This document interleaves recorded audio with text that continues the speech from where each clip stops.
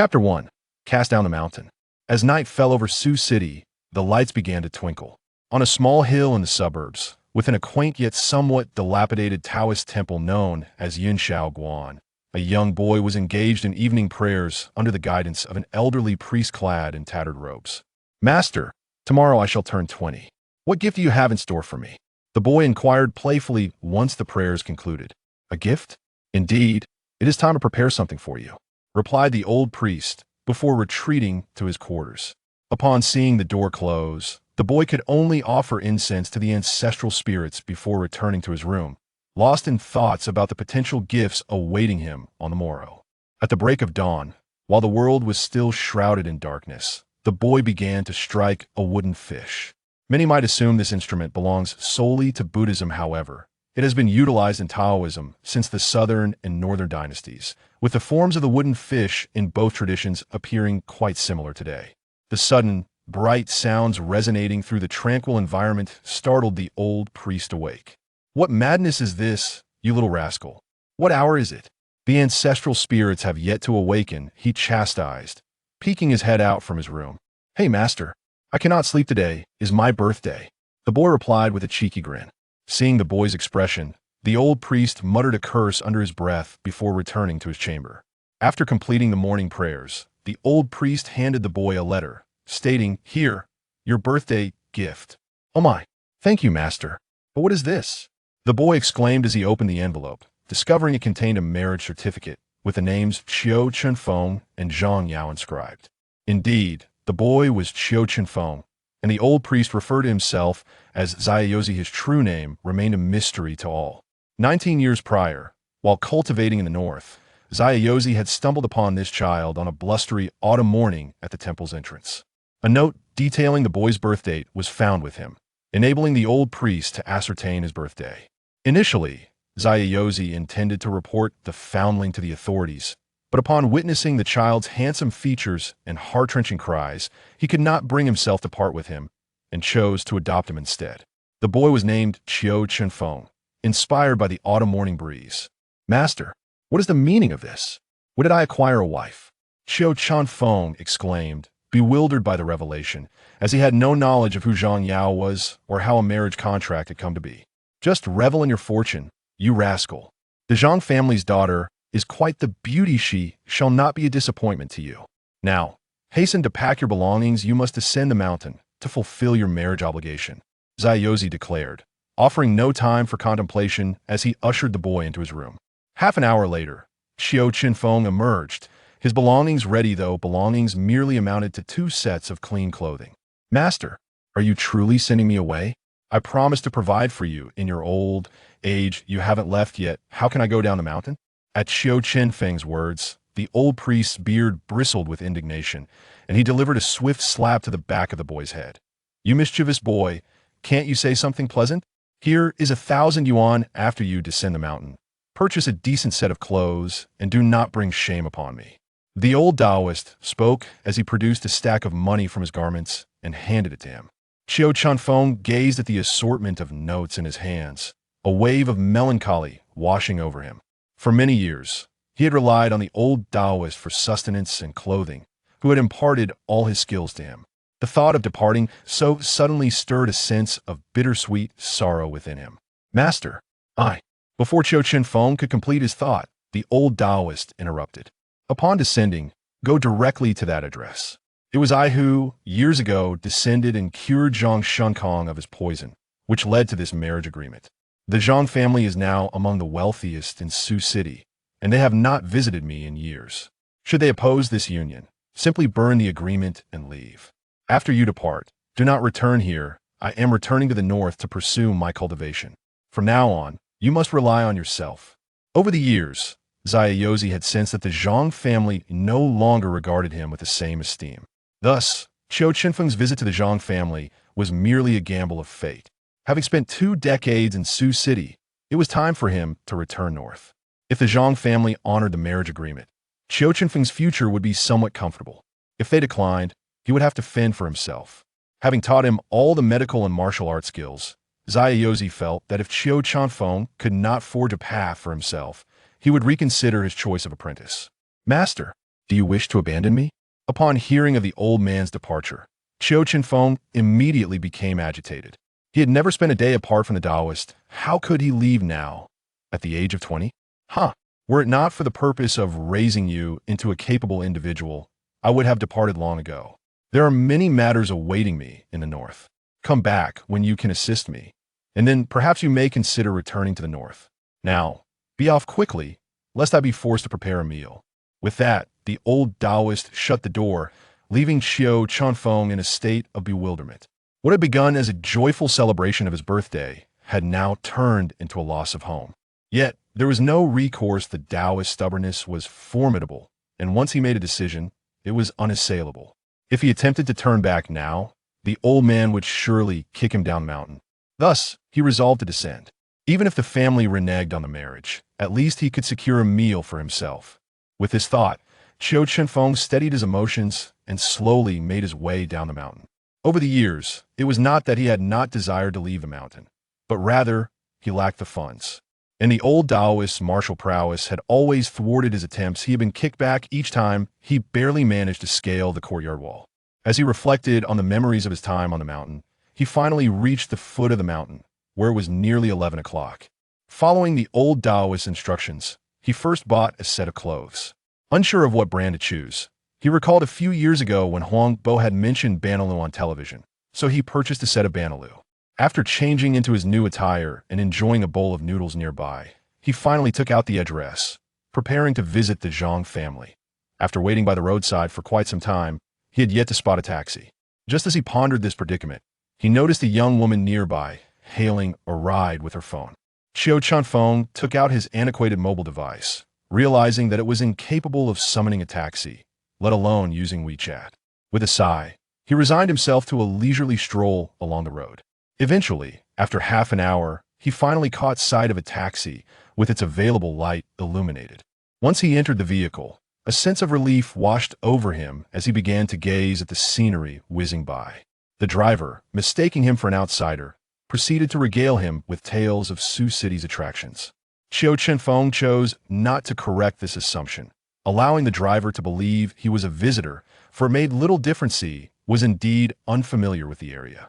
After a journey of more than 40 minutes, the taxi came to a halt at the entrance of a villa district. The driver informed him that entry was prohibited and they could only stop there. Upon disembarking, Qiu Chenfeng reluctantly handed over more than 100 yuan to the driver before setting off toward the villa district. Chapter 2. Indeed, a marriage withdrawal. What brings you here? As Qiu Chenfeng took a step forward, he was halted by the security guard at the booth. Good sir, I am here to see Zhang Yao, the one from Building 16. Qiu Chenfeng replied politely. Zhang Yao? There are many who come seeking her daily. You must call first and gain her consent before entering. The guard, noticing Qiu's courtesy, found him markedly different from the wealthy young men who had come before him, and thus chose not to make things difficult. Could you perhaps make a call for me? Qiu Chenfeng requested earnestly. My phone is out of battery. You can call anyone from the Zhang family. Just inform them that I am Qiu Chenfeng from Yunxiao Temple. In truth, he was entirely unfamiliar with their number and shamelessly sought the guard's assistance. The guard regarded him for a moment before instructing him to wait while he entered to make the call. It was not so much Qiu's charm that swayed the guard, but rather a recognition that the affluent often held superstitions regarding deities and spirits. Offending them could jeopardize one's livelihood. A few minutes later, the guard emerged, pointed out the direction, and allowed Qiu to enter. Meanwhile, Zhang Shenkong, the patriarch of the Zhang family, had also been informed of the situation. He recalled the betrothal arranged with Xia Yaozi a decade prior, and upon reflection, the timing indeed seemed appropriate. After calling his son and granddaughter, he descended the stairs, reminiscing about the past. Back then, Zhang Shenkong was merely an ordinary businessman who had incurred the wrath of an underground overlord and had been poisoned as a consequence. Fortunately, Xia Yaozi happened to pass by and saved his life, while also administering a lesson to the underworld figure. From that moment on, the Zhang family's fortunes soared, and the underground forces ceased to trouble him. A year later, Zhang Shenkong visited Xia Yaozi in the mountains, and it was on that day that the marriage was agreed upon. Initially, he intended to secure the support of such a remarkable individual. However, as the years passed, Xia Yaozi rarely descended from the mountains, and Zhang Shenkong's business flourished, leading him to regard Xia with diminishing respect. Thus, He was resolute in his refusal to acknowledge the marriage contract this time. Yet, considering that Xie had once aided him, he thought to settle the matter with a generous financial gift. While he pondered this, a knock at the door interrupted his thoughts. Upon opening it, Qiu Chenfeng stood before him. They had met several times before, as Qiu had annually visited his master, though their encounters had become rare in recent years. "Good day, Grandpa Zhang. I am Qiu Chenfeng, and my master is Xie Yaozi. He sent me here." Qiu Chenfeng greeted him with utmost respect, and the elder welcomed him inside graciously. "My boy, how is your master? Is he in good health?" Once seated, the elder inquired. A wave of disdain washed over Qiu Chenfeng. How could he, who had not visited the mountain in years, dare to ask? Nonetheless, he maintained his politeness, responding, "Thank you for your concern, Grandpa Zhang. My master is quite well. He sent me down the mountain today and has since returned to the north." "Oh, he has gone back. I had hoped to share a drink with him." Listening to the elder's insincere pleasantries made Qiu Chenfeng feel profoundly uncomfortable. However, there is no alternative. One must heed the master's words. Today, the matter of the marriage contract must be resolved. Just then, Zhang Yao returned with her parents.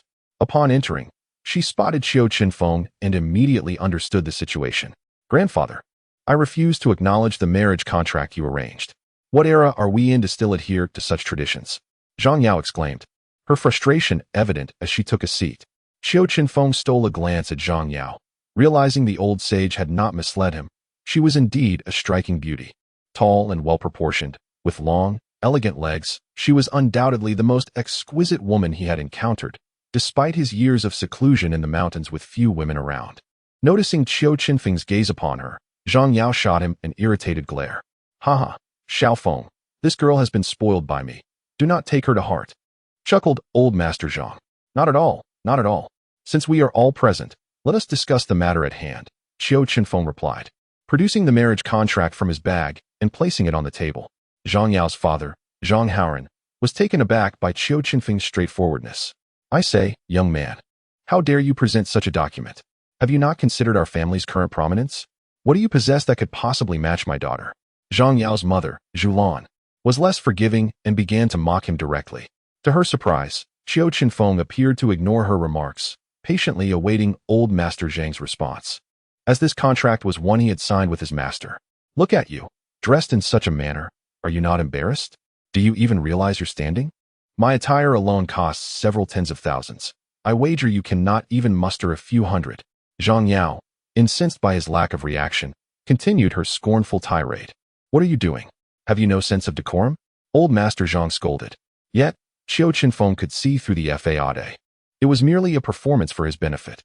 With her grandfather's anger now directed at her, Zhang Yao fell silent, sulking quietly in her seat. Observing the scene, Qiu Chenfeng found it amusing. This family was utterly alike, hypocritical and materialistic. What was wrong with his attire from Benny Road? Was it not merchandise of merit?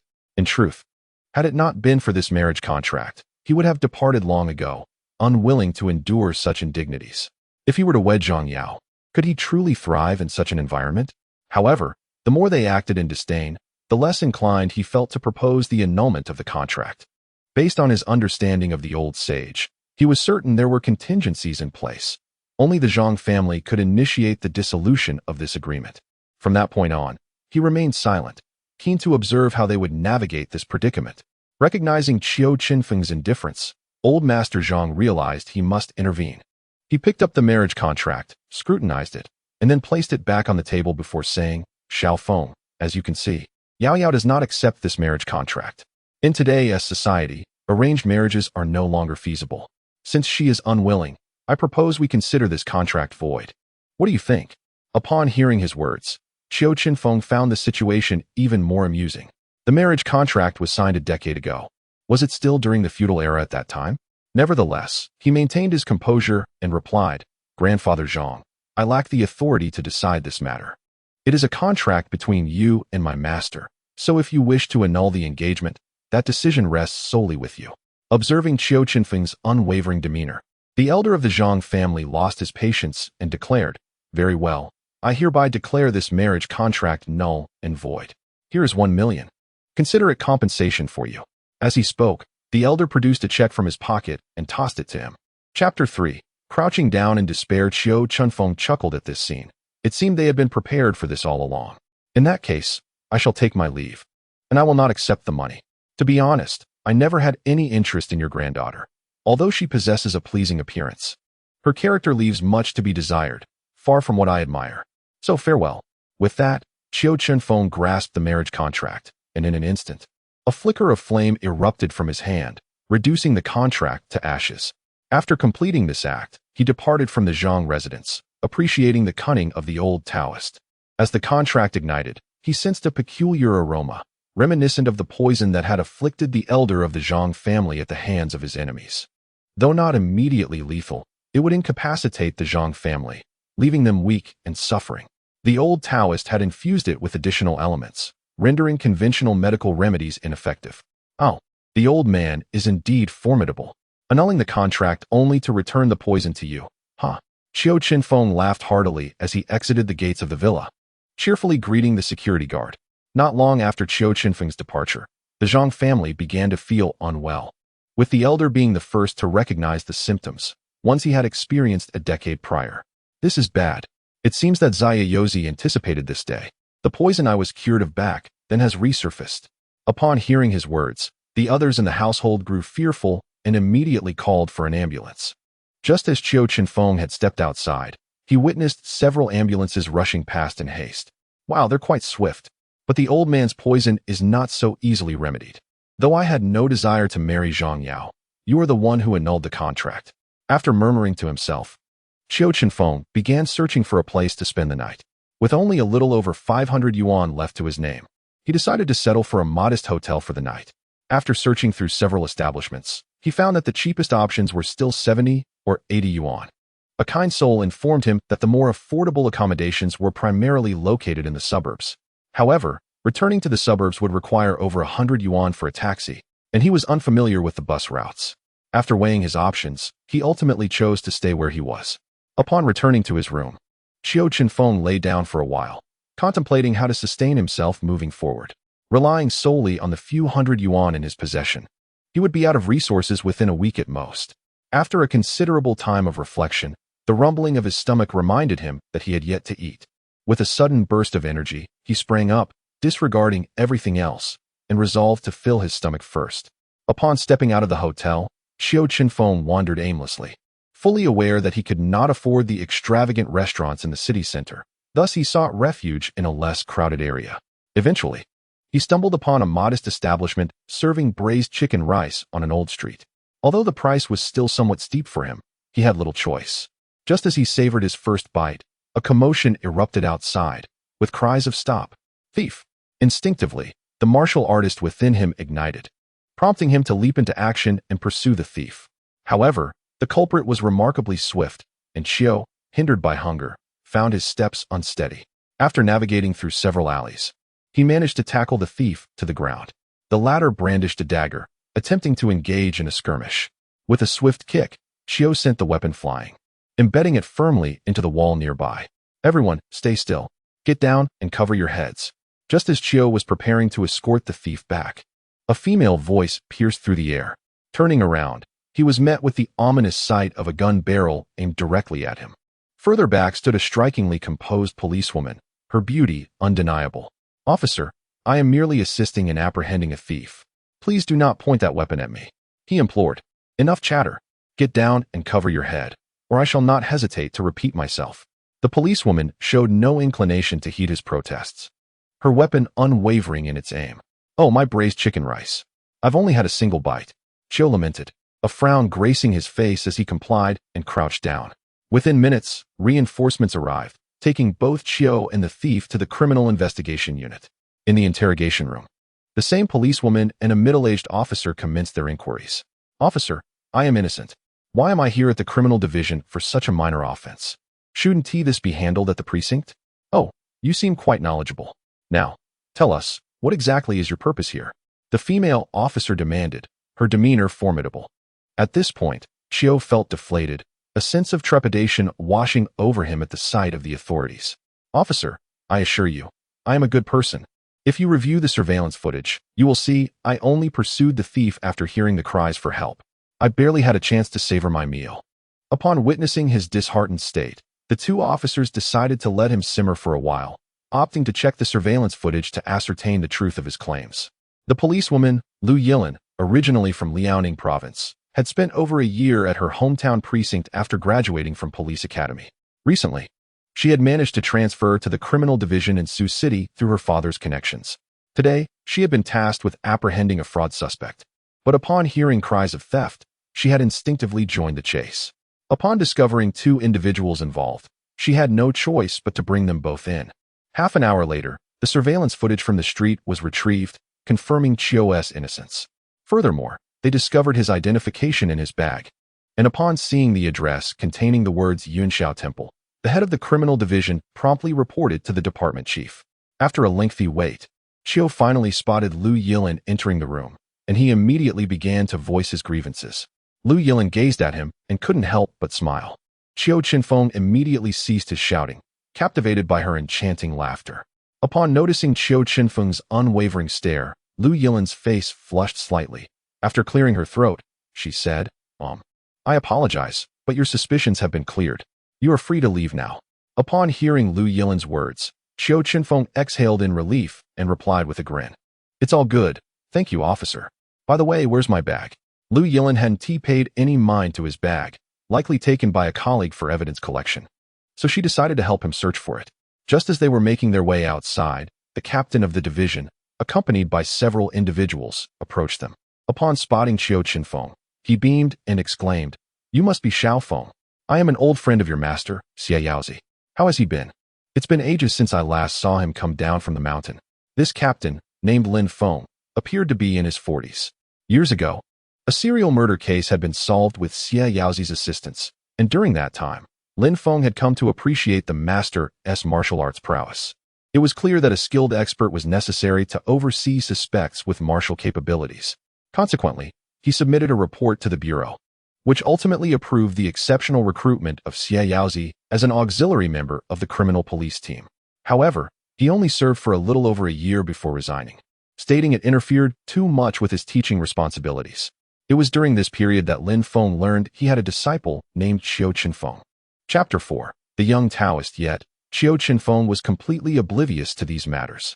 He only knew that for a year or two, the old Taoist had been descending the mountain almost daily, though he was unaware of the reasons behind it.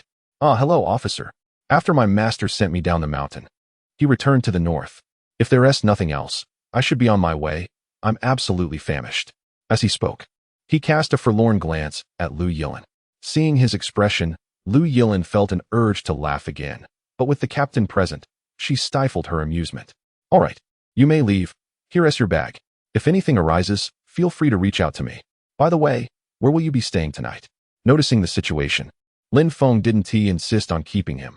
After all, a disciple of such a notable master must also possess significant abilities, and it would be unwise to upset him, lest they require his assistance in the future. I'm staying at the Yichen Hotel, but beyond that, I'm uncertain.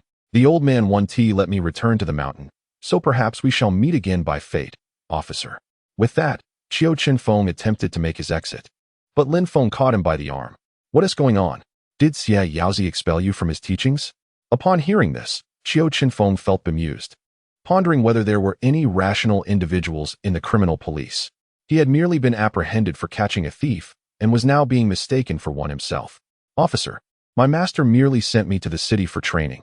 It's not that he no longer wants me. Oh, I see. Are you planning to rent a place? I can't afford it. I only have 500 yuan left. I need to find a job that provides food and lodging first. I must take my leave now. I'm about to starve. All right. Shaolin, please accompany him. I'll discuss other matters with you tomorrow. Just in time. Lu Yilin was also nearing the end of her shift, and the captain gave her a knowing look, prompting her to escort him. Neither of the two declined the proposal. Qiu Chenfeng sought to save money, while Lu Yilin felt a twinge of guilt for having caused him to miss dinner. Once they were in the car, Lu Yilin drove slowly towards the location of the inn. Hello, officer. You seem quite affluent. This car must be rather expensive, yes? Qiu Chenfeng observed his surroundings before his gaze abruptly settled on Lu Yilin. After changing out of her uniform, she emanated a distinctly different allure. Noticing his gaze, Lu Yilin asked with a hint of irritation, What are you staring at? You're quite beautiful. Is it wrong to admire such beauty? By the way, what is your name? Officer, Lu Yilin. Oh, your name is lovely. Judging by your accent, you must be from the north, similar to my master. Indeed, I hail from Liaoning. Could you possibly refrain from talking for a moment? You're giving me a headache, Lu Yilin retorted, seizing the opportunity to accelerate and drive away. A few minutes later, they arrived at the inn, which left Qiu Chenfeng feeling somewhat disheartened. Lu Yilin noticed his expression and inquired, "What's with that look? Did you swallow a fly?" "What fly? I haven't even had a chance to eat an ant. You've left me here, and now I have to walk for over 10 minutes just to find a meal. Why not take me directly to the old street?" It dawned on Lu Yilin that he had been hungry all night, and she had completely forgotten about it. I forgot. However, there are plenty of dining options nearby. Why must we go there?" Lu Yilin asked curiously. "The food around here costs quite a bit. I'm rather poor." Qiu Chenfeng feigned a pitiful expression, prompting Lu Yilin to stifle a laugh. Considering she had scarcely eaten dinner herself, she decided to treat him to a meal, effectively apologizing for her oversight. Thus, they found a barbecue stall, and Lu Yilin generously encouraged him to eat to his heart's content. To her astonishment, the bill came to over 500 yuan. Watching Qiu Chenfeng continue to savor his skewers, she was utterly impressed. After escorting him to the inn, Lu Yilin returned home. This was a relatively new apartment complex. Purchased by her father upon learning she was to be transferred to Sioux City. It featured 2 bedrooms and a living room, although it included a kitchen. She hardly knew how to cook, her culinary skills limited to boiling corn or steaming eggs. After a refreshing shower, she suddenly recalled the charming young Taoist from earlier that day, and a smile graced her lips. This might have been the day she had laughed the most since arriving in Sioux City. For reasons unknown, the mere thought of Qiu Chenfeng's expression brought her joy. Meanwhile, Qiu Chenfeng lay in bed, unable to shake thoughts of Lu Yilin's enchanting smile. Compared to her, Zhang Yao is nothing. Such a temper and so many issues. "The officer is truly my ideal type," he mused aloud before succumbing to sleep, utterly exhausted from the day's endeavors. The following morning, Qiu Chenfeng rose early to check out of the inn. He needed to seek employment, otherwise he might truly starve. After wandering through the job market, he quickly realized the challenges of finding work. The first aspect is education. I have never attended school, and everything I know has been taught by my master. After facing obstacles in the job market, he sat idly by the roadside, contemplating how to navigate the days ahead. Returning to the mountains was an option, as the old man had likely gone back north.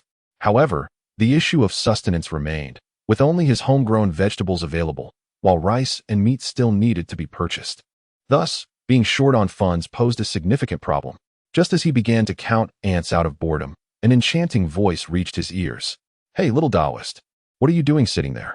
Upon looking up, Qiu Chenfeng saw Lu Yilin seated in the passenger side of a police car, smiling at him.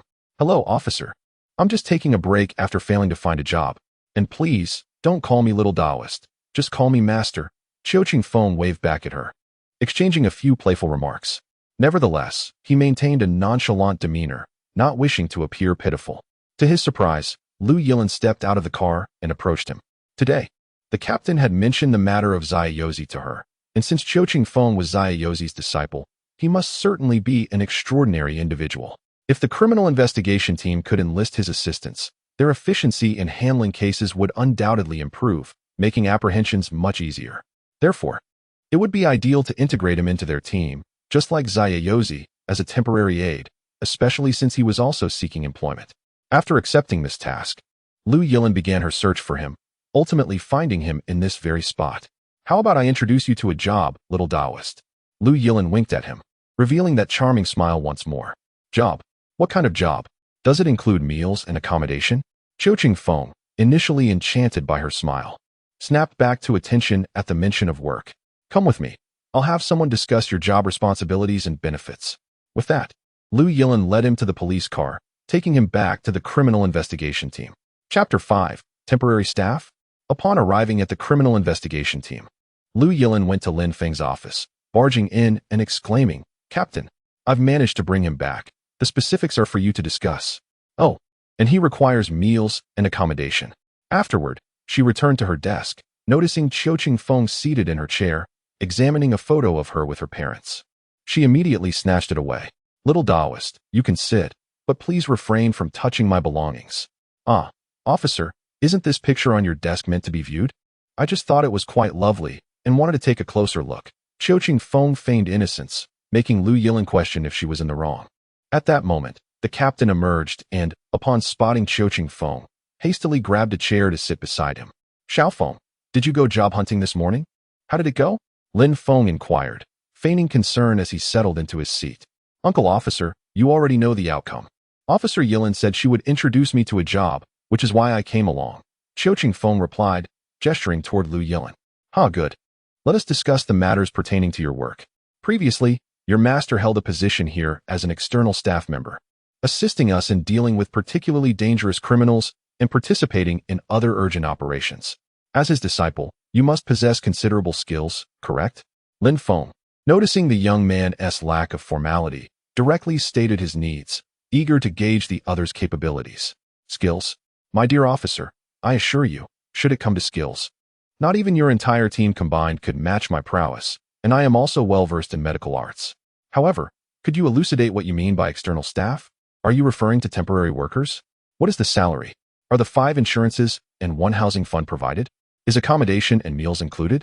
When it comes to my abilities, I do not exaggerate. Had I not been faint from hunger that day, I could have apprehended that little thief in just a few strides. Young Taoist, enough about salary. You are so formidable. Why not spar with me? Upon hearing Qiu Chenfeng's words, the surrounding officers bristled at the insinuation that they could not stand against him. Yet out of respect for their captain, none dared speak out. Ultimately, it was Lu Yilin who could no longer contain herself and called out. Qiu Chenfeng glanced at her, shook his head, and earnestly replied, my master instructed me never to strike a woman, especially one as beautiful as yourself. After hearing his words, Lu Yilin found herself at a loss for anger. This young man had the audacity to jest before so many. Yet, with the captain present, she could not act against him, only casting him a glare. Sensing her look, Qiu Chenfeng felt helpless. He had merely spoken the truth. Moreover, how could one not commend her beauty? All right, you merely wish to witness my skills, he declared as he rose, lightly tapping on the chair Lin Feng occupied. The crowd widened their eyes in anticipation, yet after a few moments, nothing transpired. Just as they thought Qiu Chenfeng was boasting, there was a resounding crack, and the solid wooden chair split apart, sending Lin Feng tumbling to the ground. Witnessing this scene, Lu Yilin's eyes widened. Such feats could only be accomplished by a martial arts master. At that moment, Lin Feng regained his composure, his gaze igniting with fervor. Such a person must be retained. Xiaofeng, the salary is 6,000, with all 5 insurances and 1 housing fund fully covered. Meals are provided, and as for accommodation, you may find your own place, with rent reimbursed. Upon hearing Lin Feng's words, Qiu Chenfeng's spirits soared. What a splendid offer, 6,000 right from the start. It seemed he would soon become a person of means. Yet, another thought crossed his mind, prompting him to inquire, Officer, what was my master's salary back in the day? Oh, back then, his monthly salary was 8,000. If you work diligently, I shall ensure your salary is increased. Lin Feng assumed Qiu Chenfeng was concerned about the pay and offered an enticing prospect. However, Qiu Chenfeng's thoughts were elsewhere. His father had often lamented their financial struggles, leading to a meager diet in the mountains. So, the old man had been quite wealthy all along. Moreover, aside from this salary, he surely had a substantial fortune. Qiu Chenfeng had once glimpsed his savings book, but it had been snatched away before he could open it. Such a wealthy individual, yet he only brought a mere 1,000 yuan with him down the mountain, nearly finding himself destitute. At this thought, Qiu Chenfeng gazed skyward and exclaimed, Old man, you have deceived me most grievously. I curse you to suffer from diarrhea every time you consume meat. Hardly had the words left his lips when Zaiyozi, already back in the north, unexpectedly sneezed. Shaking his head, he chuckled at his fellow disciples beside him. It must be that little rascal cursing me. I suspect he has squandered all his money. Meanwhile, Qiu Chenfeng had bewildered the entire office of police officers, for none could comprehend the meaning behind his outburst. Coming to his senses, he noticed all eyes were upon him, and feeling somewhat embarrassed, he cleared his throat and asked, may I go get something to eat first? Also, could you assist me in renting a place? A single room will suffice. Upon hearing this, Lu Yilin looked puzzled and inquired, Little Taoist, they have already reimbursed your expenses. Why not rent a larger space? To her surprise, Qiu Chenfeng replied with righteous fervor, Officer, as a temporary worker, one must always consider the welfare of the people. Although our great Xian nation has made considerable progress in recent years, the populace still struggles for prosperity. It is prudent for me to save wherever possible. His words elicited laughter not only from Lu Yilin but from everyone in the office. While his sentiment was entirely sound, the manner in which it was expressed rendered it utterly comical. Lu Yilin then realized that this young Taoist possessed a humorous side. She had previously assumed he was merely a pitiable figure. Once the laughter subsided, Lin Feng contemplated arranging assistance for him in securing accommodation. However, he suddenly recalled that Lu Yilin had an empty room available. Just the other day, during a phone call with her father, he had mentioned that she felt lonely living alone. What a perfect solution. Moreover, Lin Feng had faith in this young man's character. A person of Xiaozi's integrity could not possibly have a disciple of poor morals. With a mischievous glance at Lu Yilin, he noticed her confusion. Yet, upon hearing his next statement, she instantly understood the implication of his gaze. Ah, Xiaolin, you have that vacant room. Why not let Xiao Feng stay with you? You know the budget is tight in the department lately, so I won't be able to cover the rent until the new year. Chapter 6. The 3 Rules, huh? At my place? That seems inappropriate. Lu Yilin began, but Lin Feng interrupted her. What is inappropriate about it? I will call your father shortly, and that will settle it. Xiao Feng, you will just go home with her tonight. But first, let us grab a bite. With that, Lin Feng returned to his office, leaving behind a bewildered Lu Yilin and a group of colleagues eager to witness the unfolding drama. Qiu Chenfeng, too, was taken aback. Was he really going to cohabit with the officer? After their meal, Lu Yilin contemplated calling her father, realizing she could not simply agree to this arrangement. Unexpectedly, her father's call came through first. As soon as she answered, he stated, Xiaolin, your Uncle Lin has informed me of the situation. Let him stay. Having a master-level individual by your side greatly enhances your safety. Your profession is perilous. When I first sent you here, your father was deeply concerned for your safety. Given the splendid opportunity now before you, it would be wise to cultivate a good rapport with him. Your safety will then cease to be a concern. Moreover, I have heard of this Xian Yaozi. He is not as simple as he appears. I cannot divulge specifics. Yet your father can assure you that those he values possess impeccable character. After saying this, he ended the call. Lu Yilin realized she could not refuse this time and sighed. However, upon reflecting on her father's words, she felt a sense of relief. Since this Xian Yaozi commands such esteem from her father, his disciples must surely be commendable as well. If he is merely a bit quirky, then so be it. She would accept him as her bodyguard. Having come to this conclusion, Lu Yilin ceased her inner turmoil and returned to her carefree demeanor. After all, they would not be sharing a room, so what was there to fear? Upon returning to the office, she pondered the need to establish a few agreements with Qiu Chenfeng, for the nature of their coexistence would inevitably entail certain inconveniences. Thus, she took out a pen and paper, jotting down several stipulations she wished to convey, before setting off to find Qiu Chenfeng. After searching for a while without success, she finally learned that he was sitting alone in the training field, lost in thought.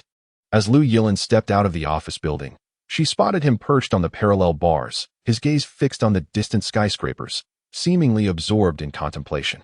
Hey, what are you daydreaming about? Lu Yilin approached him, playfully tapping his shoulder as she inquired. Turning to see her, Qiu Chenfeng managed a smile, but then spoke with a hint of despondency.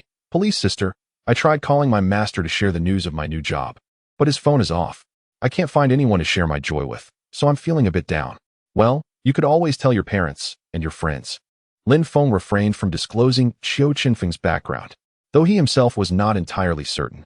He recalled Xian Yaozi mentioning that Qiu Chenfeng was a child he had taken in.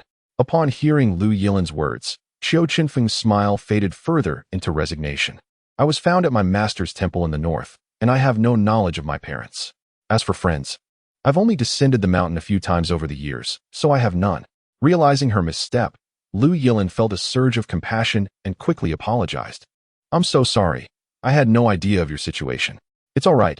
I've grown accustomed to it. By the way, police sister, did you need something from me? Qiu Chenfeng quickly regained his composure. After all, he had lived this way for many years. Oh, right. I wanted to mention that my guest room has only one bed, and it lacks bedding. After work, I'll take you to get some. Also, since we'll be living together, we need to establish some ground rules. Here, take a look at what I've just written, Lu Yilin said, handing him the paper. He took it and glanced through the reasonable requests, which included stipulations such as not entering her room uninvited and maintaining appropriate attire at home. He readily agreed. Also, could you refrain from calling me police sister? I'm not that much older than you. I just turned 20 yesterday. How about you? Qiu Chenfeng referred to her as police sister, not out of a sense of her age, but rather because he often called others police uncle. It would be quite odd to call her police auntie, wouldn't it? I am 23. Lu Yilin rubbed her temples, surprised to find that she was 3 years his senior. Calling her sister seemed perfectly reasonable. Hey, that's great. A woman 3 years older brings prosperity. Once back in his jovial spirit, Qiu Chenfeng resumed his playful antics. What did you say? Do you wish to provoke me? Lu Yilin retorted, throwing a punch in his direction, while Qiu Chenfeng merely chuckled without attempting to evade her. After she finished, he inquired, if I can't call you police sister, what should I call you then? Like the others, just call me Shaolin. Lu Yilin shook her sore hand. This young man was as tough as steel, and her punch had left her aching. All right then, Shaolin. Let's head back. It's my first day on the job. I can't just stand here idly. Qiu Chenfeng sighed and accompanied her back to the office. Upon returning, Lin Feng began instructing him on the proper procedures for law enforcement, as he would often accompany the team to the scene. After studying diligently for an afternoon, Qiu Chenfeng had nearly memorized the material. Noticing the time was approaching 6 o'clock, he wondered why Shaolin hadn't called him yet, especially since she mentioned needing to go to the supermarket. Upon inquiring with Lin Feng, he learned that Shaolin was still in the interrogation room, dealing with a difficult fraud suspect they had apprehended the previous day. Uncle Lin, should I give it a try? This time, he wasn't genuinely offering to help. He simply wanted to ensure they wouldn't miss the supermarket's closing time. You? Sure. Let's see your skills, Lin Feng replied, leading him to the interrogation room where Shaolin and a middle-aged officer, Li Tianxiang, her mentor, were present. Captain, why did you bring him in? Lu Yilin asked, assuming he was eager to return home. Oh, Xiao Feng claims he has a method to extract information from him. Let him give it a shot. Lin Feng said. Is this young man a disciple of the carefree master? The middle-aged officer inquired. Having been busy with another case after interrogating Qiu Chenfeng the previous day, he was unaware of the events that had transpired. Indeed, you know his methods. His apprentice should be quite capable as well. Upon hearing this, Qiu Chenfeng felt a surge of discontent. What did they mean by capable? He could only not match the old man in strength. In every other regard, he surpassed him and was even more handsome. Thus, Qiu Chenfeng strode directly to the fraud suspect. Little Taoist, what are you planning to do? There are cameras here. Lu Yilin, thinking he would resort to violence, hastily intervened. Chapter 7. They live together? Rest assured. Am I really that impulsive? Qiu Chenfeng retorted, then unleashed his inner energy. The fraud suspect instantly felt an overwhelming pressure and intense fear, trembling and collapsing into his chair. Moments later, the chair began to drip, and Qiu Chenfeng was hit by a foul odor. He quickly retracted his energy and exclaimed, What on earth? To my astonishment, fear overwhelmed me. My apologies. This is my first time performing this task. I lost control of my strength. If you do not find my anxiety bothersome, please feel free to inquire now. As Qiu Chenfeng released his potent aura, Lu Yilin and her companions, positioned behind him, sensed the formidable presence. Although it was not directed at them, it was nonetheless terrifying. Once they regained their composure, Lu Yilin and her mentor began to pose their questions. As anticipated, following such a fright, he divulged everything, and the interrogation proceeded remarkably smoothly. After Lin Feng escorted Qiu Chenfeng out of the interrogation room, he could not help but praise him profusely. Yet, Qiu Chenfeng felt he had not performed to the best of his ability.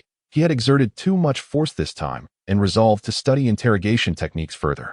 It seemed that among the medical skills the old man had taught him, there was a method involving acupuncture that could stimulate pain sensations, which he would contemplate for future use. Half an hour later, Lu Yilin and her companion exited the interrogation room. Upon seeing Qiu Chenfeng, Li Tianxiang immediately greeted him, exclaiming that the young man was quite impressive.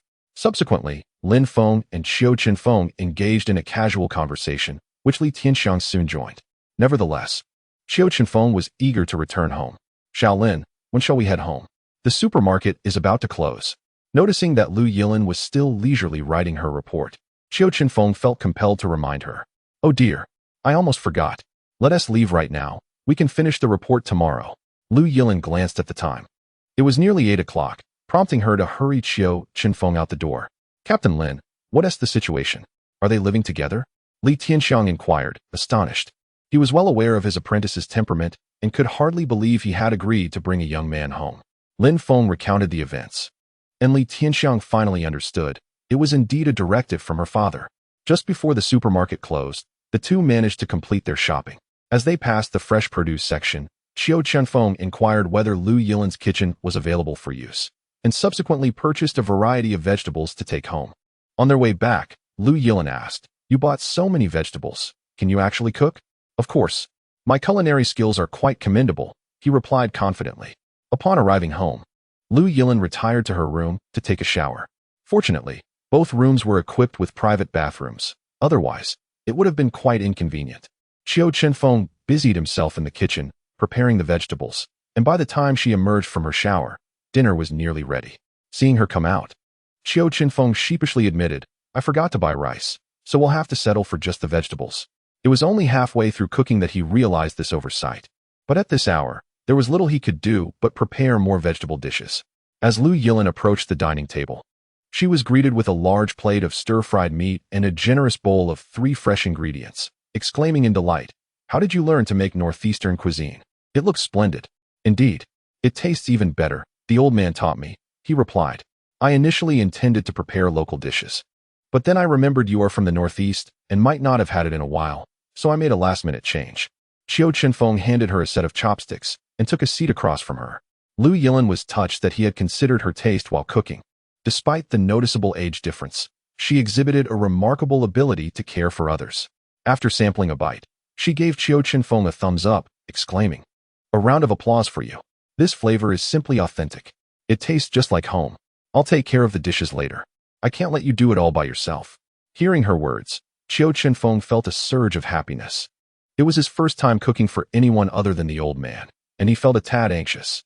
However, Lu Yilan's appetite was quite modest. She barely ate enough to feel satisfied before retreating to the sofa to indulge in her phone. Qiu Chenfeng, on the other hand, diligently finished his meal before washing his bowl. By the time Lu Yilan set her phone down, he was already wiping the table, prompting her to feel a bit embarrassed as she remarked, "Hey, why didn't you call me? We agreed I would do the washing." "Oh, come on. Dish soap is harsh on the hands. It's better if women avoid it." He uttered this line merely out of habit, having heard it on television, without much thought.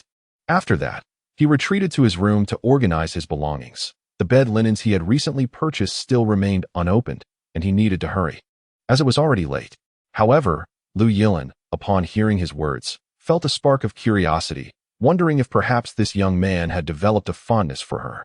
After tidying up, Qiu Chenfeng took a shower and fell into a deep slumber. The bed he lay upon was the most comfortable he had ever experienced. Previously, he had endured the discomfort of a hard wooden bed on the mountain, which was incomparable. By 6 o'clock in the morning, he awoke naturally. It was the time for morning classes, but now that he was down the mountain, he was free from that obligation. Since he was not attending morning classes, he decided to prepare breakfast. Unsure of what Shaolin liked to eat and lacking ingredients, he opted to simply boil 2 packets of instant noodles. Before 7 o'clock, the enticing aroma wafted through the air, prompting Lu Yilan to emerge from her room. Spotting him enjoying his meal, she inquired, "Little Taoist, is there any for me?" "Of course. It's in the pot. Allow me to heat it up for you," he replied, finishing his last bite. After reigniting the stove, he added an egg to the noodles, and by the time Lu Yilan finished her morning routine, he had just placed the steaming bowl on the table. He then ventured to the balcony to appreciate the view. Lu Yilan's apartment was on the 9th floor, offering a splendid perspective. As she ate, she observed him and asked, "Do you not play with your phone? Since I met you, I haven't seen you use it. That's not typical for someone your age." Without turning his head, Qiu Chenfeng replied, "Next month, I'll play next month." This response left Lu Yilan momentarily speechless. It was her first time hearing someone say they would wait until next month to use their phone. What does that mean? Why wait until next month? Is that something your master told you? At this point, Qiu Chenfeng had no choice but to sit across from her, showing her his phone before explaining. "What can I even do with this phone? Play with the calculator? Once I get my salary next month, I plan to buy a new one." Sigh. The old man is so wealthy, yet he won tea buy me a decent phone. So stingy. Suddenly, Qiu Chenfeng thought of his master and wondered what he was doing at that moment. "Oh, it's just a phone. After work tonight, my sister will take you to buy one. Consider it my treat for having you cook for me," Lu Yilan generously declared after finishing her last bite of noodles. "Wow, Shaolin, you're really quite affluent. If it weren't for my inability to drive, I would gladly serve as your chauffeur and earn a little extra money." As Qiu Chenfeng spoke, he collected her bowl and washed it with ease. Although Lu Yilan still felt somewhat unaccustomed to his actions, she decided not to argue about the dishwashing liquid being harsh on hands, resolving instead to take care of him in other ways. Chapter 8. The first task after tidying up, the two made their way to the criminal police team. Upon entering the office, the few individuals they had met the previous day exchanged knowing smiles at their arrival. Lu Yilan, sensing their scrutinizing gazes, immediately adopted a stern expression and demanded, "What are you all doing? Are you that idle?" Instantly, the group averted their eyes. Although she was new, her temper was not to be trifled with, especially given her connections with the captain. Qiu Chenfeng glanced around, noticing that no seat had been assigned to him. So he found a corner to continue reviewing the law enforcement procedures from the previous day. At 8:30 in the morning, Lin Feng arrived, entering the large office and calling out, "Xiao Feng, is Xiao Feng here?" Upon hearing his name, Qiu Chenfeng stood and raised his hand. "Here I am, Uncle Lin. What do you need? Come with me. I need your assistance," Lin Feng replied without further explanation, pulling him into the car. It was only during the ride that Lin Feng revealed the reason for his summons. "Today, we are going to the Zhou family to apprehend someone. Their relative, Wang Yu, has killed a person and taken refuge there.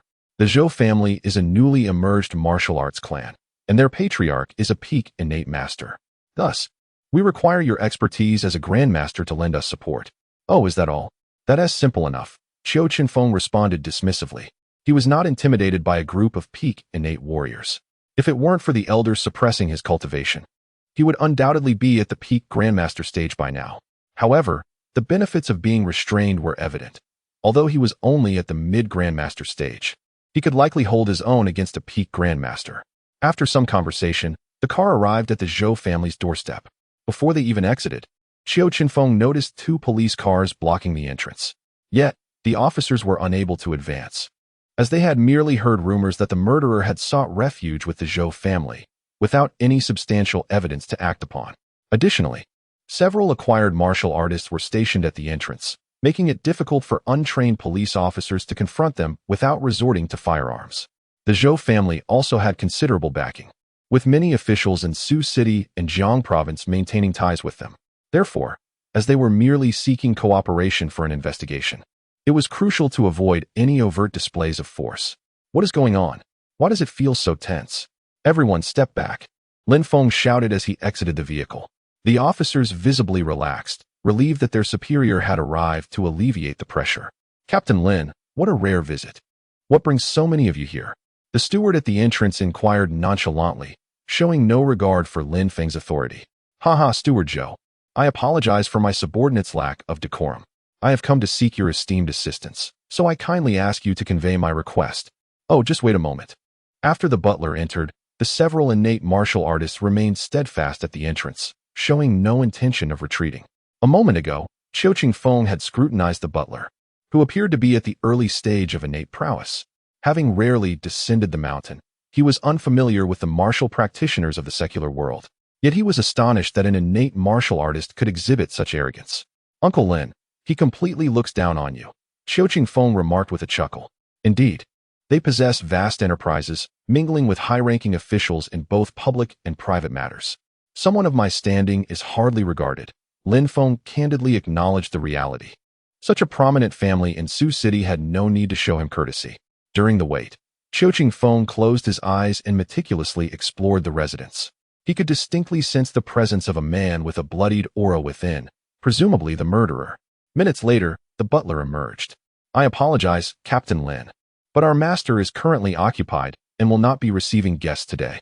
Please take your leave." Upon hearing this, Lin Feng found himself at a loss. After all, he had merely come to locate someone without a search warrant, leaving him powerless. He turned to Qiu Chenfeng, hoping for a solution. Noticing Lin Feng's gaze, Qiu Chenfeng understood that it was time for him, the temporary worker, to take charge. "We are not seeking your master. We only wish to speak with the individual in the first room on the left of the second floor. We hope you can escort him out, as entering without permission may incite your master's ire." The butler, accustomed to flattery over the years, was momentarily rendered speechless by Qiu Chenfeng's audacity. How did he know that Wang Yu was in that room? Once he regained his composure, he pointed at Qiu Chenfeng and exclaimed, "Who is this little wretch? How dare you wreak havoc in the Zhou family? Captain Lin, is this your man?" Just as Lin Feng was about to respond, Qiu Chenfeng swiftly plucked a leaf from a nearby tree and flicked it towards Zhou's butler. The supple leaf, akin to a willow dart, soared directly at Zhou, ultimately slicing through his garment and embedding itself into the solid wooden door frame. I shall grant you another chance. If you do not bring him out, I will enter myself, Qiu Chenfeng declared, leaning against the hood of the police car. However, the engine remained running, and the heat of the day made it uncomfortable, prompting him to stand upright once more. At that moment, Zhou's butler realized he was facing someone who could utterly overpower him. Moreover, such a skill of striking with a flying leaf could only be executed by a martial artist capable of externalizing their inner strength, a feat even the master could not accomplish. Suddenly, a horrifying thought crossed his mind, and he trembled as he asked, "Why, you are a grandmaster?" Qiu Chenfeng merely shrugged, saying nothing.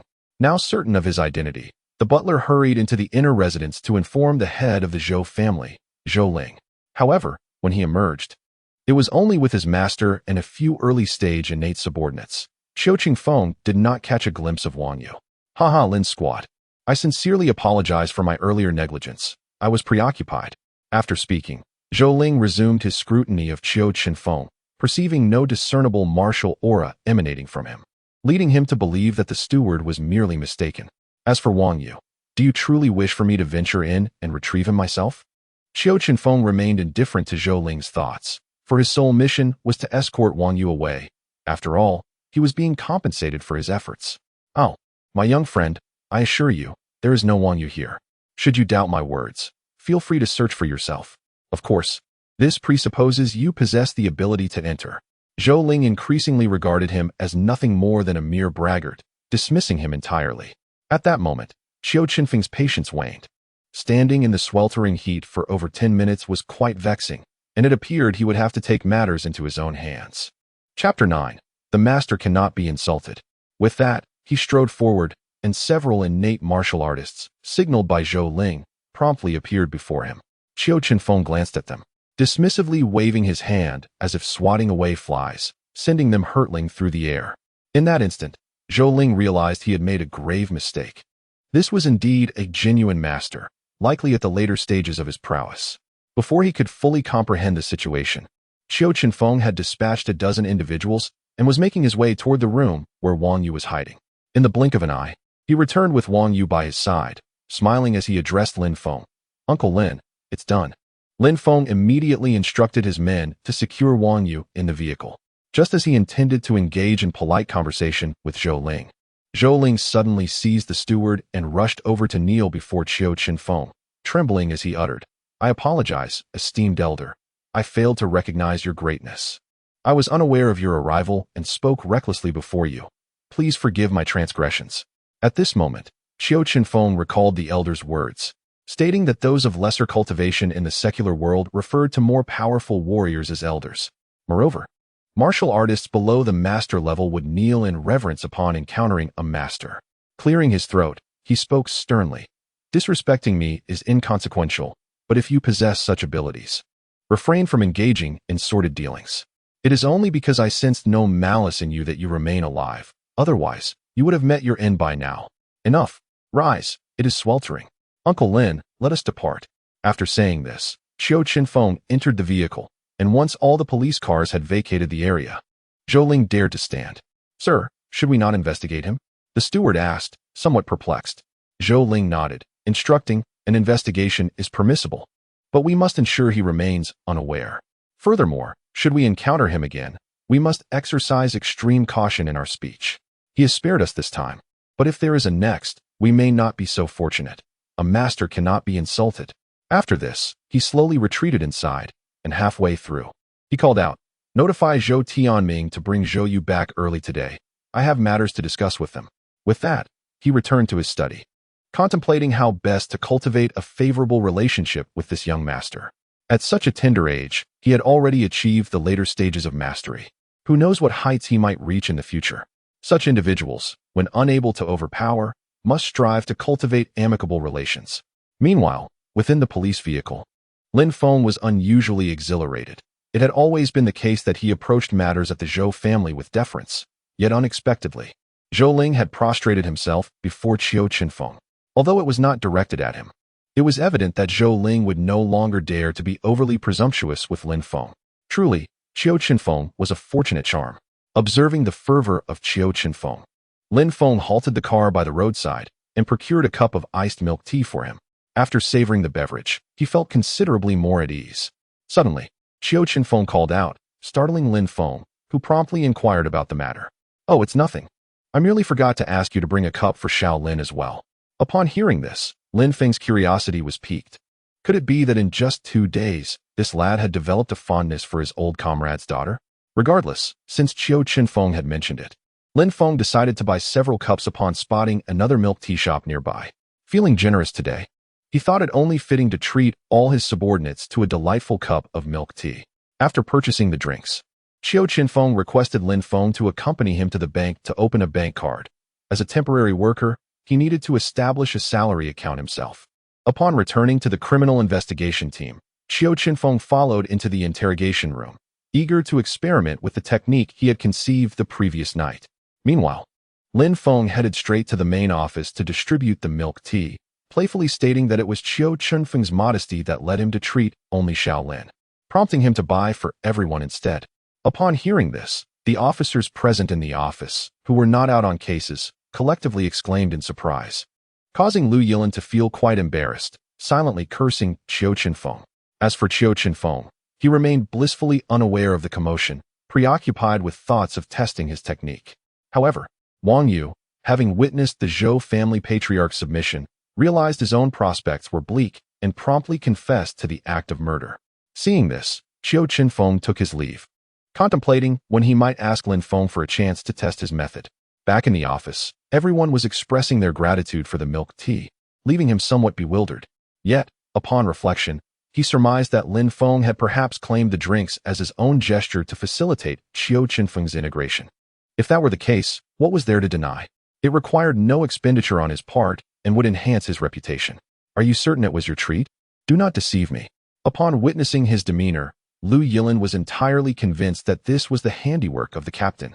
While Qiu Chenfeng might have remained reticent in response to others' inquiries, he chose to be forthright with Xiao Lin, declaring, "It was my treat. Uncle Lin financed it." Upon hearing this, Lu Yilin felt a wave of relief wash over her as she remarked, "I knew it was the captain orchestrating this." Qiu Chenfeng, perplexed by her statement, pressed for clarification. Lu Yilin, eager to vindicate herself, relayed Lin Feng's words to him verbatim. Initially believing he had finally cleared his name, Qiu Chenfeng was taken aback when he noticed the slight nod from Qiu Chenfeng, who continued, "Indeed, that was not the case. At the outset, Uncle Lin purchased a drink for me, and it was only after I finished it that I remembered I hadn't bought one for Xiaolin. I merely mentioned that I forgot to get Xiaolin a drink, after which Uncle Lin ended up buying quite a few." Upon hearing his words, the curiosity that had previously dwindled among the crowd reignited. Lu Yilin, seated at her desk, felt a pang of regret, chiding herself for speaking so much, which ultimately brought the focus back to her.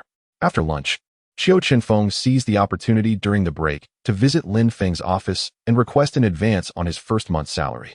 Following the morning's events, Lin Feng was amenable to discussion and promptly wrote a note allowing him to collect his remuneration from the finance department.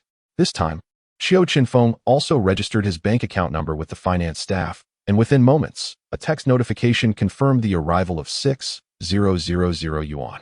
Elated by the sum, he reveled in the feeling of possessing such wealth for the first time, although he anticipated that much of it would soon be spent. His earlier jest about Xiaolin buying him a phone seemed too audacious to entertain seriously. Throughout the afternoon, Qiu Chenfeng occupied his little corner, perusing a mountain of documents that Lin Feng had sent over, which detailed the entirety of the Zhou family's situation, alongside information on the Li and Zhang families, the first and third wealthiest in Sioux City. While he had yet to meet anyone from the Li family, he was familiar with the Zhang family. Before descending the mountain, he had been their prospective son-in-law. Among these three families, the Li family was the most discreet. The Zhou family, being a martial arts lineage, possessed a more intricate background, while the Zhang family was the most flamboyant, rumored to have connections with various underground forces. It appeared that after his grandfather had dealt with threats from these underground factions, the miscreants believed the Zhang family had powerful allies. As he finished reviewing the documents, the clock struck 5. Given that Lu Yilin had only recently joined and had yet to engage with any cases, He stretched languidly and pondered whether he could leave on time. Chapter 10. Fool? Am I a fool? I'm leaving. Time to clock out. Qiu Chenfeng called out as he approached her. Just a moment, I'm busy, Lu Yilin replied without turning her head. She felt a mix of irritation and frustration. This newcomer had already sparked rumors about her. Moreover, she genuinely had reports that remained unfinished, requiring at least another 2 hours of work. Oh, when do you think you'll be done? Qiu Chenfeng inquired timidly. By 8. Lu Yilin still did not look back. All right, then I'll head home to prepare dinner, he said, prompting laughter from the office once more. Lu Yilin, exasperated, turned to glance at him and sighed, finally conceding, understood. Upon exiting the criminal police department, he fortuitously encountered a colleague and began inquiring about which mobile phone he should purchase. After understanding his needs and budget, the colleague suggested a mid-range Huawei model. Consequently, Qiu Chenfeng wasted little time. He entered the Huawei store, requested the recommended model, and proceeded to make the payment with his card. Although it may not be a high-end smartphone, spending over 2,000 at once truly stings. In the store, he requested the staff to assist him in downloading WeChat. And after registering, he asked them to enable WeChat Pay, making shopping considerably more convenient. After purchasing the phone, he ventured to the supermarket to buy a substantial amount of groceries. Yesterday, he noticed that Xiaolin had a refrigerator, so buying a little extra posed no issue. He also picked up a bag of rice and a bag of flour, ultimately opting for a taxi to return home. Upon arriving downstairs, he made 2 trips to transport all his belongings into the elevator. It wasn't that he couldn't carry them, rather, his hands were full, and he had a bag of flour clenched in his mouth, yet he still hadn't finished. After resting for a moment, he began preparing dinner. Xiaolin mentioned she would finish work at 8, meaning dinner would be ready around 8:30. This time, he decided to make dumplings, filling them with chives and eggs, while simultaneously preparing a pot of pork with vermicelli. He marinated the meat and crafted a sweet and sour sauce, completing his preparatory tasks. After spending a little time on his phone, he finally understood why everyone clutched their devices. Casual games could be quite entertaining. Glancing at the clock, he realized it was almost 8, prompting him to hastily set his phone aside and start cooking the dumplings.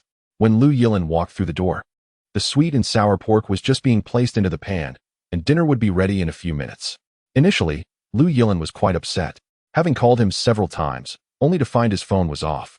After paying for his service, she tried again, but there was still no answer. However, as soon as she entered and caught a whiff of the delicious aroma, her irritation dissipated. Slipping on her slippers, she hurried over to inquire, "Little Taoist, what have you made today?" "Your hometown dish, dumplings with chives and eggs, and sweet and sour pork with vermicelli." "Wow, your Northeast dialect is spot on," she remarked, before settling back onto the sofa. Suddenly noticing a new phone, she asked, "Little Taoist, did you buy a new phone?" Qiu Chenfeng turned his head and nodded, "Yes. I asked Uncle Lin for an advance on my salary. Come and eat." Once the dishes were laid out on the table, he picked up his phone to check it. "Goodness, why did you call me so many times? I must have left the sound off. I was worried you wouldn't find your way home," Lu Yilin complained while eating. "Huh, how could I get lost? Only a fool would struggle to find home. I have that ability," he replied, just as he mentioned fools. Only for a fool to have charged his phone bill mistakenly. I wonder which fool dialed the wrong number. As he spoke, he handed his phone to Lu Yilin, only to be met with her furious gaze. "I'm the fool who called you. When your phone was off, I recharged it." Realizing his blunder, Qiu Chenfeng quickly apologized. "Oh, that is not what I meant. How could you be a fool? I'm the fool," referring to myself. Afterward, he found it odd that his phone had run out of service so quickly, and he owed quite a bit. Lu Yilin took a look and asked, "Did you forget to activate your data plan? Connect it quickly." After helping him connect, she casually set up a $50 plan before returning the phone to him. As they enjoyed their meal, they engaged in light conversation, creating a genuinely warm atmosphere. After a moment of silence, Lu Yilin asked, "Didn't we agree that I would buy you a phone? Why did you go and buy one yourself?" "Oh, how could I impose upon you by having you accommodate me and ferry me to and from work, not to mention purchasing a mobile phone for me?" This truly reflects his innermost sentiments. Throughout his life, apart from his father, no one has shown him such concern. Consequently, after receiving even a modicum of kindness, he finds himself contemplating how to reciprocate in other ways. As for those debts he cannot repay, he would never lightly accept them. Upon hearing him speak, Lu Yilin felt an inexplicable discontent in her heart, one she could not quite decipher. After their meal, it was still just past 9. With the scent of cooking oil clinging to him, Qiu Chenfeng headed straight for the shower. Once he emerged, he realized a pressing issue. Aside from that outfit from Banalif, he possessed no other suitable attire for work. As he stepped out of his room clad in his mountain garb, Lu Yilin immediately cast a peculiar glance his way and chuckled. Little Taoist, why have you donned your robe? I have no other clothes. The outfit I wore during the day was purchased on the day I descended the mountain, Qiu Chenfeng replied, feeling somewhat embarrassed, as wearing a Taoist robe in someone else's home seemed rather inappropriate. By the way, there's something I've been meaning to ask you. What prompted you to buy Banalif? Lu Yilin suddenly recalled that when they first met, he had been wearing that very outfit. Indeed, it was quite rare to see someone in Banalif nowadays. I had no knowledge of brands. A few years ago, I saw Huang Bo on television mention Banalif, the brand, and that stuck with me. Is there a problem with that? Observing the curious expression on Qiu Chenfeng's face, Lu Yilin could not help but burst into laughter. It was precisely Huang Bo's remark that had rendered Banalif somewhat unfashionable. She had anticipated that he would choose to purchase it. This little Taoist was rather endearing. Upon hearing Lu Yilin's explanation, Qiu Chenfeng finally grasped the situation. No wonder Zhang Yao had once looked down upon his choice of Banalif. Come, sister, let me take you shopping for clothes, she declared, pulling him out the door. In truth, he had been reluctant to venture out. Although he was indifferent to others' gazes while dressed in his robe, he still felt somewhat out of place in this world. However, having just noticed that Xiao Lin seemed a bit displeased because he hadn't allowed her to buy a phone, he felt that refusing her again would be rather ungrateful. Lu Yilin directly led him into a men's clothing store, purchasing 2 outfits. While trying them on, Lu Yilin suddenly realized that with a little grooming, this little Taoist could actually be quite handsome. He had both height and decent looks. When it came time to pay, Lu Yilin promptly produced her phone, and seeing this, he did not refuse. However, upon glancing at the bill, he was astounded to discover that the 2 outfits totaled over 2,000. The world of the affluent was indeed beyond his comprehension. Chapter 11. The Zhang family surrounded. Upon returning home, the two engaged in a lengthy conversation, allowing them to gain a deeper understanding of one another. Qiu Chenfeng's life was rather simple. From the moment he became aware, he had lived in the mountains. Lu Yilin's family background surprised him. Her father was a military man, holding the rank of colonel, while her mother was a doctor working in a top-tier hospital in Liaoning province. Her arrival in Sioux City was due to the fact that during Lin Feng's military service, he was the best friend of her father. Consequently, her father arranged for her to be brought to Sioux City. The nature of her work was fraught with peril. Thus, having someone familiar to look after her was undoubtedly preferable to venturing into a completely unfamiliar environment. Moreover, the public safety in Sioux City was considerably better, at least in comparison to her hometown. As their conversation progressed, both felt a sense of fatigue. Qiu Chenfeng leaned back on the sofa, tilting his head to observe her, and a novel feeling began to stir within him. Although he had always found her attractive, he had never before experienced such an intense, spontaneous fluttering of nerves. At that moment, Lu Yilin noticed his gaze and directly inquired, "Why do you keep staring at me?" Qiu Chenfeng snapped back to reality and replied with a smile, "Haven't I already told you? You are quite beautiful. Enough with your teasing. I'm going to sleep," she declared, turning to retreat to her room. "Xiao Lin." Suddenly, Qiu Chenfeng called out to her. After a moment of surprise, she turned back to hear him say, "Try not to lose your temper so often. It's not good for your health. And truly, you look lovely when you smile." With that, Lu Yilin returned to her room and closed the door. At that instant, her heart inexplicably raced. She was at a loss to understand her own feelings and could only lie on her bed in a daze. Seeing her retreat, Qiu Chenfeng turned off the light and went to his own room to sleep. Yet, he too found himself restless, grappling with a feeling he had never experienced before, which left him quite uncomfortable. The following morning, both felt a hint of tension due to their prior night's exchange. However, they quickly eased into laughter as they shared breakfast and set off for work together. Upon entering the office, they found Li Tianxiang already present. Lu Yilin dutifully greeted him as master before returning to her desk. Qiu Chenfeng noticed Li Tianxiang smiling at him and mustered the courage to greet him. "Good morning, Uncle Li, and good morning to everyone else. If there's anything you need, feel free to call on me. After all, I'm just a temporary worker, and I might as well earn my keep." His words instantly invigorated the previously quiet atmosphere of the office. Even Li Tianxiang began to regard him with newfound respect, thinking to himself that this young man was indeed quite remarkable and well suited to his apprentice. Perhaps he should encourage their budding connection. Just as he was about to speak, Lin Feng entered, calling out, Tianxiang, it's good that you're here. Take your apprentice to Zhang's group. There's been some trouble with thugs. The colleagues at the police station mentioned that He Biao is also involved, and we need to investigate. How peculiar. Aren't they on good terms with He Biao? All right. Shaolin, grab your gear and come with me. Li Tianxiang said without hesitation, quickly preparing to leave, while Lu Yilin retrieved handcuffs from her drawer to follow suit. Do you need me to come along? If it's Zhang Xuankang's Zhang group, I would also like to see the commotion. Just as they were about to exit, Qiu Chenfeng raised his hand to interject. Hearing this, Lin Feng regarded him with curiosity, wondering if this young man bore some grudge against the Zhang family. It seemed unlikely, considering he had hardly ever descended from the mountains. However, he was too lazy to think much about it. It was said that there were as many as 100 people over there, ensuring that his presence would prevent the situation from spiraling out of control. Thus, he nodded and said, All right, Tianxiang, you can take him along. This lad harbors quite a few secrets. Perhaps he possesses unexpected capabilities. Consequently, Li Tianxiang led the two of them downstairs, activating the sirens as they departed in the police car. Little Taoist, do you have a grudge against the Zhang family? As soon as they got into the car, Lu Yilin eagerly inquired. Nothing much. I'll tell you when we get home. Though it was a rather ordinary response. It made Li Tianxiang chuckle, teasing, What? Are you upset that I'm eavesdropping on your little secrets? Lu Yilin was taken aback by her usually serious master's playful remark. However, she dared not retort, as her master's temper was quite intimidating. Yet, Qiu Chenfeng was unafraid and promptly asked, Uncle Li, what does light bulb mean? Upon hearing the question, he noticed Lu Yilin's expression of despair and Li Tianxiang's suppressed laughter. Yet he was genuinely unaware of his misstep.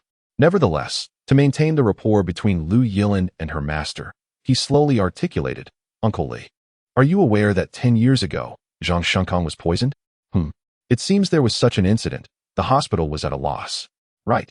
Wasn't he your master who resolved it? Li Tianxiang suddenly recalled this matter, which had been mentioned during a drinking session with Xia Yozi. Since you know, I won't elaborate on the details. The outcome was that the leader of that underground force was severely dealt with by my master. The Zhang family encountered no disturbances, and their business soared. The following year, Old Zhang visited my master on the mountain and presented a marriage contract between me and Zhang Yao. As he recounted this, Qiu Chenfeng discreetly glanced at Lu Yilin and noticed her slightly displeased expression, prompting him to continue, before descending the mountain. My master advised me that the old man would likely not honor the marriage contract. If I were to be jilted, I was instructed to burn the contract before them. Sure enough, the engagement was called off, and I burned the contract. To my surprise, my old man had tampered with that paper. Upon igniting it, I detected issues within, likely the same poison administered by that underground overlord. However, my old man must have added something else, making it exceedingly difficult for ordinary hospitals to eradicate completely. Upon hearing this, they realized that this lad had quite a story behind him. Lu Yilin, perhaps without thinking, blurted out, if they hadn't called off the engagement, would you have simply become the son-in-law of the Zhang family? After posing the question, she felt its inappropriateness but had no idea how to remedy it. Li Tianxiang remained silent, merely waiting to observe the unfolding situation. Recognizing the precariousness of her inquiry, Qiu Chenfeng immediately shook his head vigorously, exclaiming, That's impossible. Although Zhang Yao is somewhat decent in appearance, her temperament is truly unbearable, and her entire family is quite superficial. If I were to stay, would I even survive? After saying this, noticing her still unfavorable expression, he weakly added, What I meant to convey is that her looks are rather average, nowhere near comparable to Shaolin. Upon hearing these words, Lu Yilin felt somewhat relieved. However, he soon sensed the amused gaze of his master and hurriedly explained, What does it matter to me? Why compare yourself to me? Chapter 12. The Elder's Scheme. Li Tianxiang merely chuckled to himself, refraining from uttering a word. Fortunately, the criminal investigation team was not far from the Zhang group. When the vehicle came to a halt, Lu Yilin finally exhaled in relief. As they disembarked, they were met with a dense throng of people gathered at the entrance of the Zhang group. Initially, he thought the captain's claim of hundreds of people was an exaggeration, but upon closer inspection, it seemed he had understated the situation. What are you all gathered here for? Disperse at once. Li Tianxiang shouted through the car's loudspeaker before even stepping out. Upon spotting the police vehicle, the rowdy crowd reluctantly began to part, yet they remained clustered around. Seeing that shouting was ineffective, Li Tianxiang decisively pushed through the crowd, leading his companions towards the imposing figure known as Black Biao. Qiu Chenfeng scrutinized this Black Biao, who appeared to be in his 40s, possessing an intimidating presence, and was indeed a martial artist. Black Biao, what is the situation? Hurry and take your people away. At this juncture, Black Biao displayed a modicum of civility, gesturing for his followers to step aside before responding. Captain Li, it has been a while. I bear no ill intentions. We are merely here to demand the wages owed to us by the Zhang Group for the past 6 months. Li Tianxiang had heard whispers about the Zhang Group employing them and now found Black Biao's assertion to be a confirmation. However, the troubling aspect was that Black Biao had always been cautious since his inception in this line of work, and over the years, he had established his own security company. Although the public still labeled them as an underground force, they had long since cleared their name. At that moment, Zhang Haoran, the current chairman of the Zhang Group, emerged, appearing rather frail. Nonetheless, he endeavored to placate Black Biao, as many of the matters he had sought assistance with over the years were rather unsavory. Regarding the issue of unpaid wages, Black Biao had been compliant in the past, but now the Zhang Group seemed reluctant to fulfill their obligations. Suddenly, Zhulan also appeared, looking equally disheartened. Spotting Qiu Chenfeng, who was spectating from the sidelines, she pointed an accusing finger at him, exclaiming, "So it's you, you little rascal. This mess with Black Biao is your doing, isn't it? And the poison afflicting us. If you do not provide us with an explanation, you shall not leave here unscathed." Li Tianxiang had just heard Qiu Chenfeng recount their grievances, and upon hearing Zhu Lan's vitriolic remarks, his ire was ignited. "Madame Zhang, your tone is rather audacious, is it not? Little Feng is now part of our criminal investigation team. Care to try and detain him?" Upon seeing Li Tianxiang, Zhu Lan's demeanor shifted instantly. She hurriedly attempted to ingratiate herself.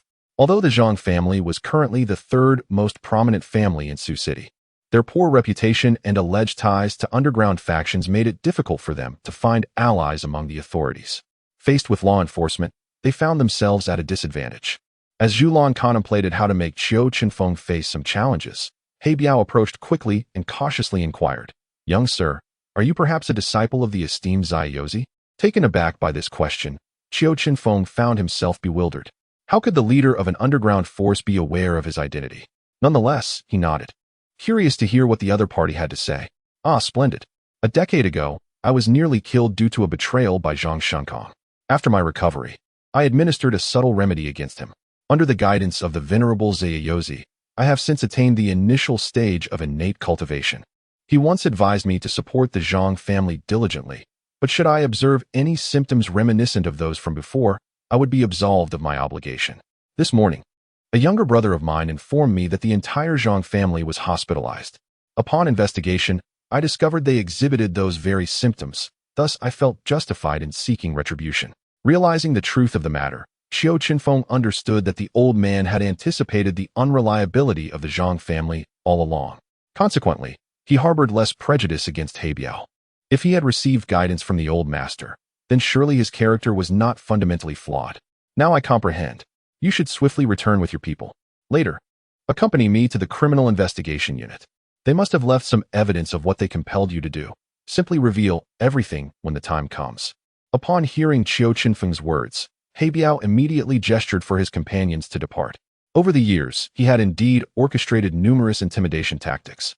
Yet he had discreetly ensured that any truly heinous acts, those that could cause grievous harm or even loss of life, were carried out with the utmost discretion. Zaiyozi had once told him that as long as he gradually cleansed his reputation, he would reap significant benefits when his disciples entered the world. If he persisted in his malevolent ways, only death awaited him. At that time, He Biao had been entirely subdued by Zaiyozi and dared not defy his commands. Today, he finally understood that his choice had been the right one. Li Tianxiang observed this scene and mused that Captain Lin's words had proven true, yielding unexpected results.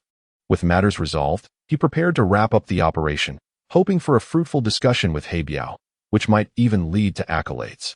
Just as they were about to leave, Zhang Haoran approached and grasped Qiu Chenfeng's arm, pleading, "Xiaofeng, I beseech you to show mercy. Your master once mentioned that the Zhang family merely assisted you in accumulating your assets. It was our greed that led to the broken engagement. You are magnanimous. If everything comes to light, it would be your own enterprise that suffers. Therefore, return with me, and I shall immediately announce your engagement to Yao Yao.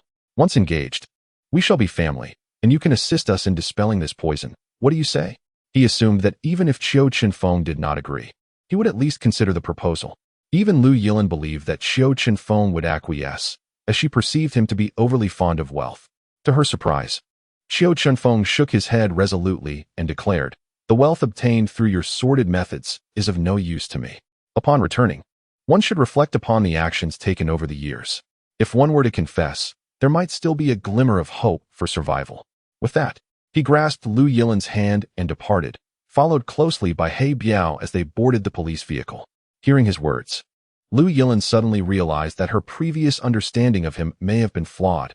Indeed, her father was not mistaken. This young man could not possibly be a villain. On the journey back, Lu Yilin resumed her playful banter. "Little Taoist, do you have any idea how much money his family possesses? To refuse like that? What else could I do? Although I am impoverished, I would not accept a single cent from his family. I cannot explain it. But from the moment their engagement was called off, I sensed that his family was not composed of good people, which is why I declined the 1 million yuan check offered by Zhang Shankong." "How much? 1 million? That is rather stingy. I would feel shortchanged even if offered 10 million. After hearing that amount, Lu Yilin concurred with Qiu Chenfeng's assessment. They were indeed not good people. With such wealth, it was baffling that they would only offer a mere 1 million to the disciple of the individual who saved them. Truly a matter of utmost disrespect. Chapter 13. The Fall of the Zhang Family. By the way, He Biao, are you aware that the Zhang family has been assisting me in making money? Qiu Chenfeng suddenly recalled Zhang Haoran's words and inquired. He Biao nodded earnestly, stating, "Of course. The esteemed Xie Yaozi mentioned that if the source of the money is legitimate, it is meant for you. If the funds are tainted, then we shall obliterate them." Upon hearing He Biao's words, Qiu Chenfeng was thoroughly impressed. He indeed could not rival the old man's capabilities. "Goodness, I never anticipated the old man would treat me so well, though entrusted to the wrong person. I shall remember this kindness. I take back all the harsh words I previously uttered. Ba, no, I mean, the infinite celestial emperor. Huffed, little Taoist. Are you a monk or a Taoist?" Lu Yilin was somewhat moved by the earlier sentiments, yet the concluding invocation of Ba left her perplexed. I watched some Journey to the West last night and got a bit carried away."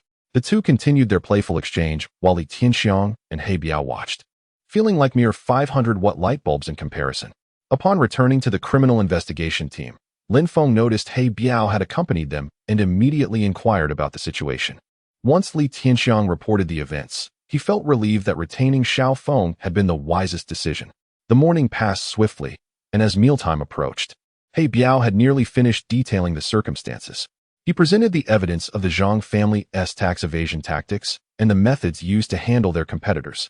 Since he had been cautious in his dealings, he had not encountered significant trouble, allowing Lin Feng to report all findings and He Biao's meritorious contributions to the prosecutor's office.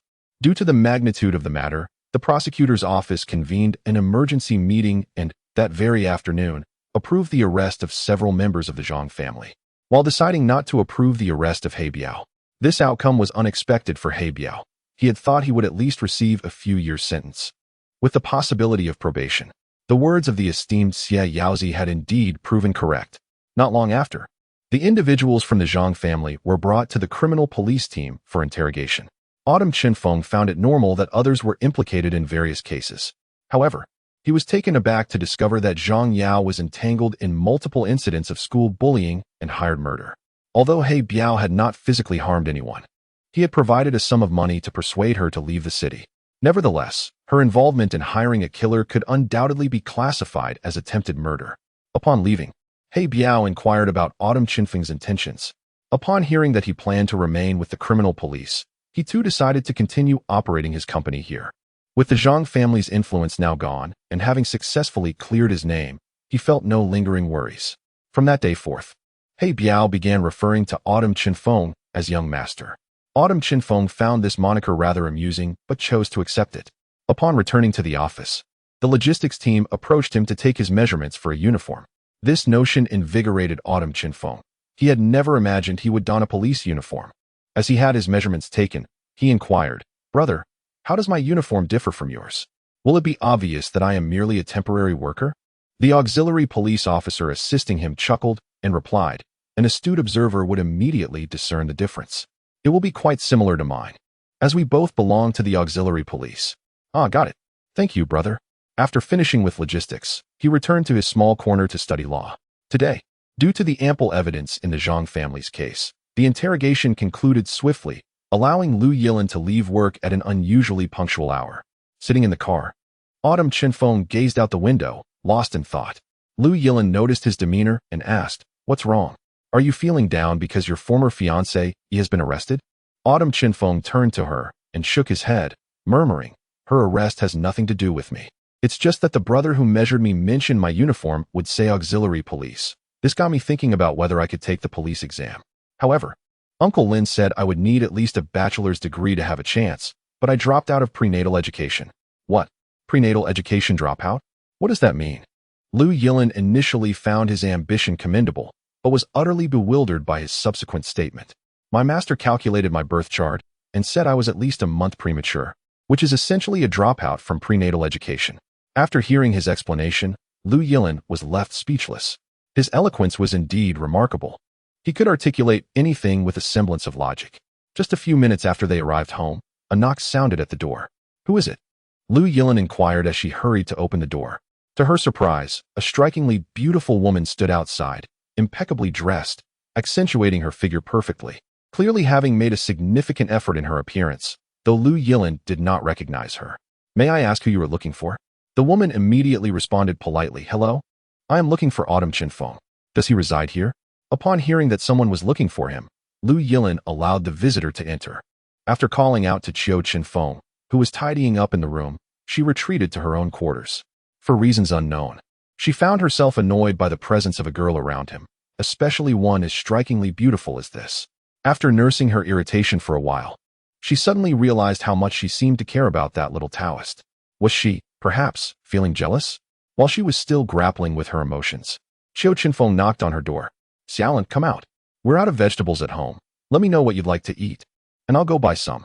When she opened the door, Lu Yilin remained silent, staring intently at him, causing an unsettling chill to creep down his back. He hastily clarified, "That's Zhou Yu from the Zhou family.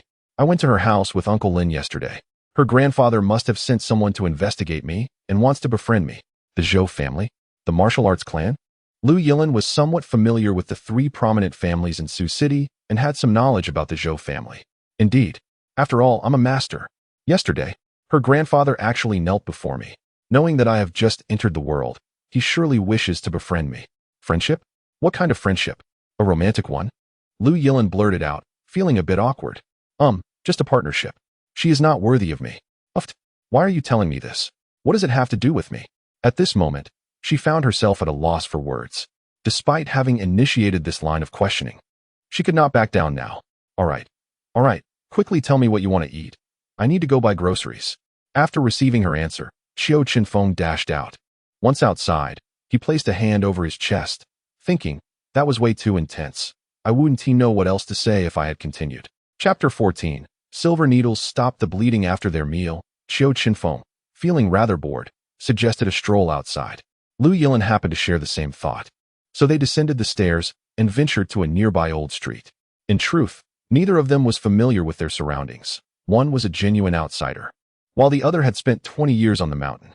Thus, their leisurely exploration proved quite delightful, as they stumbled upon various amusing sights. "Xiaolin, have you ever worn such clothing?" Qiu Chenfeng inquired, gazing at a Hanfu rental shop along the roadside with curiosity. "Never. My hometown is too cold, and it's not very popular there. Why do you ask? How about you buy a set and try it on? You'd look stunning." He pointed at a lovely pink outfit. "Sure. If you buy it, I will wear it. Just don't rent one. I dislike wearing clothes that others have worn." Lu Yilin, noticing the outfit he was fixated on was indeed attractive, decided to tease him, aware that the shop's prices were rather steep. "Absolutely. Let us go." With that, Qiu Chenfeng pulled her into the shop, reasoning that he still had over 3,000 yuan on him. Purchasing a garment would be a trivial matter. Upon entering, he pointed at the Hanfu and directly requested the owner to let Lu Yilin try it on. The owner said nothing and promptly retrieved the outfit. When Lu Yilin emerged after changing, Qiu Chenfeng was utterly mesmerized. This time, he was genuinely stunned. He had imagined that it would look splendid, but upon putting it on, He realized it was 1,000 times more beautiful than he had envisioned. Noticing the glimmer in his eyes, Lu Yilin felt a wave of shyness wash over her. She approached him, playfully tapped him, and inquired, "So, what do you think? Does it look good?" It was only then that Qiu Chenfeng regained his composure and, with a satisfied smile, replied, "To be honest, Xiaolin, you are undoubtedly the most stunning girl I have ever encountered."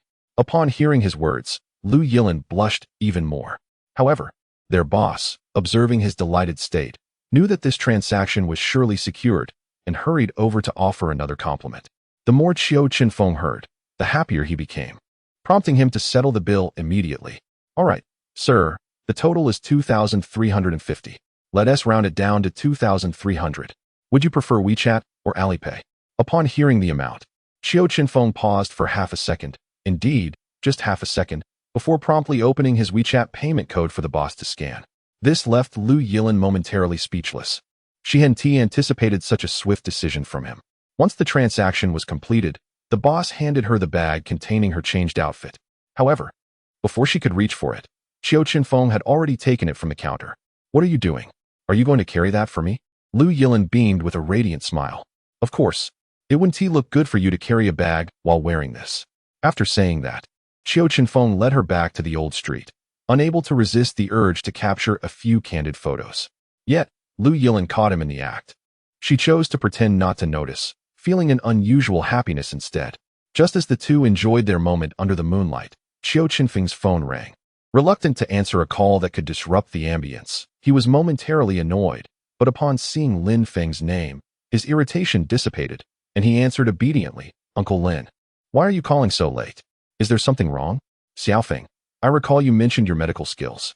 I have also witnessed the prowess of Xia Yozi's techniques. Be honest with me, how much have you learned compared to him?" Lin Feng's anxious voice came through the receiver. Qiu Chenfeng promptly responded. "The old man said I have about 70 to 80% of his skill." "What has happened, Uncle Lin?" Without elaboration, Lin Feng instructed him to rush over to the Sioux City Hospital opposite the criminal police unit.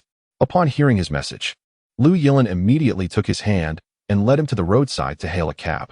"You really don't have to go. It would be better for you to rest early."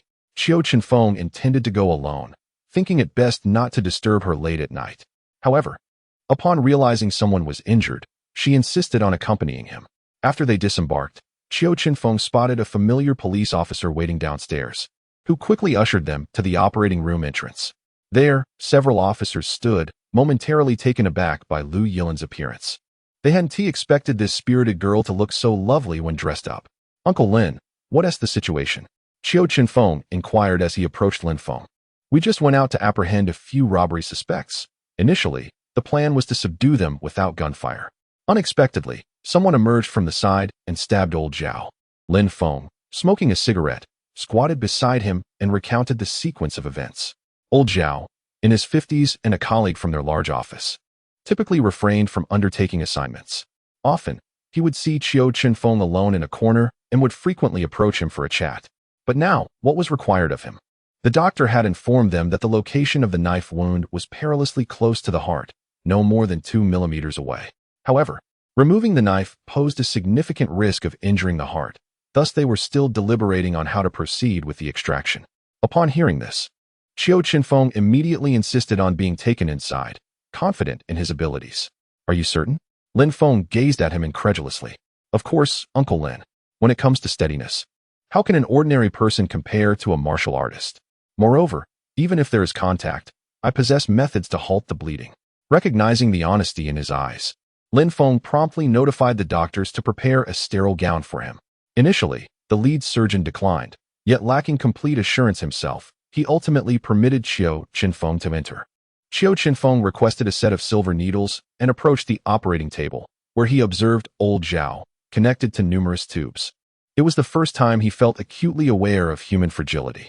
After regaining his composure, he swiftly inserted several silver needles around the incision, leaving the surrounding doctors utterly baffled. "Comrade, what purpose do these needles serve?" "To staunch the bleeding. You are certain there are no other internal injuries apart from the knife's perilous position, correct?" Upon receiving their confirmation, Qiu Chenfeng gently pinched the handle of the knife between 2 fingers. Taking a deep breath, he concentrated his energy into his fingertips and gently lifted. To their astonishment, The knife was smoothly extracted without any sign of bleeding. They were all taken aback. Evidently, the silver needles were indeed effective in halting the blood flow. Well then, it is now up to you. If no blood vessels need reconnecting, proceed to suture.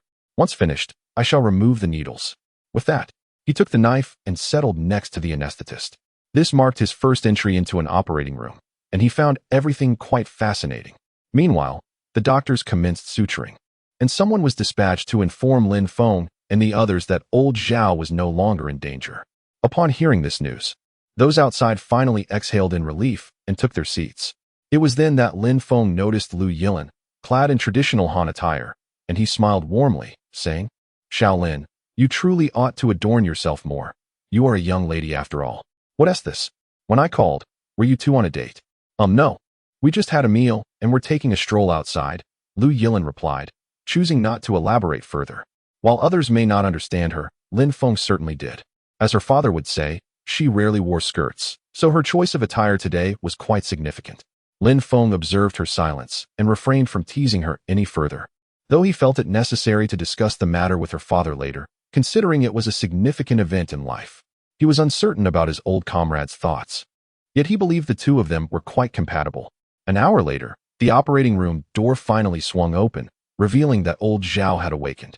Though somewhat weak, his vital signs were stable. Old Zhao's family resided far away and would not arrive until the following day.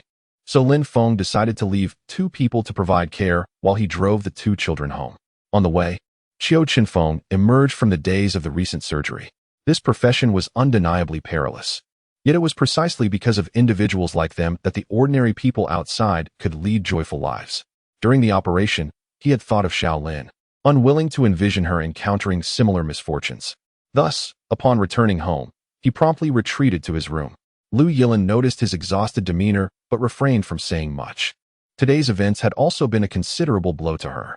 When she witnessed old Zhao being wheeled out of the operating room, she profoundly understood the gravity of her master's words upon her official entry into the profession to honor the badge she wore. After taking a shower, Qiu Chenfeng immediately called his master. This time, the call connected, but no one answered. With nothing else to occupy his time, he persistently dialed several dozen times. Finally, the call was picked up. "You little rascal, are you seeking death? You've drained my phone battery with your incessant calls." Upon hearing that voice, Qiu Chenfeng smiled. Although his master often scolded him, it was undeniably comforting. "Master, I have important matters to discuss."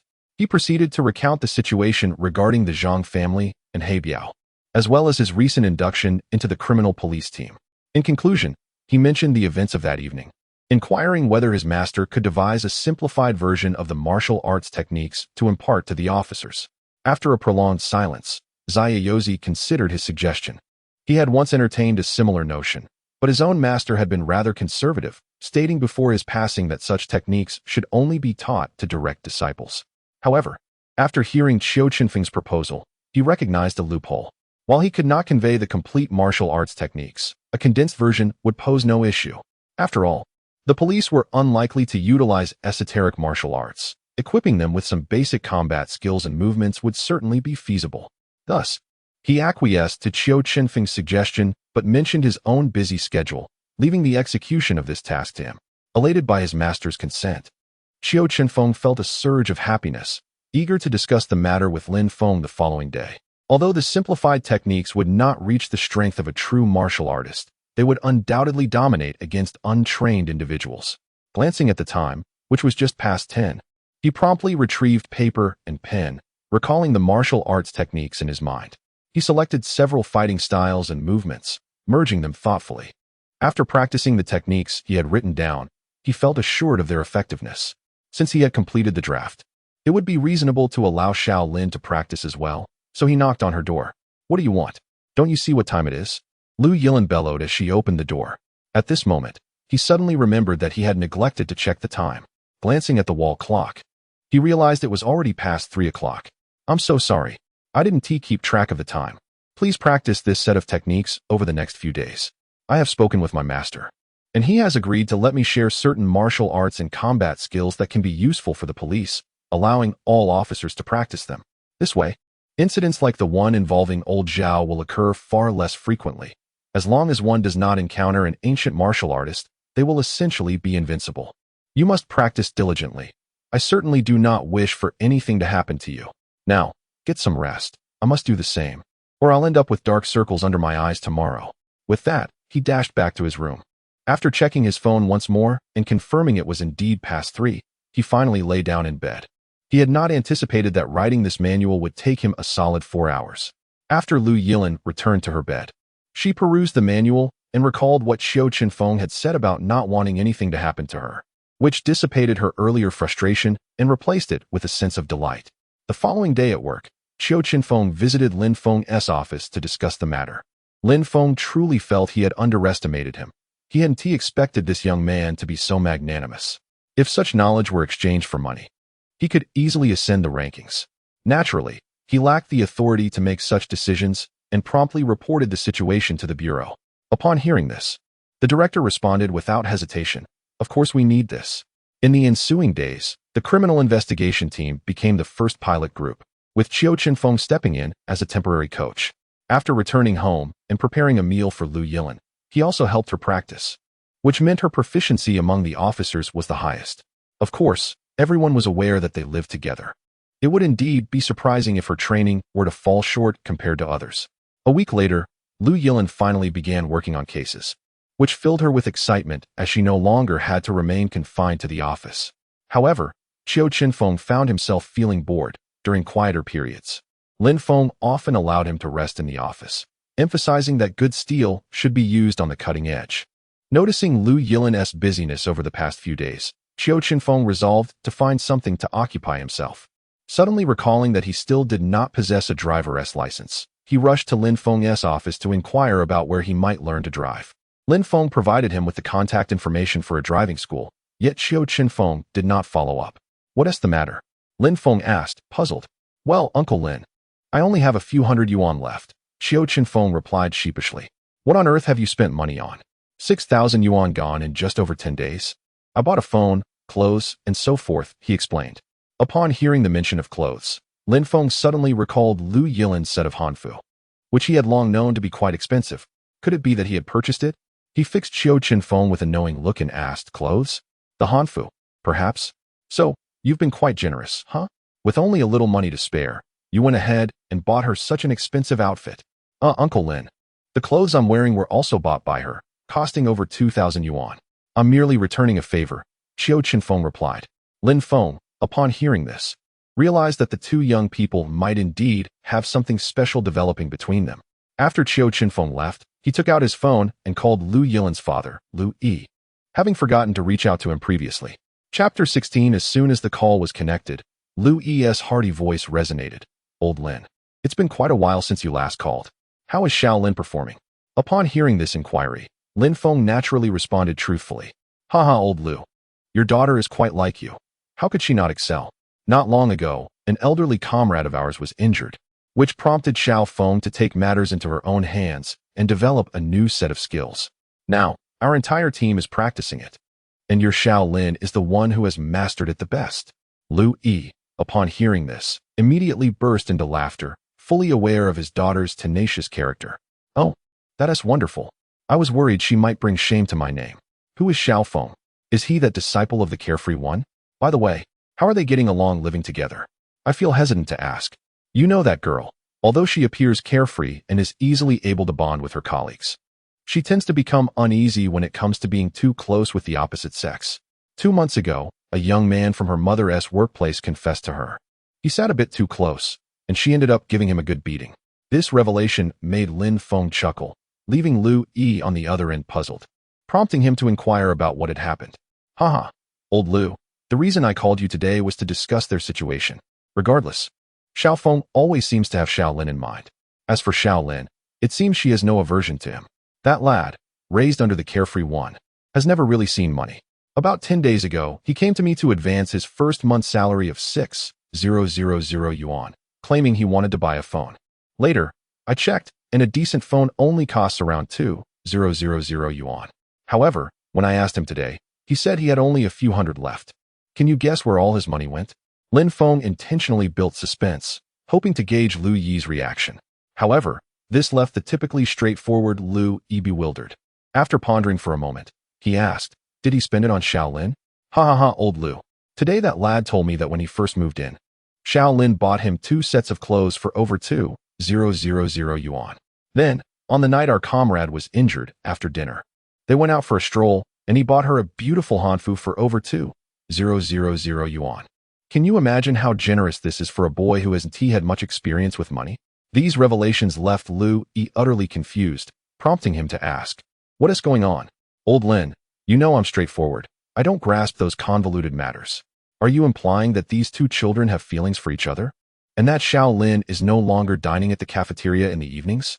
Just as he began to comprehend Lin Feng's implications, he heard him say that they went out for a stroll after dinner, whereas Xiaolin had always eaten at the unit before leaving. Sigh, old Lu. Let me be frank with you. Nowadays, Xiaolin's dinner is prepared by Xiao Feng every day. You know that the carefree one originally hails from Liaoning. So I believe this boy must be quite adept at cooking northeastern dishes. As for whether they have feelings for each other, I sense some signs. What is your perspective? After Lin Feng spoke, he awaited Lu Yi's stance, for after all, he is her biological father, and Lin Feng's opinion on their compatibility bore little significance. Old Lin, how much of an age difference is there between the 2? I do not intend to impose. I merely wish to inquire. If Xiaolin finds the situation suitable, I have no objections from my side. However, he is, after all, a master. My daughter, though exceptionally talented, can she truly hold her own against him? Xiaolin is 3 years his senior. As the saying goes, a woman 3 years older embraces golden bricks. As for whether Xiaolin can manage him, she appears to be faring well thus far. Do not regard him solely as a master. Albeit his remarkable abilities, his personality is rather playful. If you have the opportunity, perhaps you could call Xiaolin this evening to gently probe her thoughts. This is the extent of what I know for now. Upon hearing Lin Feng's suggestion, Lu Yi felt it was indeed time to gain a deeper understanding of his daughter. However, as a father, it might be inappropriate for him to delve into such matters. So he decided to entrust this task to his wife, Su Ying. After hanging up with Lin Feng, he promptly called Su Ying. Once he relayed the details, Su Ying became intrigued and began to inquire about Qiu Chenfeng's background.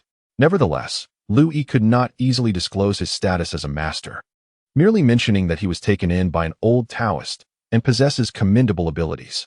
As for his character, he could personally vouch for it, as the assessment by Zaya and Lin Feng collectively indicated that he is undoubtedly reliable. Presently, he may be a temporary worker, but given time, he will surely become someone to whom even Lu Yi must look up. Upon hearing her husband's words, Su Ying felt reassured. Such high praise had never before graced Lu Yi's lips. Thus, she willingly accepted the task of gathering intelligence. On that very day, Lu Yilin finally completed her first case and could return home early. Qiu Chenfeng, upon receiving the news, was quite pleased. It had been several days since he had shared dinner with Xiaolin. What would she like to eat tonight? Noticing that those around were oblivious to his presence, he quietly moved to Lu Yilin's side. It was not that he harbored any particular intentions. Rather, Xiaolin disdained it when others made light of their relationship. Lu Yilin glanced at him and ordered only sweet and sour pork, leaving the rest to his discretion. After noting her request, Qiu Chenfeng gestured in acknowledgement before stealthily retreating to his corner. This action elicited a smile from Lu Yilin, who had been feeling fatigued. This young man, for some reason, possessed an extraordinary ability to balance his playful and considerate natures. Upon returning home that evening, he began to prepare dinner. Although Northeasterners are not particularly fond of soup, he decided to make a nourishing chicken broth to help alleviate her fatigue. A few vegetables would complete the meal. However, upon finishing the cooking, he discovered that Xiaolin had already fallen asleep on the sofa. Indeed, she had been quite exhausted these past few days. Just as he pondered whether to wake her, he noticed her eyes fluttering open. Fortunately, he had not approached her too closely, lest it lead to a misunderstanding. "Oh dear, I am so tired these days. My back and waist ache," Lu Yilin remarked as she stretched. "Do you require a massage? I am quite skilled, and my master praises my technique." Upon hearing this, Lu Yilin felt a twinge of curiosity, though a sense of shyness held her back. At that moment, Qiu Chenfeng seemed to perceive her inner turmoil and directly stated, "Just take off your jacket and lie down on the sofa." Lu Yilin was unaware of her own thoughts and found herself complying with his request. It was only when his hand pressed against her shoulder that she regained her senses, yet by then, she could only acquiesce. "You need to relax a bit. You're too tense. If I apply too much pressure, you might get hurt." Qiu Chenfeng, oblivious to any abnormalities, focused intently on his task. Chapter 17. Inquiring into the situation as Qiu Chenfeng's gentle techniques took effect, her body gradually began to relax. To her surprise, his skills were indeed commendable. After the shoulder massage, she felt significantly lighter. You must take care of your waist. Your lumbar vertebrae seems slightly misaligned. Allow me to realign your bones. He continued as he moved to her lower back. At this juncture, Lu Yilin felt a blush creeping upon her cheeks. For never had her body been in such prolonged contact with a male. Nonetheless, the sensation was undeniably pleasurable, tempting her to stifle a moan. Fortunately, Qiu Chenfeng concluded the massage swiftly. Upon sitting up, she recognized that his methods were exceptional. Her entire being felt rejuvenated, utterly devoid of the fatigue she had carried earlier. My goodness, why is your face so red? I've never heard that massage could cause such a blush.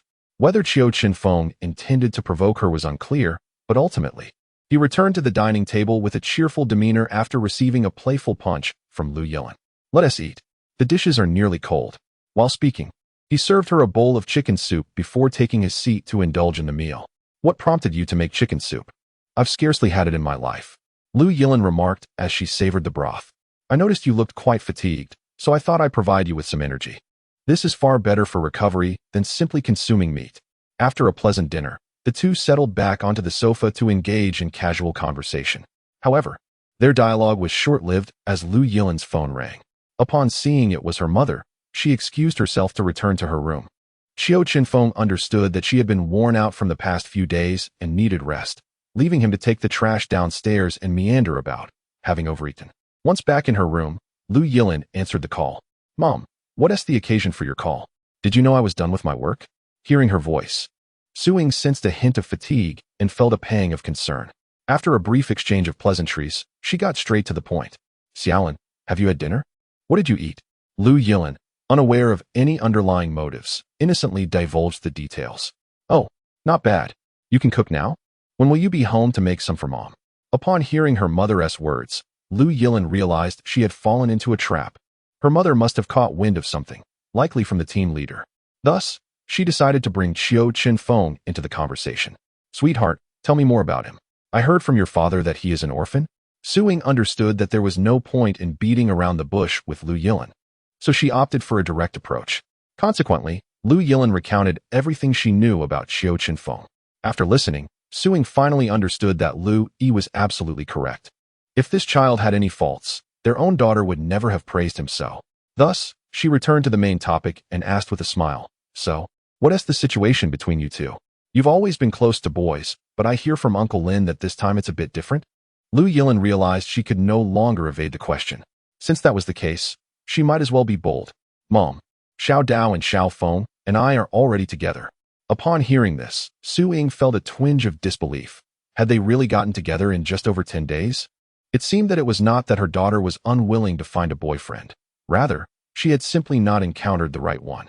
This was a relief to Su-Ying, as one of her lingering worries had been alleviated. After hanging up, Lu Yilin lay on her bed, still immersed in the emotions of the moment. Her reason for telling Su-Ying was quite simple. With just 3 months until the new year, if she didn't say something now, her mother would surely insist on setting her up with a matchmaker upon their return. This way, it was a permanent solution. But what about Qiu Chenfeng? Knowing he was an orphan, her mother would undoubtedly want her to bring him home for the holidays, which would only lead to complications. This was yet another headache, but she decided to take things one step at a time. With that thought, she found herself restless and stepped out of her room to seek out Qiu Chenfeng for a chat, only to discover the living room and her room were both dark. Where had that rascal gone? Returning to her room, she picked up her phone and called him.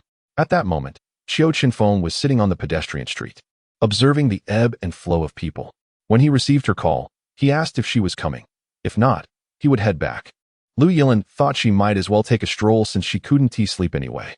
Thus, she ventured out. Upon reaching the location Qiu Chenfeng had mentioned, she found him sipping milk tea, gazing at the children and dogs frolicking in the small square. What brings you here? Upon hearing her voice, Qiu Chenfeng handed her the other cup of milk tea that had been resting on the bench and said, I ate too much, so I wandered aimlessly and ended up finding a seat here to rest. Lu Yilin nodded and took a sip of the milk tea. Suddenly realizing something was amiss, it was her favorite flavor. How did you know I like this? Oh, I remember you bought it twice before, he replied nonchalantly. Yet his words stirred a tempest within Lu Yilin. Having just told her mother he was her boyfriend, his response felt like an echo to her declaration. Shall we sit? Or would you prefer to walk? Qiu Chenfeng inquired, noticing her hesitation. Let us walk, she replied. The two strolled around the commercial street in a comfortable silence, their mutual understanding evident. Eventually, Lu Yilin could no longer contain herself and asked, Are you preoccupied with something today? Why so quiet? At that moment, Qiu Chenfeng snapped back to reality and, with a hint of regret, said, It's nothing. I was just thinking about those parents walking their children. I can't fathom why my parents left me at the door of the temple. This was indeed a question without an answer. At least not one he could find at present. Lu Yilin found herself at a loss for words, feeling somewhat awkward. All right, let us head back. It was ultimately Qiu Chenfeng who broke the silence. Upon returning home, as Lu Yilin was about to retreat to her room, she heard Qiu Chenfeng inquire, Xiaolin, do you think I could discuss with Uncle Lin the possibility of joining you in investigating the case? Staying in the office is dreadfully dull, and surely it would be less perilous if I were with you, right? Hearing this, Lu Yilin couldn't help but chuckle. Why did he always speak in such a roundabout manner? You may ask, but we aren't in that much danger. In a harmonious society, there aren't that many people who enjoy causing harm. Besides, I've made considerable progress with your martial arts technique. Ordinary people cannot injure me. Qiu Chenfeng nodded, feeling confident in his skills. Then I shall ask Uncle Lin tomorrow. It would be a waste to let a temporary worker sit idly. Chapter 18. The cruel murder case. The following morning, as the two arrived at the office, Lu Yilin was summoned by Li Tianxiang, who mentioned there was a case to attend to. Qiu Chenfeng wished to accompany her, but as Lin Feng had yet to arrive, Li Tianxiang hesitated to move this prized member of the team, instructing him instead to consult Lin Feng. As soon as Lin Feng arrived, Qiu Chenfeng eagerly rushed to his office to ask if he could join Lu Yilin in the investigation. Given that Lu Yi had informed him of the details gleaned from Su Ying the previous night, Lin Feng readily consented. Whether for their safety or for the sake of higher security, it was clear that his presence was not required for other matters at hand. However, the immediate issue was that Li Tianxiang had already taken Lu Yilin away, and Qiu Chenfeng, lacking the ability to drive, could only wait for their return. Although he could have asked Lin Feng for a ride, he felt it would be too bothersome and refrained from doing so. Fortunately, before noon, Li Tianxiang returned with Lu Yilin. Upon entering, Qiu Chenfeng immediately noticed Lu Yilin's pallor and the heavy scent of blood surrounding her. After pouring her a glass of water, he inquired, What is the situation? A homicide? Lu Yilin nodded, taking a few sips of warm water to regain her composure. Uncle Li, are you going out again this afternoon? I'd like to join you. Uncle Lin has agreed. Hearing that Lin Feng had given his approval, Li Tianxiang had no objections. Having another expert on the team might yield unforeseen insights. Noticing Lu Yilin still looked unwell, he sought out Li Tianxiang to discuss the case details. Li Tianxiang promptly connected his camera to the computer, explaining the case while showing him the crime scene photographs. After listening intently, he finally understood the reason for Lu Yilin's distress. Early that morning, they received a call from the local police station reporting a homicide in an old residential complex, prompting the criminal investigation team to examine the scene. Just as he was about to leave, Lu Yilin arrived, and they went to the scene together. Upon arrival, it became evident that this was no ordinary homicide. As they entered the building, they were met with a pungent smell of blood. At that moment, Li Tianxiang comprehended the gravity of the situation. After all, the incident had occurred on the 5th floor, and such a strong odor was not typical of an ordinary murder. Sure enough, when they ascended to the 5th floor with the forensic expert, they were confronted with a scene of unimaginable brutality. The living room was awash with blood, leaving no space to place a foot.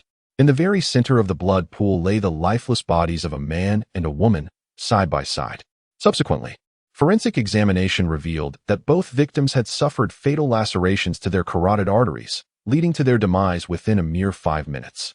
There were no signs of a struggle at the scene, and the downstairs neighbors reported hearing no sounds of disturbance. According to neighbors, the deceased couple had recently moved in and were rarely seen together due to their demanding work schedules. Their identities were still under investigation. Uncle Li, bring up the close-up photographs of the wounds. From the outset, Qiu Chenfeng sensed something was amiss. This was not the work of an ordinary criminal. Upon observing the fatal neck injuries, his suspicions were further confirmed. Uncle Li, these are incisions made by a surgical knife.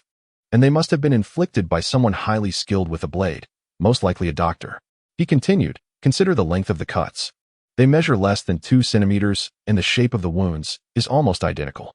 Only a professionally trained surgeon or an assassin could achieve such precision.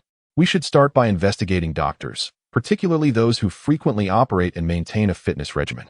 Upon hearing his deductions, Li Tianxiang felt that this young man was indeed wasted in his current role as a police officer. If the condition of the wounds was as he described, his reasoning was undeniably sound. Before long, the forensic report arrived, corroborating his statements entirely.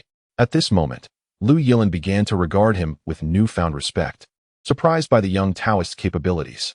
After lunch that afternoon, Li Tianxiang took Qiu Chenfeng and Lu Yilin out to further investigate the identities of the deceased. During their examination of the scene, they scoured the entire apartment but found no identification documents. Under the guidance of community police, they set out to conduct interviews, while Qiu Chenfeng and Lu Yilin were assigned to review the surveillance footage. The time of death had been established around 11 p.m. the previous night, making it relatively easier to sift through the recordings. After reviewing the footage from the building entrance, they found no suspicious individuals, compelling them to continue their search. As they watched, Qiu Chenfeng grew impatient with the slow playback speed and requested the security guard to teach him the controls, ultimately taking over the operation himself. Soon, Lu Yilin watched in astonishment as he increased the speed, eventually reaching a staggering 20 times the normal rate. At this point, the images became a blur to her. Yet Qiu Chenfeng remained intensely focused. In the midst of Lu Yilin's wandering thoughts, he suddenly paused the video. After capturing a frame, he rewound the footage from the time of the report, quickly identifying a figure who had blended into the crowd of onlookers and descended the stairs. That's him, Qiu Chenfeng exclaimed. He had infiltrated the building before dusk and exited alongside the crowd the following morning. Turning back to Lu Yilin with a triumphant expression, he awaited her praise. However, Lu Yilin was preoccupied and promptly called Li Tianxiang. Within minutes, Li Tianxiang arrived, and upon viewing the footage Qiu Chenfeng had extracted and his subsequent deductions, he nodded gravely in agreement. To my astonishment, the victim in this case remains unidentified, yet a suspect has already emerged. After canvassing the residents of the building with a photograph, it became evident that none recognized the individual, leading to the conclusion of his significant culpability. Upon returning to the office, Li Tianxiang sought out Lin Feng to report on the case. As Lin Feng learned of Qiu Chenfeng's remarkable abilities, his desire to recruit him into the criminal investigation team intensified. Once this case concludes, you shall draft a recommendation report for Qiu Chenfeng, and I will approach the director to explore the possibility of a special appointment. Such talent should not be relegated to temporary work, lest he depart at any moment. Li Tianxiang wholeheartedly concurred, recognizing the young man's exceptional capabilities. That evening, for the first time, they refrained from returning home, dedicating themselves to uncovering the true identity of the individual. Lu Yilin began to identify senior doctors across the city's hospitals based on the photograph, while Qiu Chenfeng was tasked with reviewing surveillance footage to ascertain where the suspect had ultimately vanished. Xiaolin, would you care for some milk tea? I just discovered that my delivery platform has a significant coupon. As the clock approached 11, Qiu Chenfeng stealthily moved closer to her. Upon hearing his words, Lu Yilin subtly nodded, only to smile once he had departed. He could have simply asked her for milk tea instead of concocting an excuse about a coupon. This time, he generously ordered a drink for the remaining 10 or so individuals in the office, affirming Lin Feng's earlier remark that Xiao Feng was too shy to buy for Xiaolin alone. Chapter 19. The Tale of Liang Bo. At around 3 in the morning, Qiu Chenfeng finally tracked down the suspect's last known location.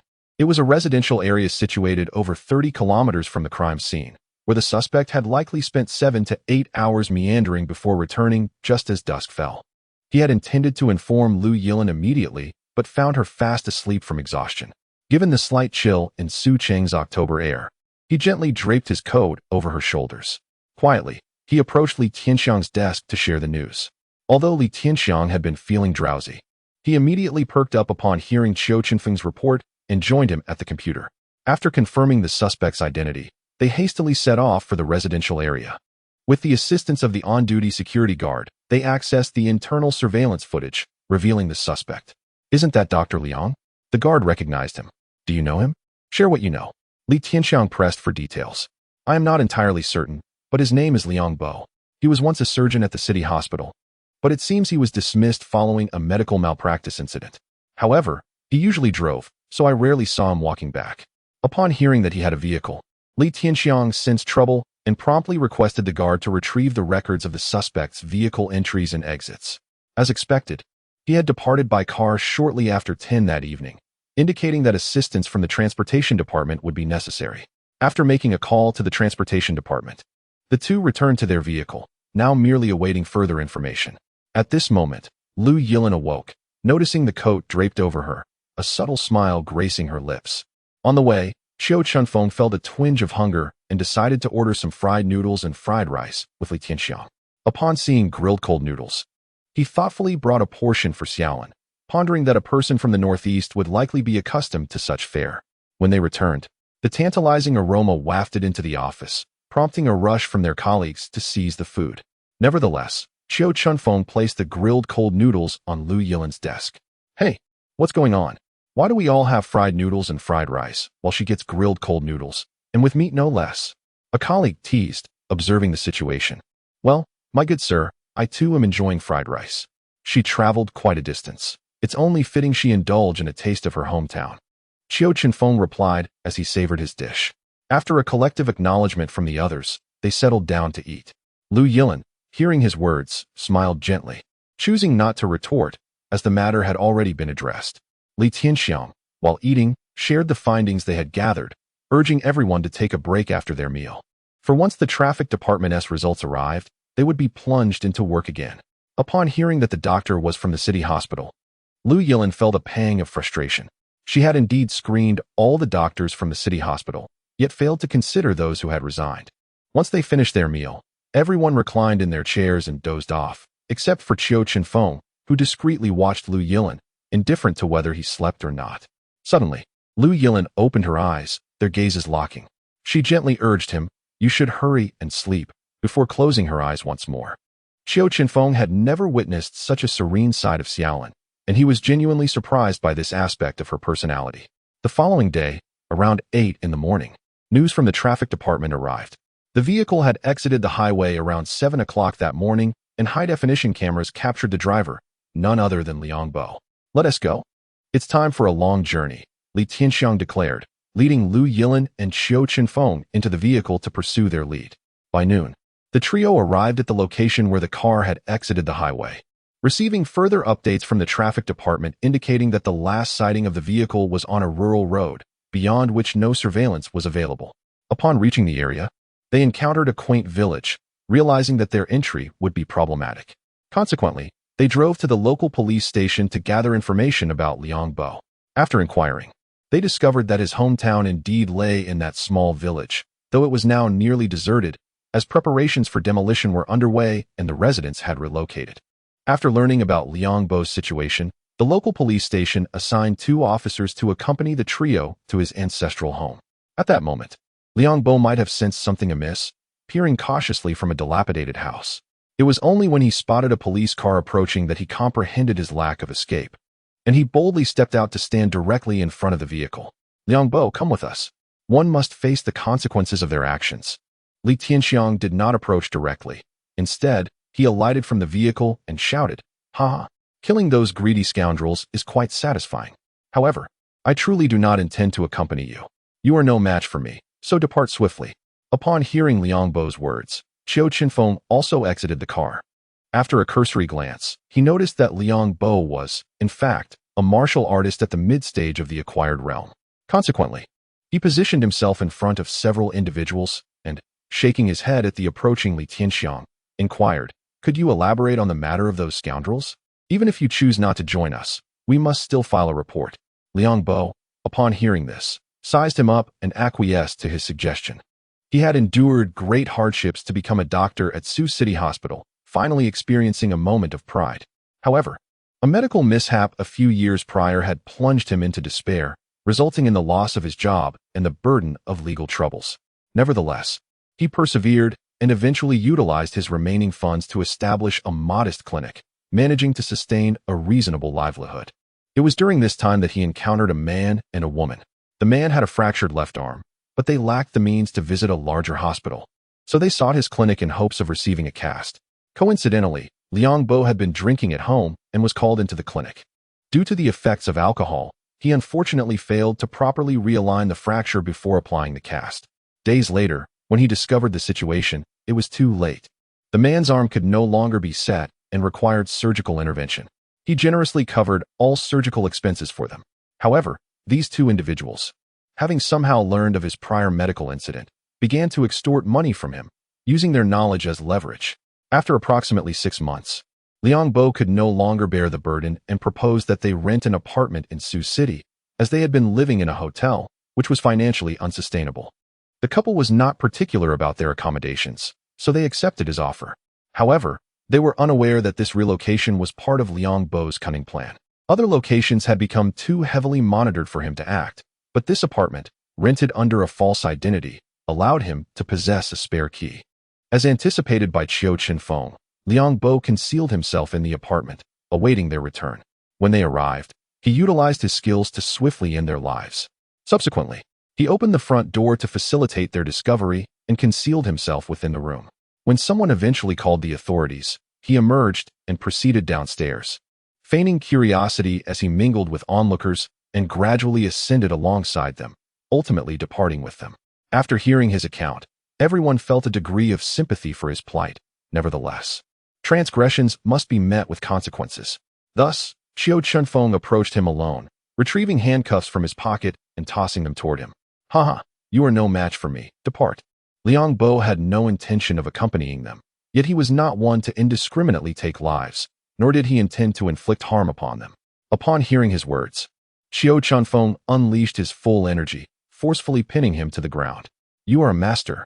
At that moment, fear washed over Liang Bo, his eyes filled with disbelief. Indeed, there is no alternative. You must come with me. Wait, he cannot go with you. We have taken on this case. Just as Qiu Chenfeng was about to place handcuffs on him, 2 young men emerged from the roadside, intervening. Who are you? This is a police investigation. Leave immediately. Li Tianxiang shouted. Officer, we are from the Dragon Group. We are handling this case, so simply hand him over to us. One of them flashed his credentials. Upon receiving them, Li Tianxiang promptly reported to Lin Feng. A few minutes later, Lin Feng returned the call, instructing him to hand over the individual, stating that this matter was beyond their jurisdiction. Ultimately, they relinquished him to the Dragon Group. However, Qiu Chenfeng was not one to take it lightly, scoffing.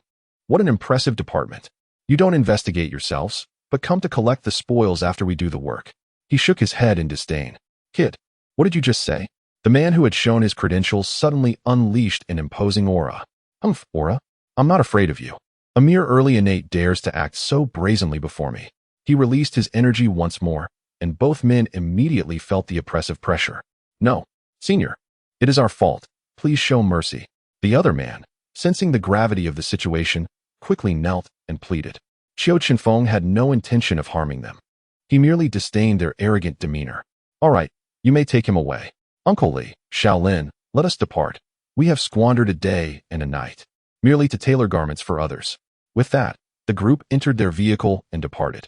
The 2 Dragon Group agents, upon hearing his jeer, dared not respond, only exhaling in relief once they were far away. What transpired? The Sioux City Criminal Police actually has a master. We must report this immediately. They took Liang Bo with them, and upon returning to their unit, they relayed the situation to Qin Yujia, the provincial head of the Dragon Group. Upon hearing the news, Qin Yujia grasped the severity of the matter and promptly reported it to the Dragon Group headquarters. When Qiu Chenfeng and the others returned to the criminal police team, Lin Feng immediately summoned Qiu Chenfeng to his office. Upon entering, he encountered an elder in the mid-master stage and a woman in her 30s, who appeared to be at the mid-innate stage. From the Dragon Group? Before Lin Feng could utter a word, the elder inquired. Haha, young friend, you possess keen insight. I am Zhu Linxing, the provincial head of the Dragon Group. We are here to recruit you into our ranks. From this day forth, you will no longer belong to the criminal police team.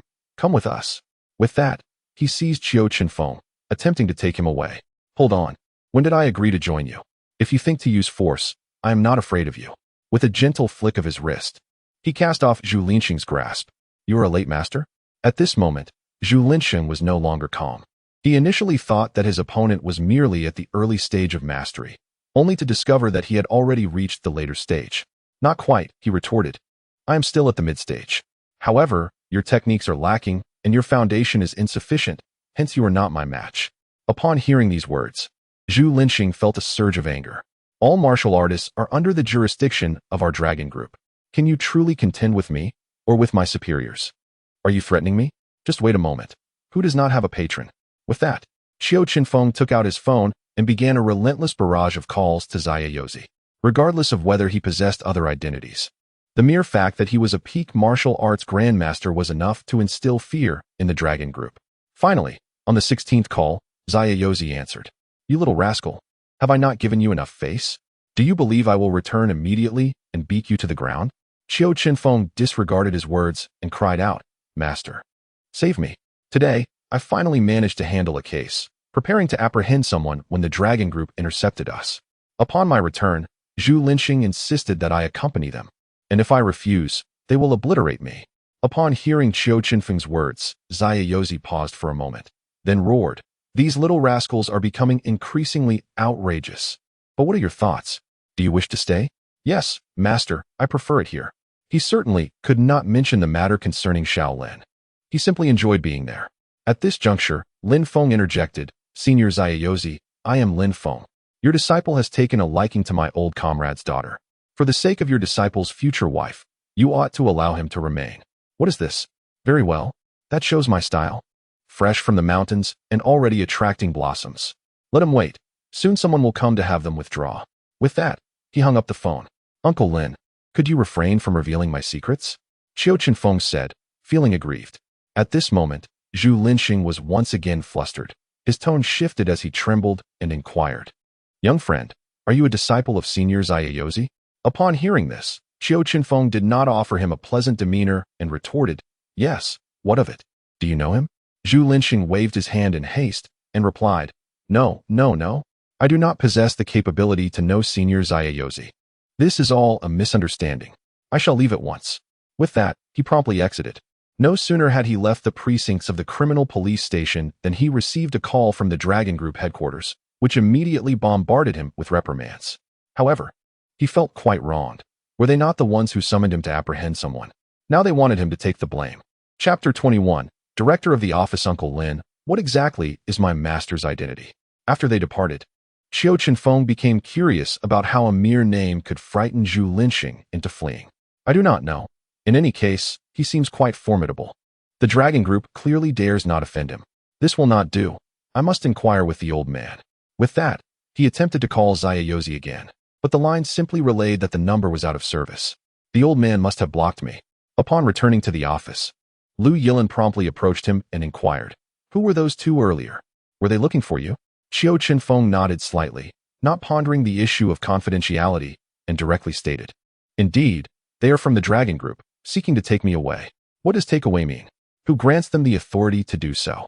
Lu Yilin interjected, her voice perhaps a bit too loud, drawing the gaze of several onlookers. She then lowered her voice to inquire, So, what was the outcome? The outcome was that my father intervened and instructed them to leave immediately. Oh, excellent. Lu Yilin felt relieved only after confirming that he would not depart. However, at that moment, Qiu Chenfeng's playful nature resurfaced as he grinned and asked, What's wrong?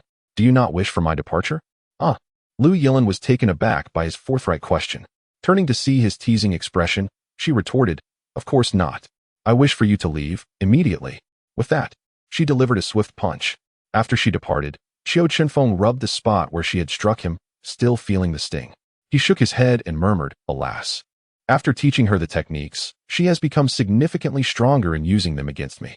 But as the saying goes, to hit is to show affection. To scold is to care. Let her strike me. After all, I cannot be easily defeated. Lu Yilin, overhearing his musing, leaned closer and caught the phrase. To hit is to show affection. She promptly challenged him. What did you just say? Oh, I meant that your punches are still too gentle. You ought to practice harder. He then made a hasty retreat. Having just concluded a case, the entire team was in a relaxed state. At that moment, a police officer in a white shirt, appearing slightly older than Lin Feng, entered. He went straight to Lin Feng's office, prompting Lu Yilin to sidle up to Qiu Chenfeng and remark, You certainly have some clout. The chief is here. The chief? That was the chief? Qiu Chenfeng exclaimed. Should I perhaps step out and hide? It would be inappropriate for a temporary worker like me to linger without contributing. In truth, Qiu Chenfeng felt intimidated upon seeing the officer, but having become familiar with his colleagues during this time, he had lost some of that apprehension. However, this was the chief.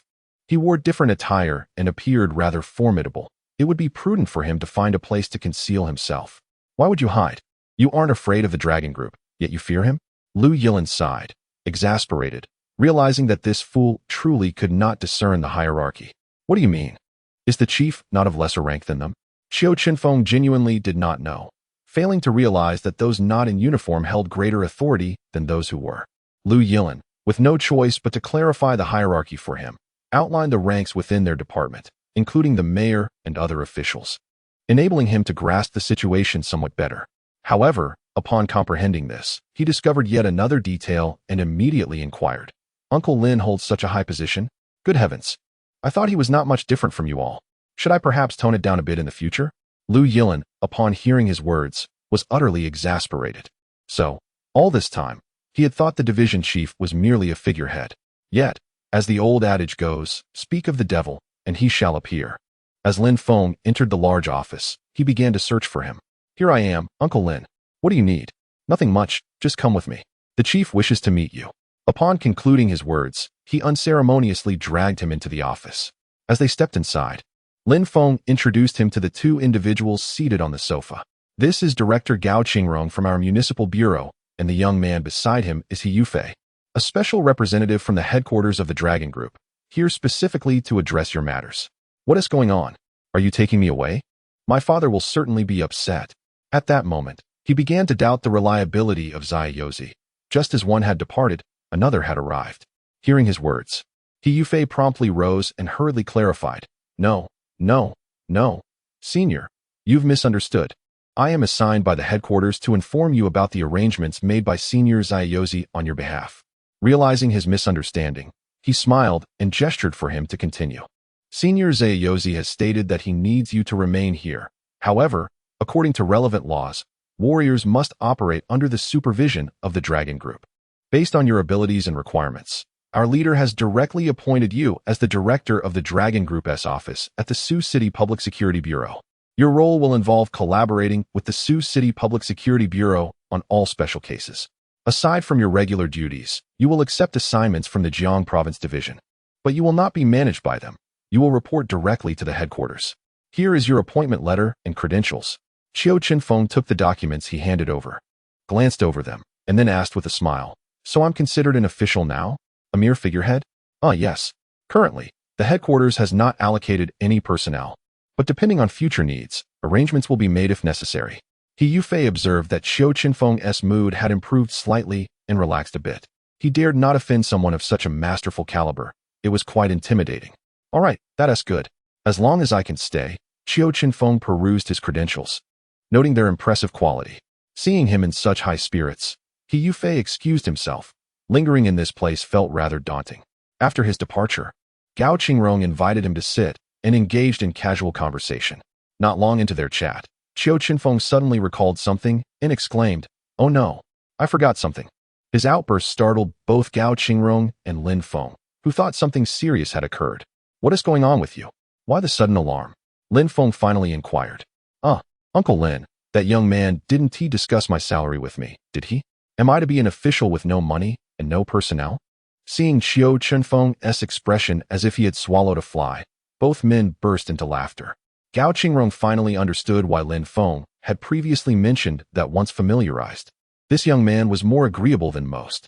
Rest assured, your Uncle Lin has already provided your card number. As a director, you should be earning at least 10 to 20,000 yuan a month. Really? Then I can relax. You are an important official, and surely you wouldn't deceive me. After saying this, he settled back down, beginning to calculate his monthly income, realizing he would soon be able to afford a car and a house. Wait, I can't buy a house. It's much more comfortable over at Shaolin's. With this thought, he broke into another smile, leaving the two beside him utterly puzzled. Chapter 22. Just marry you. Seizing the moment while Qiu Chenfeng was in high spirits, Gao Qingrong revealed his ulterior motive. That little technique of yours. I've observed that the criminal police team has made substantial progress in various aspects. Do you think it could be possible for everyone in the Bureau to practice it? After all, nearly every position in our unit is fraught with danger. After saying this, he glanced expectantly at Qiu Chenfeng. Technique? Didn't I already provide it to you? Just follow it directly, Qiu Chenfeng replied, momentarily taken aback. Although he initially intended it for the criminal police team, Lin Feng had called the director before him at that time. Haha, you provided it for the criminal police team, but if other departments wish to utilize it, I must consult your opinion. Gao Qingrong realized that Qiu Chenfeng did not fully grasp his meaning, so he elaborated. Well, director, this technique is indeed for your use, but it should not be disseminated beyond your team. If it falls into the hands of evildoers, you would still be at a disadvantage. Qiu Chenfeng was utterly unconcerned about this matter. To him, the technique was rudimentary, akin to kindergarten-level knowledge. Let them practice if they wish. Excellent.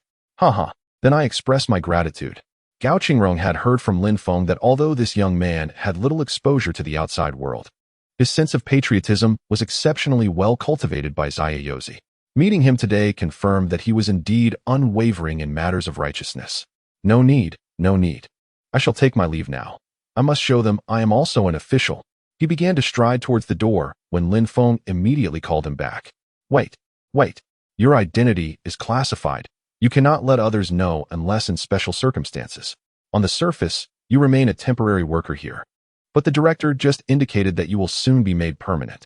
Upon hearing this, Qiu Chenfeng's mood soured slightly. If he could not flaunt this, what value did it hold? However, he quickly reconsidered the matter, thinking about the salary. Classified is classified, then. Observing his expression, Lin Feng understood his discontent and added, if you wish to show it to Xiaolan, that is not a problem, but it's best to wait until you're home. Ensure that others remain unaware. And remind Xiaolan to keep it confidential. All right. That poses no issue. I shall take my leave now. Thank you, Director. Thank you, Uncle Lin. With that, he opened the door and exited, leaving Lin Feng with a helpless smile, while Gao Qingrong stood there, completely bewildered. Old Lin, what is going on? Oh, it's like this. Lu Yilin is the daughter of an old comrade of mine, and through a twist of fate, she became acquainted with this young man. Later, when he sought housing, I informed my old comrade of the situation, and he readily agreed to let his daughter share another room with him. After all, having a master nearby ensures her safety. And then, Gao Qingrong inquired. It seems these two youngsters have made some progress in other areas, though I am not entirely clear on the specifics. In any case, they haven't made their relationship public yet. Upon hearing Lin Feng's explanation, Gao Qingrong finally understood. It appeared that Qiu Chenfeng's willingness to stay in the criminal police team stemmed from this very reason. This is rather good. I was pondering what conditions I could propose to persuade him to stay willingly. Before long, it was time to leave work, and Qiu Chenfeng eagerly pulled Xiaolan out the door, urging her to hurry along the way. Upon arriving home, Qiu Chenfeng immediately produced his identification, grinning as he exclaimed, Xiaolan, look, I too have become an official. Lu Yilin took a glance at the document, startled, and promptly returned it to him. Why are you showing me this? Don't you know about confidentiality? Though he could reveal it to himself, Lu Yilin felt a swell of happiness in her heart. However, such a sensitive document should not be shared so casually, lest it bring him trouble. Rest assured, Uncle Lin said it shouldn't be shown to others. But it's fine for you to see it, which is why I didn't mention it in the office. Oh, what else did he say? Lu Yilin inquired, her heart lifting, though she maintained an air of indifference. He just reminded you to keep it confidential. Qiu Chenfeng recalled carefully, affirming that was indeed the extent of their conversation. Very well. So, Director Qiu, how many people do you have under your charge? None really. They are merely afraid of the old man causing them trouble, so they granted me a title. But this way, I can stay here openly.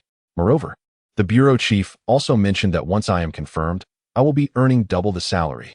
Observing the glimmer of anticipation in his eyes, Lu Yilin calculated that within a year, he could afford a decent car. To her surprise, he shook his head and said, perhaps it's best not to buy one just yet. First, I must obtain a driver's license, and then I can be your chauffeur. The rest, I will save for marrying a wife. Hearing this, Lu Yilin felt a playful urge to tease him. So, I would be in quite a dismal position, providing you with a home and a car, yet receiving not a penny in return. While Qiu Chenfeng was lost in dreams of the future, he paid little mind to her words, declaring, no worries, I'll just marry you in the future. After uttering that, He continued to envision their shared future until he noticed Xiaolin had been silent for quite a while, which prompted him to snap back to reality. What's wrong? Seeing Xiaolin gaze at him intently, he suddenly recalled his previous statement. Oh dear, I haven't bought groceries yet. I'll go get them. Let us dine out instead. I'll change my clothes first, so wait for me. As he hurriedly dashed into the room, Lu Yilin finally allowed a smile to grace her lips. How timid this young man is.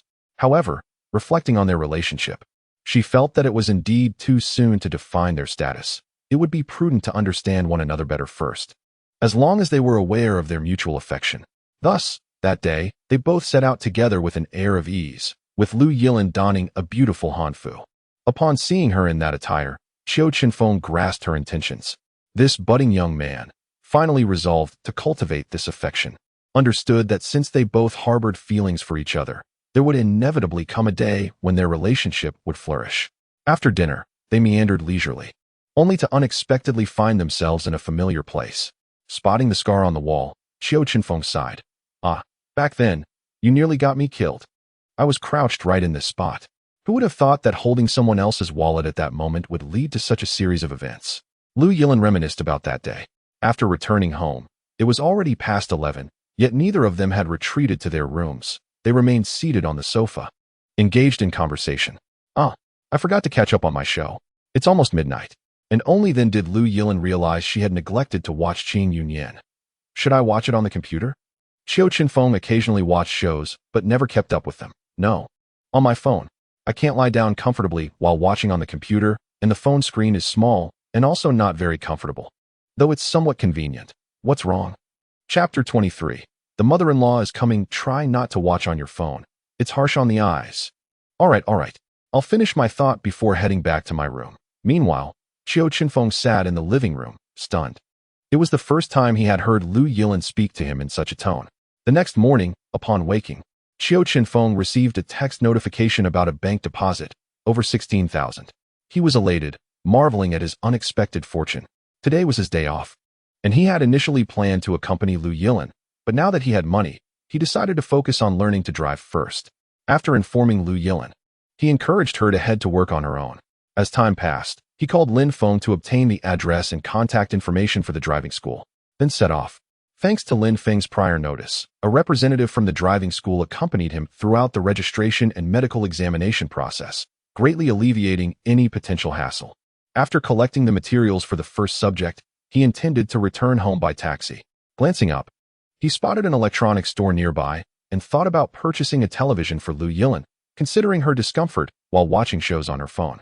Once inside, he was dazzled by the array of televisions available. After discussing his requirements and the size of his living room with the sales assistant, he selected an aesthetically pleasing large television. Not long after returning home, the installation team arrived. However, as he did not know the password and was unable to reach Lu Yilin by phone, he asked them to leave for the time being. Subsequently, he sent Lu Yilin a WeChat message inquiring about the password and prepared a bowl of noodles for lunch. Before long, Lu Yilin replied, asking what he was up to. He simply explained that he had accidentally deleted something on his phone. Once connected to the internet, he checked and found everything to be in order. He then searched for Qing Yunyan but discovered that several episodes required a membership. With no other choice, he decided to purchase the membership since he had already bought the television. The additional expense was manageable. That evening, when Lu Yilin arrived home, she immediately noticed the new television on the wall and rushed to the kitchen to inquire. Did you buy this? What prompted you to get a television? Oh, I went to register at the driving school today, and on my way out, I happened to see an electronics store. I remembered you mentioning that watching on your phone and computer was uncomfortable, so I thought I'd buy a TV. I tried it out, and watching while lying down is quite pleasant, Qiu Chenfeng replied, stirring the vegetables as he spoke, suddenly realizing he had the potential to be a dedicated homemaker. Upon finishing her words, Lu Yilin blissfully reclined on the sofa. Subsequently, Qiu Chenfeng simply transferred all the dishes to the nearby coffee table, and they dined there. Thus, they spent a few harmonious days together. One morning, while Qiu Chenfeng was engaged in a simulated exam on his office computer, Lu Yilin pulled him out of the office. What is going on? I'm in the middle of my test. Qiu Chenfeng exclaimed, bewildered as he was dragged to the stairwell, completely unaware of her intentions. Lu Yilin, having no other option, explained her predicament, She had just received a message from her mother indicating that she would arrive in Sioux City that afternoon. My mom is arriving at the Sioux City train station around 4, and we'll have dinner out together. Oh, that sounds fine. You find a place. I'm not sure what to eat, he replied nonchalantly. Observing his indifferent demeanor, Lu Yilin began to feel anxious again. Soon, Qiu Chenfeng noticed that something was amiss with her and inquired, "What's wrong? Is there something else?" "Well, my mom asked about our relationship, and I told her we were together," Lu Yilin confessed, hesitating as she spoke. Qiu Chenfeng was taken aback. "What's the situation here?" he questioned. "Oh dear. I'm worried she might set me up on a blind date again, so I said that. Who would have thought she would actually come? She'll only stay a few days, so could you pretend to be my boyfriend? I'm begging you." Still reeling from the shock, Qiu Chenfeng shook his head in response. As Lu Yilin began to articulate her thoughts, he interjected, "How about you act as if you have no interest, and we genuinely play the part of a couple?" This time, it was Lu Yilin who was taken aback, surprised by his unexpected declaration. After pondering for a moment, she looked back at Qiu Chenfeng and softly replied, "Not right now, but perhaps if you accompany me in this charade, I might be willing later.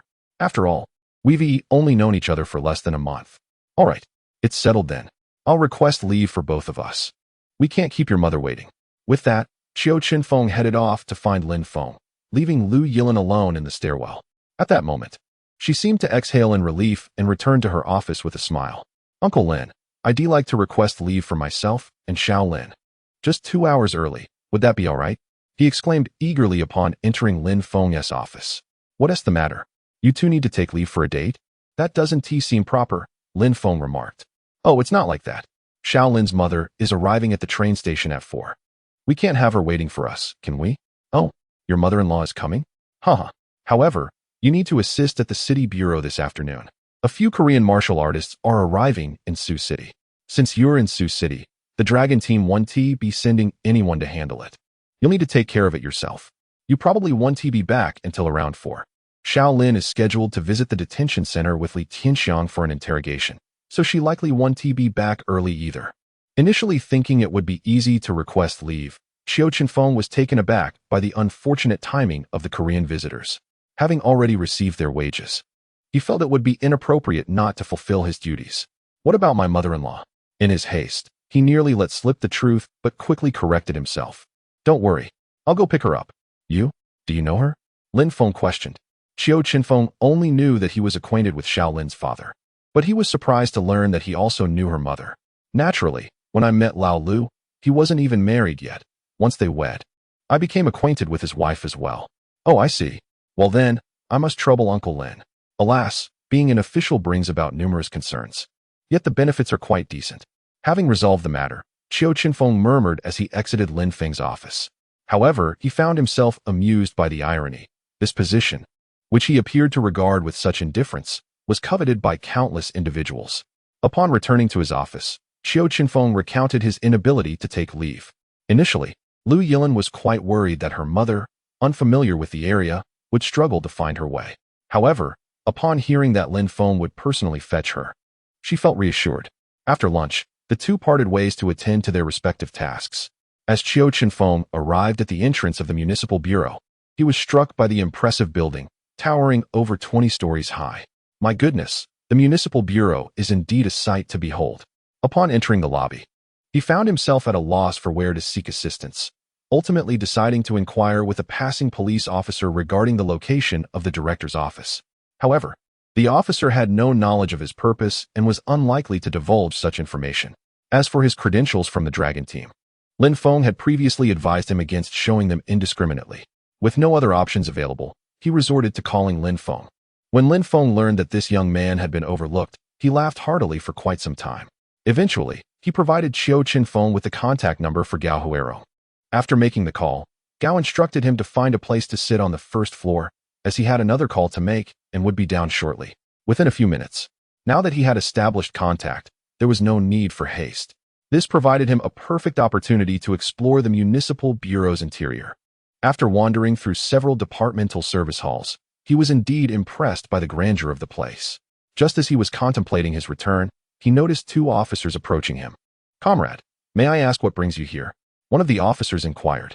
Qiu Chenfeng realized his previous actions had aroused their suspicion, so he replied candidly, Oh, nothing much. I'm waiting for Director Gao, who asked me to look around, so I was just taking a stroll. Could you show me your identification? The officer asked. Sure. My ID will suffice, but please be quick. Director Gao is likely to arrive shortly. He was indifferent to the routine check, as it was merely an ID verification.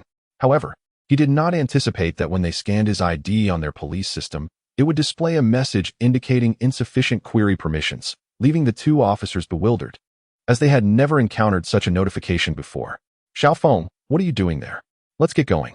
Upon seeing Gao Huarong, the two officers saluted and asked, Director, do you know this individual? Why is there no access to his ID information? Only then did Gao Huarong notice that they were holding Qiu Chenfeng's ID and chided them with a laugh. You too. Hurry and return the ID to him. Not only can you not check his information, but I also lack the authority to do so. Upon hearing this, the two officers promptly returned the ID, saluted him again, and offered their apologies. Though the circumstances remain unclear, it is advisable to avoid provoking the director, who lacks the authority to investigate certain matters. The atmosphere here is indeed quite stringent. After merely a few minutes of wandering, I was apprehended by them. Haha, those two fellows belong to the inspection team. And upon noticing my unfamiliarity, they began to interrogate me. Ah, I see. I have yet to encounter an inspector before. As they conversed, they arrived at the entrance of the building, where two police officers awaited in a vehicle. Get in. Once we arrive, we will conduct the interrogation. Your only task is to maintain their composure, Gao Qingrong advised before joining him in the car. During the ride, Gao Qingrong elucidated the standard procedure for handling martial artists, revealing that due to the absence of martial artists in the Public Security Bureau, surveillance is managed by the Dragon Team. However, there are always a few who slip through the cracks, much like the 3 South Koreans discovered during a routine inspection at their hotel. Upon their discovery, the local police promptly notified the Dragon Team, which dispatched personnel to assist in the investigation after confirming the identities of the 3. Provided there are no issues on their part, their lives will not be further disrupted following the interrogation. However, due to the presence of Qiu Chenfeng in the Sioux City Bureau, the Dragon Team entrusted this task to him directly. Soon, the 4 arrived at the hotel lobby, confirming that the individuals were still in their rooms before proceeding upstairs. Director, I will knock on the door, but I do not speak Korean. What should I do? As they exited the elevator, Qiu Chenfeng prepared to take the lead. No worries. Those individuals can communicate in Chinese, the officer driving replied with a smile. With this assurance, Qiu Chenfeng felt unencumbered. Upon knocking, the 3 individuals inside the room appeared somewhat irked at the sight of the returning officers. Why are you here again? Didn't we complete the registration? Oh, due to your special status, you must register again, Qiu Chenfeng replied, producing the Dragon Team's credentials. Although the 3 did not fully comprehend Chinese, they recognized the emblem of the Dragon Team and immediately altered their demeanor, warmly inviting the officers inside. This interrogation was particularly thorough. To ensure comprehension, a police officer proficient in Korean was designated to pose the questions. Qiu Chenfeng observed from the side, sensing that the martial artists bore no ill will and likely posed no threat. Nevertheless, protocol dictated that all necessary inquiries must be made, leaving him to pass the time idly on his phone. As they departed, the clock was nearing 5 o'clock, confirming Lin Feng's assertion that the proceedings would not conclude until after 4. Excuse me, may I inquire about your cultivation level, sir, from the Dragon Team? We mean no offense, merely curiosity.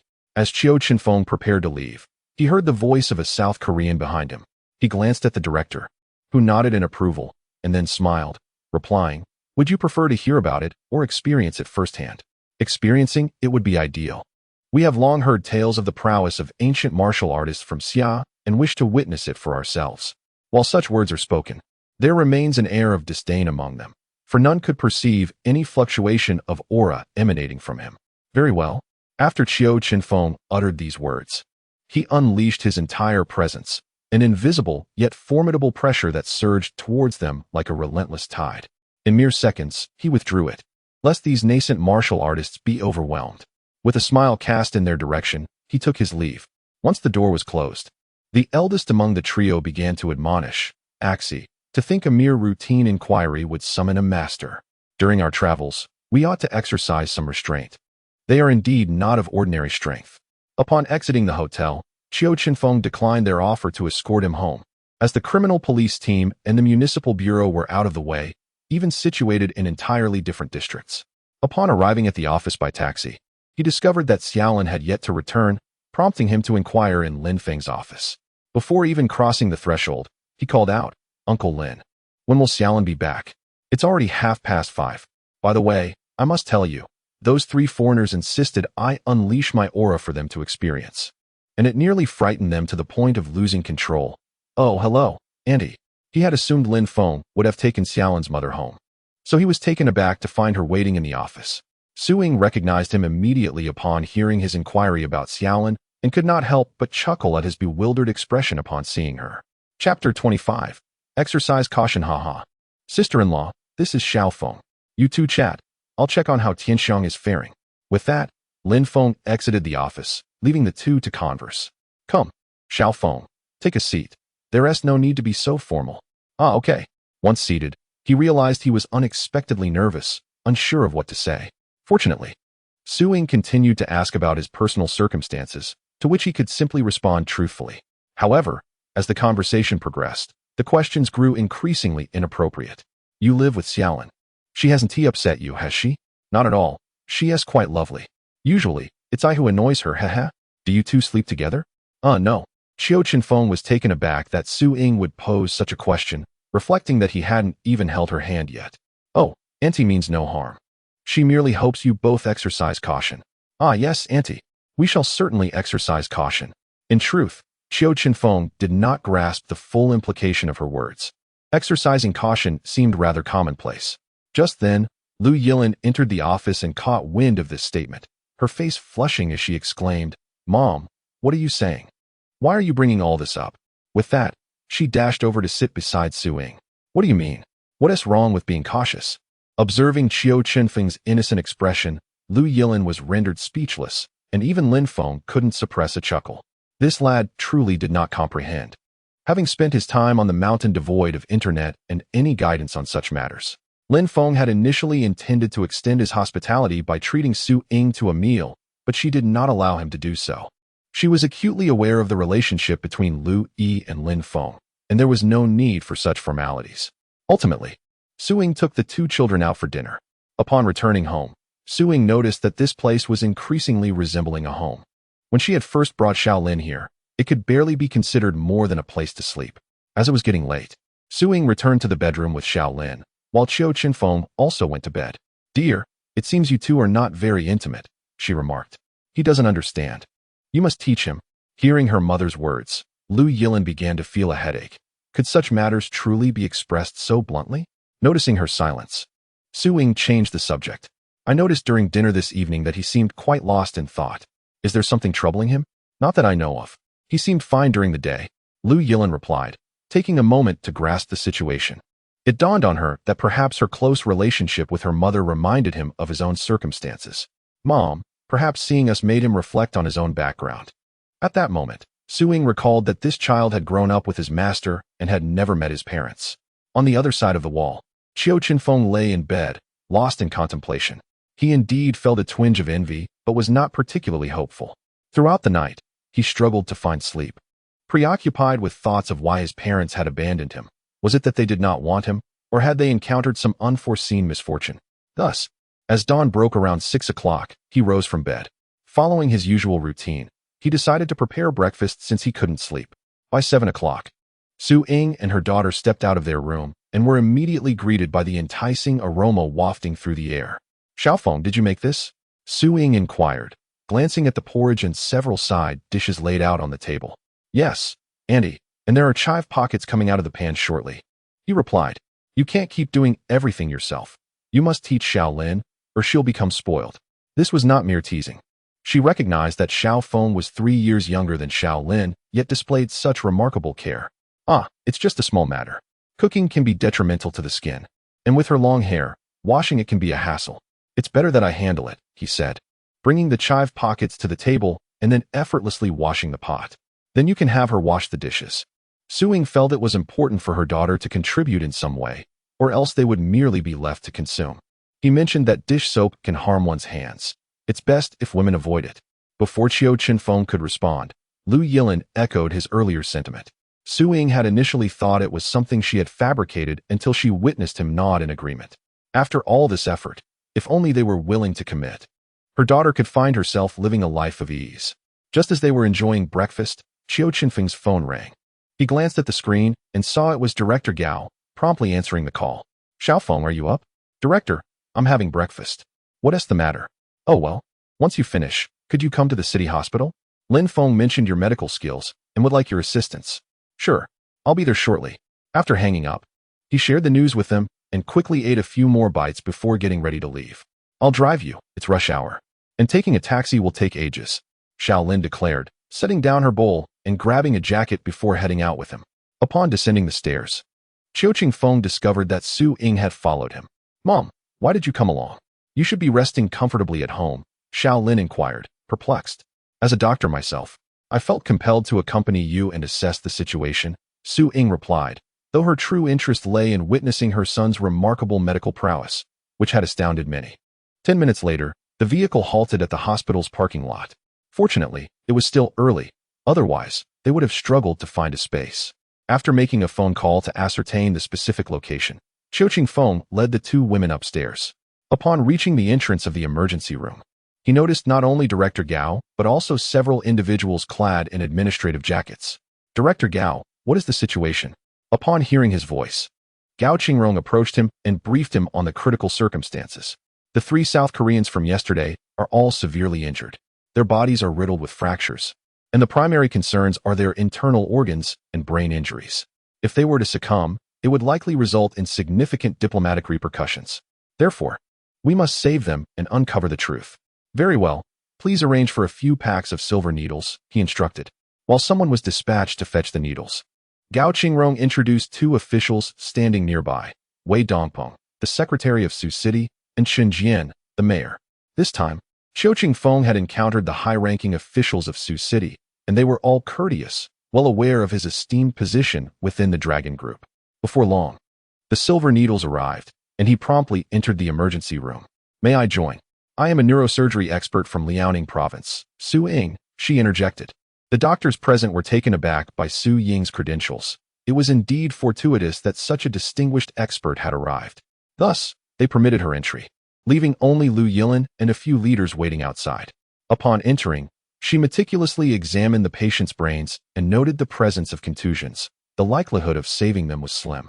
Even if they were revived, the chances of them remaining in a vegetative state were high, compounded by the ruptured internal organs. Meanwhile, Qiu Chenfeng remained remarkably composed, taking pulses, though his brow furrowed increasingly with concern. The condition of the 3 patients was dire, and he realized he would need to employ his most advanced techniques.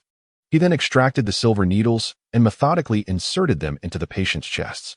Observant doctors noticed that even after prolonged insertion, the needles continued to tremble. As time passed, the bleeding within the patients ceased, eliminating immediate danger to their lives. However, they still required thoracic surgery due to the ruptured organs and fractured ribs. Before the operation, it was imperative to expel the contusions from their brains. Gentlemen, could you please fetch a cranial drill? He requested. After speaking, he proceeded to insert needles at several acupoints on their heads to facilitate anesthesia and protect the brain tissue. The cranial drill soon arrived, accompanied by the doctor's exclamations, and Qiu Chenfeng turned to receive it, relieved that someone had already shaved their heads. Otherwise, precious time would have been wasted.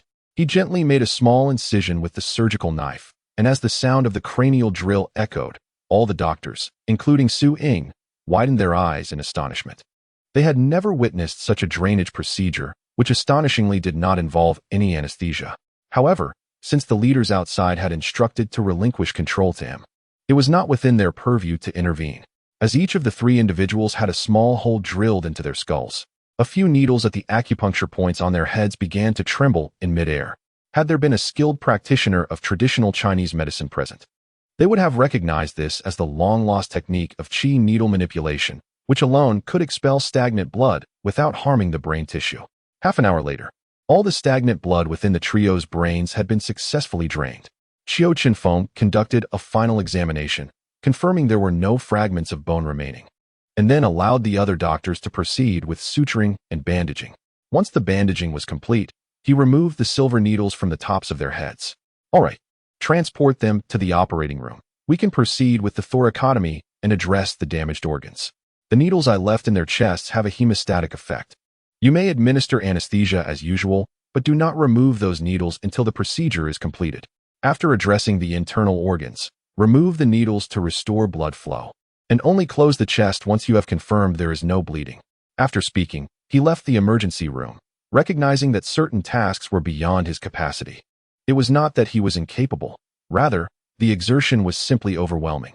How did it go, Xiaofeng? Upon exiting, Gao Qingrong hurriedly inquired.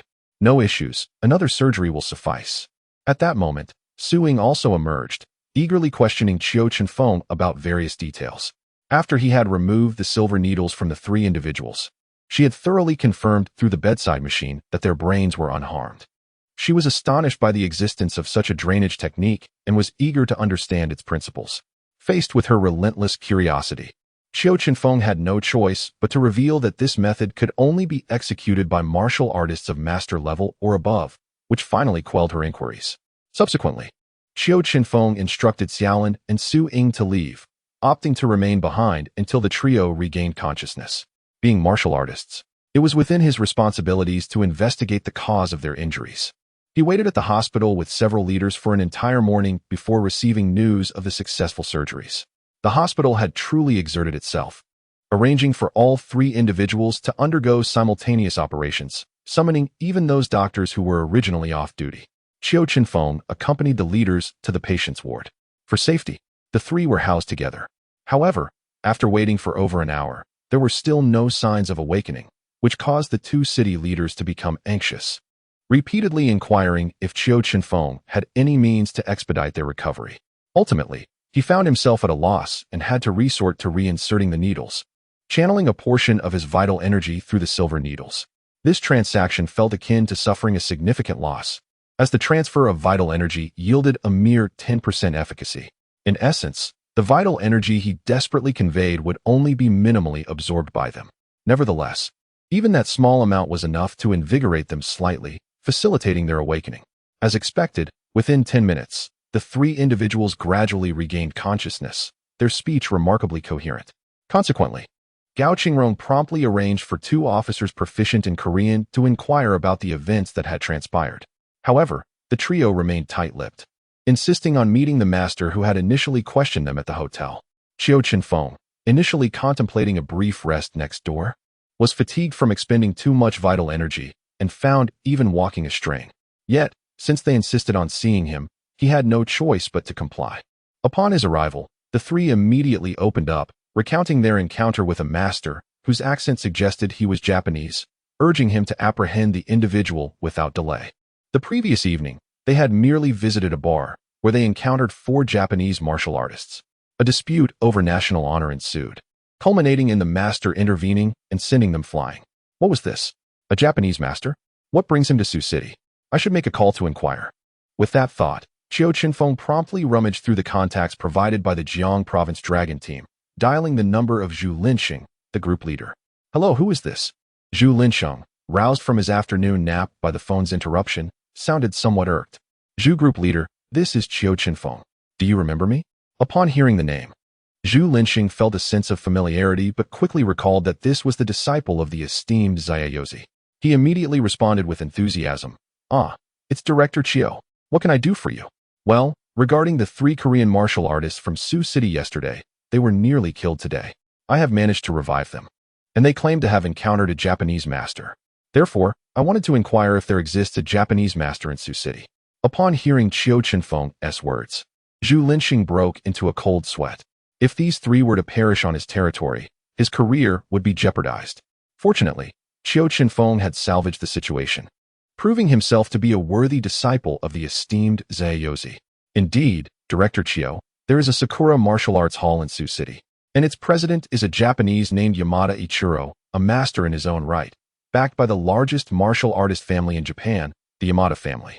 After Zhu Linsheng's revelation, Qiu Chenfeng felt a twinge of displeasure and retorted, Zhu group leader, while it is fine for you to leave matters to me, should you not also provide me with the roster of martial artists in Sioux City along with their basic information? How am I to proceed under these circumstances? At that moment, Zhu Linxing remembered that he had indeed compiled such materials, which had been sitting on his desk all along, forgotten. He promptly assured Qiu Chenfeng that he would arrange for the relevant information to be delivered immediately and expressed his apologies. Recognizing the humility displayed by Zhu Linxing, Qiu Chenfeng refrained from further complaints, merely inquiring about details concerning the Yamada family. According to Zhu Linxing, the Yamada family had made significant investments in Xia country, yet the martial arts hall was their sole establishment here. It was rumored that within their family, there existed a presence of early grandmasters, though the veracity of this claim remained unverified. However, he suggested that when Qiu Chenfeng handles the matter, he should observe the other party's attitude. If they are willing to admit their mistakes and offer compensation, he might as well just expel them. It's not out of fear. Rather, if something were to happen, it would complicate diplomatic relations. After understanding the situation, Qiu Chenfeng hung up the phone and fell into contemplation. You know, he mused, I can't help but feel that as the director, you are far more assertive than the leader of an entire province. It's almost as if you were the one admonishing him. Although Gao Qingrong was aware that the Dragon Group would show deference to Xia Yaozi, he was taken aback by how submissively they behaved. Huh, director, it seems our elder is truly formidable. He chuckled. By the way, may I borrow your phone? My mentor has blacklisted me for being bothersome, and I need to consult him on this matter. By the end of his sentence, he felt a bit embarrassed. He hadn't anticipated needing to use someone else's phone to reach his master. Once he dialed his mentor's number using Gao Qingrong's phone, it rang only a few times before being answered. At that moment, he felt a tad aggrieved. Why would his mentor not answer his own call? Who is this? Master. It's me. Please don't hang up. It's urgent. Qiu Chenfeng hurriedly reassured him, fearing his mentor might indeed end the call. Spit it out quickly. I'm busy. All right. He then recounted the entire sequence of events to Xia Yaozi and relayed Zhu Linxing's suggestions, inquiring how he should proceed. Isn't that simple? If their attitude is good, send them back home. If it's mediocre, spare their life. If it's poor, simply execute them. When did the Japanese become so valuable on the soil of Xia? Xia Yaozi complained, then added, handle it as you see fit, and send me the results via text. Don't call. I don't want to deal with your incessant calls all day. With that, he hung up, leaving Qiu Chenfeng to listen to the monotonous beeping of the line. Before long, the person responsible for delivering the documents arrived. Qiu Chenfeng casually flipped through the materials and soon found Yamamoto Ichiro's information. He promptly extracted the photograph and presented it for identification. The three unanimously confirmed that this was the person who had injured them. Nodding, Qiu Chenfeng returned the documents to their folder. Director, could you please take me back to the criminal police team? I will attend to this matter tomorrow. I am nearly exhausted, he said. Noticing that his complexion was indeed rather poor, Gao Qingrong bade farewell to the two city leaders and directly escorted him back. Upon entering the office, Lu Yilin immediately sensed that something was amiss and inquired about his condition. The leaders wanted 3 suspects to speak immediately, so I had to channel my true energy into them, and I nearly collapsed. Qiu Chenfeng reclined in his chair, beginning to vent his frustrations. How can they be so indifferent to you? Why are you even here? Why not just go home and sleep? Lu Yilin, now treating him like family, felt a surge of indignation at their complete disregard for him. Oh right, I need to ask Uncle Lin for a safe to store these items. I'll be right back. With that, he rose and headed to Lin Feng's office. Fortunately, there was a safe in the adjacent office, and he was allowed to use it. Initially, he intended to allocate this office to Qiu Chenfeng, as he was a department head. It would be inappropriate for him to remain confined to a corner. Once this matter was settled, Qiu Chenfeng returned to the grand office, retreating to his small nook to rest. Aren't you going home? Lu Yilin inquired, pouring him a glass of water. There are only a few hours left until the end of the workday. It's more reassuring to sleep nearby with you, he replied, before succumbing to a deep slumber. Lu Yilin, however, seemed somewhat moved by his words. Had he been fully awake, he would never have uttered such a sentiment. This could be considered a roundabout confession of genuine feelings. She was taken aback by her significance in his heart. Despite her youth, her psychological maturity had already eclipsed his. Although he often displayed a playful demeanor, as he put it, he merely indulged in the joys of life, believing that taking things too seriously made existence burdensome. At last, the workday came to a close, and Lu Yilin roused him to head home together. What about Auntie? Is she home all day today? A more alert Qiu Chenfeng began to worry. Yes, when you return home today, you can enjoy a ready-made meal. That's wonderful. I hardly get to eat a prepared meal in a year. No offense to you. I mean my husband. ever since I learned to cook. He hasn't made a single meal for me. Lu Yilin chuckled, shaking her head. Curiosity piqued. He wondered what kind of person this carefree man truly was. His character must be rather pleasant. Otherwise, such a whimsical little priest would not exist. Upon arriving home, it was evident that Su Ying had prepared a sumptuous dinner. During the meal, she inquired about the situation of the 3 Koreans. Auntie, they woke up in the afternoon, and the statements have all been taken, of course. That is all thanks to my efforts. You see, I lacked appetite today because I was so exhausted. Otherwise, I would have devoured this entire spread, he said, eliciting a laugh from Su Ying. Just yesterday, he had been incredibly anxious, and now he could even jest with her. It was quite amusing. Mom, I have tomorrow off. Shall I take you out for a stroll? Although I don't really know your availability, she hesitantly asked Qiu Chenfeng. I certainly want to be free in the morning. I have to deal with the Japanese. If nothing arises in the afternoon, I will come to find you, Qiu Chenfeng replied while eating. All right, it's settled then. We'll dine out tonight. As it isn't the weekend, Lu Yilin acknowledged, fully aware he would need to attend to the morning case. Although she was curious, there were indeed matters beyond her comprehension, so she refrained from pressing further. That evening, for the first time, Qiu Chenfeng found himself neither cooking nor washing dishes, which left him feeling somewhat empty. However, he was quite fatigued from the day's exertions, so he decided to retire early. The following morning, he accompanied Gao Qingrong to the Sakura Martial Arts Hall. Originally, it was unnecessary to summon him, but with no personnel at his disposal, he had to bring him along, also enlisting a few others to secure the perimeter. Chapter 28 Yamada Ichiro. Upon entering, several men in suits approached with smiles, greeting, Director Gao. What a pleasure to meet you. I am Yuichi Watanabe, the general manager of the Sakura Martial Arts Hall. May I inquire about the purpose of your visit? Qiu Chenfeng personally detested such insincere greetings, but he realized that one must maintain decorum in public affairs. After all, it is customary to extend courtesy before engaging in conflict. Hello, Mr. Watanabe. The matter is as follows. We have received reports from several Koreans alleging that they were assaulted by your hall's director, Yamada Ichiro. According to the laws of Xia, we need to invite him for questioning, so I would appreciate it if you could relay this message. That seems rather unlikely. May I ask if you possess any evidence? Without evidence, it would be inappropriate for Mr. Yamada to visit the police station. I hope you understand. Watanabe was fully aware that the video of the altercation had been deleted by their associates, so he felt no fear. However, he did not anticipate that last night. Gao Qingrong had arranged for someone to work tirelessly to recover the surveillance footage. Mr. Watanabe, we have retrieved the bar's surveillance records and discovered that they had been deliberately deleted. We engaged someone who worked throughout the night to restore them completely. Thus, we indeed have evidence.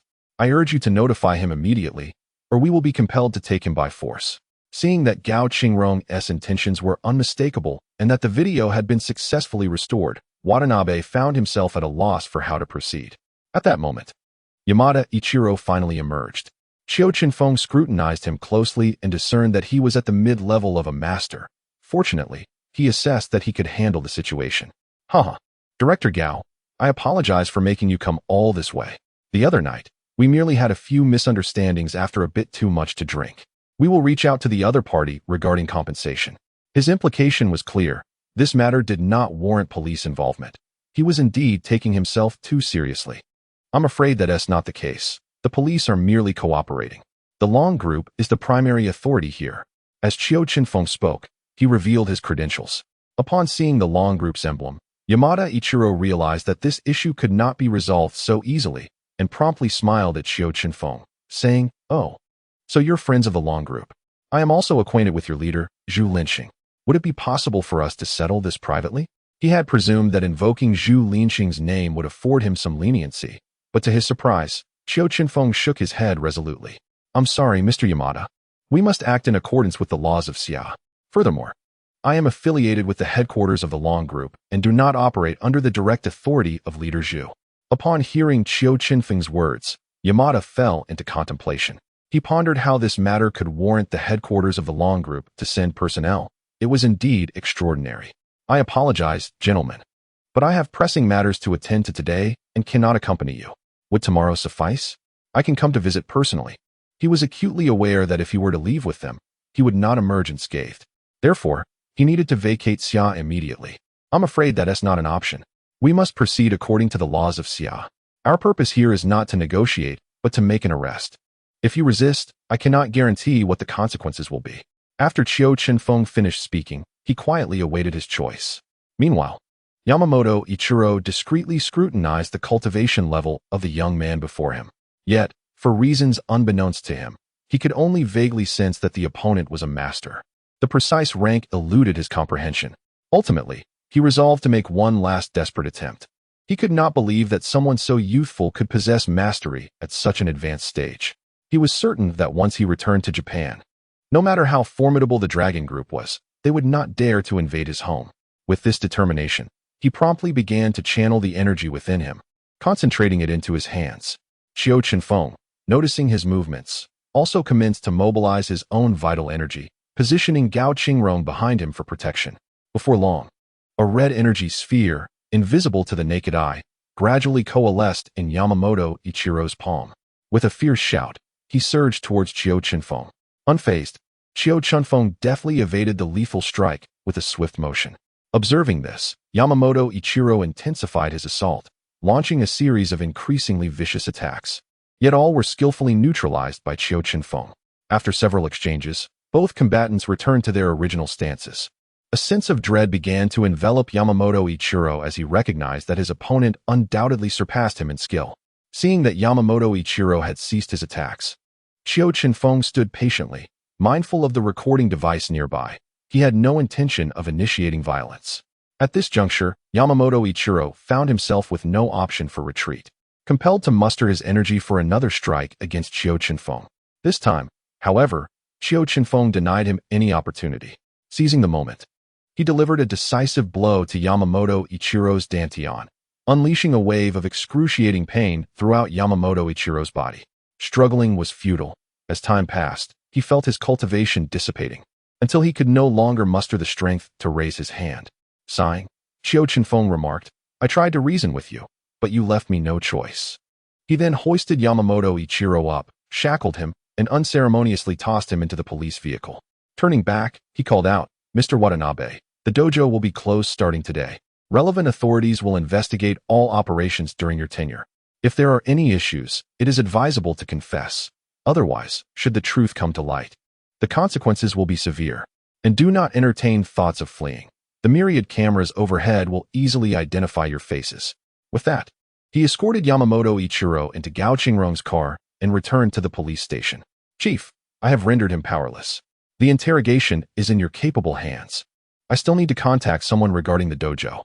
Gao Qingrong readily acquiesced to this minor request, recognizing that their police department was the only one in the nation with a Dragon Group member of master rank stationed there. After leaving the station, Qiu Chenfeng called Zhu Linxing once more. "Director Zhu, is there something you need?" "Nothing of great importance, just that Yamamoto fellow claims to have a good rapport with you, and I'm contemplating whether to report this to headquarters." "Oh, my dear Director Qiu, he must be fabricating that. I've merely encountered him a few times during routine inspections."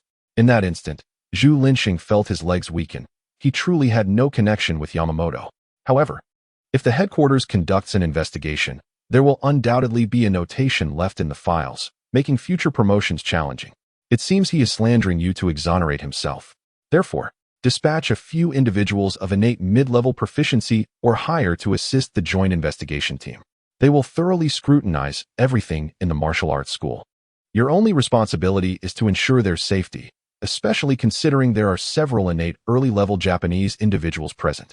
Chapter 29. Third-class police supervisor Qiu Chenfeng finally articulated his primary objective. He certainly did not have the time to supervise subordinates who were genuinely troublesome. "All right, I will arrange for people to go immediately. This old scoundrel dares to slander me.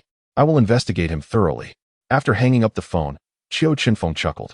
"This Chief Zhu is quite gullible. He seems useful for future endeavors." Subsequently, he crafted a detailed message and sent it to the elder before hailing a taxi back to the criminal investigation team. Upon returning to the team, it was just in time for lunch, so he decided to finish his meal before seeking out Xiaolin. "Xiaofeng, come take a look at your office. Are you satisfied? If not, I will have them make changes."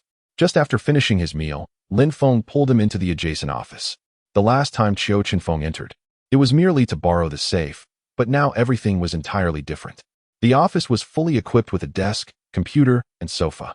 Uncle Lin, what made you think of setting up an office for me?" After all, you are the director of the Dragon Group. It would be inappropriate for you to lack an office. Otherwise, people might think we look down upon you. So how do you like it? Lin Feng said with a smile. Very satisfied. Of course, I am grateful, Uncle Lin. That's wonderful. By the way, the director will be coming tomorrow to confer your rank.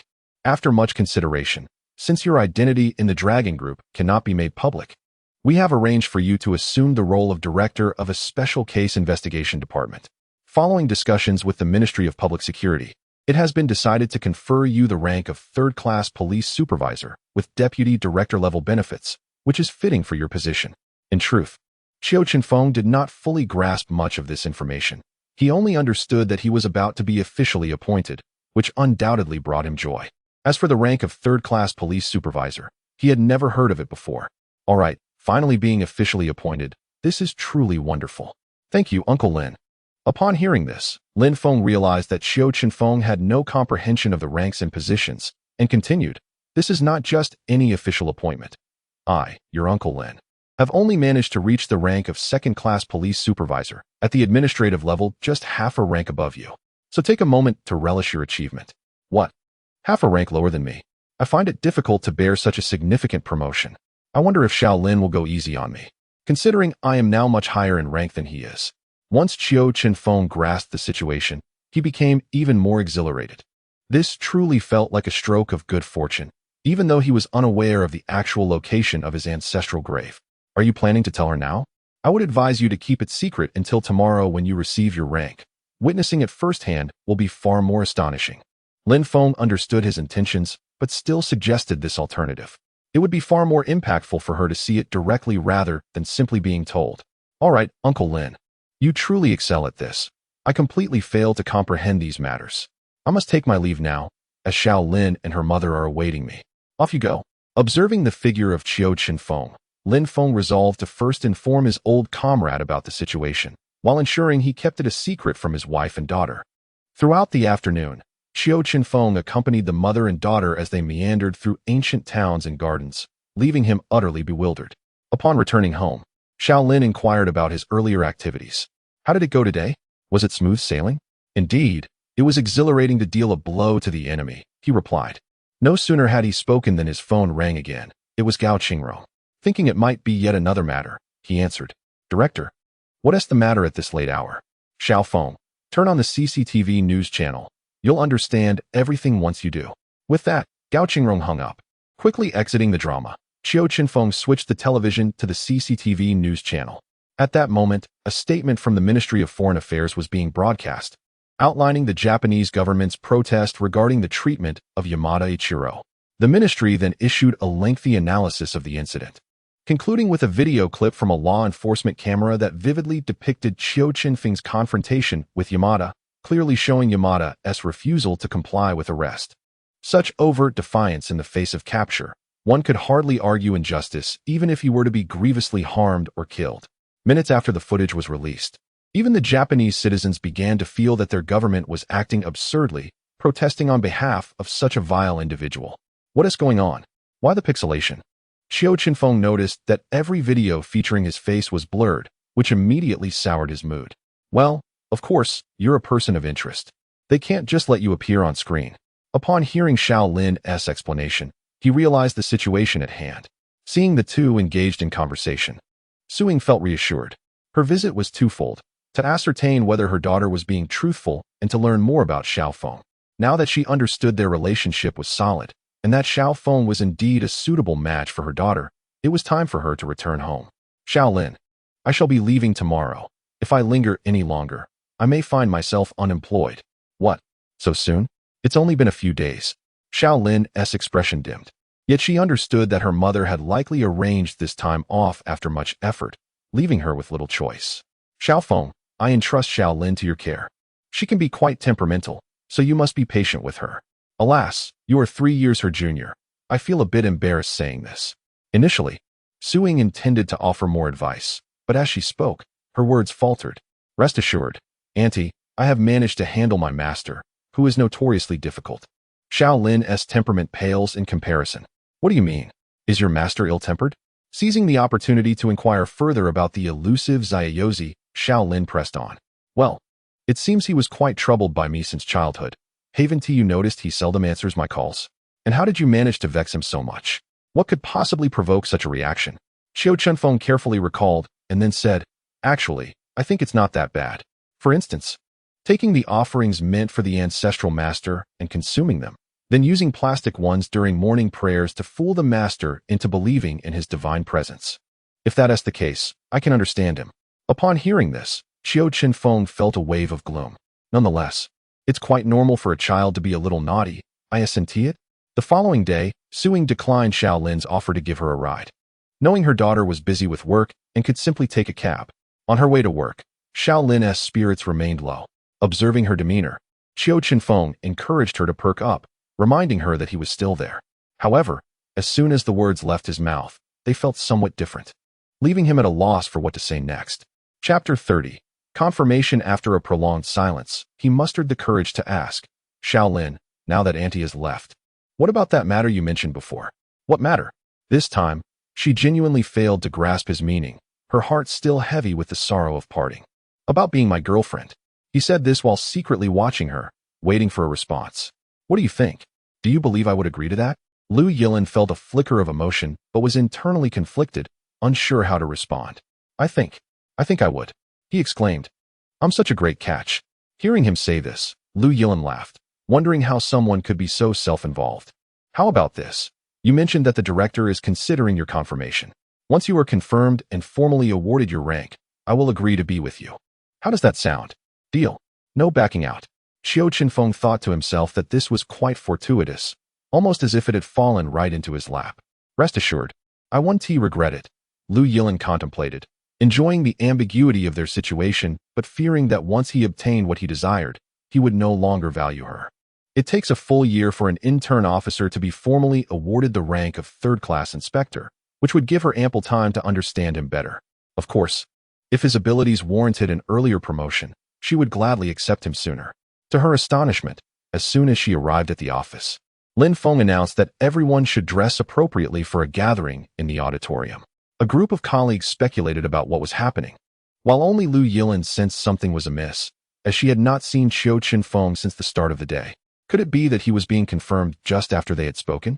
Sure enough, when everyone gathered, Qiu Chenfeng entered wearing his police uniform alongside several other interns who had completed a year, their shoulders devoid of insignia.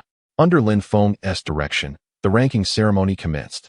The young men receiving their third-class inspector ranks were visibly excited, bringing back memories for Lu Yilin of her own confirmation a few months prior. Back when she was at her hometown police station, trembling with excitement just like them. Lu Yilin waited for what felt like an eternity, yet his name was not called. Just as she sighed in relief, she suddenly heard Lin Feng announce Qiu Chenfeng's name. With the approval of the Ministry of Public Security, it is agreed to confer upon Comrade Qiu Chenfeng the rank of third-class police inspector, appointing him as the director of the Special Cases Investigation Division of the Sioux City Public Security Bureau. Upon hearing this announcement, not only Lu Yilin but everyone present was left in a state of shock, until Director Gao affixed the insignia of the second lieutenant onto his shoulder. The audience erupted in enthusiastic applause. After performing a ceremonious salute, Qiu Chenfeng smiled at Lu Yilin. It was at that moment she realized why he had so readily agreed earlier. After enduring the workday, as soon as they arrived home, Qiu Chenfeng embraced her warmly. What are you doing? Lu Yilin feebly struggled for a moment before conceding to his hold. Hee, you did promise not to backtrack, so now you are officially my girlfriend. That doesn't count. You already knew this was not a ploy to fool a simpleton. Seeing Lu Yilin remain obstinate, Qiu Chenfeng decisively kissed her. They parted after a full 5 minutes, and by then, Lu Yilin had lost any semblance of her earlier defiance. After a brief exchange of gazes, she buried her face into his chest. They held each other for a long time, only separating when hunger beckoned. How could you kiss me without my consent? Lu Yilin said, her cheeks flushed.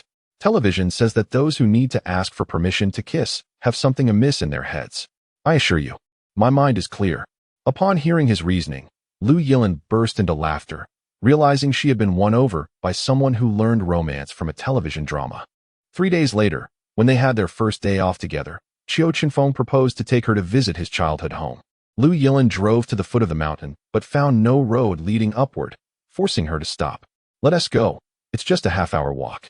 Qiu Chenfeng said as he exited the car, inhaling the familiar air with nostalgia. But there's no path. How do we proceed? Lu Yilin surveyed the area, but found no visible trail. Follow me. I know my way around. There are no discernible paths at the foot of the mountain. And for several kilometers, there are no residents, hence no one climbs the mountain. As he spoke, he grasped Lu Yilin's hand and led her into a thicket, winding through the trees for about 10 minutes before finally revealing a small path leading upward. Was that grove a labyrinth? I completely lost my sense of direction, Lu Yilin remarked, glancing back at the thicket in confusion. My dear wife, you are astute. It indeed was a labyrinth, set up by an old man. Are there really labyrinths like that here? Please, tell me more. Lu Yilin's curiosity was piqued. Something she had only read about in novels was now before her eyes. The principle is quite simple. It involves planting numerous trees that look similar. Imagine placing 10 identical toothbrushes together and then putting an ant inside. It would surely feel as though it were running in circles, encountering the same site repeatedly. Oh, now I understand. But this grove looks different. Lu Yilin continued to inquire. Having noticed discrepancies, the toothbrush analogy serves as a basic example. The old man modified certain aspects, employing an irregular layout. Qiu Chenfeng explained patiently. However, he realized that merely speaking about it wouldn't suffice. If she were genuinely interested, he could create a model for her in the future. After a cheerful conversation lasting over 10 minutes, the two finally glimpsed land that had been cultivated. Is this your work? One asked. No, this is my effort. The old man is indifferent to such matters, came the reply. Autumn Chenfeng then proceeded to introduce her to the various crops planted in each section, although many had already withered away. Upon entering the courtyard, Autumn Chenfeng surveyed the surroundings and detected no signs of intruders. He then opened his room door and said, "This is my abode for nearly 20 years. Can you imagine?" Lu Yilin peered inside, finding only a bamboo-woven bed, with even the quilt being thin. How do you sleep like this? What about winter? She inquired. The old man said this is for body tempering. Who knows if it's true? As he spoke, he retrieved incense and candles from the drawer and lit them for his ancestor. Alas, the old man has passed. This place will soon fall into disrepair. Ancestor, please do not blame me for not offering incense. I must descend the mountain to gain experience. This time, I have brought my wife to show you. Please watch over her. After bowing respectfully several times, he felt a deep connection to his ancestors, akin to introducing oneself to family elders. Chapter 31. The Protective Jade Pendant. Wow, you even have a television in your room? Lu Yilin asked after looking around. Indeed. A few years ago, my master brought it down from the mountain. He likely purchased it while working at the criminal police station.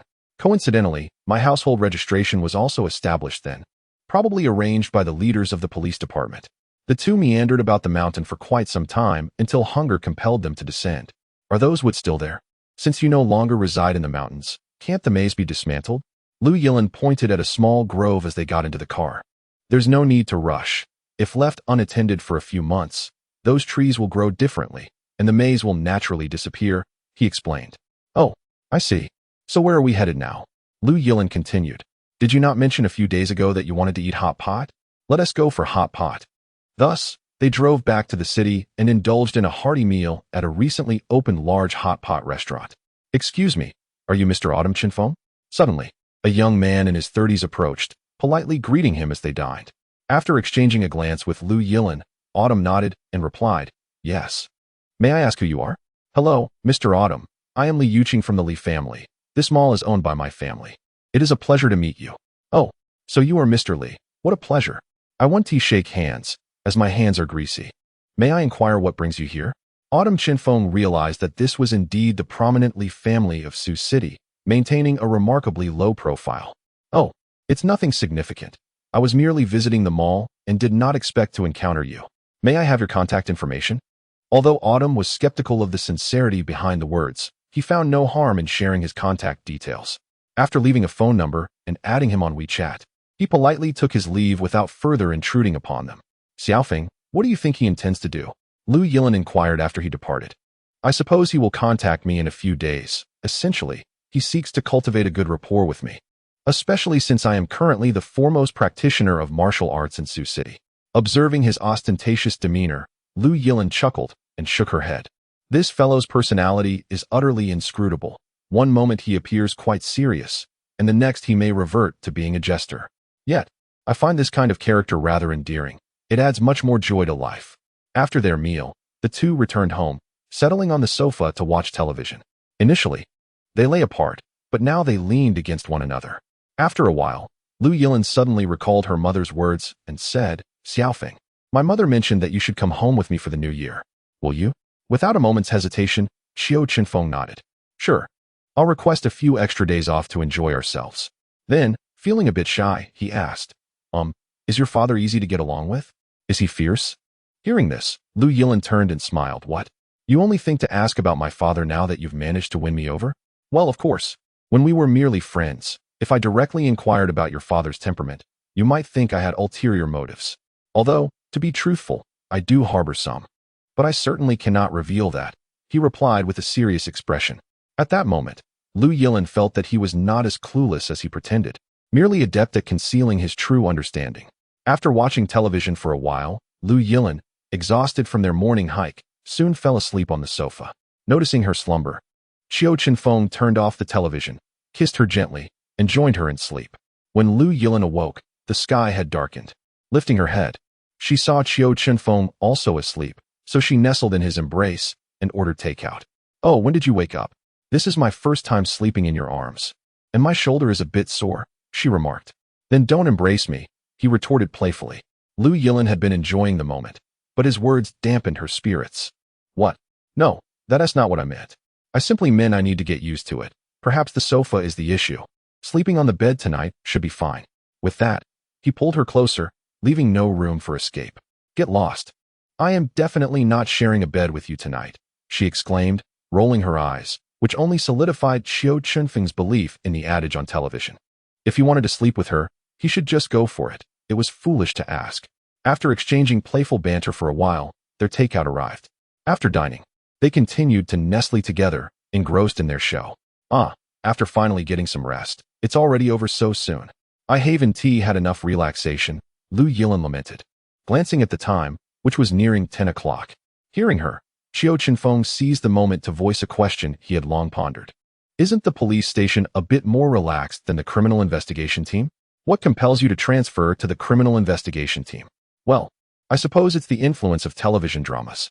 Just look at how dashing they appear while carrying out their missions. Furthermore, I find it exceedingly challenging to mediate trivial matters, making me ill-suited for a police station. The environment of the criminal investigation team is far more fitting for me, albeit with insufficient rest. This month, I intend to acclimatize to a couple of cases, but Uncle Lin mentioned that starting next month, I shall be fully engaged with the cases, likely leading to even less respite." The more Lu Yilin spoke, the more she felt inadequate compared to Xiaofeng, who had just entered the force and already attained the rank of third-level police supervisor.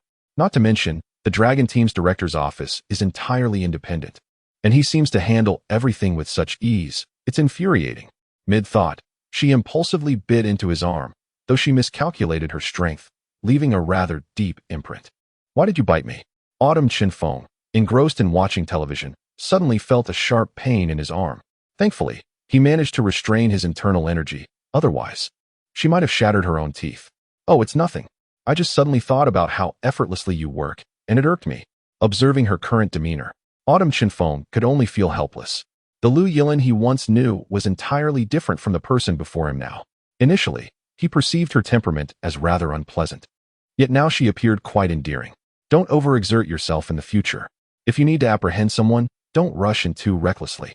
If you fail to catch them, I'll help you retrieve them." He then remembered something and said, "By the way, I have something for you." Autumn Chenfeng retrieved a smooth, milky white jade amulet, handcrafted by an old man who had claimed it contained numerous formations capable of withstanding the full force of a master-level expert. Lu Yilin watched in astonishment as he took it from his neck and placed it around hers, inquiring, "What is this for?" "This is a protective amulet made by the old man himself. Even an ordinary bomb wouldn't harm you while you wear it. Once you put it on, don't take it off, even when bathing." "Why?" Lu Yilin asked, puzzled. "Because it requires time to bond with your body to provide optimal protection. Furthermore, should you encounter danger and it withstands an attack, you must promptly check for any cracks. If there are any, inform me immediately so I can craft another protective amulet for you. Although it may not compare to the old man's work, it will certainly be more effective than a malfunctioning talisman." Seeing him earnestly admonish her, Lu Yilin nodded obediently, though still feeling uneasy. She then asked, "What about you? Won't you be unprotected?" "Oh, come now. I am quite formidable. Between us, you need this more than I do. If anything, when we return to your hometown, I shall seek out the old man to have him make another for me. You absolutely must not come to any harm. If something were to happen to you, how could I possibly go on living?" His words were indeed heartfelt, and Qiu Chenfeng could not bear the thought of any misfortune befalling Lu Yilin. However, her heart swelled with emotion from his sentiment, and she gazed at him with soft eyes, leaning in to kiss him gently. Just as Qiu Chenfeng prepared to reciprocate, fate intervened with an untimely phone call. Initially reluctant to answer, he was taken aback to discover it was a call from his master. Reluctantly, he realized that ignoring this call might result in a severe reprimand. "Hello, master. How could you have called me? This defies logic. Did you miss me?" "I miss you? Oh, spare me. Why have you removed your jade pendant?" At that moment, Xiaozi was preparing to rest when he suddenly sensed a disturbance in the protective formation of Qiu Chenfeng, prompting him to call immediately. Master, how did you know that I put it on Xiaolin?" Qiu Chenfeng replied honestly. "Xiaolin? Who is this Xiaolin?" Xiaozi was utterly perplexed, unaware of anyone by that name. Just then, Lu Yilin mustered her courage, took the phone, and spoke up. "Hello, master. I am Lu Yilin, Xiaofeng's girlfriend." After she uttered these words, there was a moment of silence on the other end, followed by a burst of hearty laughter. "Ah, so you are my disciple's wife. That's splendid. You must keep an eye on this little rascal. He is a constant source of worry. Just keep wearing that jade pendant. I thought something had happened to that little brat." Master, aren't you going to make him another one?" Lu Yilin inquired. No more. That pendant is of little use to him. Any damage it could withstand, his own body can endure. All right, that's enough, girl. If he misbehaves, feel free to discipline him. If he dares to retaliate, just call me, and I'll come right over to deal with him." With that, he hung up without even a farewell. Sigh. How unfortunate that my master does not protect me, Qiu Chenfeng thought as he listened to Xiaozi's words, feeling a sense of neglect, though he had never truly been spoiled. "What? Are you implying you want to misbehave with me? Or that you wish to retaliate when I discipline you?" It was only when he felt Xiaolin's icy gaze that he realized he had misspoken, hastily putting on a sheepish grin to apologize, even planting a kiss on her cheek. This turn of events left Lu Yilin momentarily stunned, and after about a minute, she helplessly remarked, "I truly didn't see it before. How can you sometimes be so shameless? What is the point of that? As long as it makes you happy, what does my face matter?" With that, he turned off the television, preparing for bed. However, this time, he followed Xiaolin toward her room. Upon reaching the door, Lu Yilin suddenly halted and turned back, saying, "What are you planning? Didn't we agree you couldn't enter my room? Back then, we were relatively strangers. Now you are my girlfriend. Those agreements should be nullified," he said, looking at her with hopeful eyes. "Get lost." Lu Yilin laughed and scolded him before stepping into her room and shutting the door. Sigh. It seems I will have to sleep alone after all. Although he had never intended to sleep together so soon, it had merely been a jest. Yet, to claim he was not secretly hoping for it would be a lie. The following morning, they both arrived at the criminal police team together. Qiu Chenfeng, as usual, spent some time chatting with everyone in the main office before returning to his own office. "Xiaofeng, take a look at this. The Dragon team brought it over this morning. Since you weren't here yet, they handed it to me." Just as he sat down, Lin Feng entered, handing him a document. As Qiu Chenfeng opened the letter, he was astonished to find it was a challenge to duel. It was penned by the patriarch of the Yamada family himself, summoning him to a confrontation at a small hill west of Sioux City that very evening, accompanied by a life and death pact. Beneath the challenge was also a wager. Should Qiu lose, he would have to forfeit his cultivation. Conversely, if he emerged victorious, the Yamada family would cease all harassment henceforth. How audacious of that old fellow to assert such terms. If I lose, I must cripple my own abilities. Yet if he loses, he merely refrains from troubling me. Such a deal is hardly equitable. Thus, he dialed a call to Xiaozi, perhaps due to the recent development of him finding a girlfriend. The old man did not press him too hard this time, and answered by the third ring. "Are you so restless that you cannot let a day pass without pestering me?" Xiaozi exclaimed upon answering. "Master, I have a serious matter at hand. Are you familiar with Yamada Takashi, the patriarch of the Yamada family? He has issued me a duel challenge." Qiu Chenfeng relayed the contents of the challenge and the wager, awaiting Xiaozi's counsel. That scoundrel Yamada Takashi has likely become too complacent over the years. He is merely a late-stage grandmaster, and although his cultivation may surpass yours slightly, if you approach this with seriousness, defeating him should pose no challenge. However, we must amend the wager. If you lose, you shall comply with his terms. But if he loses, he must surrender their family's divine artifact, the Azure Dragon Seal. Should he agree, you may accept the challenge. If not, then it is a moot point. Very well, I must attend to my own matters now. If you are defeated, do not dare to claim you were ever my disciple. I cannot afford such disgrace. With that, Xiaozi hung up, leaving Qiu Chenfeng to send the revised wager to the Dragon Group headquarters. An hour later, the headquarters confirmed the opponent's acceptance of the wager. Alas, another fight awaits me. I wonder what this Azure Dragon Seal entails, and what the old man intends to do with it, Qiu Chenfeng mused. Fully aware that the Azure Dragon Seal was not for his own use. Once again, he was to be a pawn in the old man's schemes. Unbeknownst to Qiu Chenfeng, news of his acceptance of the duel had already spread throughout the martial artist circles in Sioux City. Warriors from other regions were also hastening to Sioux City, eager to witness the clash between two grandmasters. That evening, Qiu Chenfeng prepared dinner for Lu Yilin as usual, then had Lin Feng call him under the pretense of an urgent matter, allowing him to slip out undetected. It was imperative that Xiaolin remained unaware, otherwise, she would undoubtedly prevent him from attending. Such matters, even with a slight delay, would be quite embarrassing, let alone outright breaking an appointment. Upon descending, Lin Feng drove him to the designated location. Though worry lingered in his heart, Lin Feng was assured that Xiaozi must possess complete confidence in Qiu Chenfeng's ability to face this challenge. He often berated his disciple verbally, yet internally, he was fiercely protective. No one cared for Qiu Chenfeng more than he did. Upon reaching the foot of the hill, Qiu Chenfeng was surprised to find a considerable gathering of people. Many of their profiles were stored within his vault, indicating that the night would indeed be lively. Within half an hour, he arrived at the summit, which boasted a spacious clearing devoid of any residents. As far as the eye could see, aside from the streetlights, there were no other sources of illumination.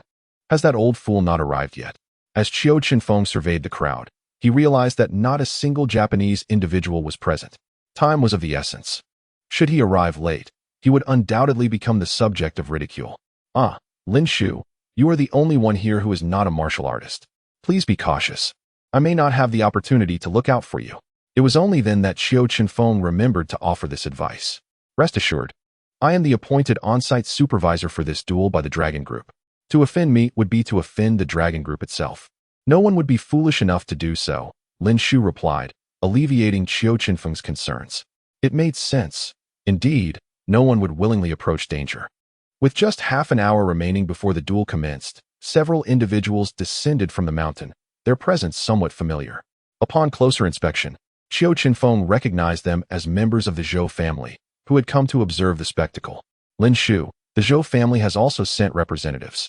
They probably hope for my defeat, considering the last time when old Zhou was brought to his knees, Qiu Chenfeng mused, feeling a sense of ennui as he engaged in idle chatter with Lin Feng. Lin Feng glanced in that direction, noting the Zhou family's ambiguous stance. On one hand, they were attempting to cultivate a good relationship with Qiu Chenfeng, while on the other, they were in contact with foreign martial arts organizations, effectively straddling two boats.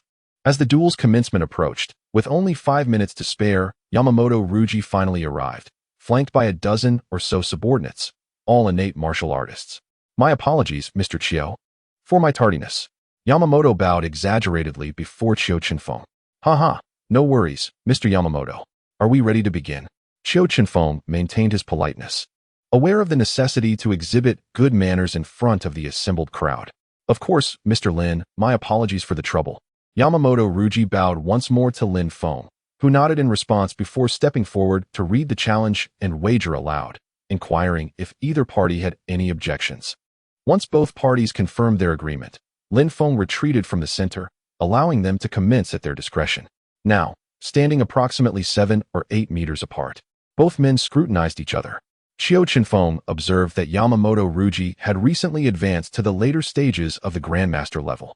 Fortunately, it was not the ancient monster from the Yamamoto clan who had issued the challenge. Rumors suggested that the elder had reached the Grandmaster peak. A formidable opponent Qiu Chenfeng could not hope to defeat. Yamamoto Ruji, meanwhile, noted the profound aura emanating from Qiu Chenfeng. However, no matter how robust it appeared, It only signified a mid-level grandmaster's cultivation. He felt confident in securing victory in this duel. "Shall we begin?" Qiu Chenfeng inquired. With a nod from Yamamoto Ruji, both men assumed their stances, initiating the preliminary testing of their skills. Qiu Chenfeng swiftly advanced, launching an attack with his self-created martial art, the Autumn Wind Palm, the force of which resembled the chilling breeze of autumn, imbued with a fierce momentum. In response, Yamamoto Ruji did not retreat but pressed forward, delivering a palm strike of his own to collide with Qiu Chenfeng's attack. The arena was soon enveloped in smoke, prompting the onlookers to step back to avoid being caught in the fray. After retreating to his original position, Qiu Chenfeng found himself astonished. Indeed, this old fellow possessed formidable strength, managing to withstand his autumn wind palm with sheer force. He took a deep breath, once more summoning his strength, his movements becoming increasingly ferocious. Ryuji Yamada, unwilling to yield, responded with all his might, and the two engaged in a fierce exchange, neither able to gain the upper hand. It was at this moment that Ryuji realized he had underestimated the young man. His prowess was now on par with that of a late-stage master. It seemed imperative to eliminate him, for such a formidable opponent would pose endless troubles if left unchecked. The two battled fiercely for dozens of rounds. Yet the outcome remained uncertain, and Qiu Chenfeng began to grow increasingly anxious. He understood that if the duel continued in this manner, he would inevitably exhaust his stamina. With Ryuji Yamada being a stage above him in cultivation, a protracted fight would be decidedly disadvantageous. At that moment, a cunning idea struck him. When he next engaged Ryuji, he feigned weakness, his steps faltering. Ryuji, falling for the ruse, believed an opportunity had arisen and lunged forward with great intensity. Seizing the chance, Qiu Chenfeng executed the old man's ultimate technique, the phantom step, vanishing in an instant. As Ryuji lunged into empty space, Qiu Chenfeng reappeared behind him, unleashing the autumn wind palm, striking Ryuji forcefully in the back. Ryuji was sent flying several meters, spitting blood as he collapsed to the ground, gasping for breath. "Mr. Yamada, shall we continue?" Qiu Chenfeng inquired with a smile as he approached. Of course, Ryuji did not wish to concede so quickly and, with great effort, swung a fist toward Qiu Chenfeng's face. However, his punch barely progressed halfway before it could advance no further. It was then that the onlookers noticed that Qiu Chenfeng had firmly grasped Ryuji's fist in his hand. Logically, a mid-stage master should never be able to seize the fist of a late-stage master. It was unclear whether this was due to Qiu Chenfeng's extraordinary abilities or Ryuji's diminished stamina after sustaining injuries. But the crowd could only watch in astonishment as Qiu Chenfeng held his fist with one hand. As realization dawned upon them, the spectators gasped in amazement. Yet, the duel was not yet concluded, for Ryuji had not yet surrendered. They could only await the moment Qiu Chenfeng would completely incapacitate him. "Stop. We concede." Just as Qiu Chenfeng intended to deliver a final blow, one of Ryuji's attendants produced a wooden box the size of a fist, presumably containing the Qinglong seal. "Do his words hold weight?" Qiu Chenfeng asked. By now, Ryuji had lost all fighting spirit and reluctantly nodded. Surrendering would at least preserve his life and cultivation. As for the Qinglong seal, it was merely an external object. Moreover, he had no intention of relinquishing the genuine seal. The one his attendant held was merely a replica. As long as it went undiscovered at that moment, even if it was later revealed to be a counterfeit, none could claim it was their fault. Chapter 34. The arrival of Zayayoshi. The Qinglong seal is yours. From henceforth, the Yamada family will cease to trouble you. Farewell. Ryuji Yamada handed the wooden box to Qiu Chenfeng and prepared to leave. Halt. At that moment, an elderly figure, exuding an aura of ethereal grace, descended slowly from the sky, blocking his path. "Master, what brings you here?" Indeed, the newcomer was none other than Zayayoshi. He had changed out of his tattered Taoist robe and now donned a well-fitted white long shirt. "Such nonsense. If I hadn't come, you would have been deceived completely." With a disdainful glance, Zayayoshi approached Yamada Ruji. "This is the esteemed Zayayoshi. I never imagined that Qiu Chenfeng's master would be Zayayoshi. No wonder he was able to defeat Yamada Ruji across stages. Indeed, what had the elder just said about a fraud? Did Yamada Ruji deceive anyone? Is this Qinglong seal a counterfeit?" At that moment, someone recognized Zayayoshi, and whispers filled the air. "I advise you, young scion of the Yamada family, to accept your losses gracefully and present the Qinglong seal. If you fail to comply, I shall not hold back." With that, Zayayoshi smiled at him. Yet within that smile lingered an aura of lethal intent. He had certainly heard of Zayayozi's illustrious reputation. Even their family's revered ancestor would not stand a chance against him. Ultimately, he sighed, retrieved a small square seal from his garments, handed it to Zayayozi, and departed without a backward glance. Now that is more like it. Quite satisfactory. Young one, devote yourself to your cultivation. Do not let the presence of a wife lead you to squander your abilities. He continued, by the way, here is something for you, a fund for your future spouse. You have always been frugal, but do not be stingy with women. Spend when necessary. All right, I must take my leave. When you break through to the Grandmaster level, come find me. Otherwise, do not harbor such thoughts. You would be of no help to me. After tossing a bank card to Qiu Chenfeng, he transformed into a beam of white light, soaring into the sky, vanishing in an instant. Wait, master. At least meet your disciple's wife before you go. But all that met him was the sound of the wind. After several minutes of waiting, Qiu Chenfeng could only manage a wry smile as he departed with Lin Feng.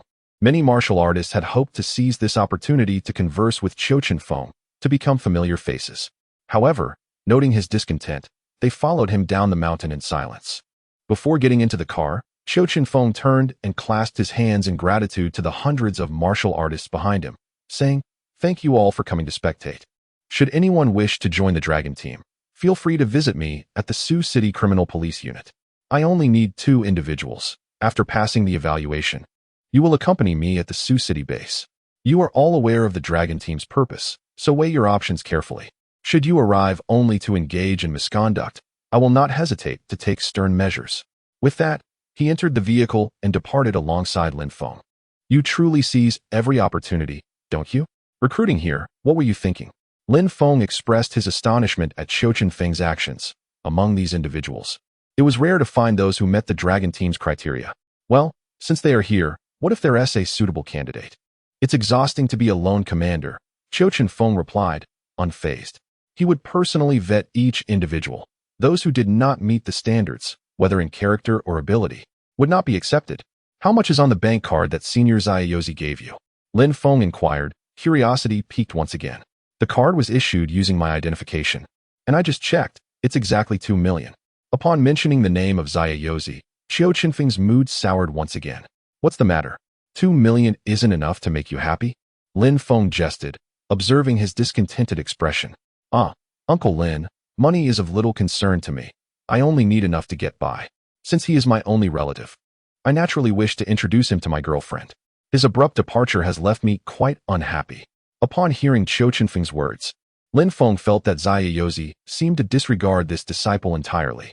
Yet, from another perspective, it was evident that he held a profound affection for him. It was perplexing to decipher his thoughts. By the way, how old is your master? How can he refer to the over 60-year-old Yamada Ruji as a little brat? Lin Feng suddenly recalled their conversation and inquired further. I am uncertain, I once asked him. And the old man claimed to have met Empress Dowager Cixi, though I wonder if that was mere boasting. Regardless of Qiu Chenfeng's thoughts, Lin Feng considered it might indeed be true. When he dropped him off at Lu Yilan's residence, it was nearly 1 in the morning. As he closed the door, Lu Yilan emerged from her room. Confess, where have you been? Gazing into her eyes, Qiu Chenfeng's earlier discontent faded away. He reminded himself that he had Shaolin now and could no longer wallow in his past as an orphan. My master came and gave me a bank card, claiming it to be my marital fund. Then he left. I chased after him for quite a while, but couldn't catch up. He told me to seek him again only after I advanced to a grandmaster. Otherwise, my presence would be of no help. These were the truths he shared, merely omitting the matter of the duel. Such matters were best left unspoken, as revealing them would only cause her worry. Here you go. Keeping it with me serves no purpose. Qiu Chenfeng retrieved the bank card from his pocket, shared the password with her, and then prepared to return to his room. What do you mean by here you go? How much is in there? 2 million. What do you mean by what for? Isn't a marital fund meant for a wife? All right then. Go to sleep. You have work tomorrow. If you don't sleep soon, daybreak will be upon us. With that, he retreated to his room to shower. As he was covered in dust from the earlier scuffle, Lu Yilan took the bank card back to her room and immediately secured it in the safe. Although it had been given to her, she would never use it. She would simply act as its custodian. Lying in bed, she experienced, for the first time, the delight of being cared for and trusted by him. Just a wall apart, Qiu Chenfeng, after showering, lay quietly in bed, reflecting on the years gone by. He realized that his life was just beginning. Early the next morning, he rose to find the pantry nearly empty and had no choice but to venture outside for provisions. He would have to visit the supermarket later that evening. Otherwise, they would run out of supplies. Time flew swiftly, and before long, it was January of the following year. In just over a month, the New Year celebrations would commence. Shaolin, when shall we return to your home? During a casual dinner conversation, Qiu Chenfeng suddenly asked, "Why? Are you eager to go?" Lu Yilin did not quite grasp what he was implying. Hee. I have never been to the Northeast, never boarded a plane, never traveled on a high-speed train, nor have I celebrated the New Year with anyone other than my master. Thus, I am quite looking forward to it. Chapter 35, The Li Family's Feast. All right, I will ask my mother later when we should return. Lu Yilin is also eager to take her back to her hometown and see the place where she grew up. Just as the two were about to step out for a stroll, Qiufeng's phone suddenly rang. Oh, it's Li Yuqing. I mentioned not long ago that he would contact me in a few days, but to my surprise, it has been over a month. Having said that, he answered the call. Hello, Mr. Li, what can I do for you? Hello, Mr. Qiu. I apologize for disturbing you. The thing is, my father would like to invite you for dinner tomorrow. Would that be convenient for you? Li Yuqing was as courteous as ever, and given his politeness, it was impossible for Qiufeng to decline. Just a dinner, although it was likely he needed assistance with something, whether to help or not was ultimately up to him. All right, please send me the address. I will go directly after work tomorrow. Upon hearing Qiufeng's agreement to attend the dinner, Li Yuqing promptly sent him the address. After exchanging a few pleasantries, Qiufeng hung up the phone. I must try to finish work on time tomorrow so we can dine together. They are treating me. It must be quite lavish. It would be a shame to miss out. Qiufeng said, holding Lu Yilin's hand as they strolled. I think I will skip it. It would be rather awkward since they did not invite me. Lu Yilin instinctively disliked such gatherings, where a meal might not yield a single genuine conversation. Come on, just consider it as accompanying me, all right? Fine, I will go if it pleases you. Seeing the anticipation in his eyes, Lu Yilin found herself acquiescing. Hee. My dear wife is the best. Let us go buy some clothes. We are heading to the Northeast soon. We should both get something warm, or I might freeze. With that, Qiufeng took her hand and led her into a clothing store. In less than 10 minutes, he had already purchased his own garments, while the next hour was solely dedicated to accompanying Lu Yilin as she chose her outfits. It was his first time realizing that buying clothes could take such an extended period. When they returned home, laden with bags, it was already past 9. How much did you spend today? I hope I didn't empty your pockets. After organizing the clothes, Lu Yilin sat back on the sofa and inquired. I didn't keep track, but I estimate around 5,000 to 6,000. It's hardly even a fraction of my salary, just a drop in the bucket. Qiufeng laughed, pulling her into his embrace. Upon hearing this, Lu Yilin instantly felt she had purchased too little. Sigh, it's truly incomparable. When I first met you, I could barely afford a meal. I spent over 500 on barbecue. And now, your salary is more than double mine. Where's the fairness in that? Qiufeng reflected on her words, realizing that these past few months had felt like a dream, with more occurrences than in the previous 20 years combined. Coming back to reality, he teased, what is there to compare? What is mine is yours. Or perhaps you should call me husband, and I'll send you a red envelope. Oh please, calling you husband? Do you believe I can turn you into a father-in-law? Lu Yilin shot back, making a playful scissor gesture. Oh no, that won't do. Do not jeopardize your own happiness. Lu Yilin was momentarily taken aback upon hearing this, her cheeks flushing as she seized his ear and questioned him. You seem quite knowledgeable now. Who taught you all this? Ouch. Nobody taught me. I learned it online. Qiu Chenfeng replied as he managed to escape her grasp. I shouldn't have let you use my computer. What on earth do you spend your days watching? As she spoke, she went to Qiu Chenfeng's room to reclaim her computer. Why don't you just watch me play when I'm on the computer? You could use your own room, Qiu Chenfeng suggested tentatively. Get lost. Are you done with theory and now eager to practice? After saying this, she felt a twinge of embarrassment and promptly closed the door behind her. Once she returned to her room, Qiu Chenfeng turned off the light and retreated to his own space. Lying on his bed, he idly scrolled through his phone, muttering to himself, sigh. Using my phone is nowhere near as comfortable as the computer. Yet, such playful banter did not affect their relationship. The next morning, everything resumed as usual. As the workday drew to a close, Qiu Chenfeng began to linger around Lu Yilin, leaving Li Tianxiang utterly bewildered. Little phone, what are you doing? You're making me dizzy. Uncle Li, someone is treating me to dinner today. I'm just waiting for Shaolin, Qiu Chenfeng explained. since Li felt dizzy. Qiu Chenfeng took a seat beside him. After a long wait, they finally finished work, changed their clothes, and strolled to the restaurant that Li Yuqing had mentioned the previous day. The establishment was conveniently close, requiring only about a 10-minute walk.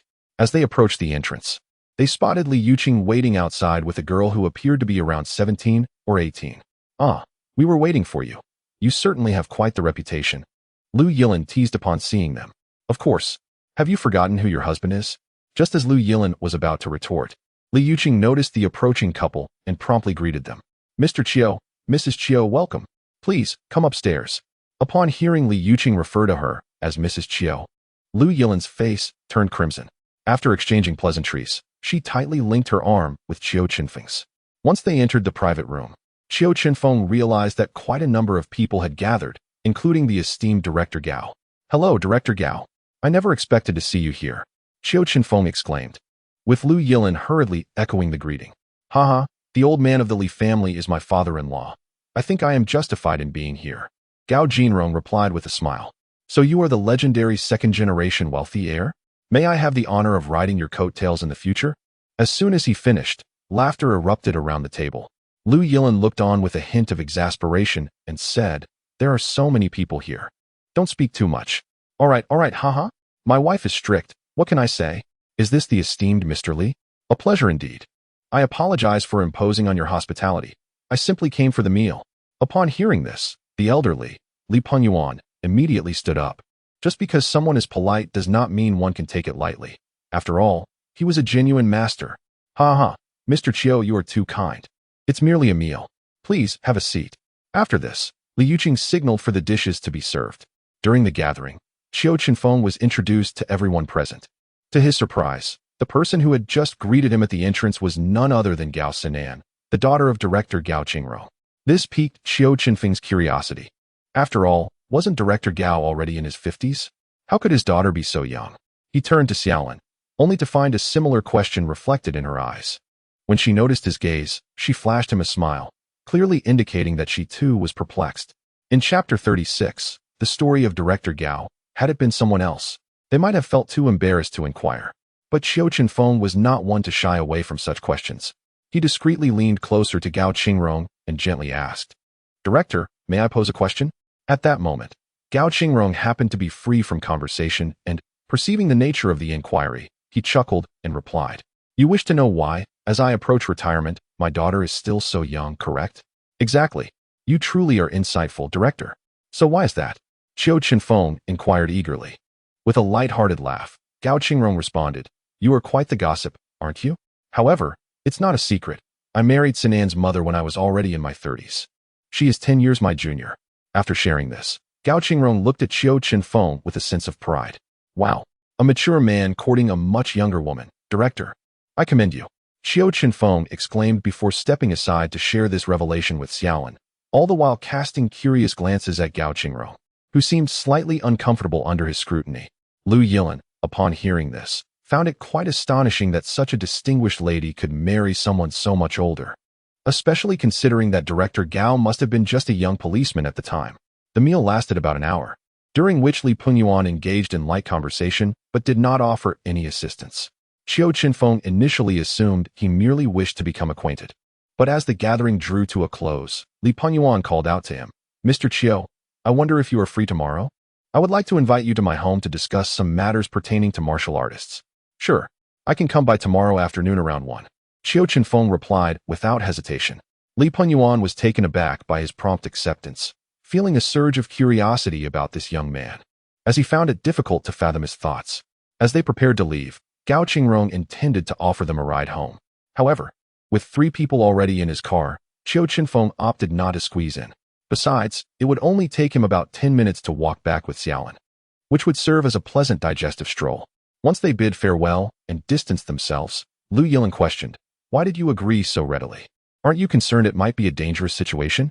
Understanding her concern, Qiu Chenfeng affectionately ruffled her hair and smiled. "Whether for the sake of Director Gao's reputation or due to the meal we shared, matters related to martial artists in Sioux City fall under my purview. For both personal and professional reasons, I must attend. Rest assured, silly girl, the Li family would never harm me. Their reputation is quite commendable." Moreover, I learned something today that further solidifies my belief that they are trustworthy. What did you discover? Where did you hear this?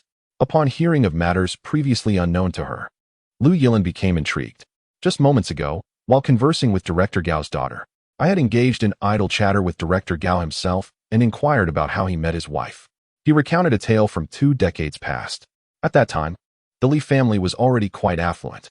Elder Li had 2 children, his eldest son, Li Qian, who is the father of Li Yuqing, and a younger daughter, who is now Director Gao's wife. During that period, Madame Gao held herself in high regard, dismissing suitors with disdain, and she remained unwed until the age of 25. By then, Li Yuqing was already 10 years old, and with his father's guidance, Li Qian began to assume control of the family business. Though the family was eager for their daughter to marry, Elder Li indulged her whims, insisting that as long as she found a suitor unworthy, no matter their wealth, she should not entertain them. One day, upon returning home, Elder Li discovered his daughter was missing. Assuming she had gone out to play, he was taken aback when a phone call came in half an hour later, demanding 2 million in cash for her release. At that moment, Elder Li's wife was beside herself with worry, urging him to prepare the ransom. However, after careful consideration, Elder Li resolved to contact the police, understanding that acquiescing to the demands would likely invite further extortion, and even then, there was no guarantee of their daughter's safety. Upon receiving the report, the Criminal Investigation Unit dispatched personnel to the Li residence, led by Director Gao, who was then the captain of the unit. After more than 20 hours of investigation, they finally located the hostage. During the rescue operation, Director Gao was inadvertently stabbed by one of the kidnappers. Fortunately, the injury was not life-threatening, but he required a hospital stay of over 10 days. Throughout that duration, Madame Gao visited him daily, and their interactions kindled the flames of love between them. When Director Gao first visited the Li household, he anticipated that Elder Li would disapprove, given his modest background.